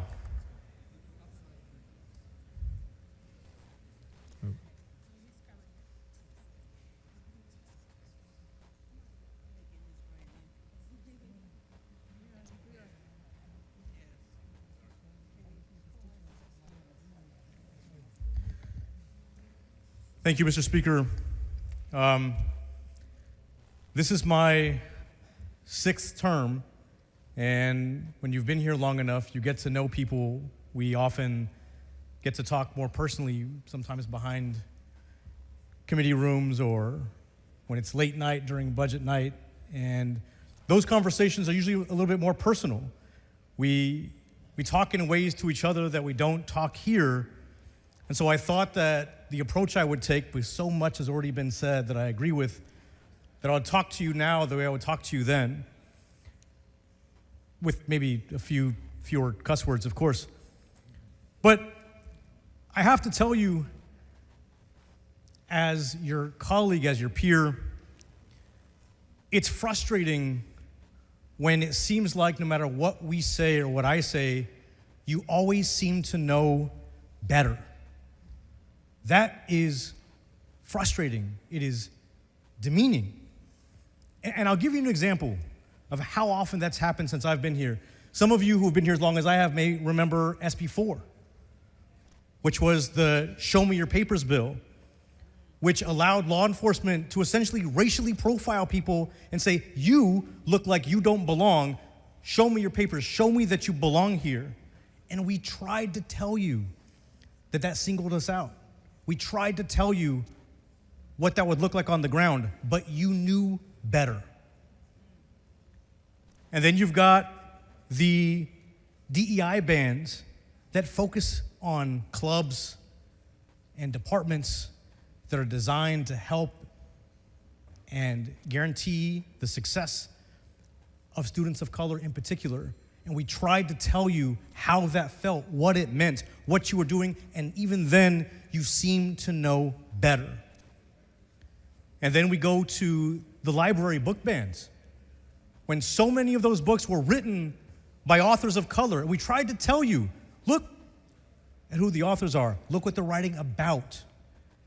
This is how it makes us feel. This is what you're doing. This is the effect. And even then, you seem to know better. Then we've got the 287G agreements, which turn local law enforcement into ICE agents. And look what's happening now. Our neighbors, our friends, our family are getting scooped off the street by masked, unidentified agents. And we tried to tell you, look what's going to happen. We are singled out. Look at how it makes us feel, and look at how it affects us. And even then, you seem to know better. And then, you didn't want Asian folks to own property. Very straightforward. And we said, you guys, look at what you're doing. Look at who you're pointing out. Look at how it makes people feel. And look at what's going to happen. And yet, even then, you seem to know better. When you tried successfully to have Confederate Heroes Day land around the same time as MLK Day, we tried to point out what it would do, how it would make people feel, what it would mean. We told you how it made us feel and who it singled out and who it would affect, and even then, you knew better. And so here we are with these maps. Tremendous population growth in Texas, especially in the black and brown communities. And the maps don't reflect that at all. And we're trying to tell you that there's something wrong there, that it's almost impossible to do that without focusing on race. And yet, you say that you know better. And now these maps are going through cities, counties, parts of town, and even neighborhoods, and drawing them away from one another, linking them up with people and places they have nothing to do with. And we are telling you, if you knew these places, if you know those people, you are singling them out. You are using race. Look at what you're doing. Look at how it makes them feel. And look at what the effect is. And even today, you are telling us that you know better.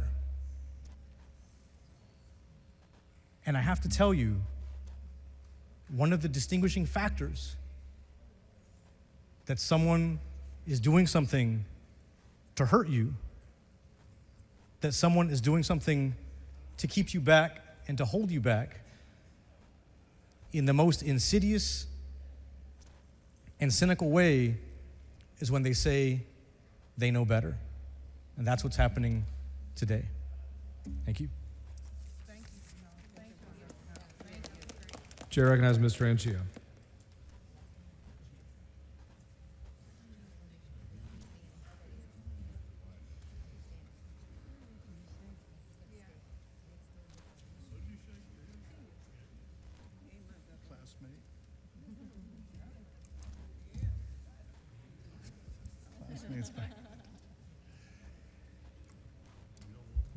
Thank you, Mr. Speaker and members. I rise because I've heard from the proponents of this bill, from the authors of this bill, that this is somehow about fixing census numbers, somehow exclusively about partisanship. It's about fixing unconstitutional maps. But with every pretextual explanation, oftentimes contradictory explanations, I come back to a simple premise. And I'm going to speak as the former chair of the Mexican-American Legislative Caucus, the oldest and largest Latino legislative caucus in America, and just point out that the Latino community, by any metric, by any standard that you can apply to any map, is already underrepresented in the state of Texas today. It would be hard by any measure to quarrel with that. Very, very difficult. We represent over 40% of the population of the state, was responsible for 50% of all the growth in this state, and yet you have to try really, really hard in this map to set our community back because we're already underrepresented. You have to be intentional in the face of all the growth and all the numbers and all the data. You must be intentional. You have to try really, really hard to have us enjoy less representation than we already do under this map. If you apply the numbers, this map furnishes maybe 4 or 5 districts where the Latino community can elect candidates of their choice. Okay? If you apply math to that and a percentage, that 4 or 5 out of 38 comes out to about 10.5% to about 13%. Again, even though we represented 50% of all the growth in this state and are now the largest plurality population in the state of Texas. So to only say that Latinos are going to get between 10 and 13% of the opportunity to elect candidates of their choice under this current map explains to me that you had to try really, really hard. You had to be intentional about this lack of representation. And we can go through the individual places. In Tarrant County, it's been discussed, where nearly 1 in 3 people is Latino, and yet this map dismantles their only chance at representation. Gone. In Dallas County, where over 1 million Latinos, and side note, more Latinos in North Texas than even South Texas, where we have waited for more than a decade to have the opportunity to elect a Dallas County neighbor of our choice, this map denies us again. In Houston, Representatives Wale, Perez, and Hernandez talked about the longstanding Latino neighborhoods that are systematically and intentionally packed and cracked, tying working class families to faraway suburbs that share nothing in common. In San Antonio, representatives have told you that a performing 60+% Latino congressional seat just disappears. It's gone. Poof. With no explanation. So this map is not democratic. It is not representative. Instead, let's just call it what it is. It is a deliberate, intentional, racial gerrymander. And the numbers don't lie. And colleagues, as has been pointed out to you over and over and over again, so much so that it must be seared into your brain, what is being attempted today is not new. What is being done to our communities today is not new, Because every decade since the 1970s, this legislature, whether it was Dixiecrats or Democrats or Republicans, has discriminated against people of color. Every decade. And when we think about those people who came before us, we wonder, wow, what were they like? What were those people like who could look at the African American, Asian, Latino people on this House floor and say, you deserve less representation. I'm going to look you in the eye and tell you, you deserve less representation. And I'm going to be intentional about that. What were those people like?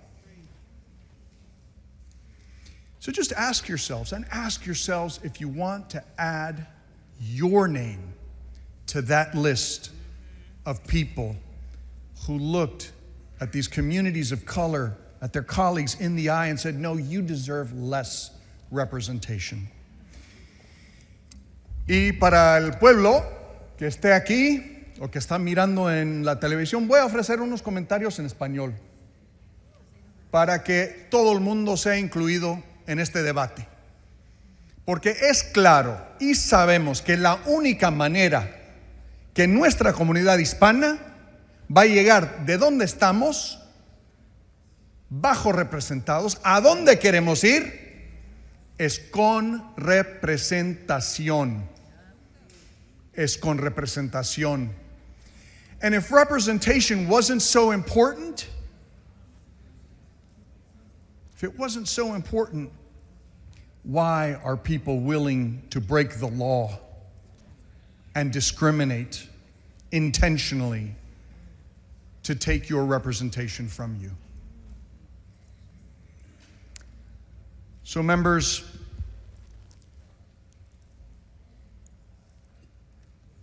when Representative Bernal said that oftentimes this majority tells us, well, we know better than you, it is in fact the case here, where you are saying to people all over this state, no. See that congressperson that we gave you last time? That representation that you had last time? We know better today what you need.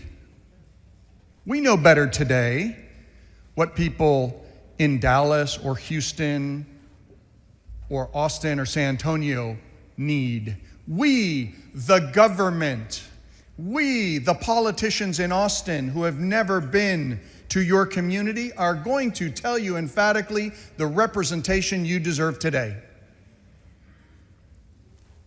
And we're just gonna do it. And I thought about things, I've spoken a lot about the Latino community, but this is really about all Texans.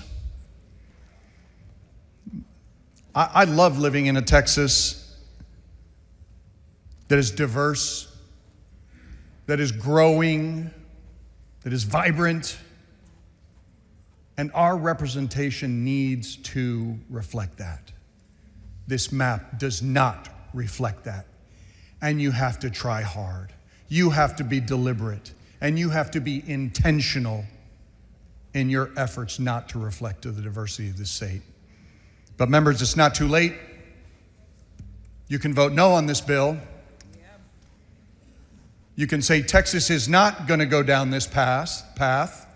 We are going to have a map that reflects the diversity of this state, the people of this state, the representation that people want in this state.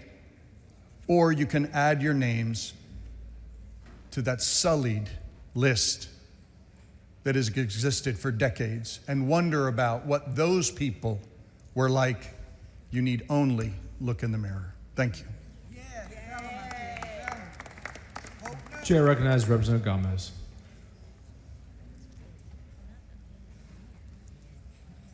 Thank you, Mr. Speaker, and thank you, members, for your continued patience throughout this most monumental debate. I rise today in opposition to this effort to conduct mid-decade redistricting as a proud Texan and as a proud native of South Texas in particular. South Texas in particular asked on multiple occasions to please bring live committee hearings and testimonies to the Valley so that the Valley could participate in this debate. Because as you know, to date, we are one of the most economically disenfranchised, disconnected parts of the state. So to everyone who did not get to attend, please know that we continue to fight on your behalf. And again, I stand here in line with those Texans who firmly believe across Texas and the nation that people should choose their representatives and not the other way around. And to everyone in here who states, and to everyone listening who's thinking, well, gerrymandering, this is just politics. This is pure politics. This doesn't really affect me. Well, ladies and gentlemen, politics affects everything. The air that we breathe, the water that we drink, the books that we read or do not allow others to read. It affects everything, and to say otherwise is purely privilege that we cannot take for granted. I stand here today to say, if you are from South Texas, this is not about whether you are red or whether you are blue.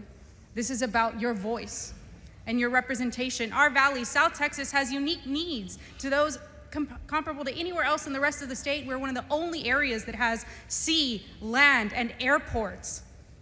So when you create districts in South Texas that sprawl over 200 miles, that stretch you out like string beans from the northern border of Mexico to the center of Texas, tell me, how is that fair and unique to your voice?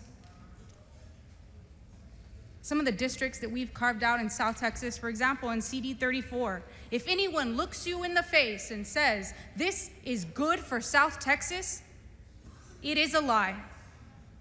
This proposed map removes over 294,000 Hispanic voices from South Texas and moves them to north of Nueces County. Again, almost 200 miles away from where you and your family live. That's a 38% reduction in Valley Hispanic voices.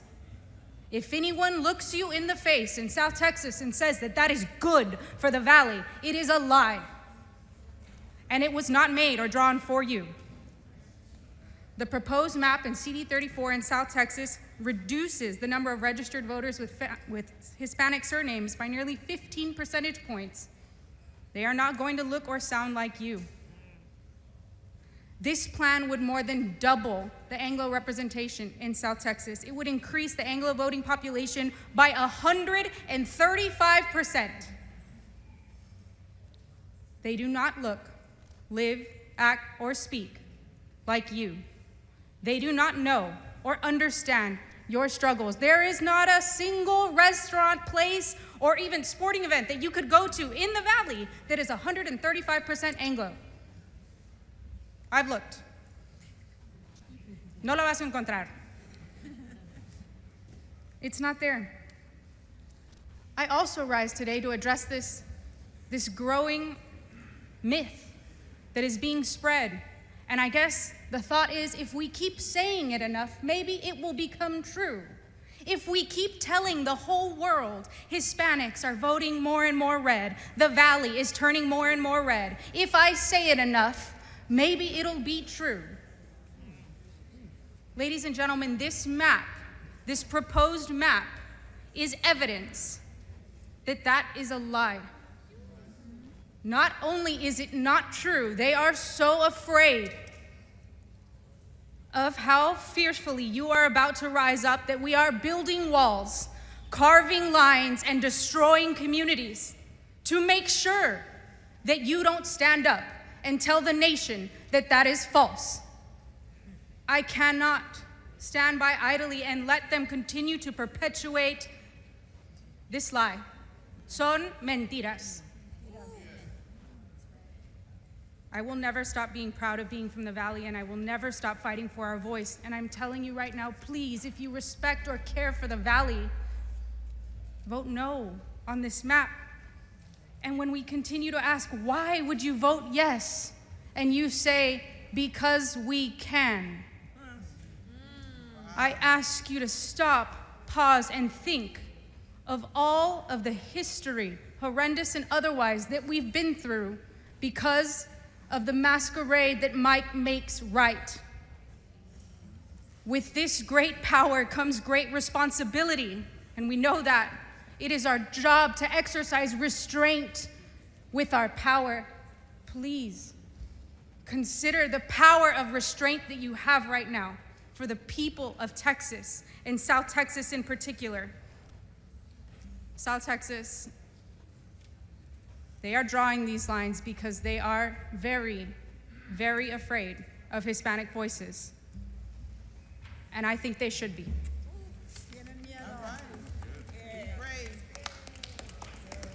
Chair recognizes Ms. Johnson.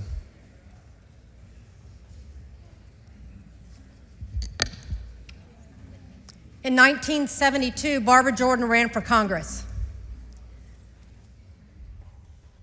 Texas, House District 18. When I looked around my house as a little girl, there was a painting of the storytellers. It was her favorite painting that my dad had. Black men speaking to youth about their history and about their future. As I look around the room of white men, I think about my dad. And I love the head shake. And I love the nod. Because this is about racism. And if you can't hear it from them, then hear it from me. As a white woman and a daughter of a man of privilege and power, he knew that his strength was to bring people that didn't look like him to the table of government.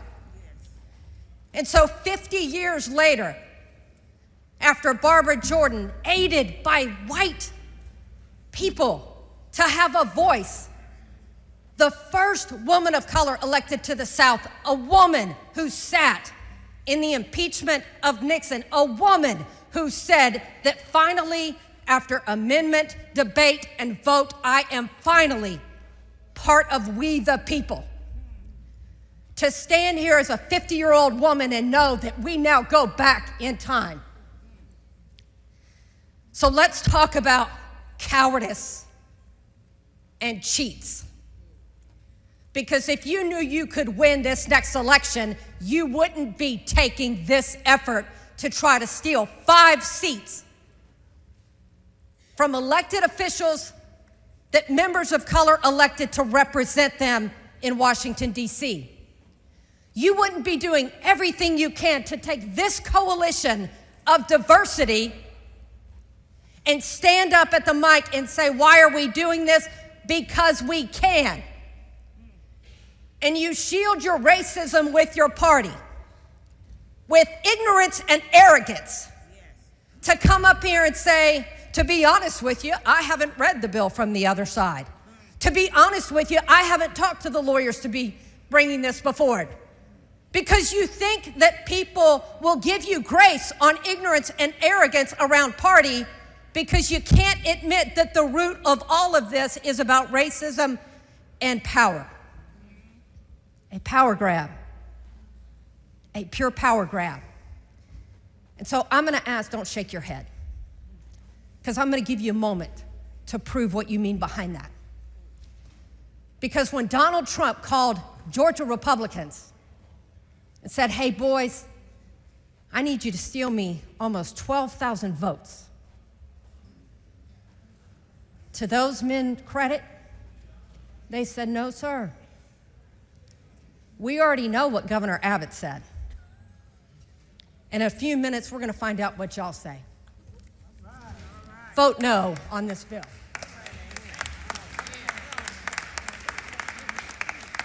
Chair recognizes Mr. Martinez Fisher.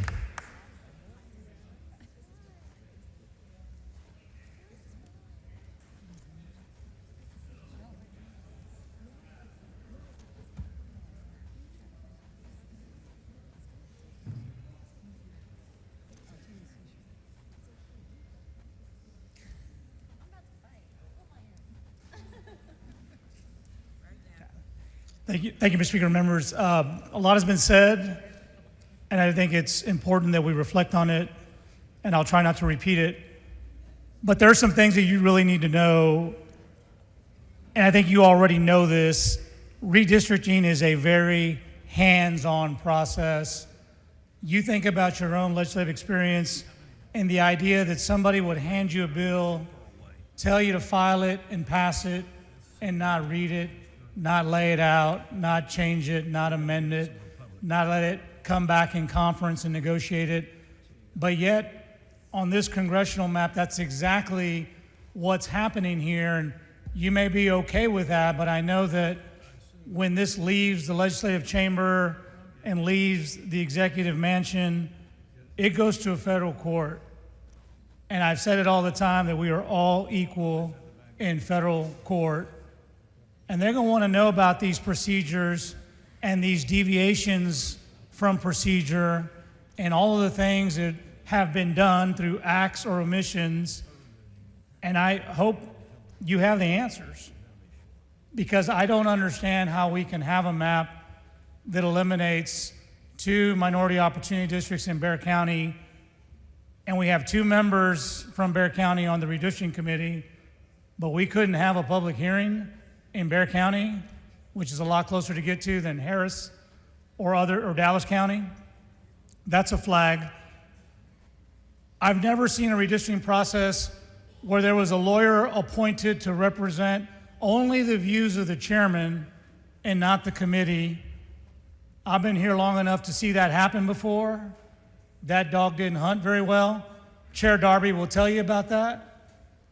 When he tried to represent that the lawyer for the redistricting committee only spoke to the chairman, both sides threw the lawyers out and almost the chairman. And we could not resume again until both sides had their own counsel so they could work through this process. That didn't happen here. I know there are court records and there are discovery items from past redistricting that really gets into people's thoughts, gets into their emails, gets into their personal emails, their text messages, those Gmail accounts. And I think what's happening here is because of those lessons, we have now removed this redistricting process from outside of this building, take it somewhere else, let this map be drawn, dropped into the committee, maybe a tweak or 2, perfecting amendments, and then brought to this floor where it's not going to be debated. And the first real question you ask, the answer is I don't know. All I know, my intent is to create 5 new seats. Political performance is legal. Yes, it is, but it's not legal on the backs of the minority community. And those are the answers we have tried to get. But you can't hide all your intentions with the words political performance. You cannot say that this map is race blind and only reflects political performance, but you have 444 precinct cuts, exactly that many, because there's a 370 report that will tell you that if you've been through voting rights and voting rights litigation, you can run a report that'll tell you that there are 444 precinct cuts. That is not an accident. That is not a drafting error. That is a mission. That is a laser focus on drawing maps and redesigning precincts in the process to get to your mathematical outcome. No answers here. We are told that the chairman told the lawyers to follow the law, but then he asked you to table amendments saying that we would honor Section 2 of the Voting Rights Act. We will follow Jingles, which is U.S. Supreme Court case law. Told you we don't need those. We've told you, hey, if this outcome is very, very reminiscent of other things we've tried to do, courts will set this aside. Let's just revert to the current map. No, we're not going to do that either. I don't know how we can be so confident in our legislative work. Before we started the day, we were told that a court just set aside the 10 Commandment monument that was just passed in the regular session. So you tell me that the hearings are transparent, that our process was pure, but we are shielding from disclosure who's drawing the map, don't know the name of the lawyer, maybe know the name of the law firm, don't know where it's coming from. You don't have access to the lawyer. You don't even get a lawyer. Everybody who has taken this microphone and have given you their opinion as to what their lawyers have said, they are paying for them. But yet this committee and this chairman with a lawyer that reports to him and him only. The taxpayers get to fund that legal representation. Everybody else has to go at it on their own. That's not fair. That's not transparent. So what I'm curious about is, if you won't tell us what you're doing, if you want to shield from disclosure the very things that you think are going to get you in trouble, you have to understand that sometimes your actions by themselves will be the evidence that we will use when we get to take this to another forum. I'll give you a real good example. Just this morning, we started this debate. We were told by Chair Hunter that CD 18 was created to create a 50% black CVAP district because the current one didn't have it. Well, newsflash, CD 18 didn't need to be a black CVAP district by 50% because it already behaved like one. It performed like one.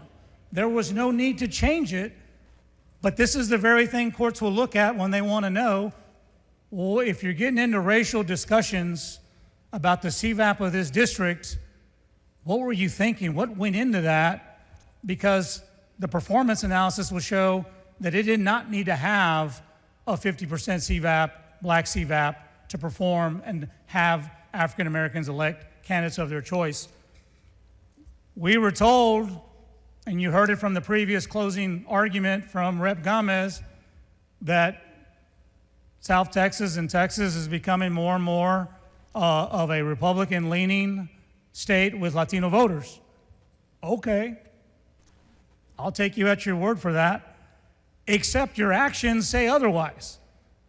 Because we know CD 29 was already a 60% HCVAP district, but that was knocked down to a 40% HCVAP district, and instead, CD 9 was created with a 50% HCVAP district. So the two statements don't pencil. If Republicans and political performance do so well with Latinos, why not run a Republican in CD 29 with a 60% HCVAP? I'll tell you why. And every election outcome for the last 20 years will tell you why. And so you cannot claim that you're creating Hispanic opportunity seats when you are taking true performing citizen voting age population districts and replacing them with nominal districts that may not perform, because under that standard, CD 9, CD 29, CD 35 should all have 60% Hispanic CVAPs. And so again, for the 5 redistrictings I've seen, there have been the entire Texas delegation of Congress in this building. And in fact, we had one member today who wanted to come here, and they said, well, we can't let him on the floor because he has a vested interest in the outcome. I remember the days, Ms. T, I know you do too, Joe, you do too, where you'd have this whole building surrounded by the Texas delegation, and you could not move an elementary school enrollment zone without having them come down like a sack of potatoes. I remember a time they would open this door so that we could watch the Senate gavel a map while we gavel theirs, because there is no trust in redistricting. We have not heard a peep from the Texas delegation about what they think about this and all the lines that have been impacted, except for those who've objected. And yet we're to accept the fact that this process, as controlled from the outside, is a legitimate process, is a transparent process, is a public process. I think not. And so you can cast your vote however you want. The only thing I will tell you in closing is, if you remember that committee, don't delete your emails. If you participated in those discussions, don't delete your text messages, because that's where we're going to go next. And like I said, you may win today, but we will have our opportunity in federal court. Whether you vote for this or not, you know it is wrong. There is a way to do this. And I don't think there's a single member in this body, all of you, both sides of the fence, we could lock this door like it's locked right now. We can fight all day. Nobody here is scared of that. Nobody here is scared of that. But to take this mic and to lay out this bill and tell the public that you're doing their work in a public and transparent and a fair process, and all you care about is just swaying political outcomes, that's not what this is. There was an easier way to do that. But you cannot and will not do that on the backs of the minority community. And that's why I object to this proposal, and that's why I ask and urge you to vote no. Chair recognizes Mr. Perez.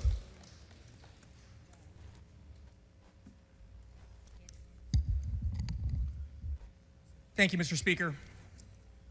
Let me say at the onset, Representative Hunter, that I have tremendous respect and admiration for you and for your years of service in this chamber. But I must also say with equal candor that I am deeply disappointed. I am disappointed in the willingness to mask the racial realities of this map underneath the guise of partisanship. Courts have been clear. Partisanship is not a license to engage in racial discrimination. It wasn't until today that I more fully appreciated what Dr. King wrote in 1963, sitting in a Birmingham jail, expressing his frustration with the moderates of his time. He said that shallow understanding from people of goodwill is more frustrating than absolute misunderstanding from people of ill will. Lukewarm acceptance is much more bewildering than outright rejection. Representative Hunter, you have criticized my colleagues and I for breaking quorum to protest and to draw attention to these maps that deliberately sideline minorities from the political process. But as Dr. King reminded us, there are those who are more devoted to order than to justice, who prefer the absence of tension than to the presence of truth. I took time away not to avoid my duty, but to better understand the real implications of these maps on the people I serve in a district that is majority Hispanic, and on the more than 11 million Texans who look just like them. Their voices deserve to be heard and deserve to count the same as anyone else's. But let's focus on the congressional districts before us.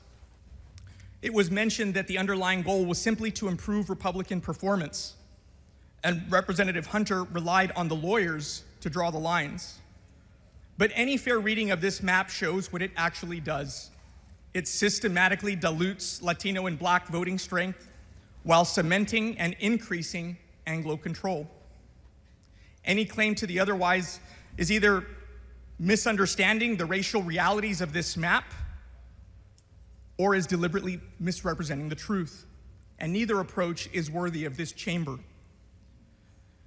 We have not seen a map this deliberately engineered by skin color since the days that brought Americans to march from Selma to Montgomery, Alabama in the 1960s.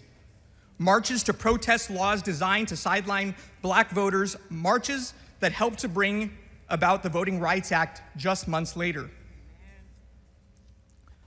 Today, Hispanic and white Texans each make up about 40% of our state's population, equal in number.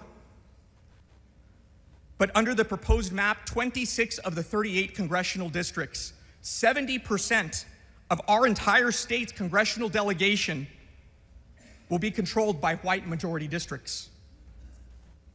You cannot say you found a way for one racial group that is 40% of our state's population to have 70% political control in this state and say that the racial disparities are merely coincidental.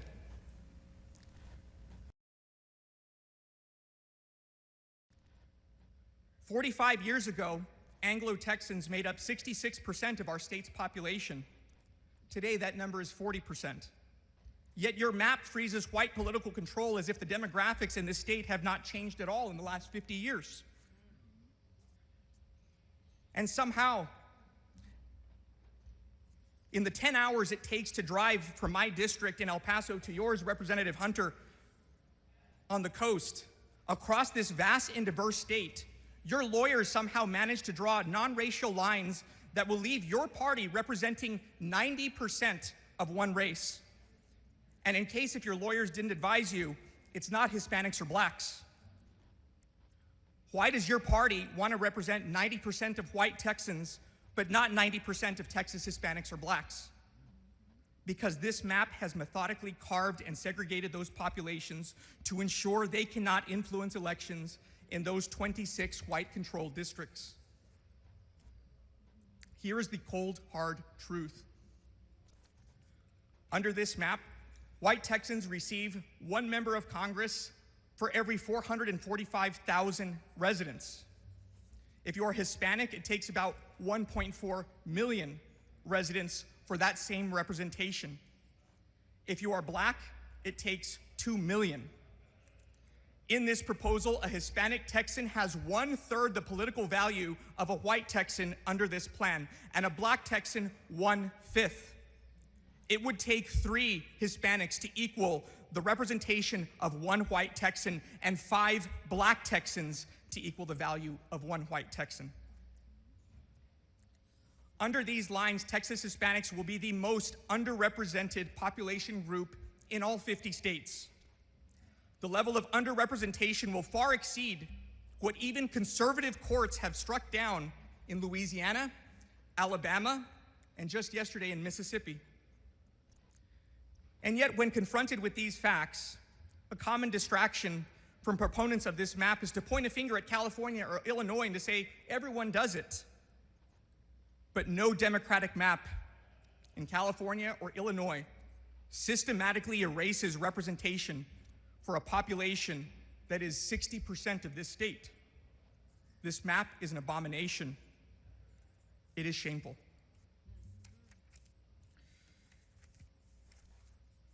What kind of society are future generations of Texas Hispanic and black children going to grow up in where their government doesn't feel accountable to them?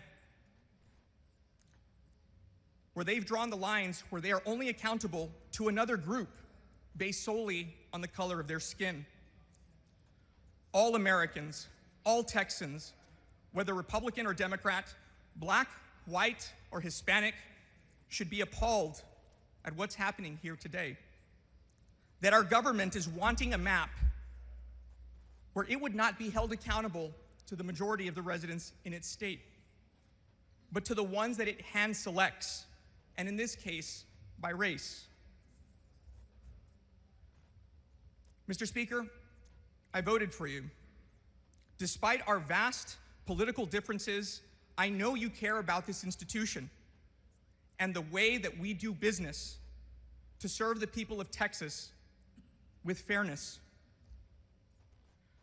But Mr. Speaker, we all took an oath to uphold the Constitution, not to flagrantly violate it or to test its limits.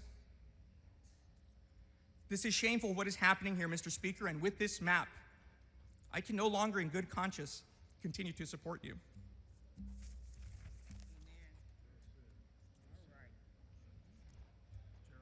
Chair recognizes Mr. Moody.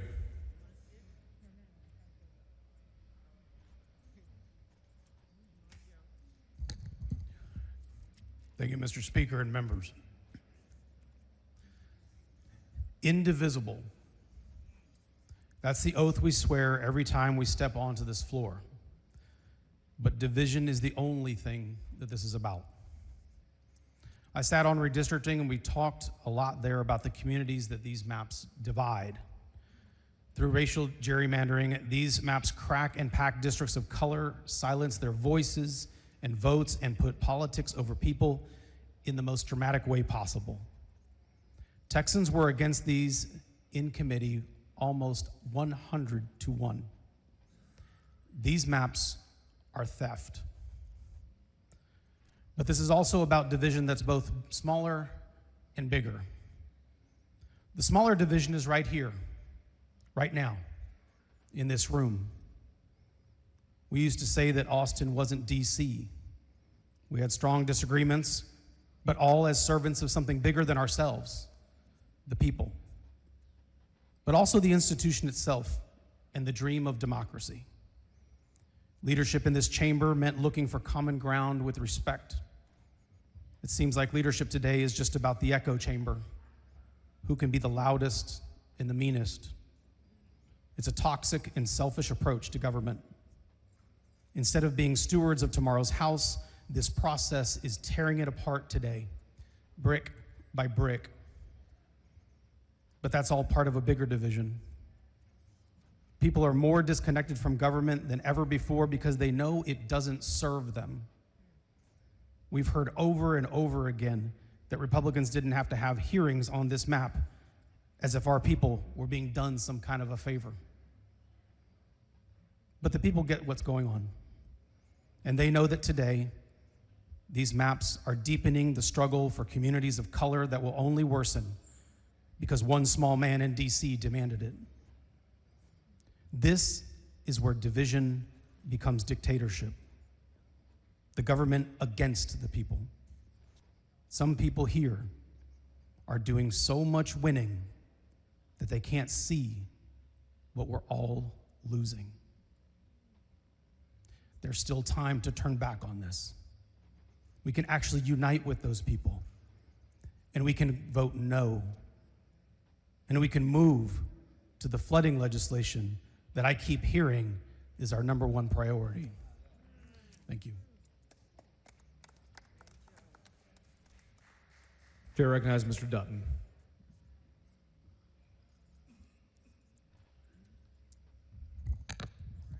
Mr. Speaker and members, my first instinct was to get up here and tell you all about the numbers.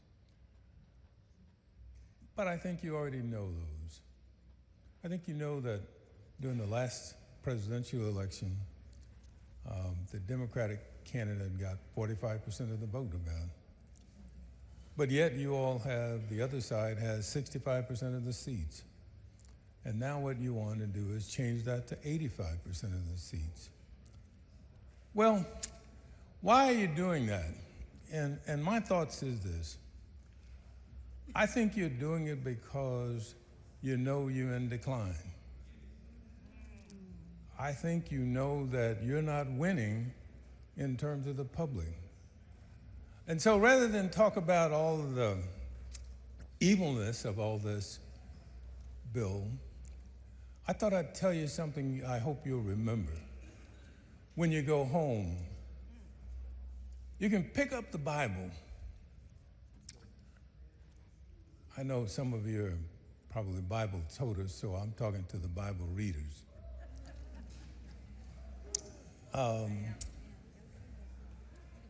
Go to the book of Esther.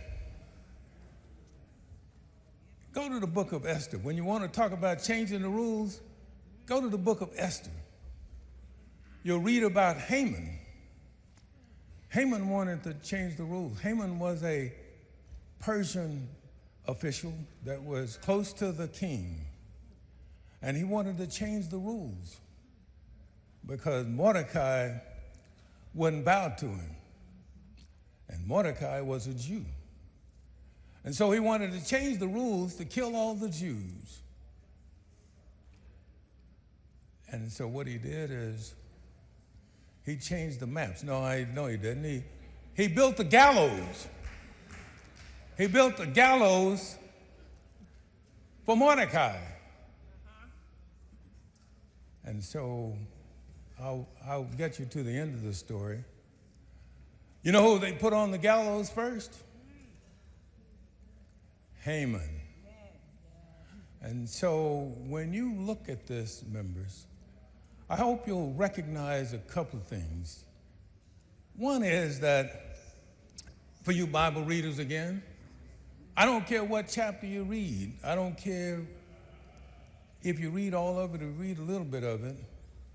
One of the things that's always going to be prevalent is evil will never win. And so when you look at these maps and doing this to the black and brown community in Texas, that's evil. And I don't think you'll ever win. I think you'll win perhaps a battle, but the war, you will always remember that the war will be won by right and justice. Chair recognizes Mr. Romero.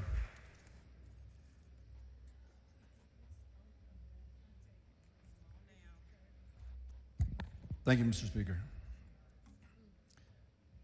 I'm from Fort Worth, Texas. We're real proud in Fort Worth, and we pride ourselves in talking about we're the place where the West begins. And if you know a little history, Manifest Destiny and going across to the other side of the nation, that was the last place people would feel like they were in civilization before they went off into very dangerous places west of Fort Worth on their way to California. So I'm wondering what happened to our grit from our leaders, and I consider many of you leaders as well. What happened to our Texas tough? How bad do you need an advantage in order to win? You know, I'm a golfer, I'm a scratch golfer. That's why we have a handicap system. I don't want to play with somebody in the 5th flight. I want to play with somebody in the championship flight. We believe in high school football. And we have 6A all the way down to 1A or 2A. I can't imagine any of you would want to pit your 2A team against a 6A team. Or if you're a boxer, like I was in my youth, I was a middleweight. I'm not going to fight the lightweight. I already know the result. Even in bull riding, the champion wants the best bull, because even the bull is graded. Texas tough. You want competition. What's happening today isn't competition. So I love the fact that every day, including today, we get to start out our day with a prayer. And in today's prayer, the pastor said, and I quote, "Let's give thanks for America. Let's give thanks for an America where people are free, where people can live." And members, that was a message for all of us. Message that America should be a place where people are free to choose their representatives, not to vote in an election where they already know who their winner will be. So let's not be fooled in passing this bill. We are not free. People are not free to vote their interests. They aren't free to vote for people that have their same values because of the way you've split us apart. They aren't free to vote for somebody that has the same lived values, and it's proven by what you've done in the Latino and Black communities. Under this bill, Texans aren't free to make a politician pay at the ballot as we say why we want electeds. Under this bill, Texans aren't free to reject a politician who can take away SNAP benefits from the hungry children and families. Texans aren't free to reject a politician who's taken away Medicaid and health care from what's already the most underinsured state in the nation. Texans aren't free to fire a politician for taking away federal dollars for sake of giving his billionaire friends tax breaks. And Texans aren't free to reject the idea that children and families should be locked up in private, for-profit prisons, all just because they're seeking a better life and putting it on the dime and the backs of the American taxpayer. Young men and women all over Texas, and even in my community in DFW, they aren't free to dream just as I did of one day being a U.S. congressperson. Because you've taken away that right through this map.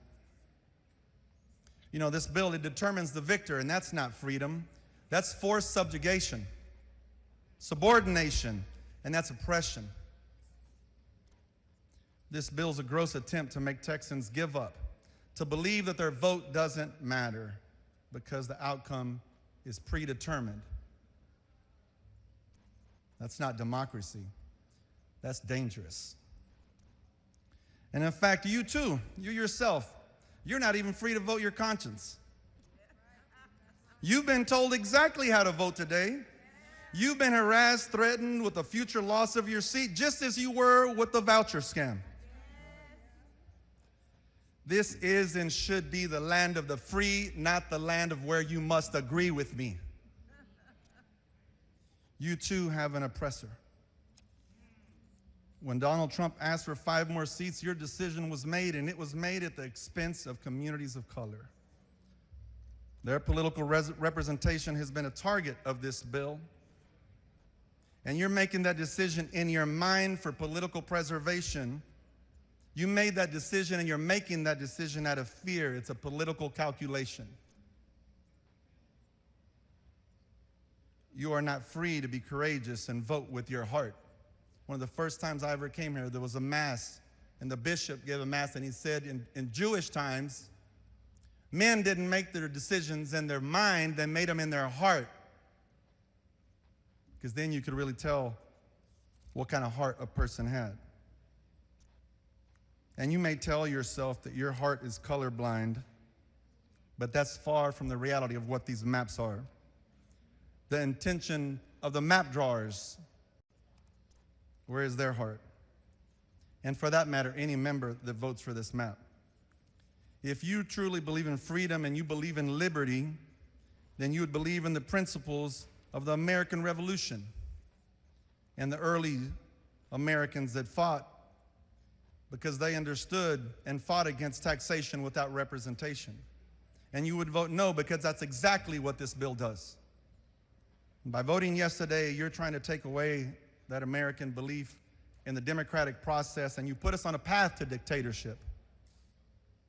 And you're no better, and we're no better than the monarchy that we left behind. You want people to give up, and we won't. So now's the time to be brave and courageous. Now's the time to honor that pledge that we give every day that ends in justice for all. If we don't stand up for justice today, we will be on the same path where people are not heard, where their interests are not represented in their government, and where people will rise up and fight back. I will not give up on our trust in a pure American democracy because the Constitution is worth fighting for. The promises it provides are worth fighting for. The communities that we represent are worth fighting for. Para todos los que están escuchando en español, les digo, una honra que hay aquí en esta Cámara de Representantes es que empezamos todos los días con una oración. Y hoy el pastor dijo, hay que dar gracias por América. Hay que dar gracias por la América donde la gente, donde el pueblo es libre, donde la gente puede vivir. Y ese mensaje fue para todos nosotros, todos los diputados, que América debe de ser un lugar donde la gente, donde el pueblo escoge sus representantes, no una elección donde ya sabemos quién va a ganar. Los Estados Unidos no se puede convertir a un país como el que dejamos porque venimos aquí por refugio. Porque las promesas de la Constitución americana son diferentes de nuestros propios países. Aquí vivimos donde uno que es elegido tiene una responsabilidad al pueblo, no al revés. Y por eso le pido a todo el pueblo que ponga atención, que cuando ellos dicen que sus valores de ellos son más unidos a los de nosotros, esto y este rediseño de estas mapas es como nos quitan de la mesa que ya estamos. Nos quitan nuestras voces donde ya tenemos puesto, donde ustedes ya han votado por sus representantes, y con esta actuación de esta Cámara de Representantes nos dejan en silencio, nos quieren ver, no nos quieren escuchar, y ustedes son que va a hacer la diferencia y van a luchar para la democracia que merecemos. Por eso, miembros, les espero y les pido que voten no. Thomas, for what purpose? Mr. Speaker, I'd like to make a motion that all of the speeches that have been given would be reduced to writing and placed in a journal. Members, you've heard the motion. Is there objection? Chair is none so ordered. Chair has Mr. Wu.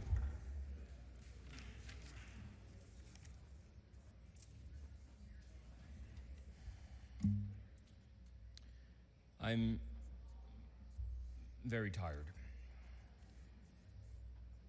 It's been a very long session. I I'm in the same clothes that I wore starting on Sunday night until now. I've been sleeping on the House floor with Ms. Collier for the last few days. I'm very tired. But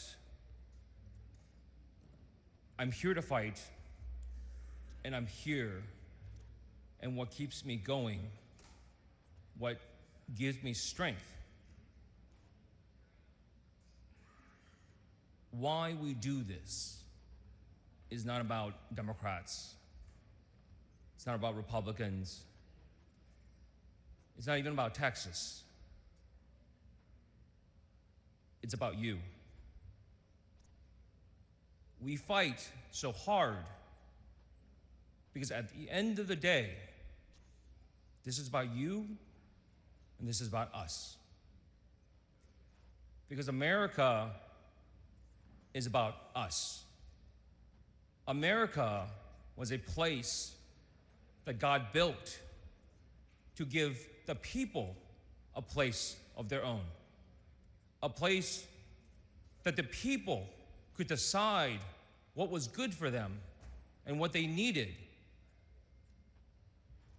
That's what this is really about. For everyone who's watching and you don't understand what everything's about, this is about you. Because over and over again, we have heard from people who have said, this is not working out for us. This American dream that we were told about is no longer functioning. Everything we've been told and told that we should believe in, and this is what this country's about, no longer applies. Growing up, I was taught that this was the place, the one place in the world where you could be anybody. You didn't have to have the right last name. You didn't have to have famous parents. All you needed to do was work hard, follow the rules, and you'll earn the American dream. And time again, we have seen Americans out there struggling and failing, and again and again and again. Because the American dream no longer works for them. And it starts right here. This is why it doesn't work. This thing that we're doing, this body that we're in, this podium that I'm in front of, your problems start right here. And it is this issue that is the linchpin. You may not understand gerrymandering, you may not understand redistricting, but I hope you understand lying, cheating, and stealing. Because this is what people do. People like Donald Trump, people like the Republican Party of Texas, when they can't win, they cheat. The problem is, that doesn't stop in this room. That doesn't stop at just politics. You end up with elected officials who no longer care what you have to say, no matter where you live and what community you represent, whether you're black or Latino or white or Asian, it doesn't matter. They say nice things to your face. They say they care about you. And they take care of themselves. And they take care of their buddies. And they take care of their donors. And they take care of their king. Today, we had an opportunity to do something that the people actually wanted. Democrats and Republicans say, we should release the Epstein files. One of the greatest scandals in American history.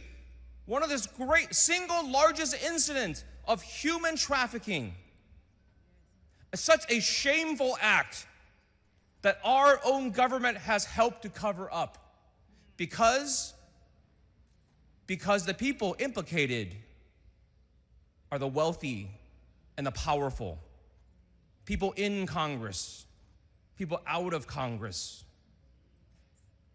but people who control this nation and decide the rules for us. We had a chance to put on an amendment that would simply say, if you're going to do this dirty thing in the darkness, if you're going to do this despicable act quietly while you hope no one is watching, we should at least have some sunlight.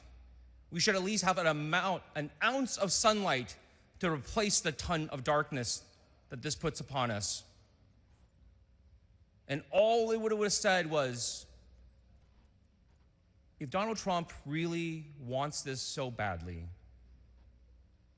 then condition it on his release of the Epstein files. I know people are laughing. Mr. Vassoud, Mr. Kane, when they went up to argue their point of order, were giggling about it. Repeatedly saying, oh, make sure you put in there that Epstein didn't kill himself. Because they know that Americans across the board care about this, whether they're Democrats or Republicans or nothing at all. They want transparency, they want accountability, and they want justice. I remember when Republicans used to say, release the Epstein files. And we'd talk about how damning it was and how important it was. And all of a sudden, they really, really don't want to vote on it. So much so that they're willing to concoct a point of order for us to twist and bend our rules to get it struck down. That's fine. The people know. You had an opportunity to do what you promised, to do what you told people you would do, and you chose not to. You went to great lengths to not to. The United States Congress, with a 2-seat Republican majority, intentionally, purposely left early so they could be out until September so they wouldn't have to vote to release it. And you complain about us being gone for a couple of weeks. Congress is gone till September so they don't have to release the Epstein files. At the end of the day, this is about whether or not we will have a government that actually listens to us and actually does what we say. Because every time people come out and say, we want education, and they say, well, here's some books we're gonna ban. Every time we say, where is our health care? Why are people going bankrupt because somebody broke their leg? And they say, well, we're gonna beat up on trans kids for you. Every time people ask, what happened to all the good jobs that we used to have? And they'll blame abortion or divorce or I don't know what else. Because whatever they want to do is they don't want to answer to the people. They don't want to answer why aren't they doing what they said that they would do. The answer is right here at this podium. On this issue. Because when you redistrict in a way that you can make it so you don't care who the voters are anymore, then you won't care who the voters are anymore. My fellow Americans, if you want to take your country back, if you want to go back to a nation that education actually provided a pathway to success, where hard work and following the rules actually meant something, where just because you were rich and powerful does not mean you get to evade justice, then start fighting.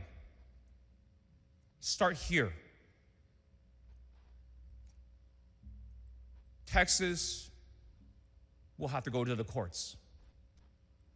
But California, New York, Illinois, Michigan, and many other states, look at what's happening here.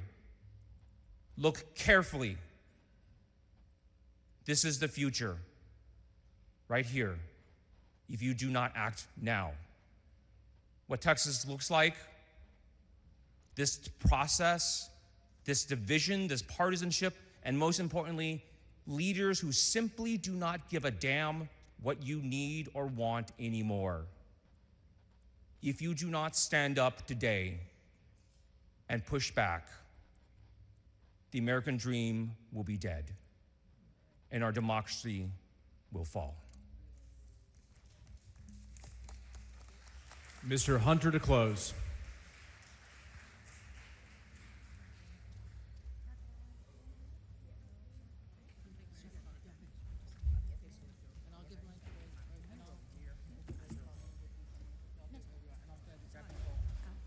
Mr. Speaker, Ms. Rose, for what purpose? does the gentleman yield for a few questions? Gentleman yield for questions? Not at this time. Okay. At any time? If you've walked back, maybe. If I what?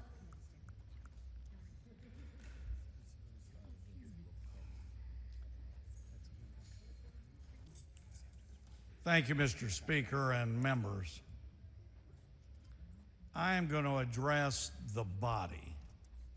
I'm not calling people out by their names. We passed House rules that provided decorum, not shots at individual members in their names. Seems to be a little bit of a contradiction that we're all supposed to be respectable, but yet the opposition throws out our names. So let me make a few comments. Why are we here? Because congressional redistricting is allowed. Why are we here? One reason is the U.S. Supreme Court said the following. It says, we recognize that politics and political considerations are inseparable from districting and apportionment. To hold that legislators cannot take partisan interests into account when drawing district lines would essentially countermand the framers' decision to entrust districting to political entities. The law allows it. Now, we have just heard a couple of hours from our Democrat opposition, and everyone that spoke was with the Democrat Party. I'm standing with Republican members. And what's wrong with Republicans standing up, and Republicans stepping up, and Republicans being honest, which you don't like, which is Supreme Court says we can use political and partisanship to do congressional redistricting. We will not agree on this issue. We will push forward as the votes have been all day long. The votes today have followed the Supreme Court, which is partisanship, preferential. And yes, we have a congressional plan. What's the difference to the whole world listening? Republicans support it, Democrats do not. And that's the bottom line. I've heard a lot of comments, and I will tell you, I don't take them personally. That's how and the reason I dress this way. These are tough issues. I feel like sometimes that I'm a piñata with no candy, just hit. But I respect all of you. We may not agree, and we won't agree on this issue. Absolutely not. But I do want to say this to my opposition, and you will not like this. I was told by a very long-time Democrat, South Texan, who said, Todd, I want you to know I'm not a walker, I'm a stalker. And I will tell you I don't like walkouts. And you can tell me every reason in the world you did. But you left from 17 to 19 days. And most of the comments I've heard could have been handled, discussed, or mutually involved this House within that time period.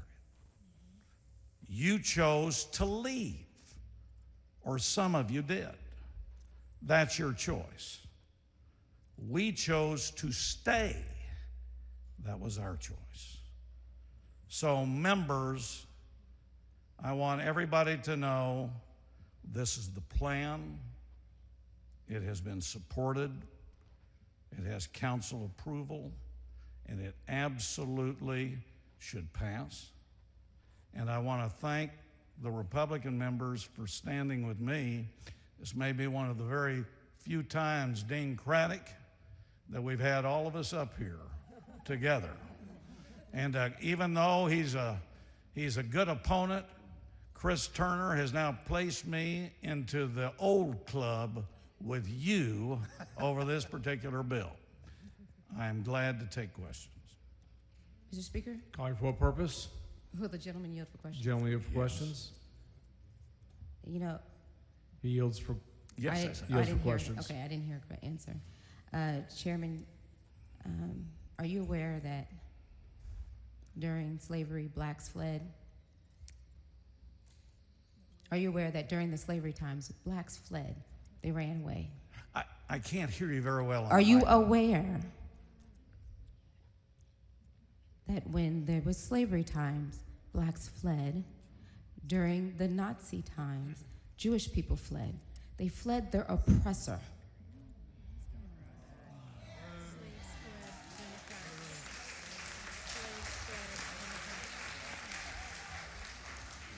Mr. Speaker, I notice that Republicans don't get help. The chair advises the guests that the rules of the House strictly prohibit demonstrations or outbursts by visitors in the gallery.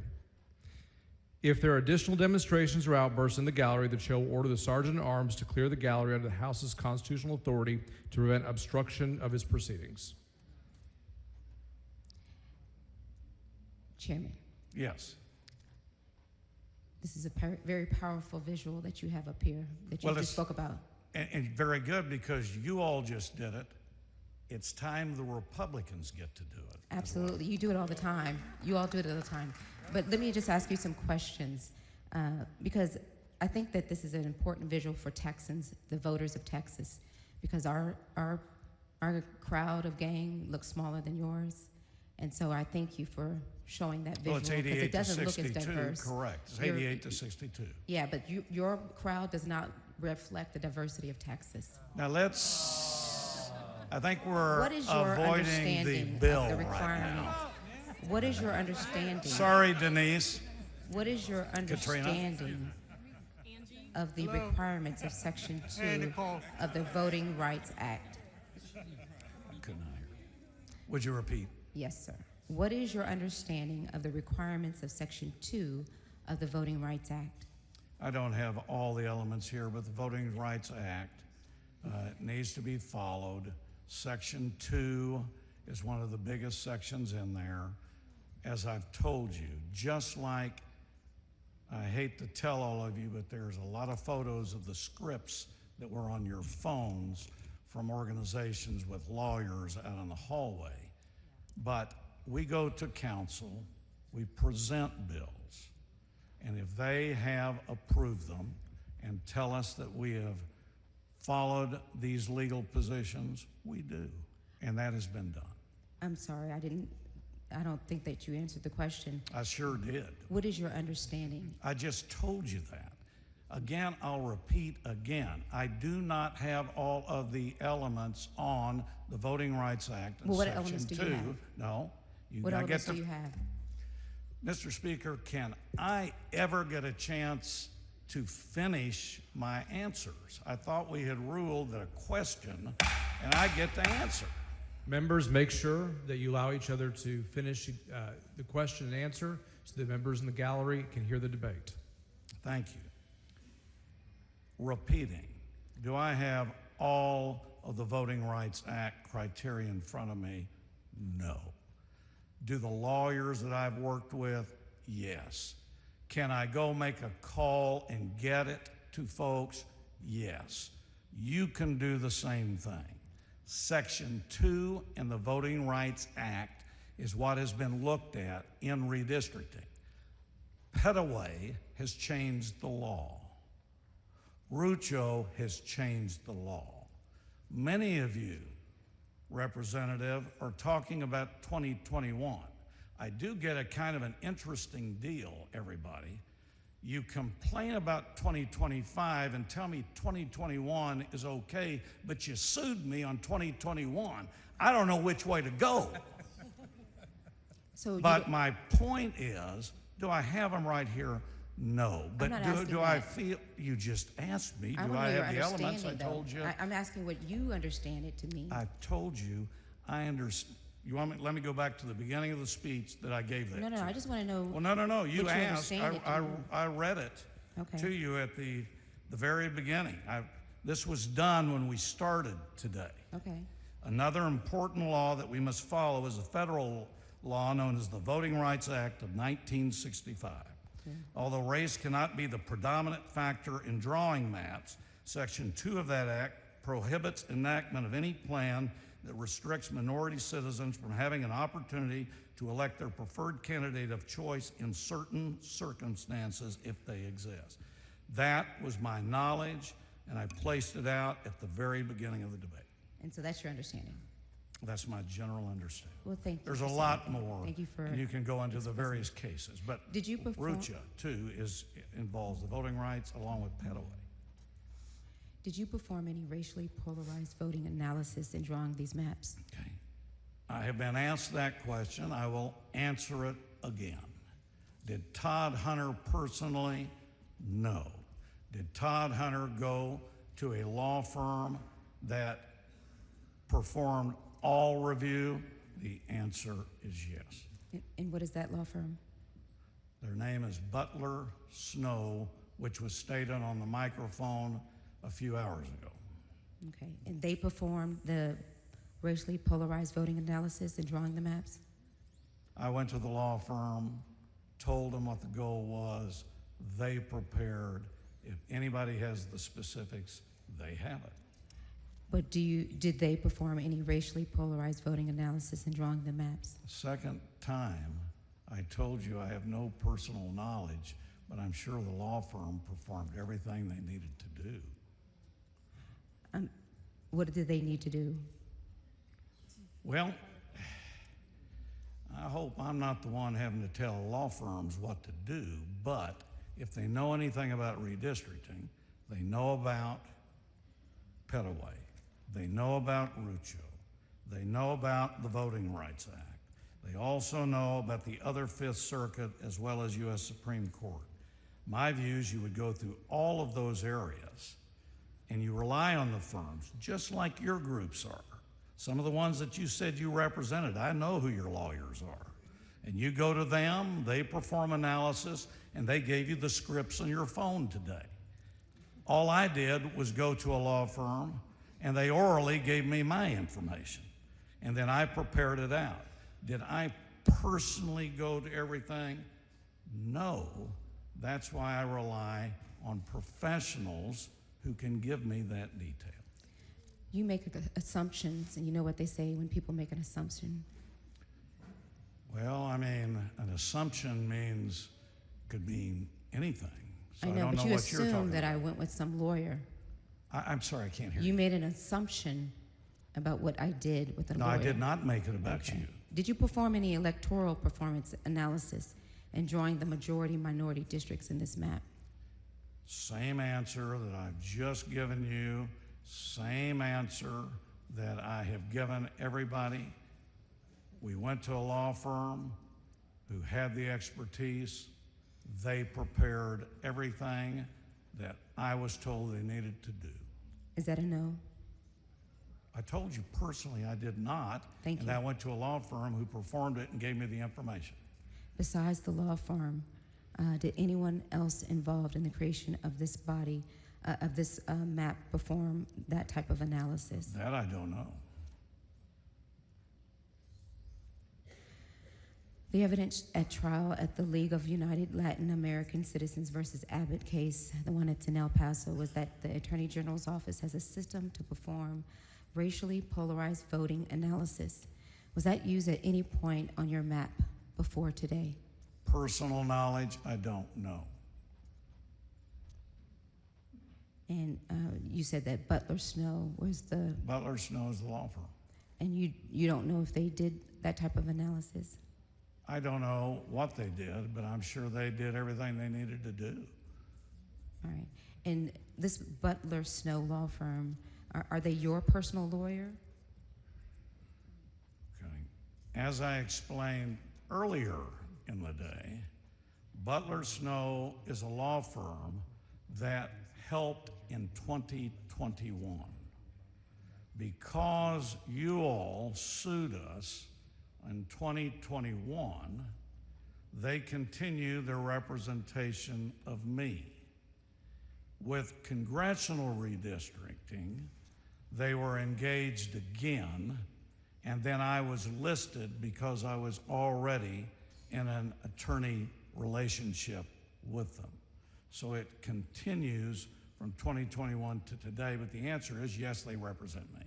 And do you pay for them with your No. own campaign money, or do No, you pay for I them don't with pay personal them. money?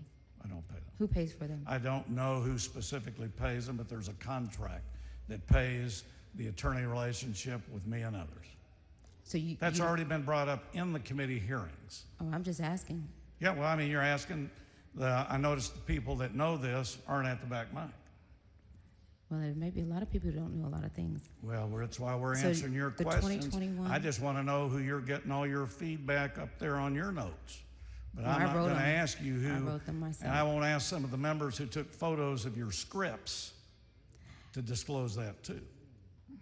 Okay. And just remember, Is it your Representative, belief? in Is it your belief? 2021, Sure. I was the chairman of redistricting. There sure are a lot of you in the back that came and asked me to help you. Well, that's how And you now made it. today, Wait. That's how you had now it. today, I'm getting an attack. So I guess it was okay for you to ask for my help in 2021, and then today attack us. Well, when we're not included in the process and you You control left the for whole 17 to 19 days. How could you be included? process. Again, when Again, that's correct. Again, in 2021, when you did also. when you oppress, when you are oppressed, you try to flee the oppressor. We Is it your disagree. belief that you can be fairly We disagree confident? with Is it your belief that you can be fairly confident how a district will vote, Republican or Democrat, by the racial percentage No. of the citizen I don't- voting age population? No, I do not in that think. district. No, you didn't. I get to finish. Oh, I had to finish You my asked question. a question. No, you didn't. You asked me. Nobody knows who's going to win an election. That's why I disagree with most of your all arguments. That doesn't mean a Republican or a Democrat are going to win. You have new criteria that may give people some energy to run and maybe some areas they can do better in, but it doesn't say who's going to win. None of us can predict who's going to win an election. Then why are you changing the maps now?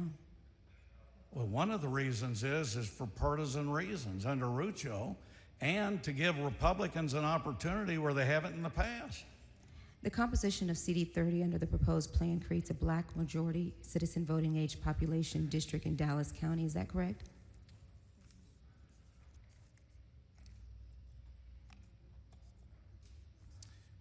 Congressional 30, to respond to you, the political performance is unchanged.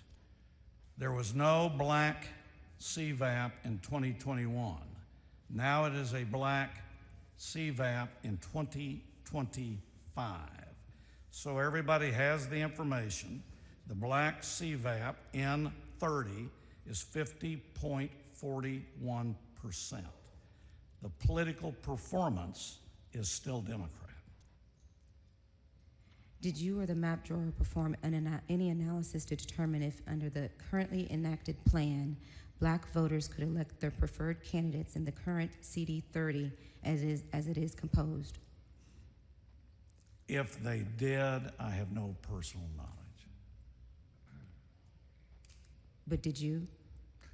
I've told you before, Todd Hunter has no personal knowledge. The law firm would have committed and practiced the analysis. Did you or the map drawer perform any analysis to determine if, under the currently enacted plan, black voters could elect their preferred candidates in the current Congressional District 33? Are you talking about 2021? Because you said currently enacted. Well, my questions have been about current. The gentleman's time has Mr. expired. Speaker, Expired for what purpose? I move to extend the time for. The motion to extension of time, this will be the first extension of time. There is objection. Record vote. Clerk, please ring the bell. Now let's say no. No. Ben.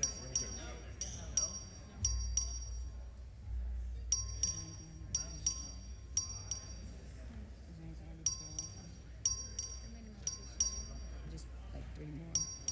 They just came. I got 2 questions I wanted to ask him.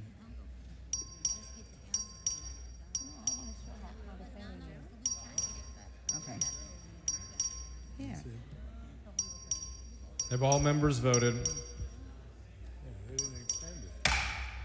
54 ayes, 83 nays. I The see they're motion for scared. extension of time fails. Move passage.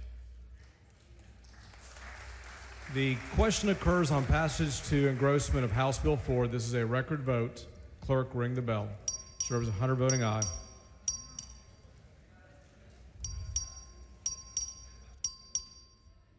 Have all members voted? Have all members voted? 88 ayes, 52 nays. House Bill 4 passes to engrossment. Members, it is the intent of the chair to adjourn briefly to begin a new legislative day. The call remains in place and the doors remain locked. Mr. Guerin moves that the House adjourn until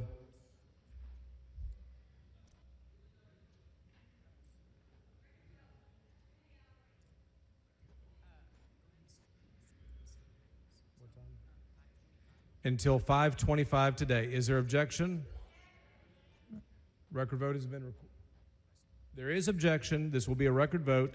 Clerk, ring the bell.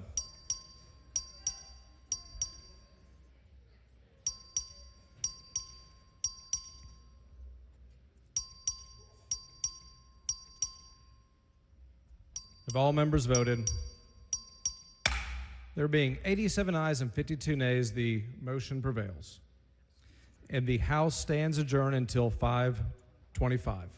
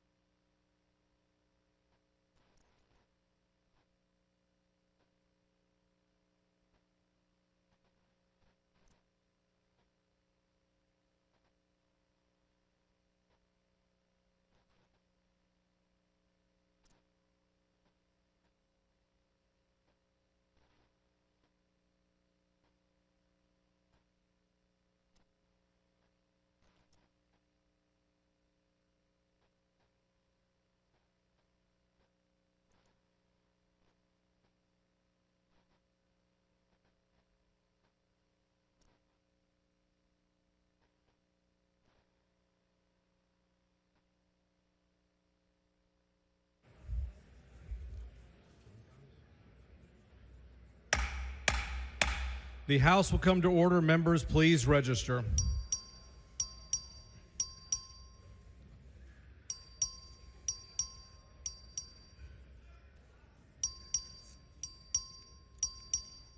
Have all members registered?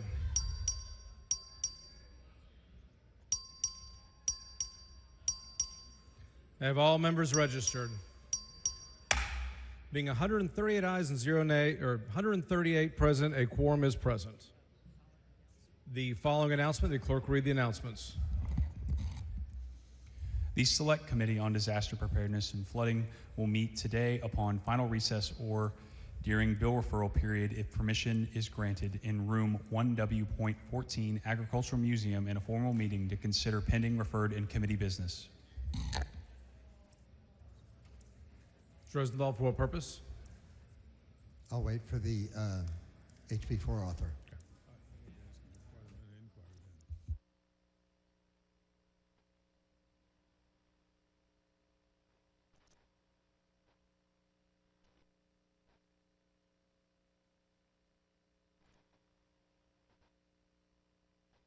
Mr. Hunter, Mr. Dutton, for what purpose? Parliamentary inquiry, Mr. Speaker. State your inquiry. Has the bill passed now? On second reading. Yes. Does that mean it's passed? On second reading. It is not finally passed. So, Parliamentary inquiry, Mr. Speaker.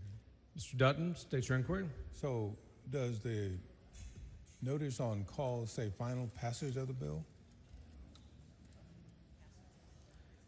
Mr. Dutton, the call on the House, the motion made by the body was for final passage.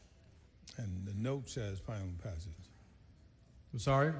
I'm looking at the note. I didn't see final passage on the note that people were given, the notice that people were given. Mr. Dutton, I cannot hear you. I'm sorry, Mr. Speaker. Parliamentary inquiry. State your inquiry, Mr. Dutton. One of the notices I saw about being on the call didn't say final passage.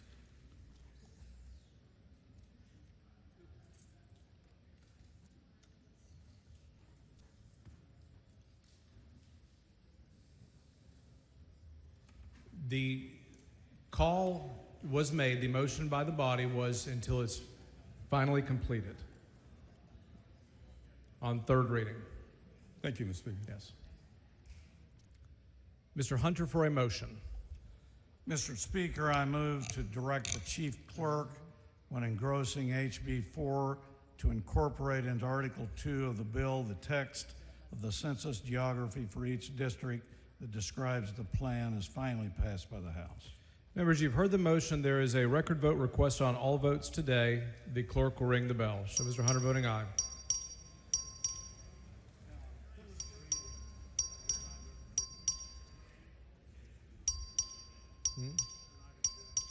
Have all members voted? Have all members voted? 89 ayes, 49 nays. The motion prevails. Chair lays out on third reading House Bill 4. The clerk will read the bill. HB number 4 by Hunter relating to the composition of the districts for the election of members of the United States House of Representatives from the state of Texas. Mr. Hunter to explain the bill. Thank you. Members, again, we are now on third reading of HB4, and I'll take questions. Mr. Rose, for what purpose? Mr. Speaker, would a gentleman yield? Gentleman yield for questions? Yes. Thank Yields you. for questions. Okay. Yes, thank you. Hunter, Chairman Hunter, I just want to talk to you a little bit about coalition districts. Which districts in the 2021 map were coalition districts? I can't recall. What do you understand coalition districts are? Well, if you'll go to Petaway, which we discussed on second reading about coalition districts, it will give you coalition districts as well as crossover districts. Coalition districts, as you're aware, are when, let's say, two minority groups are able to combine together. And what this says is you can have a coalition district, but you cannot use it to violate Section 2. So, so it's your view that coalition districts are illegal? Illegal? Well, I don't know if I can say they're legal.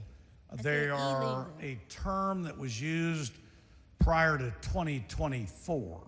With the Petaway decision, I'm not sure exactly how they'd be legally categorized, but the terminology is still used.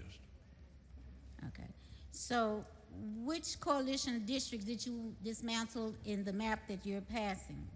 Well, I didn't go at coalition districts. I had the lawyers come up with 5 seats and enhance the Republican performance. And that's what we did. I didn't go at a coalition. I was looking at voter, basically citizen voting and voter age population. So while you were doing that, did it leave any coalition districts in the maps from 2021? That I don't know. I don't know. Okay. Thank you, Mr. Speaker. Mr. Rosenthal, for what purpose? Does the gentleman yield for questions? Gentleman yield for questions? Yes. He yields for questions. Thank you, Chair Hunter. Why was no public testimony allowed for this committee substitute plan C2333? I don't know because I'm not the chairman or vice chairman. Can you explain how the public input that was collected at the field hearings is reflected in this map that we have today? There was testimony on Austin to San Antonio, and there was discussion about how long it went in, why there wasn't more in one area or not. That's one of the areas that we've heard. We also heard at the several public hearings, and so that everybody knows there's a difference between compact and packed and cracked. And in those hearings, there was a lot of discussion of folks talking about it's better to be compact in the districts. Those variables were included, and I gave that information to the lawyers from the hearing. Can you explain why a map proposal was not made available to the public at the field hearings, the 3 field hearings that we had? No, I don't. It was made clear by both the House and Senate chairs that the map proposal was drawn by outside consultants through the Butler Snow law firm. Why wasn't the map available for the public to view and comment on at that time? So I didn't hear could you read the first part of your question? Sure. It was made clear by yourself numerous times today and in committee that the map proposal was drawn by outside consultants through the Butler Snow law firm. Why wasn't that map available for the public to view for those field hearings? First, just to clarify how you said that, Butler Snow, as we've talked about today, is the law firm. Yes. Whether the individual lawyers, they had consultants, I do not know that. Why it wasn't produced until after the Arlington hearing, is that what you're asking? I'm asking why it was not produced until after all of the public hearings. It wasn't Arlington the last public hearing? Austin, Houston, Arlington, yes. Yeah. That I don't know. I was not asked to be the author of the bill until Tuesday after the Arlington hearing. I see, thank you. Why was public testimony limited to only 5 hours in each of the field hearings? I do not know because I'm not the head of that committee. Okay, so at the limit of possibility, which of course we can't operate at that, if you have 5 hours, a maximum of 150 people could speak if we were going in perfect order with no breaks, right?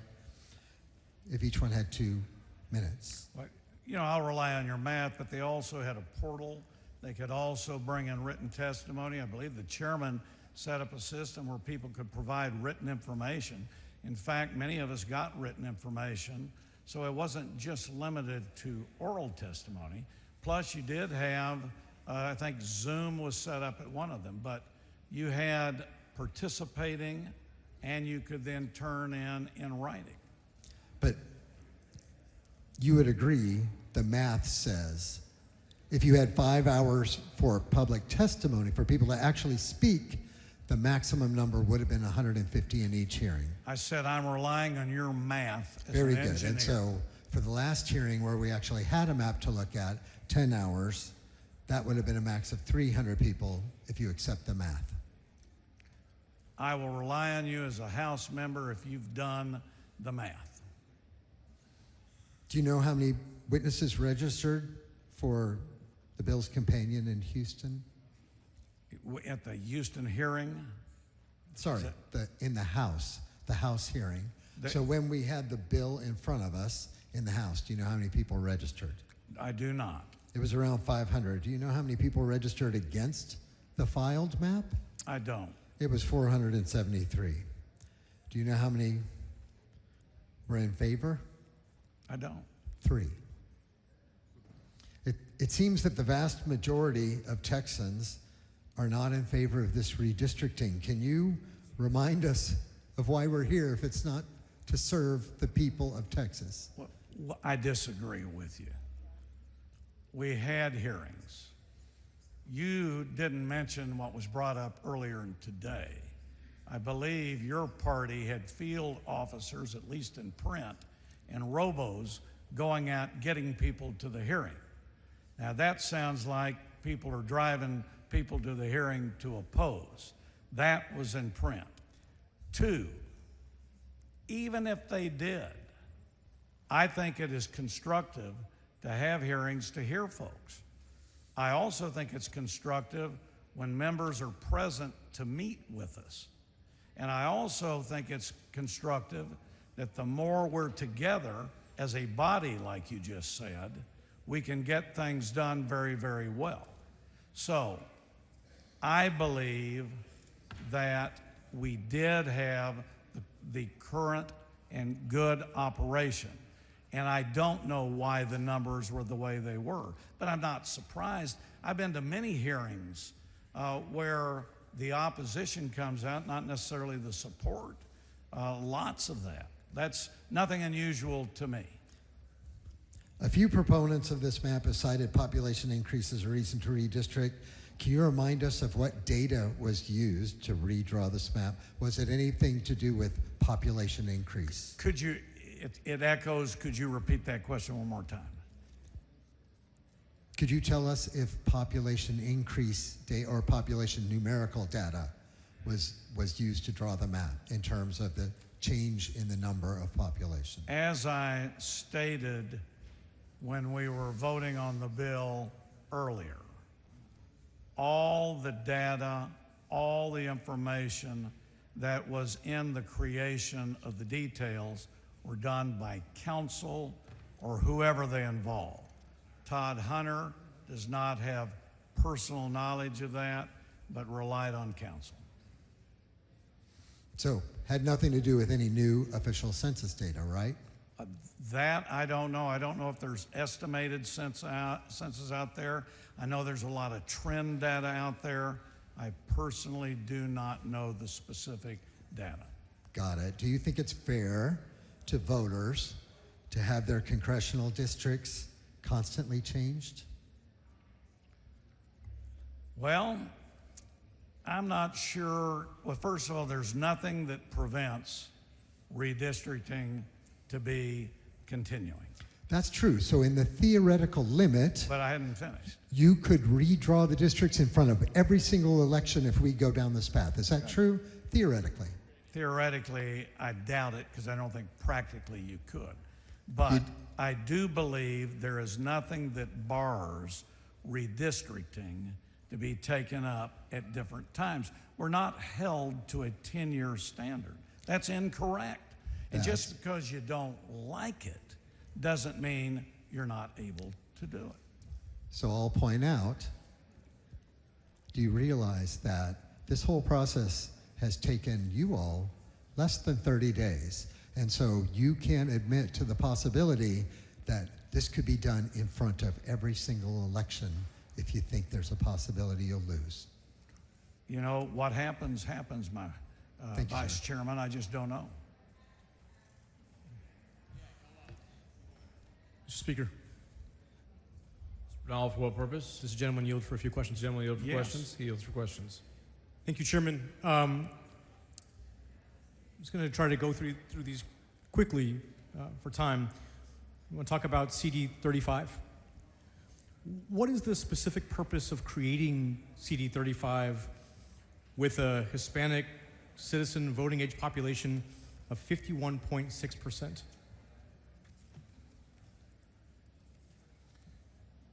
So your question is, why was it created? Right, with that, what I'll call a razor-thin margin. What is the purpose? I don't know what the purpose is on the margin, but this was under the Supreme Court, one of the districts that could be Republican, and so they used partisanship in it. Do you know if CD 35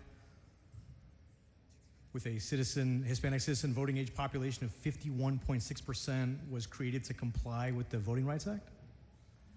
All right, you're talking about 35? Yes, sir. Okay.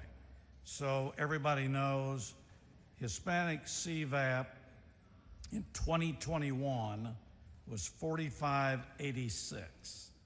In this bill, it is 5157. So we increased it 5.71 change.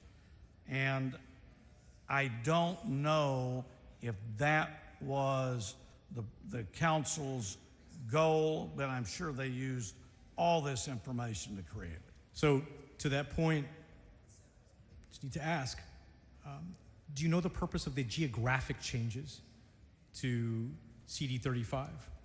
It was moved out of Travis and I-35, out of Kyle and Buda. So this is one of the ones where the vice chairman just asked. We heard testimony in the hearings about Austin to San Antonio. And this is one of the ones that was suggested we may want to take a look at this area because it goes all the way down. And so I am sure that was one of the factors that was taken into 35, and it's now a new Hispanic CVAP majority district. And Republican does performance increase, absolutely. Do you know whether or not when approaching, let's call it the current or previous version prior to this map, the previous version of CD 35, when I say previous, I mean the one that is now before these maps might be implemented, certainly hope not. But do you know if that district was required or protected by the Voting Rights Act? Do I know? Well, whether the current configuration of CD 35. Understand. Okay. The law changed since 2021. That's what we've been saying throughout the day. So the law has changed, and we're able to use different elements and information than we've had in the past. In 2021, I cannot recall here exactly how some of these were created. The problem that I have with your question is then your side filed a lawsuit that is pending in El Paso. And so I don't know what's being determined there. Understood. You've mentioned some of the conversations you had in committee. You've mentioned that the law has changed since 2021. Are you saying that the current version of CD 35 is a replacement for the previous version? And when I say current, I'm saying, are you saying that the proposed version of CD 35 is a replacement for the CD 35 that we have now? I don't know about the word replacement, but I've been very upfront. This is a absolutely brand new created Republican partisan supported performing district. 9, 28, 3435. Thank you, Chairman. Dutton, for what purpose? Will the gentleman yield for questions? Gentleman Sure. for questions? Yield for Absolutely. questions. Absolutely. Thank you. Now, as I understand it, the changes that you're in this bill come about as a result of a law change in 2021? I'm not sure your question. 2021, we had redistricting. It is challenged in federal court.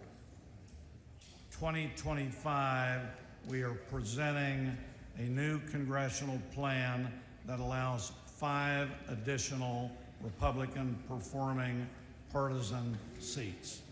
But that's the result you said, I thought you said, of a law change in 2021. No, I said one of the elements that is being looked at since 2021 were court cases. And that is, I didn't mean to cut you off, but that results in this bill, essentially. I'm not sure that's what results in the bill, but I will say that is an element of this bill. So what else happened between the last redistricting and this bill that causes you comfort to make these changes?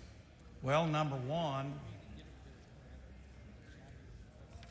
in 2024, the Petaway case was decided.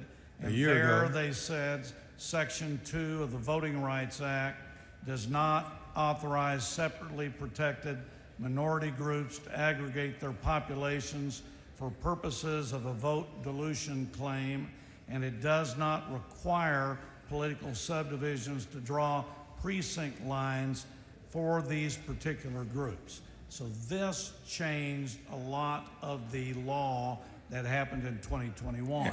And that, then the Rucho case, which was before 2021, 2019, has been reviewed and studied since that time, and then it, along with Petaway, for partisan redistricting, has become very strong on the law circles. Or at least it changed the law. I mean, you're saying strong, but it essentially changed the law. I agree.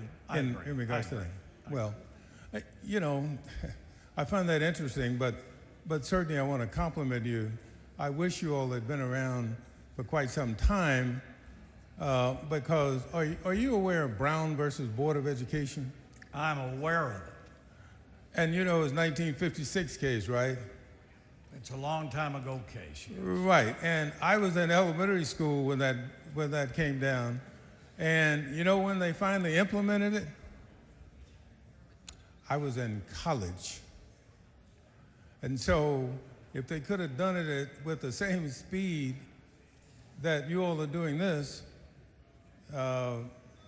we might have a different conversation right now. And I just want to thank you for being able to change the whole concept of all deliberate speed. Mr. Speaker, Ms. Wiener, for what purpose? will the gentleman yield for questions? Yes. Does the gentleman yields for questions about 15 seconds? Representative Hunter, I'd like to know what your constituents in Nueces County have in common with mine in Buda and Kyle. Because you're inaccurate, I've heard that all day about Port Aransas. Port Aransas is about 15. The gentleman's time has expired. Mr. Speaker, I move to extend the gentleman's time. There's a motion to extend the time. There is an objection. A record vote has been requested on all motions. All those in favor of extending time vote aye. All those opposed vote nay. The clerk will ring the bell. Show Mr. Hunter voting no. Show Mr. Morgan voting no. Show Mr. Jones of Dallas voting aye. Have all members voted? Have all members voted? There being 52 ayes and 84 nays, the motion fails. Mr. Morgan, for what purpose? Yes, I'd like to ask that all the conversation regarding House Bill 4 from the yesterday be reduced to writing. That includes Ms. Pearson, Ms. Hickland, and Mr. Spiller. Mr. Morgan, that request has already been addressed and will be reflected in the journal. Okay, thank you.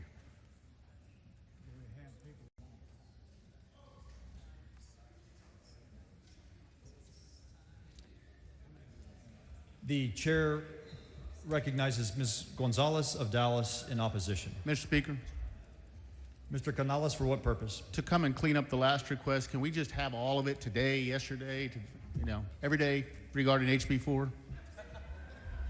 That request has already been made, Mr. Canales. The chair recognizes Ms.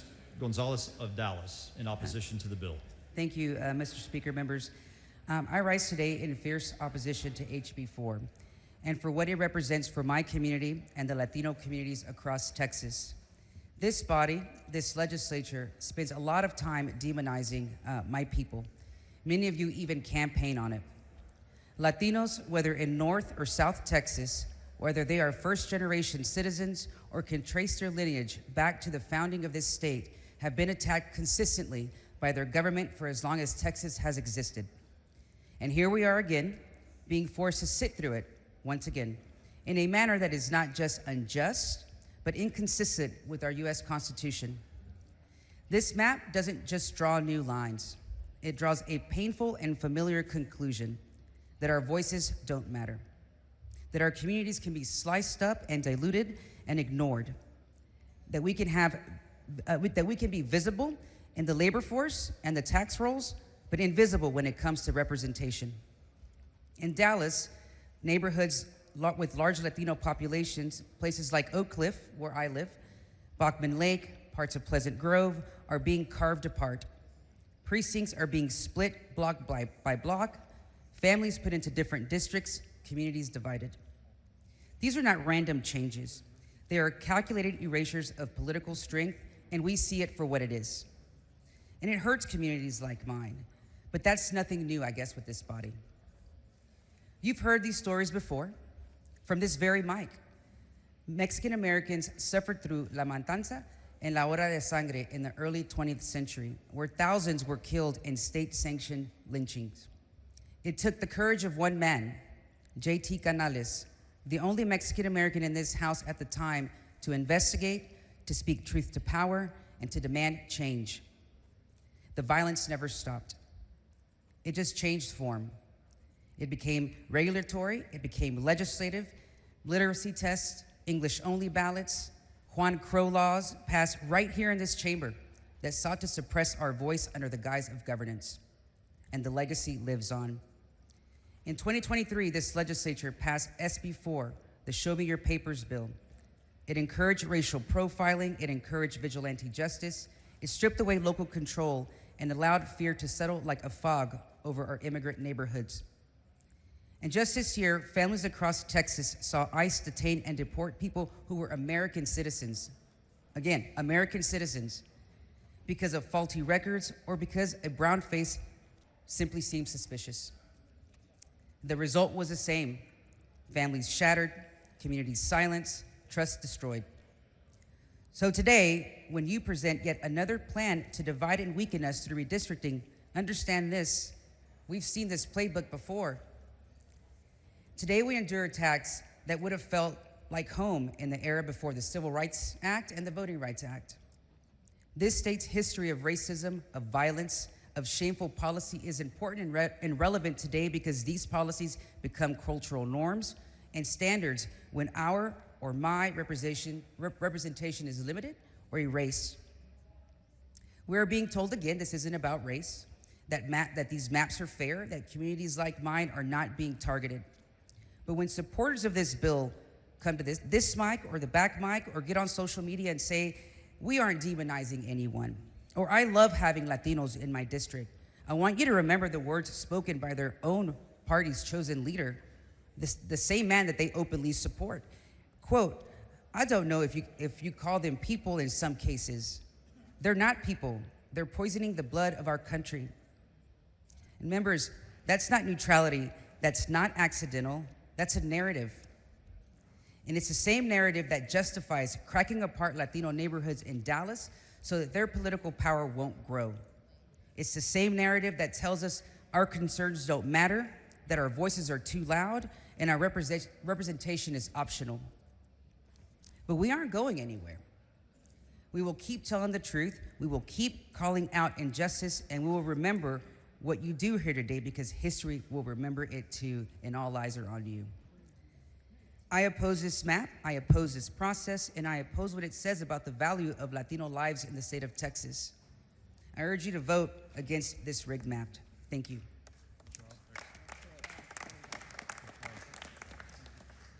The chair recognizes Ms. Lopez in support of HB 4. Thank you, Mr. Speaker and members. I'll make this short and simple. I'll speak in Spanish and in English. So today, I just want to come to you as someone from the Rio Grande Valley, myself in South Texas.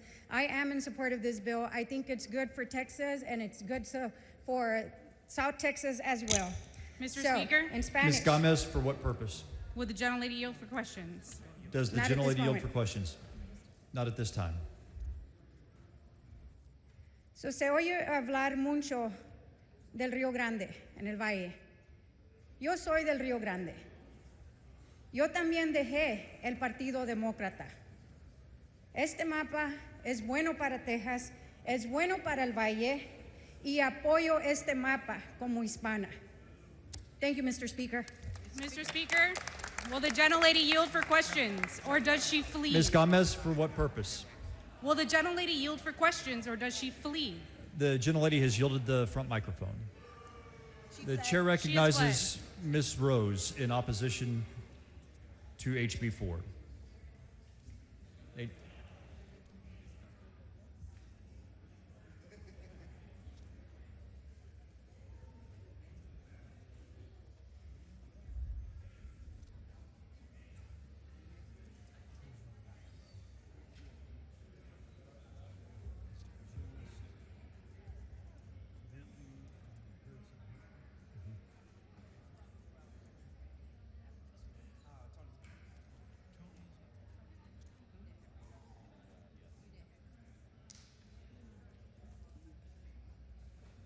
Chair recognizes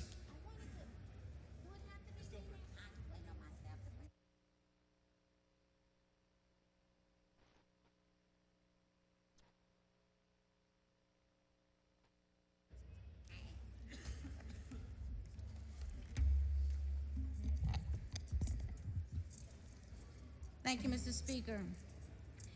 Members, we're about to vote on these new congressional maps, and the maps do not seek to make our districts more balanced or fair. What it does, and it's not about voters. These maps are about silencing communities. It was designated that way. These maps before us diminish the voting power of Black and brown communities who have fought for generations for that access and that power. Our parents and grandparents sacrificed so that we could have a voice in democracy, so that our neighbors, our churches, our schools, our business, all could be represented in this chamber. And I know that may be foreign to you all, especially to those who are talking while I'm talking, because you don't care, but there have been sacrifices made. Just because you may not have had to have those sacrifices and you all can't relate to them, we know that sacrifices have been made. And yet, we are here watching those voices be carved up, diluted, and diminished. This is not about lines. This is about lives. When you take away representation, you take away agency, you strip people of their power to fight for health care in their communities, you silence their abilities to demand quality education for their children, and you weaken stances to secure good jobs, fair wages, and safe neighborhoods. For generations, Black and brown people have contributed to the state of Texas. I know you all don't believe that. This building that you're sitting in, I hope you all know who built it. For generations, again, Black and brown Texans have contributed to the prosperity of this state. We pay taxes, we raise our children, we serve, we worship, and we vote. The message of these maps is clear, that our voices are inconvenient, that our growing strength is something to be contained rather than celebrated. Let me say this plainly. Representation is power. When you deny our representation, you deny us power. You deny us dignity. We are denied the promise of Texas. History is watching us. And I hope you're proud of this part of the history that you will be known for. I will not stand by silently while the progress of generations who have struggled for it to be erased with a pen of a stroke, with a stroke of a pen. Fair maps are not just about politics. They're about justice. They are about equity. They are about whether Texas will be a true state that belongs to us all. Thank you, Mr. Speaker. The chair recognizes Ms. Pearson to speak in favor of the bill.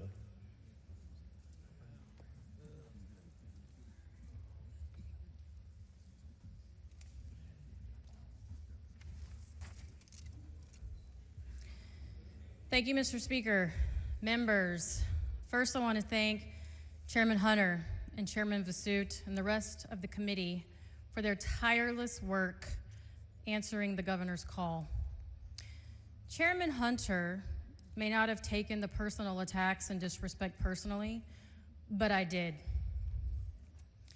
The opposition gets to stand here and grandstand and say pretty much anything that they want, and we're expected to stand here and just take it. You call my voters racist, you call my party racist, but yet we're expected to follow the rules. Well, that double standard ends today. You know, I started out 15 years ago as a concerned citizen, and I became a volunteer activist. I didn't like what I was seeing, so I got involved. The more I learned, the more I dug in, because I was determined to change the trajectory of not just our state, but our country. And I would argue that I did that.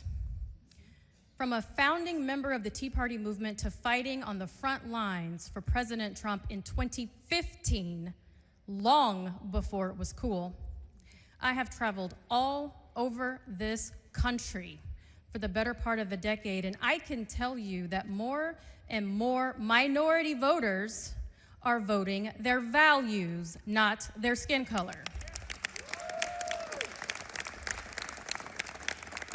And many of them are moving to Texas to escape the blue states because their values have been successfully gerrymandered into suppression.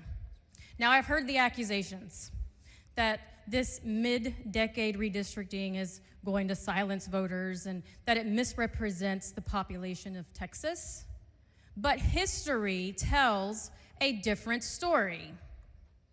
We are not the first state to do mid-decade redistricting, and we didn't invent the playbook. But who led the way? Blue states, the ones that you all fled to. The very party today crying foul, and the same party that's saying that they want a fair fight is the party that's pushing boys into girls' sports. They say we're diluting the minority districts. They call us racist, but the facts don't match your rhetoric. Texas currently has 0 black CVAP districts, and under the new map, there are 2. Now, I haven't been to 3rd grade in a really long time, but when you go from 0 to 2, that's an increase. Or perhaps you're using liberal logic. I have heard repeatedly that these maps are gerrymandered, but that doesn't fit the narrative either. That's just spin. Because in many parts of the state, the map eliminates gerrymandering. They emphasize compactness in whole counties and whole cities. Political performance isn't just legal, it is fair. And it reflects the voters of the state of Texas. The reality is the opposition is complaining that we are ungerrymandering the gerrymandering. Another complaint that I've heard is that we're silencing public input. But let me be clear. I sat through over 46 hours of public testimony.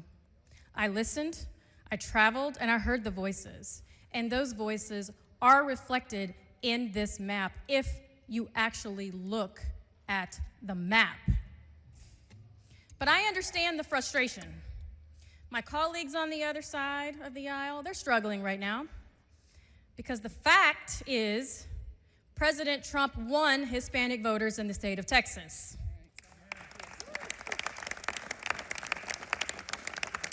I get it, you don't like that. And to address my colleague earlier who asked the chairman if he knew that blacks fled during slavery, well, they did, and they fled to Republican states. Another fact, in 2024, Democrat lost.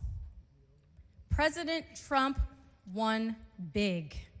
So you're upset, and I get it. You're losing at the ballot box, but you will not silence the majority in the state of Texas. You can throw your tantrum, you can leave, you can run, and you can ignore the will of the rest of the voters. But it's honestly time to pick a new narrative. The racist rhetoric is old. It is seriously stale and long overplayed. Newsflash. Democrats do not own minorities in Texas. The South lost. There are black and Hispanic and Asian Republicans right here in this chamber who were all elected just like you. Republicans are the majority. So it's not the people of Texas who are racist, it is you. All of these speeches on victimization and this toxic white guilt that I've had to suffer through my entire life, I'm sick of it. The people of Texas have spoken. We have the majority. President Trump flipped 11 out of 18 counties on the Texas-Mexico border. The people of Texas are sick of the rhetoric as well. He doubled his support from 2020, so political performance is the driver. You lost. Get over it. I urge my colleagues to vote in favor of HB 4. Removing gerrymandering is the right thing to do. Increasing minority representation is the right thing to do, and it more accurately reflects the values of Texans. This is long overdue, and we owe it to the people of Texas. Thank you, Mr. Speaker.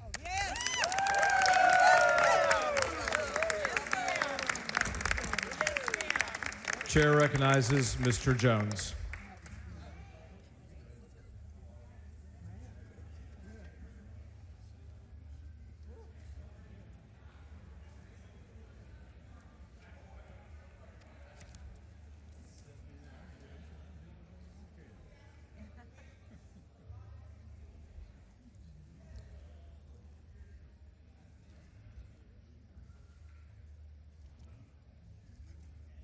Thank you, Mr. Speaker.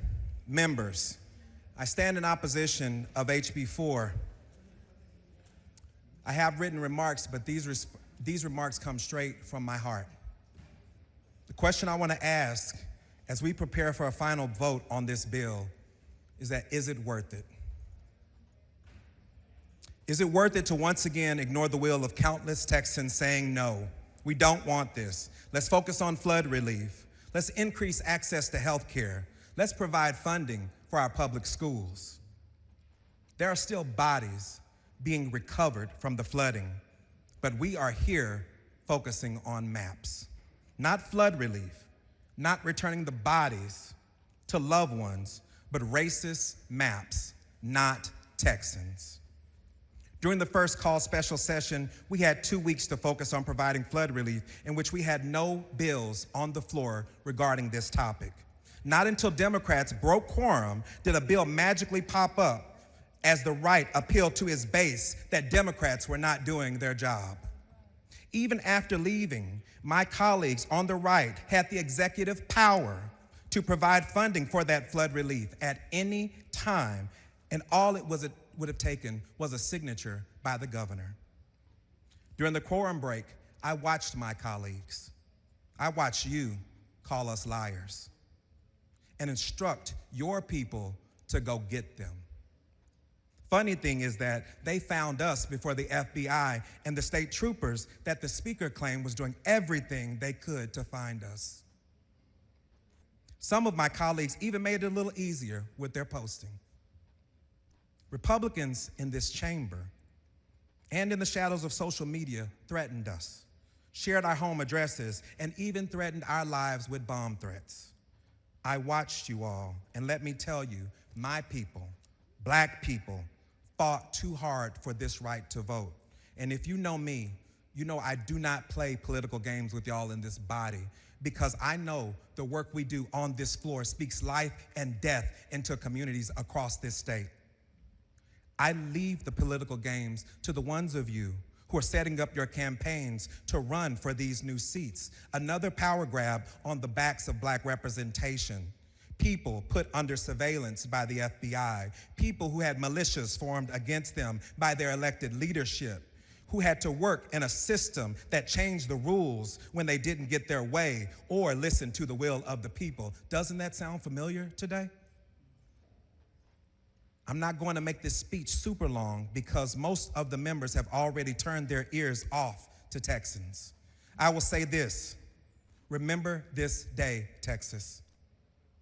Remember the meetings you had with members when they could say nothing but "I'm sorry" behind closed doors, but be complicit in allowing a dictator to take over our nation. That's not the United States, and that sure as hell is not Texas. To close, I will ask this, Mr. Speaker, members. I hope you are proud of your policies and how they serve Texans. Is it worth it? You're the ones who have to sleep at night. Chair recognizes Ms. Hickland.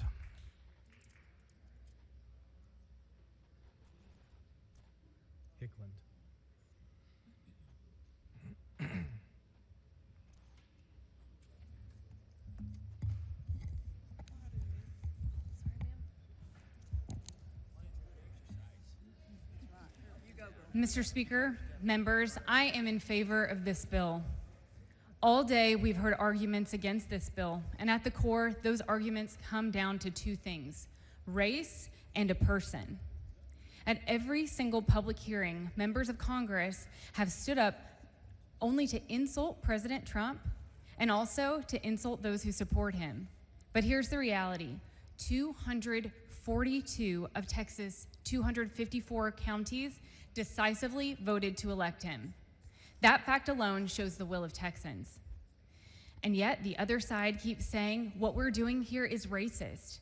But notice this: they are the ones who keep bringing race into the conversation over and over again. It's been their argument at all of our hearings and on the floor today. In doing so, they're making an insulting assumption that someone's political beliefs, that someone's vote, can be predicted simply by the color of their skin. But let's be clear, it's simply not accurate to assume that minorities will always vote one way. We don't have to look any farther than the most recent election for proof. In the state of Texas, 55% of Hispanics voted for our current president. 55% of Asian Americans did the same. And now we're seeing a noticeable shift among African American voters towards Republicans. When we look at the details of the maps and these district lines, they reflect political performance of those areas. Irregular shapes are now more compact, lines drawn on natural boundaries, counties made whole, cities restored. It's more than a person, it's policies.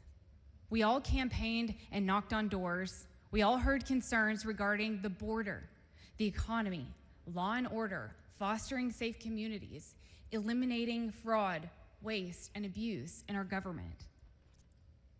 These are the issues that have been championed by President Trump. and the policies overwhelmingly supported by Texans. Texans deserve representation that reflects our values, and that is exactly what this bill seeks to accomplish.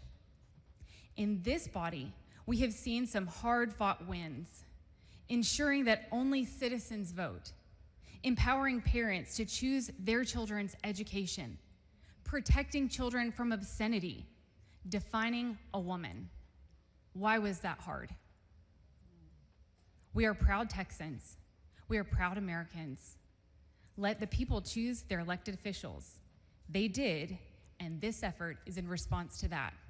Vote for this bill. Chair recognizes Mr. Hunter to close.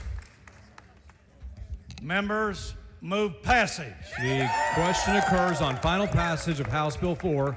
This is a record vote. Clerk, ring the bell. There's Hunter voting aye. King voting aye.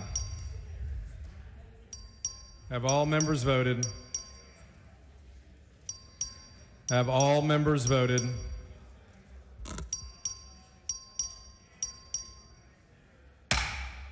"88 ayes and 52 nays. House Bill 4 is finally passed. Members, the call on the House has expired. The doorkeeper may unlock the doors. The Speaker's desk is clear. Mr. Guerin moves that the House recess pending the reading and referral of bills and receipt of messages and administrative actions till 10 a.m. Thursday. Is there objection? Chair hears none. The House stands recessed pending the reading and referral of bills, receipt of messages, and administrative actions. The following bills and resolutions on first reading and referral. The clerk will read the bills and resolutions. HB number 38 by Schofield, relating to the rate at which interest accrues in connection with the deferral of abatement of collection of ad valorem taxes of certain resident homesteads, referred to the Committee on Ways and Means. HB number 41 by Schofield, relating to the establishment of a limitation on the total amount of ad valorem taxes that certain taxing units may impose on the residence homestead of individuals who are disabled or elderly and their surviving spouses, referred to the Committee on Ways and Means. HB number 46 by Tepper, relating to a limit on political subdivision expenditures, referred to the Committee on Intergovernmental Affairs. HB number 47 by Tepper, relating to the authority of a property owner to obtain an injunction restraining the collection of ad valorem taxes by a taxing unit if the taxing unit adopts a tax rate that exceeds the voter approval tax rate and subsequently takes action that constitutes a material deviation from the stated purpose of the tax increase, referred to the Committee on Ways and Means. HB number 49 by Tepper, relating to the restrictions on the use of certain ad valorem tax revenue for the payment of public insecurities, referred to the Committee on Ways and Means. HB number 62 by Gervin Hawkins, relating to the operability of first responder public safety communication services used in responding to natural disasters or other emergencies on the Capitol grounds, referred to the Committee on Disaster Preparedness Flooding Select. HB number 64 by Kane, relating to a vacancy in the office of a senator or representative due to the excessive absence, referred to the Committee on State Affairs. HB number 77 by Kane, relating to the repeal or limitations on certain state and local taxes, including school district maintenance and operations, ad valorem taxes, the enactment of a state and local value-added taxes, and related school finance reform, imposing taxes, for the Committee on Ways and Means. HB number 83 by Slauson, relating to the repeal of additional ad valorem taxes imposed as a result of change or use of certain land, for the Committee on Ways and Means. HB number 84 by Tepper, relating to limitations on increases of the appraised value of certain property for ad valorem tax purposes, for the Committee on Ways and Means. HB number 85 by Gerdes, relating to the vote required in election to approve ad valorem tax rate that exceeds a taxing unit's voter approved tax rate, making conforming changes, for the Committee on Ways and Means. HB number 92 by Toth, relating to the repeal or limitations on certain state and local taxes, including school district maintenance and operation ad valorem taxes, the enactment state or local value added taxes, and related school finance reform, and imposing taxes, for the Committee on Ways and Means. HB number 98 by Kerwin, relating to the repeal or limitation on certain state and local taxes, including school district maintenance and operation ad valorem taxes, of enactment of state and local value added taxes, and related school finance reform, and imposing taxes, for the Committee on Ways and Means. HB number 99 by Dean, relating to the repeal of or limitations on certain state and local taxes, including school district maintenance and operation ad valorem taxes, the enactment of state and local value added taxes, related school finance reform, and directing the comptroller to identify alternatives to local ad valorem taxes, imposing taxes, for the Committee on Ways and Means. HB number 100 by Dean, relating to the use of certain federal funds received by the state to provide property tax refunds to Texas homestead owners, for the Committee on Ways and Means. HB number 101 by Dean, relating to requiring voter approval to certain local tax rate increases adopted pursuant to a disaster declaration, for the Committee on Ways and Means. HB number 108 by Zwiener, relating to the authority of a county to establish drainage utilities, imposing drainage fees, and regulate land use for purpose of flood management, for the Committee on Disaster Preparedness and Flooding Select. HB number 117 by Zwiener, relating to the authority of a county to regulate impervious cover of an unincorporated area, area of a county for the Committee on Disaster Preparedness and Flooding Select. HB number 119 by Lalani relating to the Emergency Preparedness and Contingency Operations Plan, Inspections and Enforcement for Senior Retirement Communities for the Committee on Disaster Preparedness and Flooding Select. HB number 122 by Landgraf relating to eliminating certain state-required assessment instruments of certain end-of-course assessment instruments not required by federal law for the Committee on Public Education. HB number 125 by Zwiener relating to the regulation of stormwater management by certain counties for the Committee on Disaster Preparedness and Flooding Select. HB number 139 by Isaac relating to the calculation of certain ad valorem tax rates of a taxing unit in the manner in which a proposed ad valorem tax rate that exceeds the voter approval tax rate is approved, making conforming changes for the Committee on Ways and Means. HB number 144 by Money relating to the protection of an unborn child's rights and criminal liability and justification for prohibited conduct for the Committee on State Affairs. HB number 159 by Shaheen relating to the use of interim testing and adaptive growth-based assessment instruments for certain required assessments of public school students and prohibiting the use of results of certain required assessment for the public school students for certain purposes for the Committee on Public Education.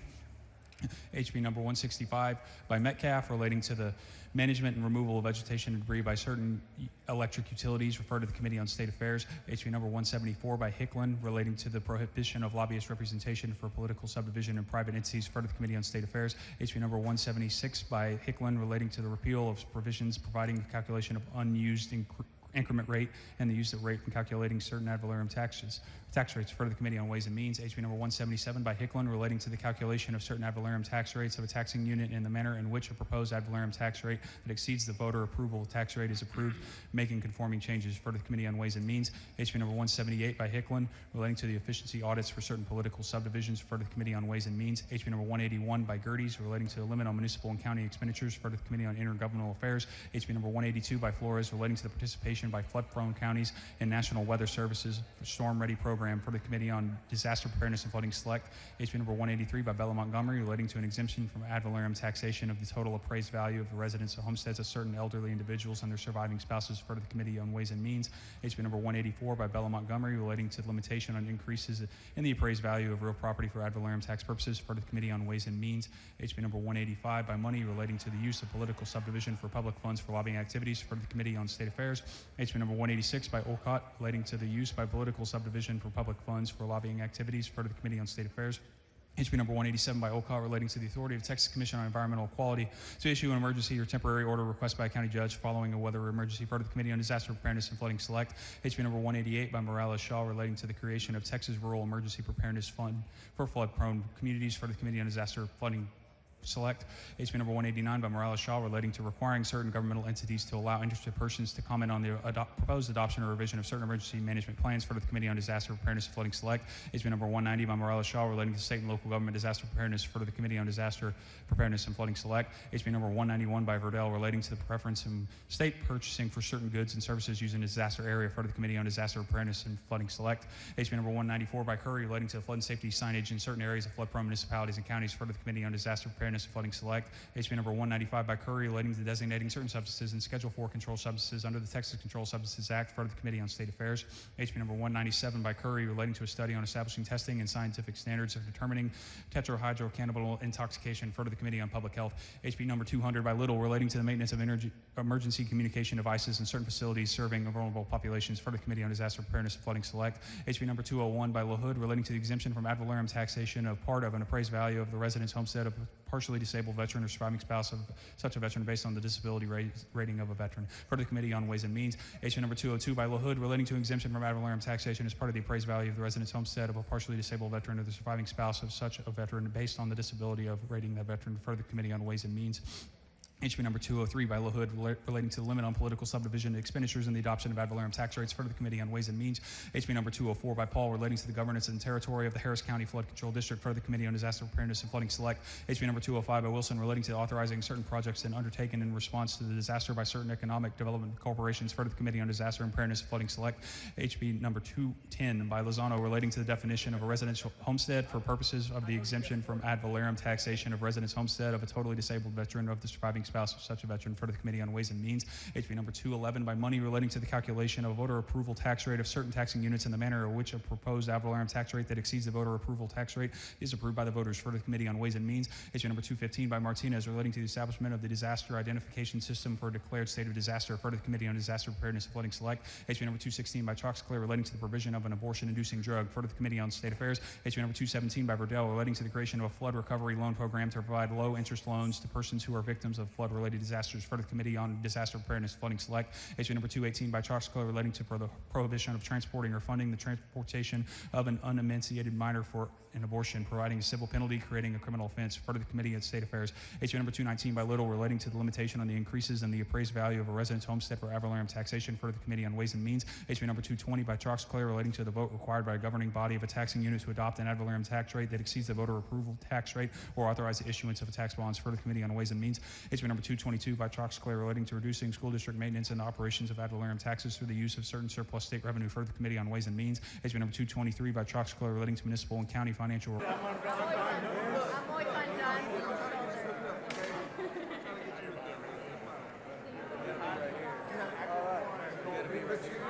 John? You ready? All right. Let's go ahead and get started, everybody. Good afternoon. My name is Rick Levy. I'm president of the Texas AFL-CIO. And we have been part of a group of thousands of Texans that have been fighting, trying to resist the Trump takeover of our politics. People have come to hearings, people have held rallies, people have held demonstrations, people have written their representatives, all because our state government refused to stand up to a wannabe dictator in Washington, D.C. Leading this fight are some of the most courageous representatives that I have ever had the experience to work with.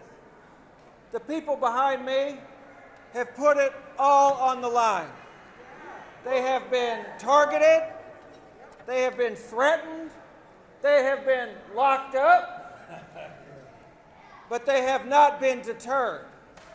And what they have done through their courage, through their example, and through their fight has made what's happening in Texas a national issue that will not stop when this bill is passed, but will continue until we have fair maps and fair representation across this country.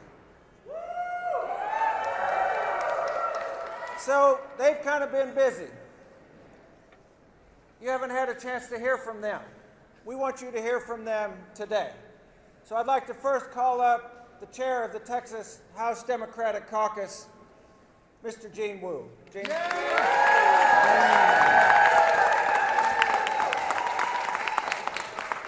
What you have just watched are Democrats who are willing to go to any lengths to suffer threats to ourselves, to our families, to our friends, to our coworkers, to our employees, threatened with violence, threatened with expulsion, threatened with racist and bigoted hate. And you've watched us take all of this, do all of this for the people, for all Texans, for all Americans. We are standing up and fighting against those who seek to take the American dream from us. And you have watched Republicans go to every length possible, use every trick in the book, throw everything in the kitchen sink in order to do what they are told. What they are told by Donald Trump, what they are told by the Washington insiders, and what they're told from the billionaire bosses. We fight the people, fight for the people. They fight for themselves. This fight is far from over. We have known that we needed to come back. We have known, now that we know what the courts are thinking, that we have an idea of what they'll do, that our best shot is in the courts. This part of the fight is over, but it is merely the first chapter. The fight for the American way, the fight for the American dream, the fight for all of us to live simple but honorable and dignified lives will go on much longer. You have watched the entire nation in the last few weeks suddenly realize that their votes do matter, that elections have consequences, that when they tell them that it doesn't matter who you vote for, it doesn't matter if you participate or not, and it doesn't matter if you speak up or not, they're being told that by people who seek to steal their power. And for 50 years, Republicans have quietly and slowly stolen everything that made America great. They have taken our great jobs. They have taken our education. And they have taken our health care. There is only one thing left for them to take, and that is our power, our voice, our ability to shape our own future, our most precious right as Americans. And that is our right of self-determination, our right to control our own destiny and our own lives. This is not over. We will continue fighting.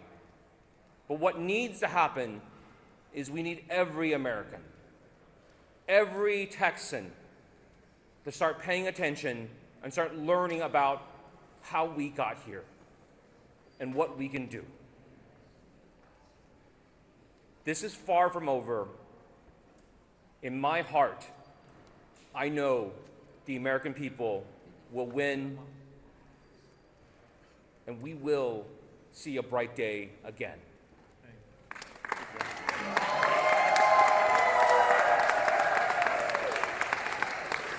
Thank you, Mr. Chairman. You know, as we look around the country and we see major institutions buckling in the face of pressure from these same forces that passed this map, universities, news media, corporations, we saw something this week that shows a very different response. We saw one person, in the face of everything that was coming at us, simply say, no, not me. Y'all can do what you want to do, but not me. I'm going to stand up, whatever it takes. And her example and her courage has inspired a nation and, in fact, a world as people see what she has done and what she has triggered and inspired through her conduct. She's loose. She's out. She's Nicole Collier.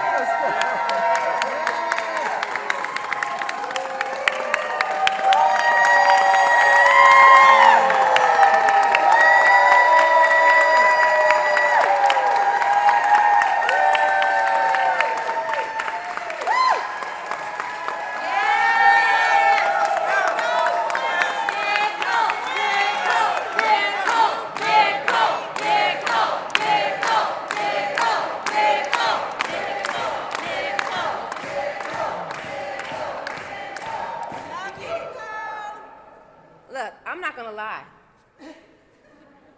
I want to cry, but I'm too angry.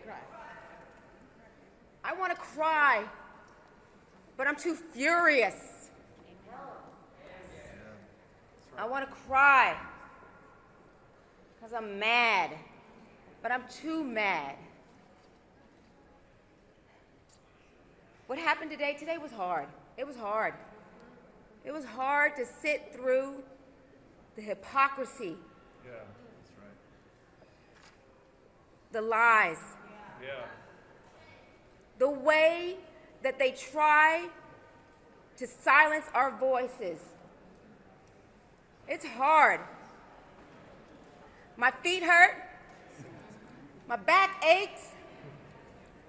But I think about the people who have no home, have no bed to sleep in, who have no job to work at. I think about the people who don't earn livable wages. I think about the people who don't have health care. I can fix my back. But what are we going to do for them? That's right. Amen. What are we going to do? We got to fight. That's right. Yeah. Right. The fact that I'm still mad, angry, and furious means that I still want to fight.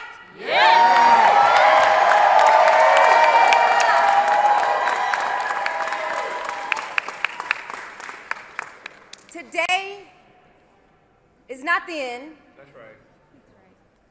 It is the start of a new beginning of the new Democratic Party where we won't back down. We won't put up with their shit. And we will push and push and push until we take over this country. We are the people. We are the party who are powered by the people.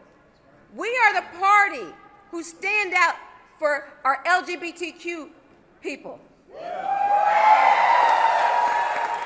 We stand up for black and brown and Asian, all people. I think about, I won't give up because I think about Benny, Zen, Chase. I think about all the little children. I think about our children.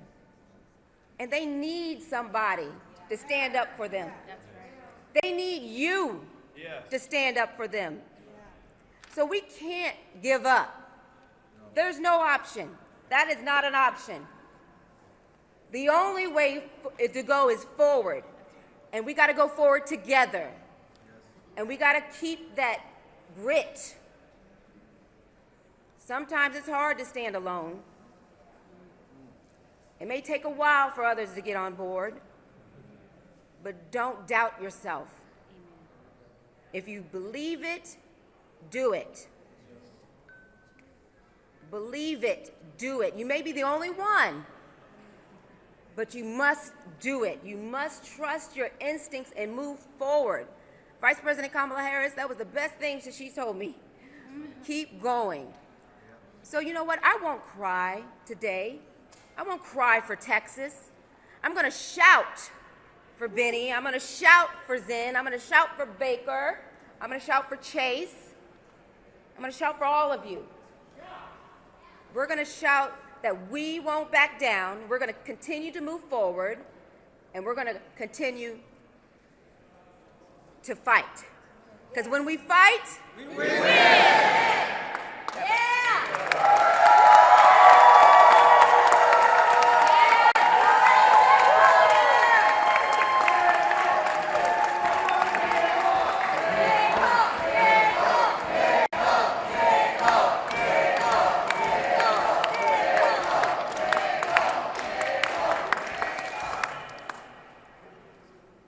Give it up for Nicole one more time.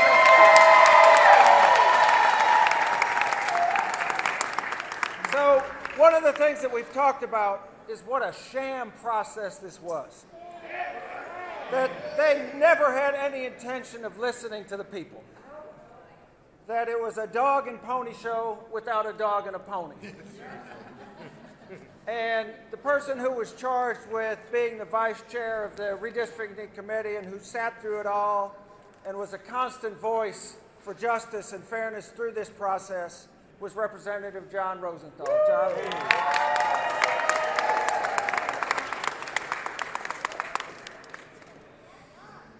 Hi, y'all.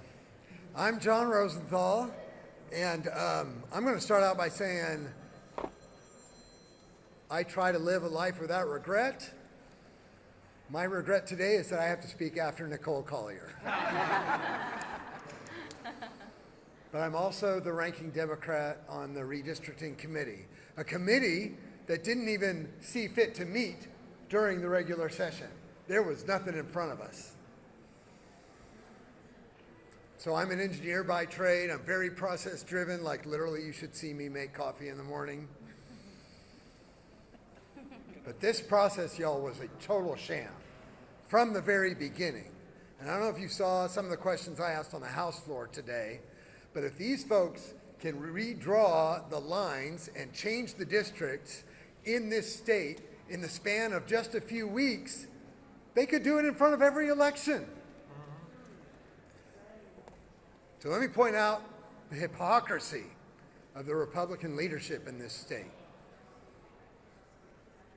Over and over, they have said Democrats are obstructing the process. They criticized us for the quorum break because they said we were blocking aid to Central Texas for the victims of a historic tragedy of biblical proportions.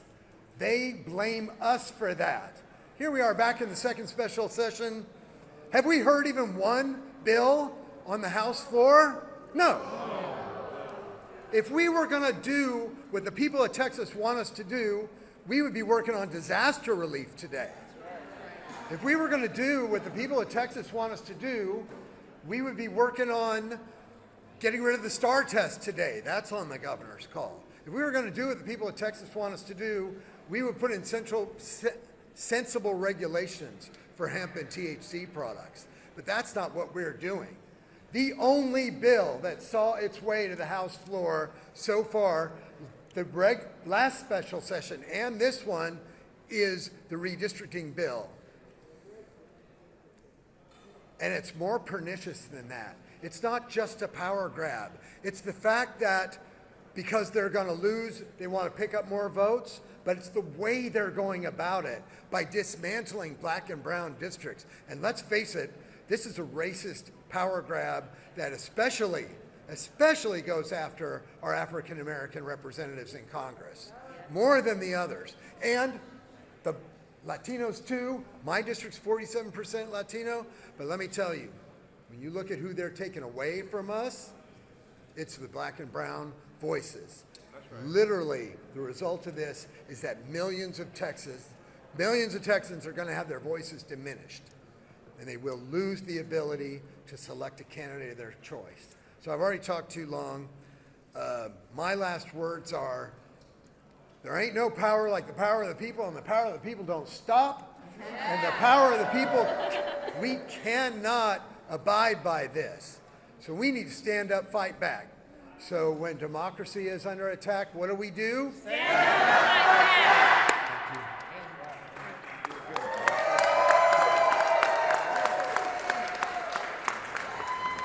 Thank you, John. And Representative referenced the fact that it is predominantly black and brown communities that are being sliced and diced by this map. And one of the clearest and most consistent voices through this whole process has been the Mexican American Legislative Caucus. And I want to bring up next the chair of that caucus, Ramon Romero, please. Hey.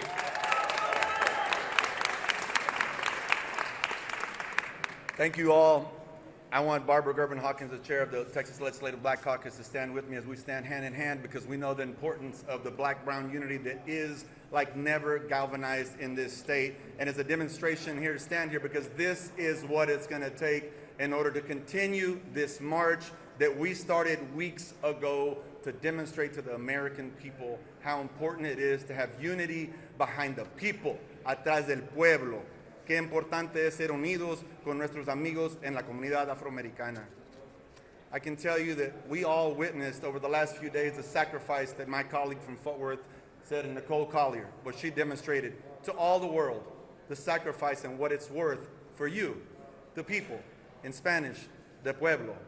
We all sacrificed so much in leaving our families and going across the country to start this march. And as we said before, that was a small price to pay for America and for American democracy. And as our caucus leader said, the march continues on. Now it is up to the people, up to you, everyone watching, to demonstrate and reject this hate that we saw today. As the chairman of the Mexican American Legislative Caucus, I am proud that we have now become the largest demographic in this very state that we are in, but we do not represent the lion's share of the representation in this state. Así es que todos los latinos que están poniendo atención y que le están diciendo que ahora que ellos votaron 11 de 18 distritos por la frontera y que están orgullosos los republicanos que porque ustedes votaron para ellos, deberían de ser ahorita momentos de vergüenza que ellos están burlando de nosotros, que nos lavaron el coco y que nos dijeron que el precio del huevo va a bajar, que la gasolina va a bajar. Y ahorita las tiendas están vacías, los trabajos están sin los trabajadores, las casas no se completan, todos los precios están subiendo y no nos vamos a dejar de nuevo. In English, we know that right now we were sold a bill of goods. Eggs have not gone down. Gas has not gone down. The job sites are empty. We keep reading about our border communities. Their stores are empty. We will not allow ourselves to be fooled again. We're not going to allow them to continue to perpetuate a false narrative that Latinos are voting for Trump. They did.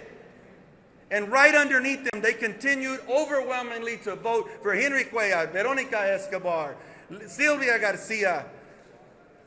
Our people vote Democrat, they always have, and they are going to show up in 2026 like never before to demonstrate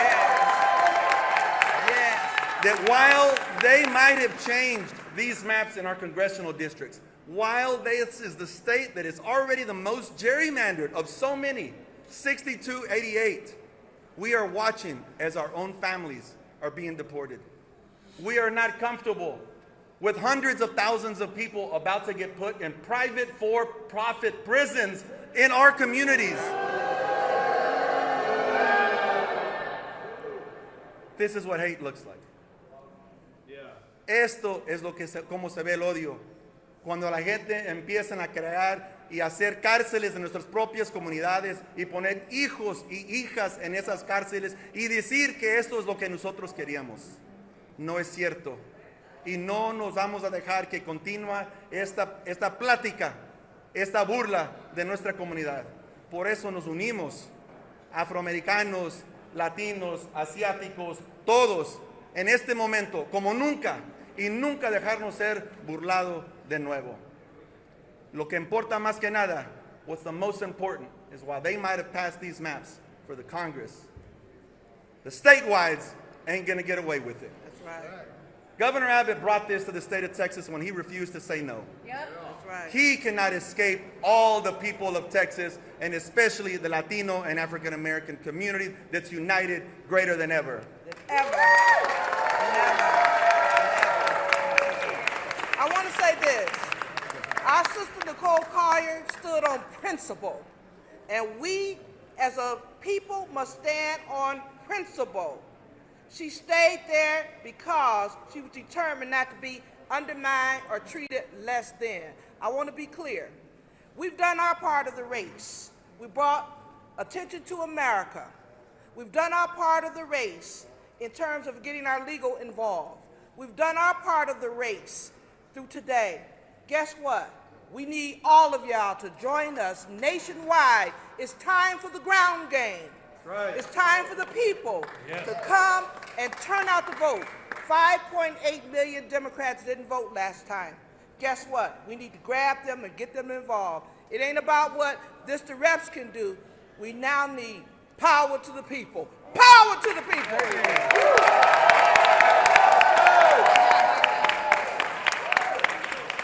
Thank you all so much. And we have one more speaker who is in a very tough district and yet has shown courage. What? What'd I do? Call me out like that. No, it's all, I'm being honest.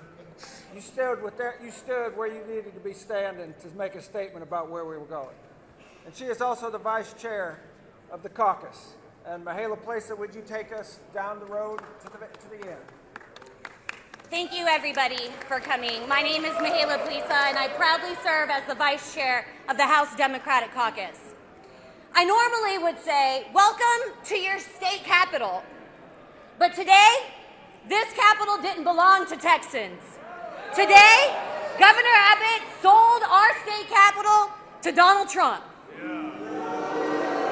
And as a native Texan, it's a dark day in Texas history.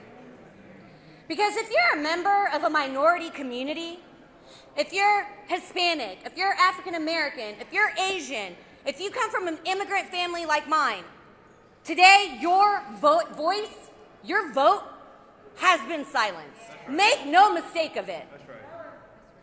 And they did it blatantly. Yes. They did it without shame, without embarrassment, because they thought they were entitled to it. Sorry.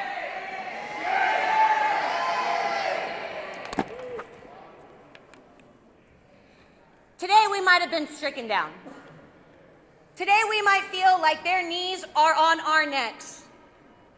But let me tell you something, like that sign says over there, Texas is not red, it's rigged. And they proved that today by putting redistricting as the first bill of the second called special session. Let me tell you something, they had to lock us in a chamber. They locked my colleague, courageous Nicole Collier, on the House floor because they're so afraid. They're afraid of districts like mine in Southwest Collin County, that they put $4 million in my race. I had $500,000, and we won. We won! Because when we talk to the people about the things that really matter, public education, health care, access to a good job and a good pension, they can't match us. And they're afraid because they have been selling out our state ever since they took power 30 years ago. We might feel like we were stricken down today, but this battle is not over. The next battlefield is the courts, and we will win there. And then we take the battlefield to the ballot box. And we will win, and that's why they're scared. And I'm just going to end with this. A favorite quote of mine from one of the best fighters against evil, Obi-Wan Kenobi. And he said, when we get struck down, what? We will rise up more powerful than they could ever imagine. Are y'all ready to take our power back? Are y'all ready to register voters? Are y'all ready to go out and vote and show them why they should be afraid? If you're ready to get to work, let's get to work, Texas, and let's take our state back from these corrupt, crooked politicians. Because look, I stand here with statesmen, not politicians, and you know what the difference is? A politician thinks about their next election, and statesmen, statespeople, my bad, we think about the next generation. That's right. Let's get to work, Texas.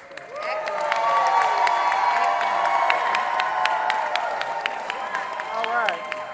Before we wrap up and take questions, just want to say one last thing. And that is, I hope that each and every one of you knows the gratitude that we feel to each and every one of you for what you did. Thank you. At the very outset of this, everybody was like, oh, why are you fighting? You're just going to lose. They're just going to pass the map. But you know what? There was no loss. Because what you did is you ignited a movement across this country that is going to change this country forever. Yeah.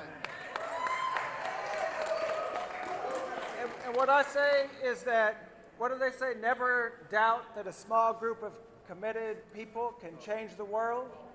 Because Exactly. That's the only thing that ever does. So thank you all so much, and now we'll open it up for questions, Mr. Chairman.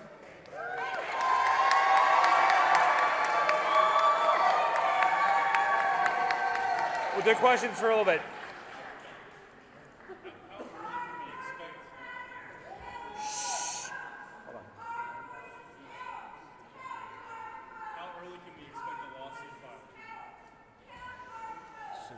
Yeah, that's not to be hyper-technical. The lawsuit is, as soon as we get it out of the House, there will be stuff, the beginning process of getting court documents to the court, but really the suit can't commence until the governor signs it. Right, so, but we're looking forward to taking this to the courts as fast as possible. How do you anticipate today's amendments, speeches, questions will help in that litigation? Yeah. I think it's been, we've talked about it over and over again. Everything that we do in this case, or I'm sorry, in this bill, from testimony in the hearings, how the hearings are set up, the fact they did this during a special session, how they conducted, where they conducted hearings, all of it, everything is a point to the courts. What the courts are looking for are the irregularities, you know, this is not a normal process. They're trying to do something sneaky, and this is very obviously that. And they have laid that out as clearly as they could for the courts. We didn't have to do that. The Republicans themselves provided the absolute best evidence for their own corruption. And what it is you have a mid-cycle redistricting that, one, really no one else has done except Texas. Two, that they could have handled this in the regular session, had proper hearings, done all the stuff, and then let the public and the membership know what's going on. Instead, they chose to conduct this only in the special session, knowing that the special session rules would allow them to get away with having basically next to no hearings and having no public input and having no notice to the public. The point of what they're trying to do is to do it in the dark, is to hide it from the American people, because as you have seen in the last 2 weeks, because of the fire we lit across this country, Americans across the board all say this is corrupt. This should be illegal. Like, no one should be doing this. And they say this is not the way America works. And so they have laid out the best evidence against themselves. So, Representative, what comes next? I know you were talking about the courts, the lawsuit, what else? So one of the main things is what we have done in the last 2 weeks. People keep saying, like, if you're going to have to fight this, if you knew that you want to fight this, why go out and talk? Why do this? Why go to New York? Why go to California? And a lot of times, my easy answer is, you wouldn't be interviewing me right now if we had not. Right? And people always say, people have made the comparison to the Alamo. Why did they stay and fight? What did it matter? What did those few sacrifices mean? Because it inspired a nation. It inspired people to get up and fight. It inspired people to try to take action, and inspired people to say, like, it is now in my control. I have to do this. I have to join in. And that's what we've said across the board, and that's what we will continue to do. This fight heads into the courts. This fight heads into the ballot box. But our group, we are continuing to be the messengers, to tell the rest of the nation, to warn anybody who has not heard the message yet. If you want to take your country back, if you want this country to work for everyday people, you have to get off your ass. I think that's a good note to end on, folks. Thank you all so much. Thank you all for coming. People will be available for individual interviews. So thank you all.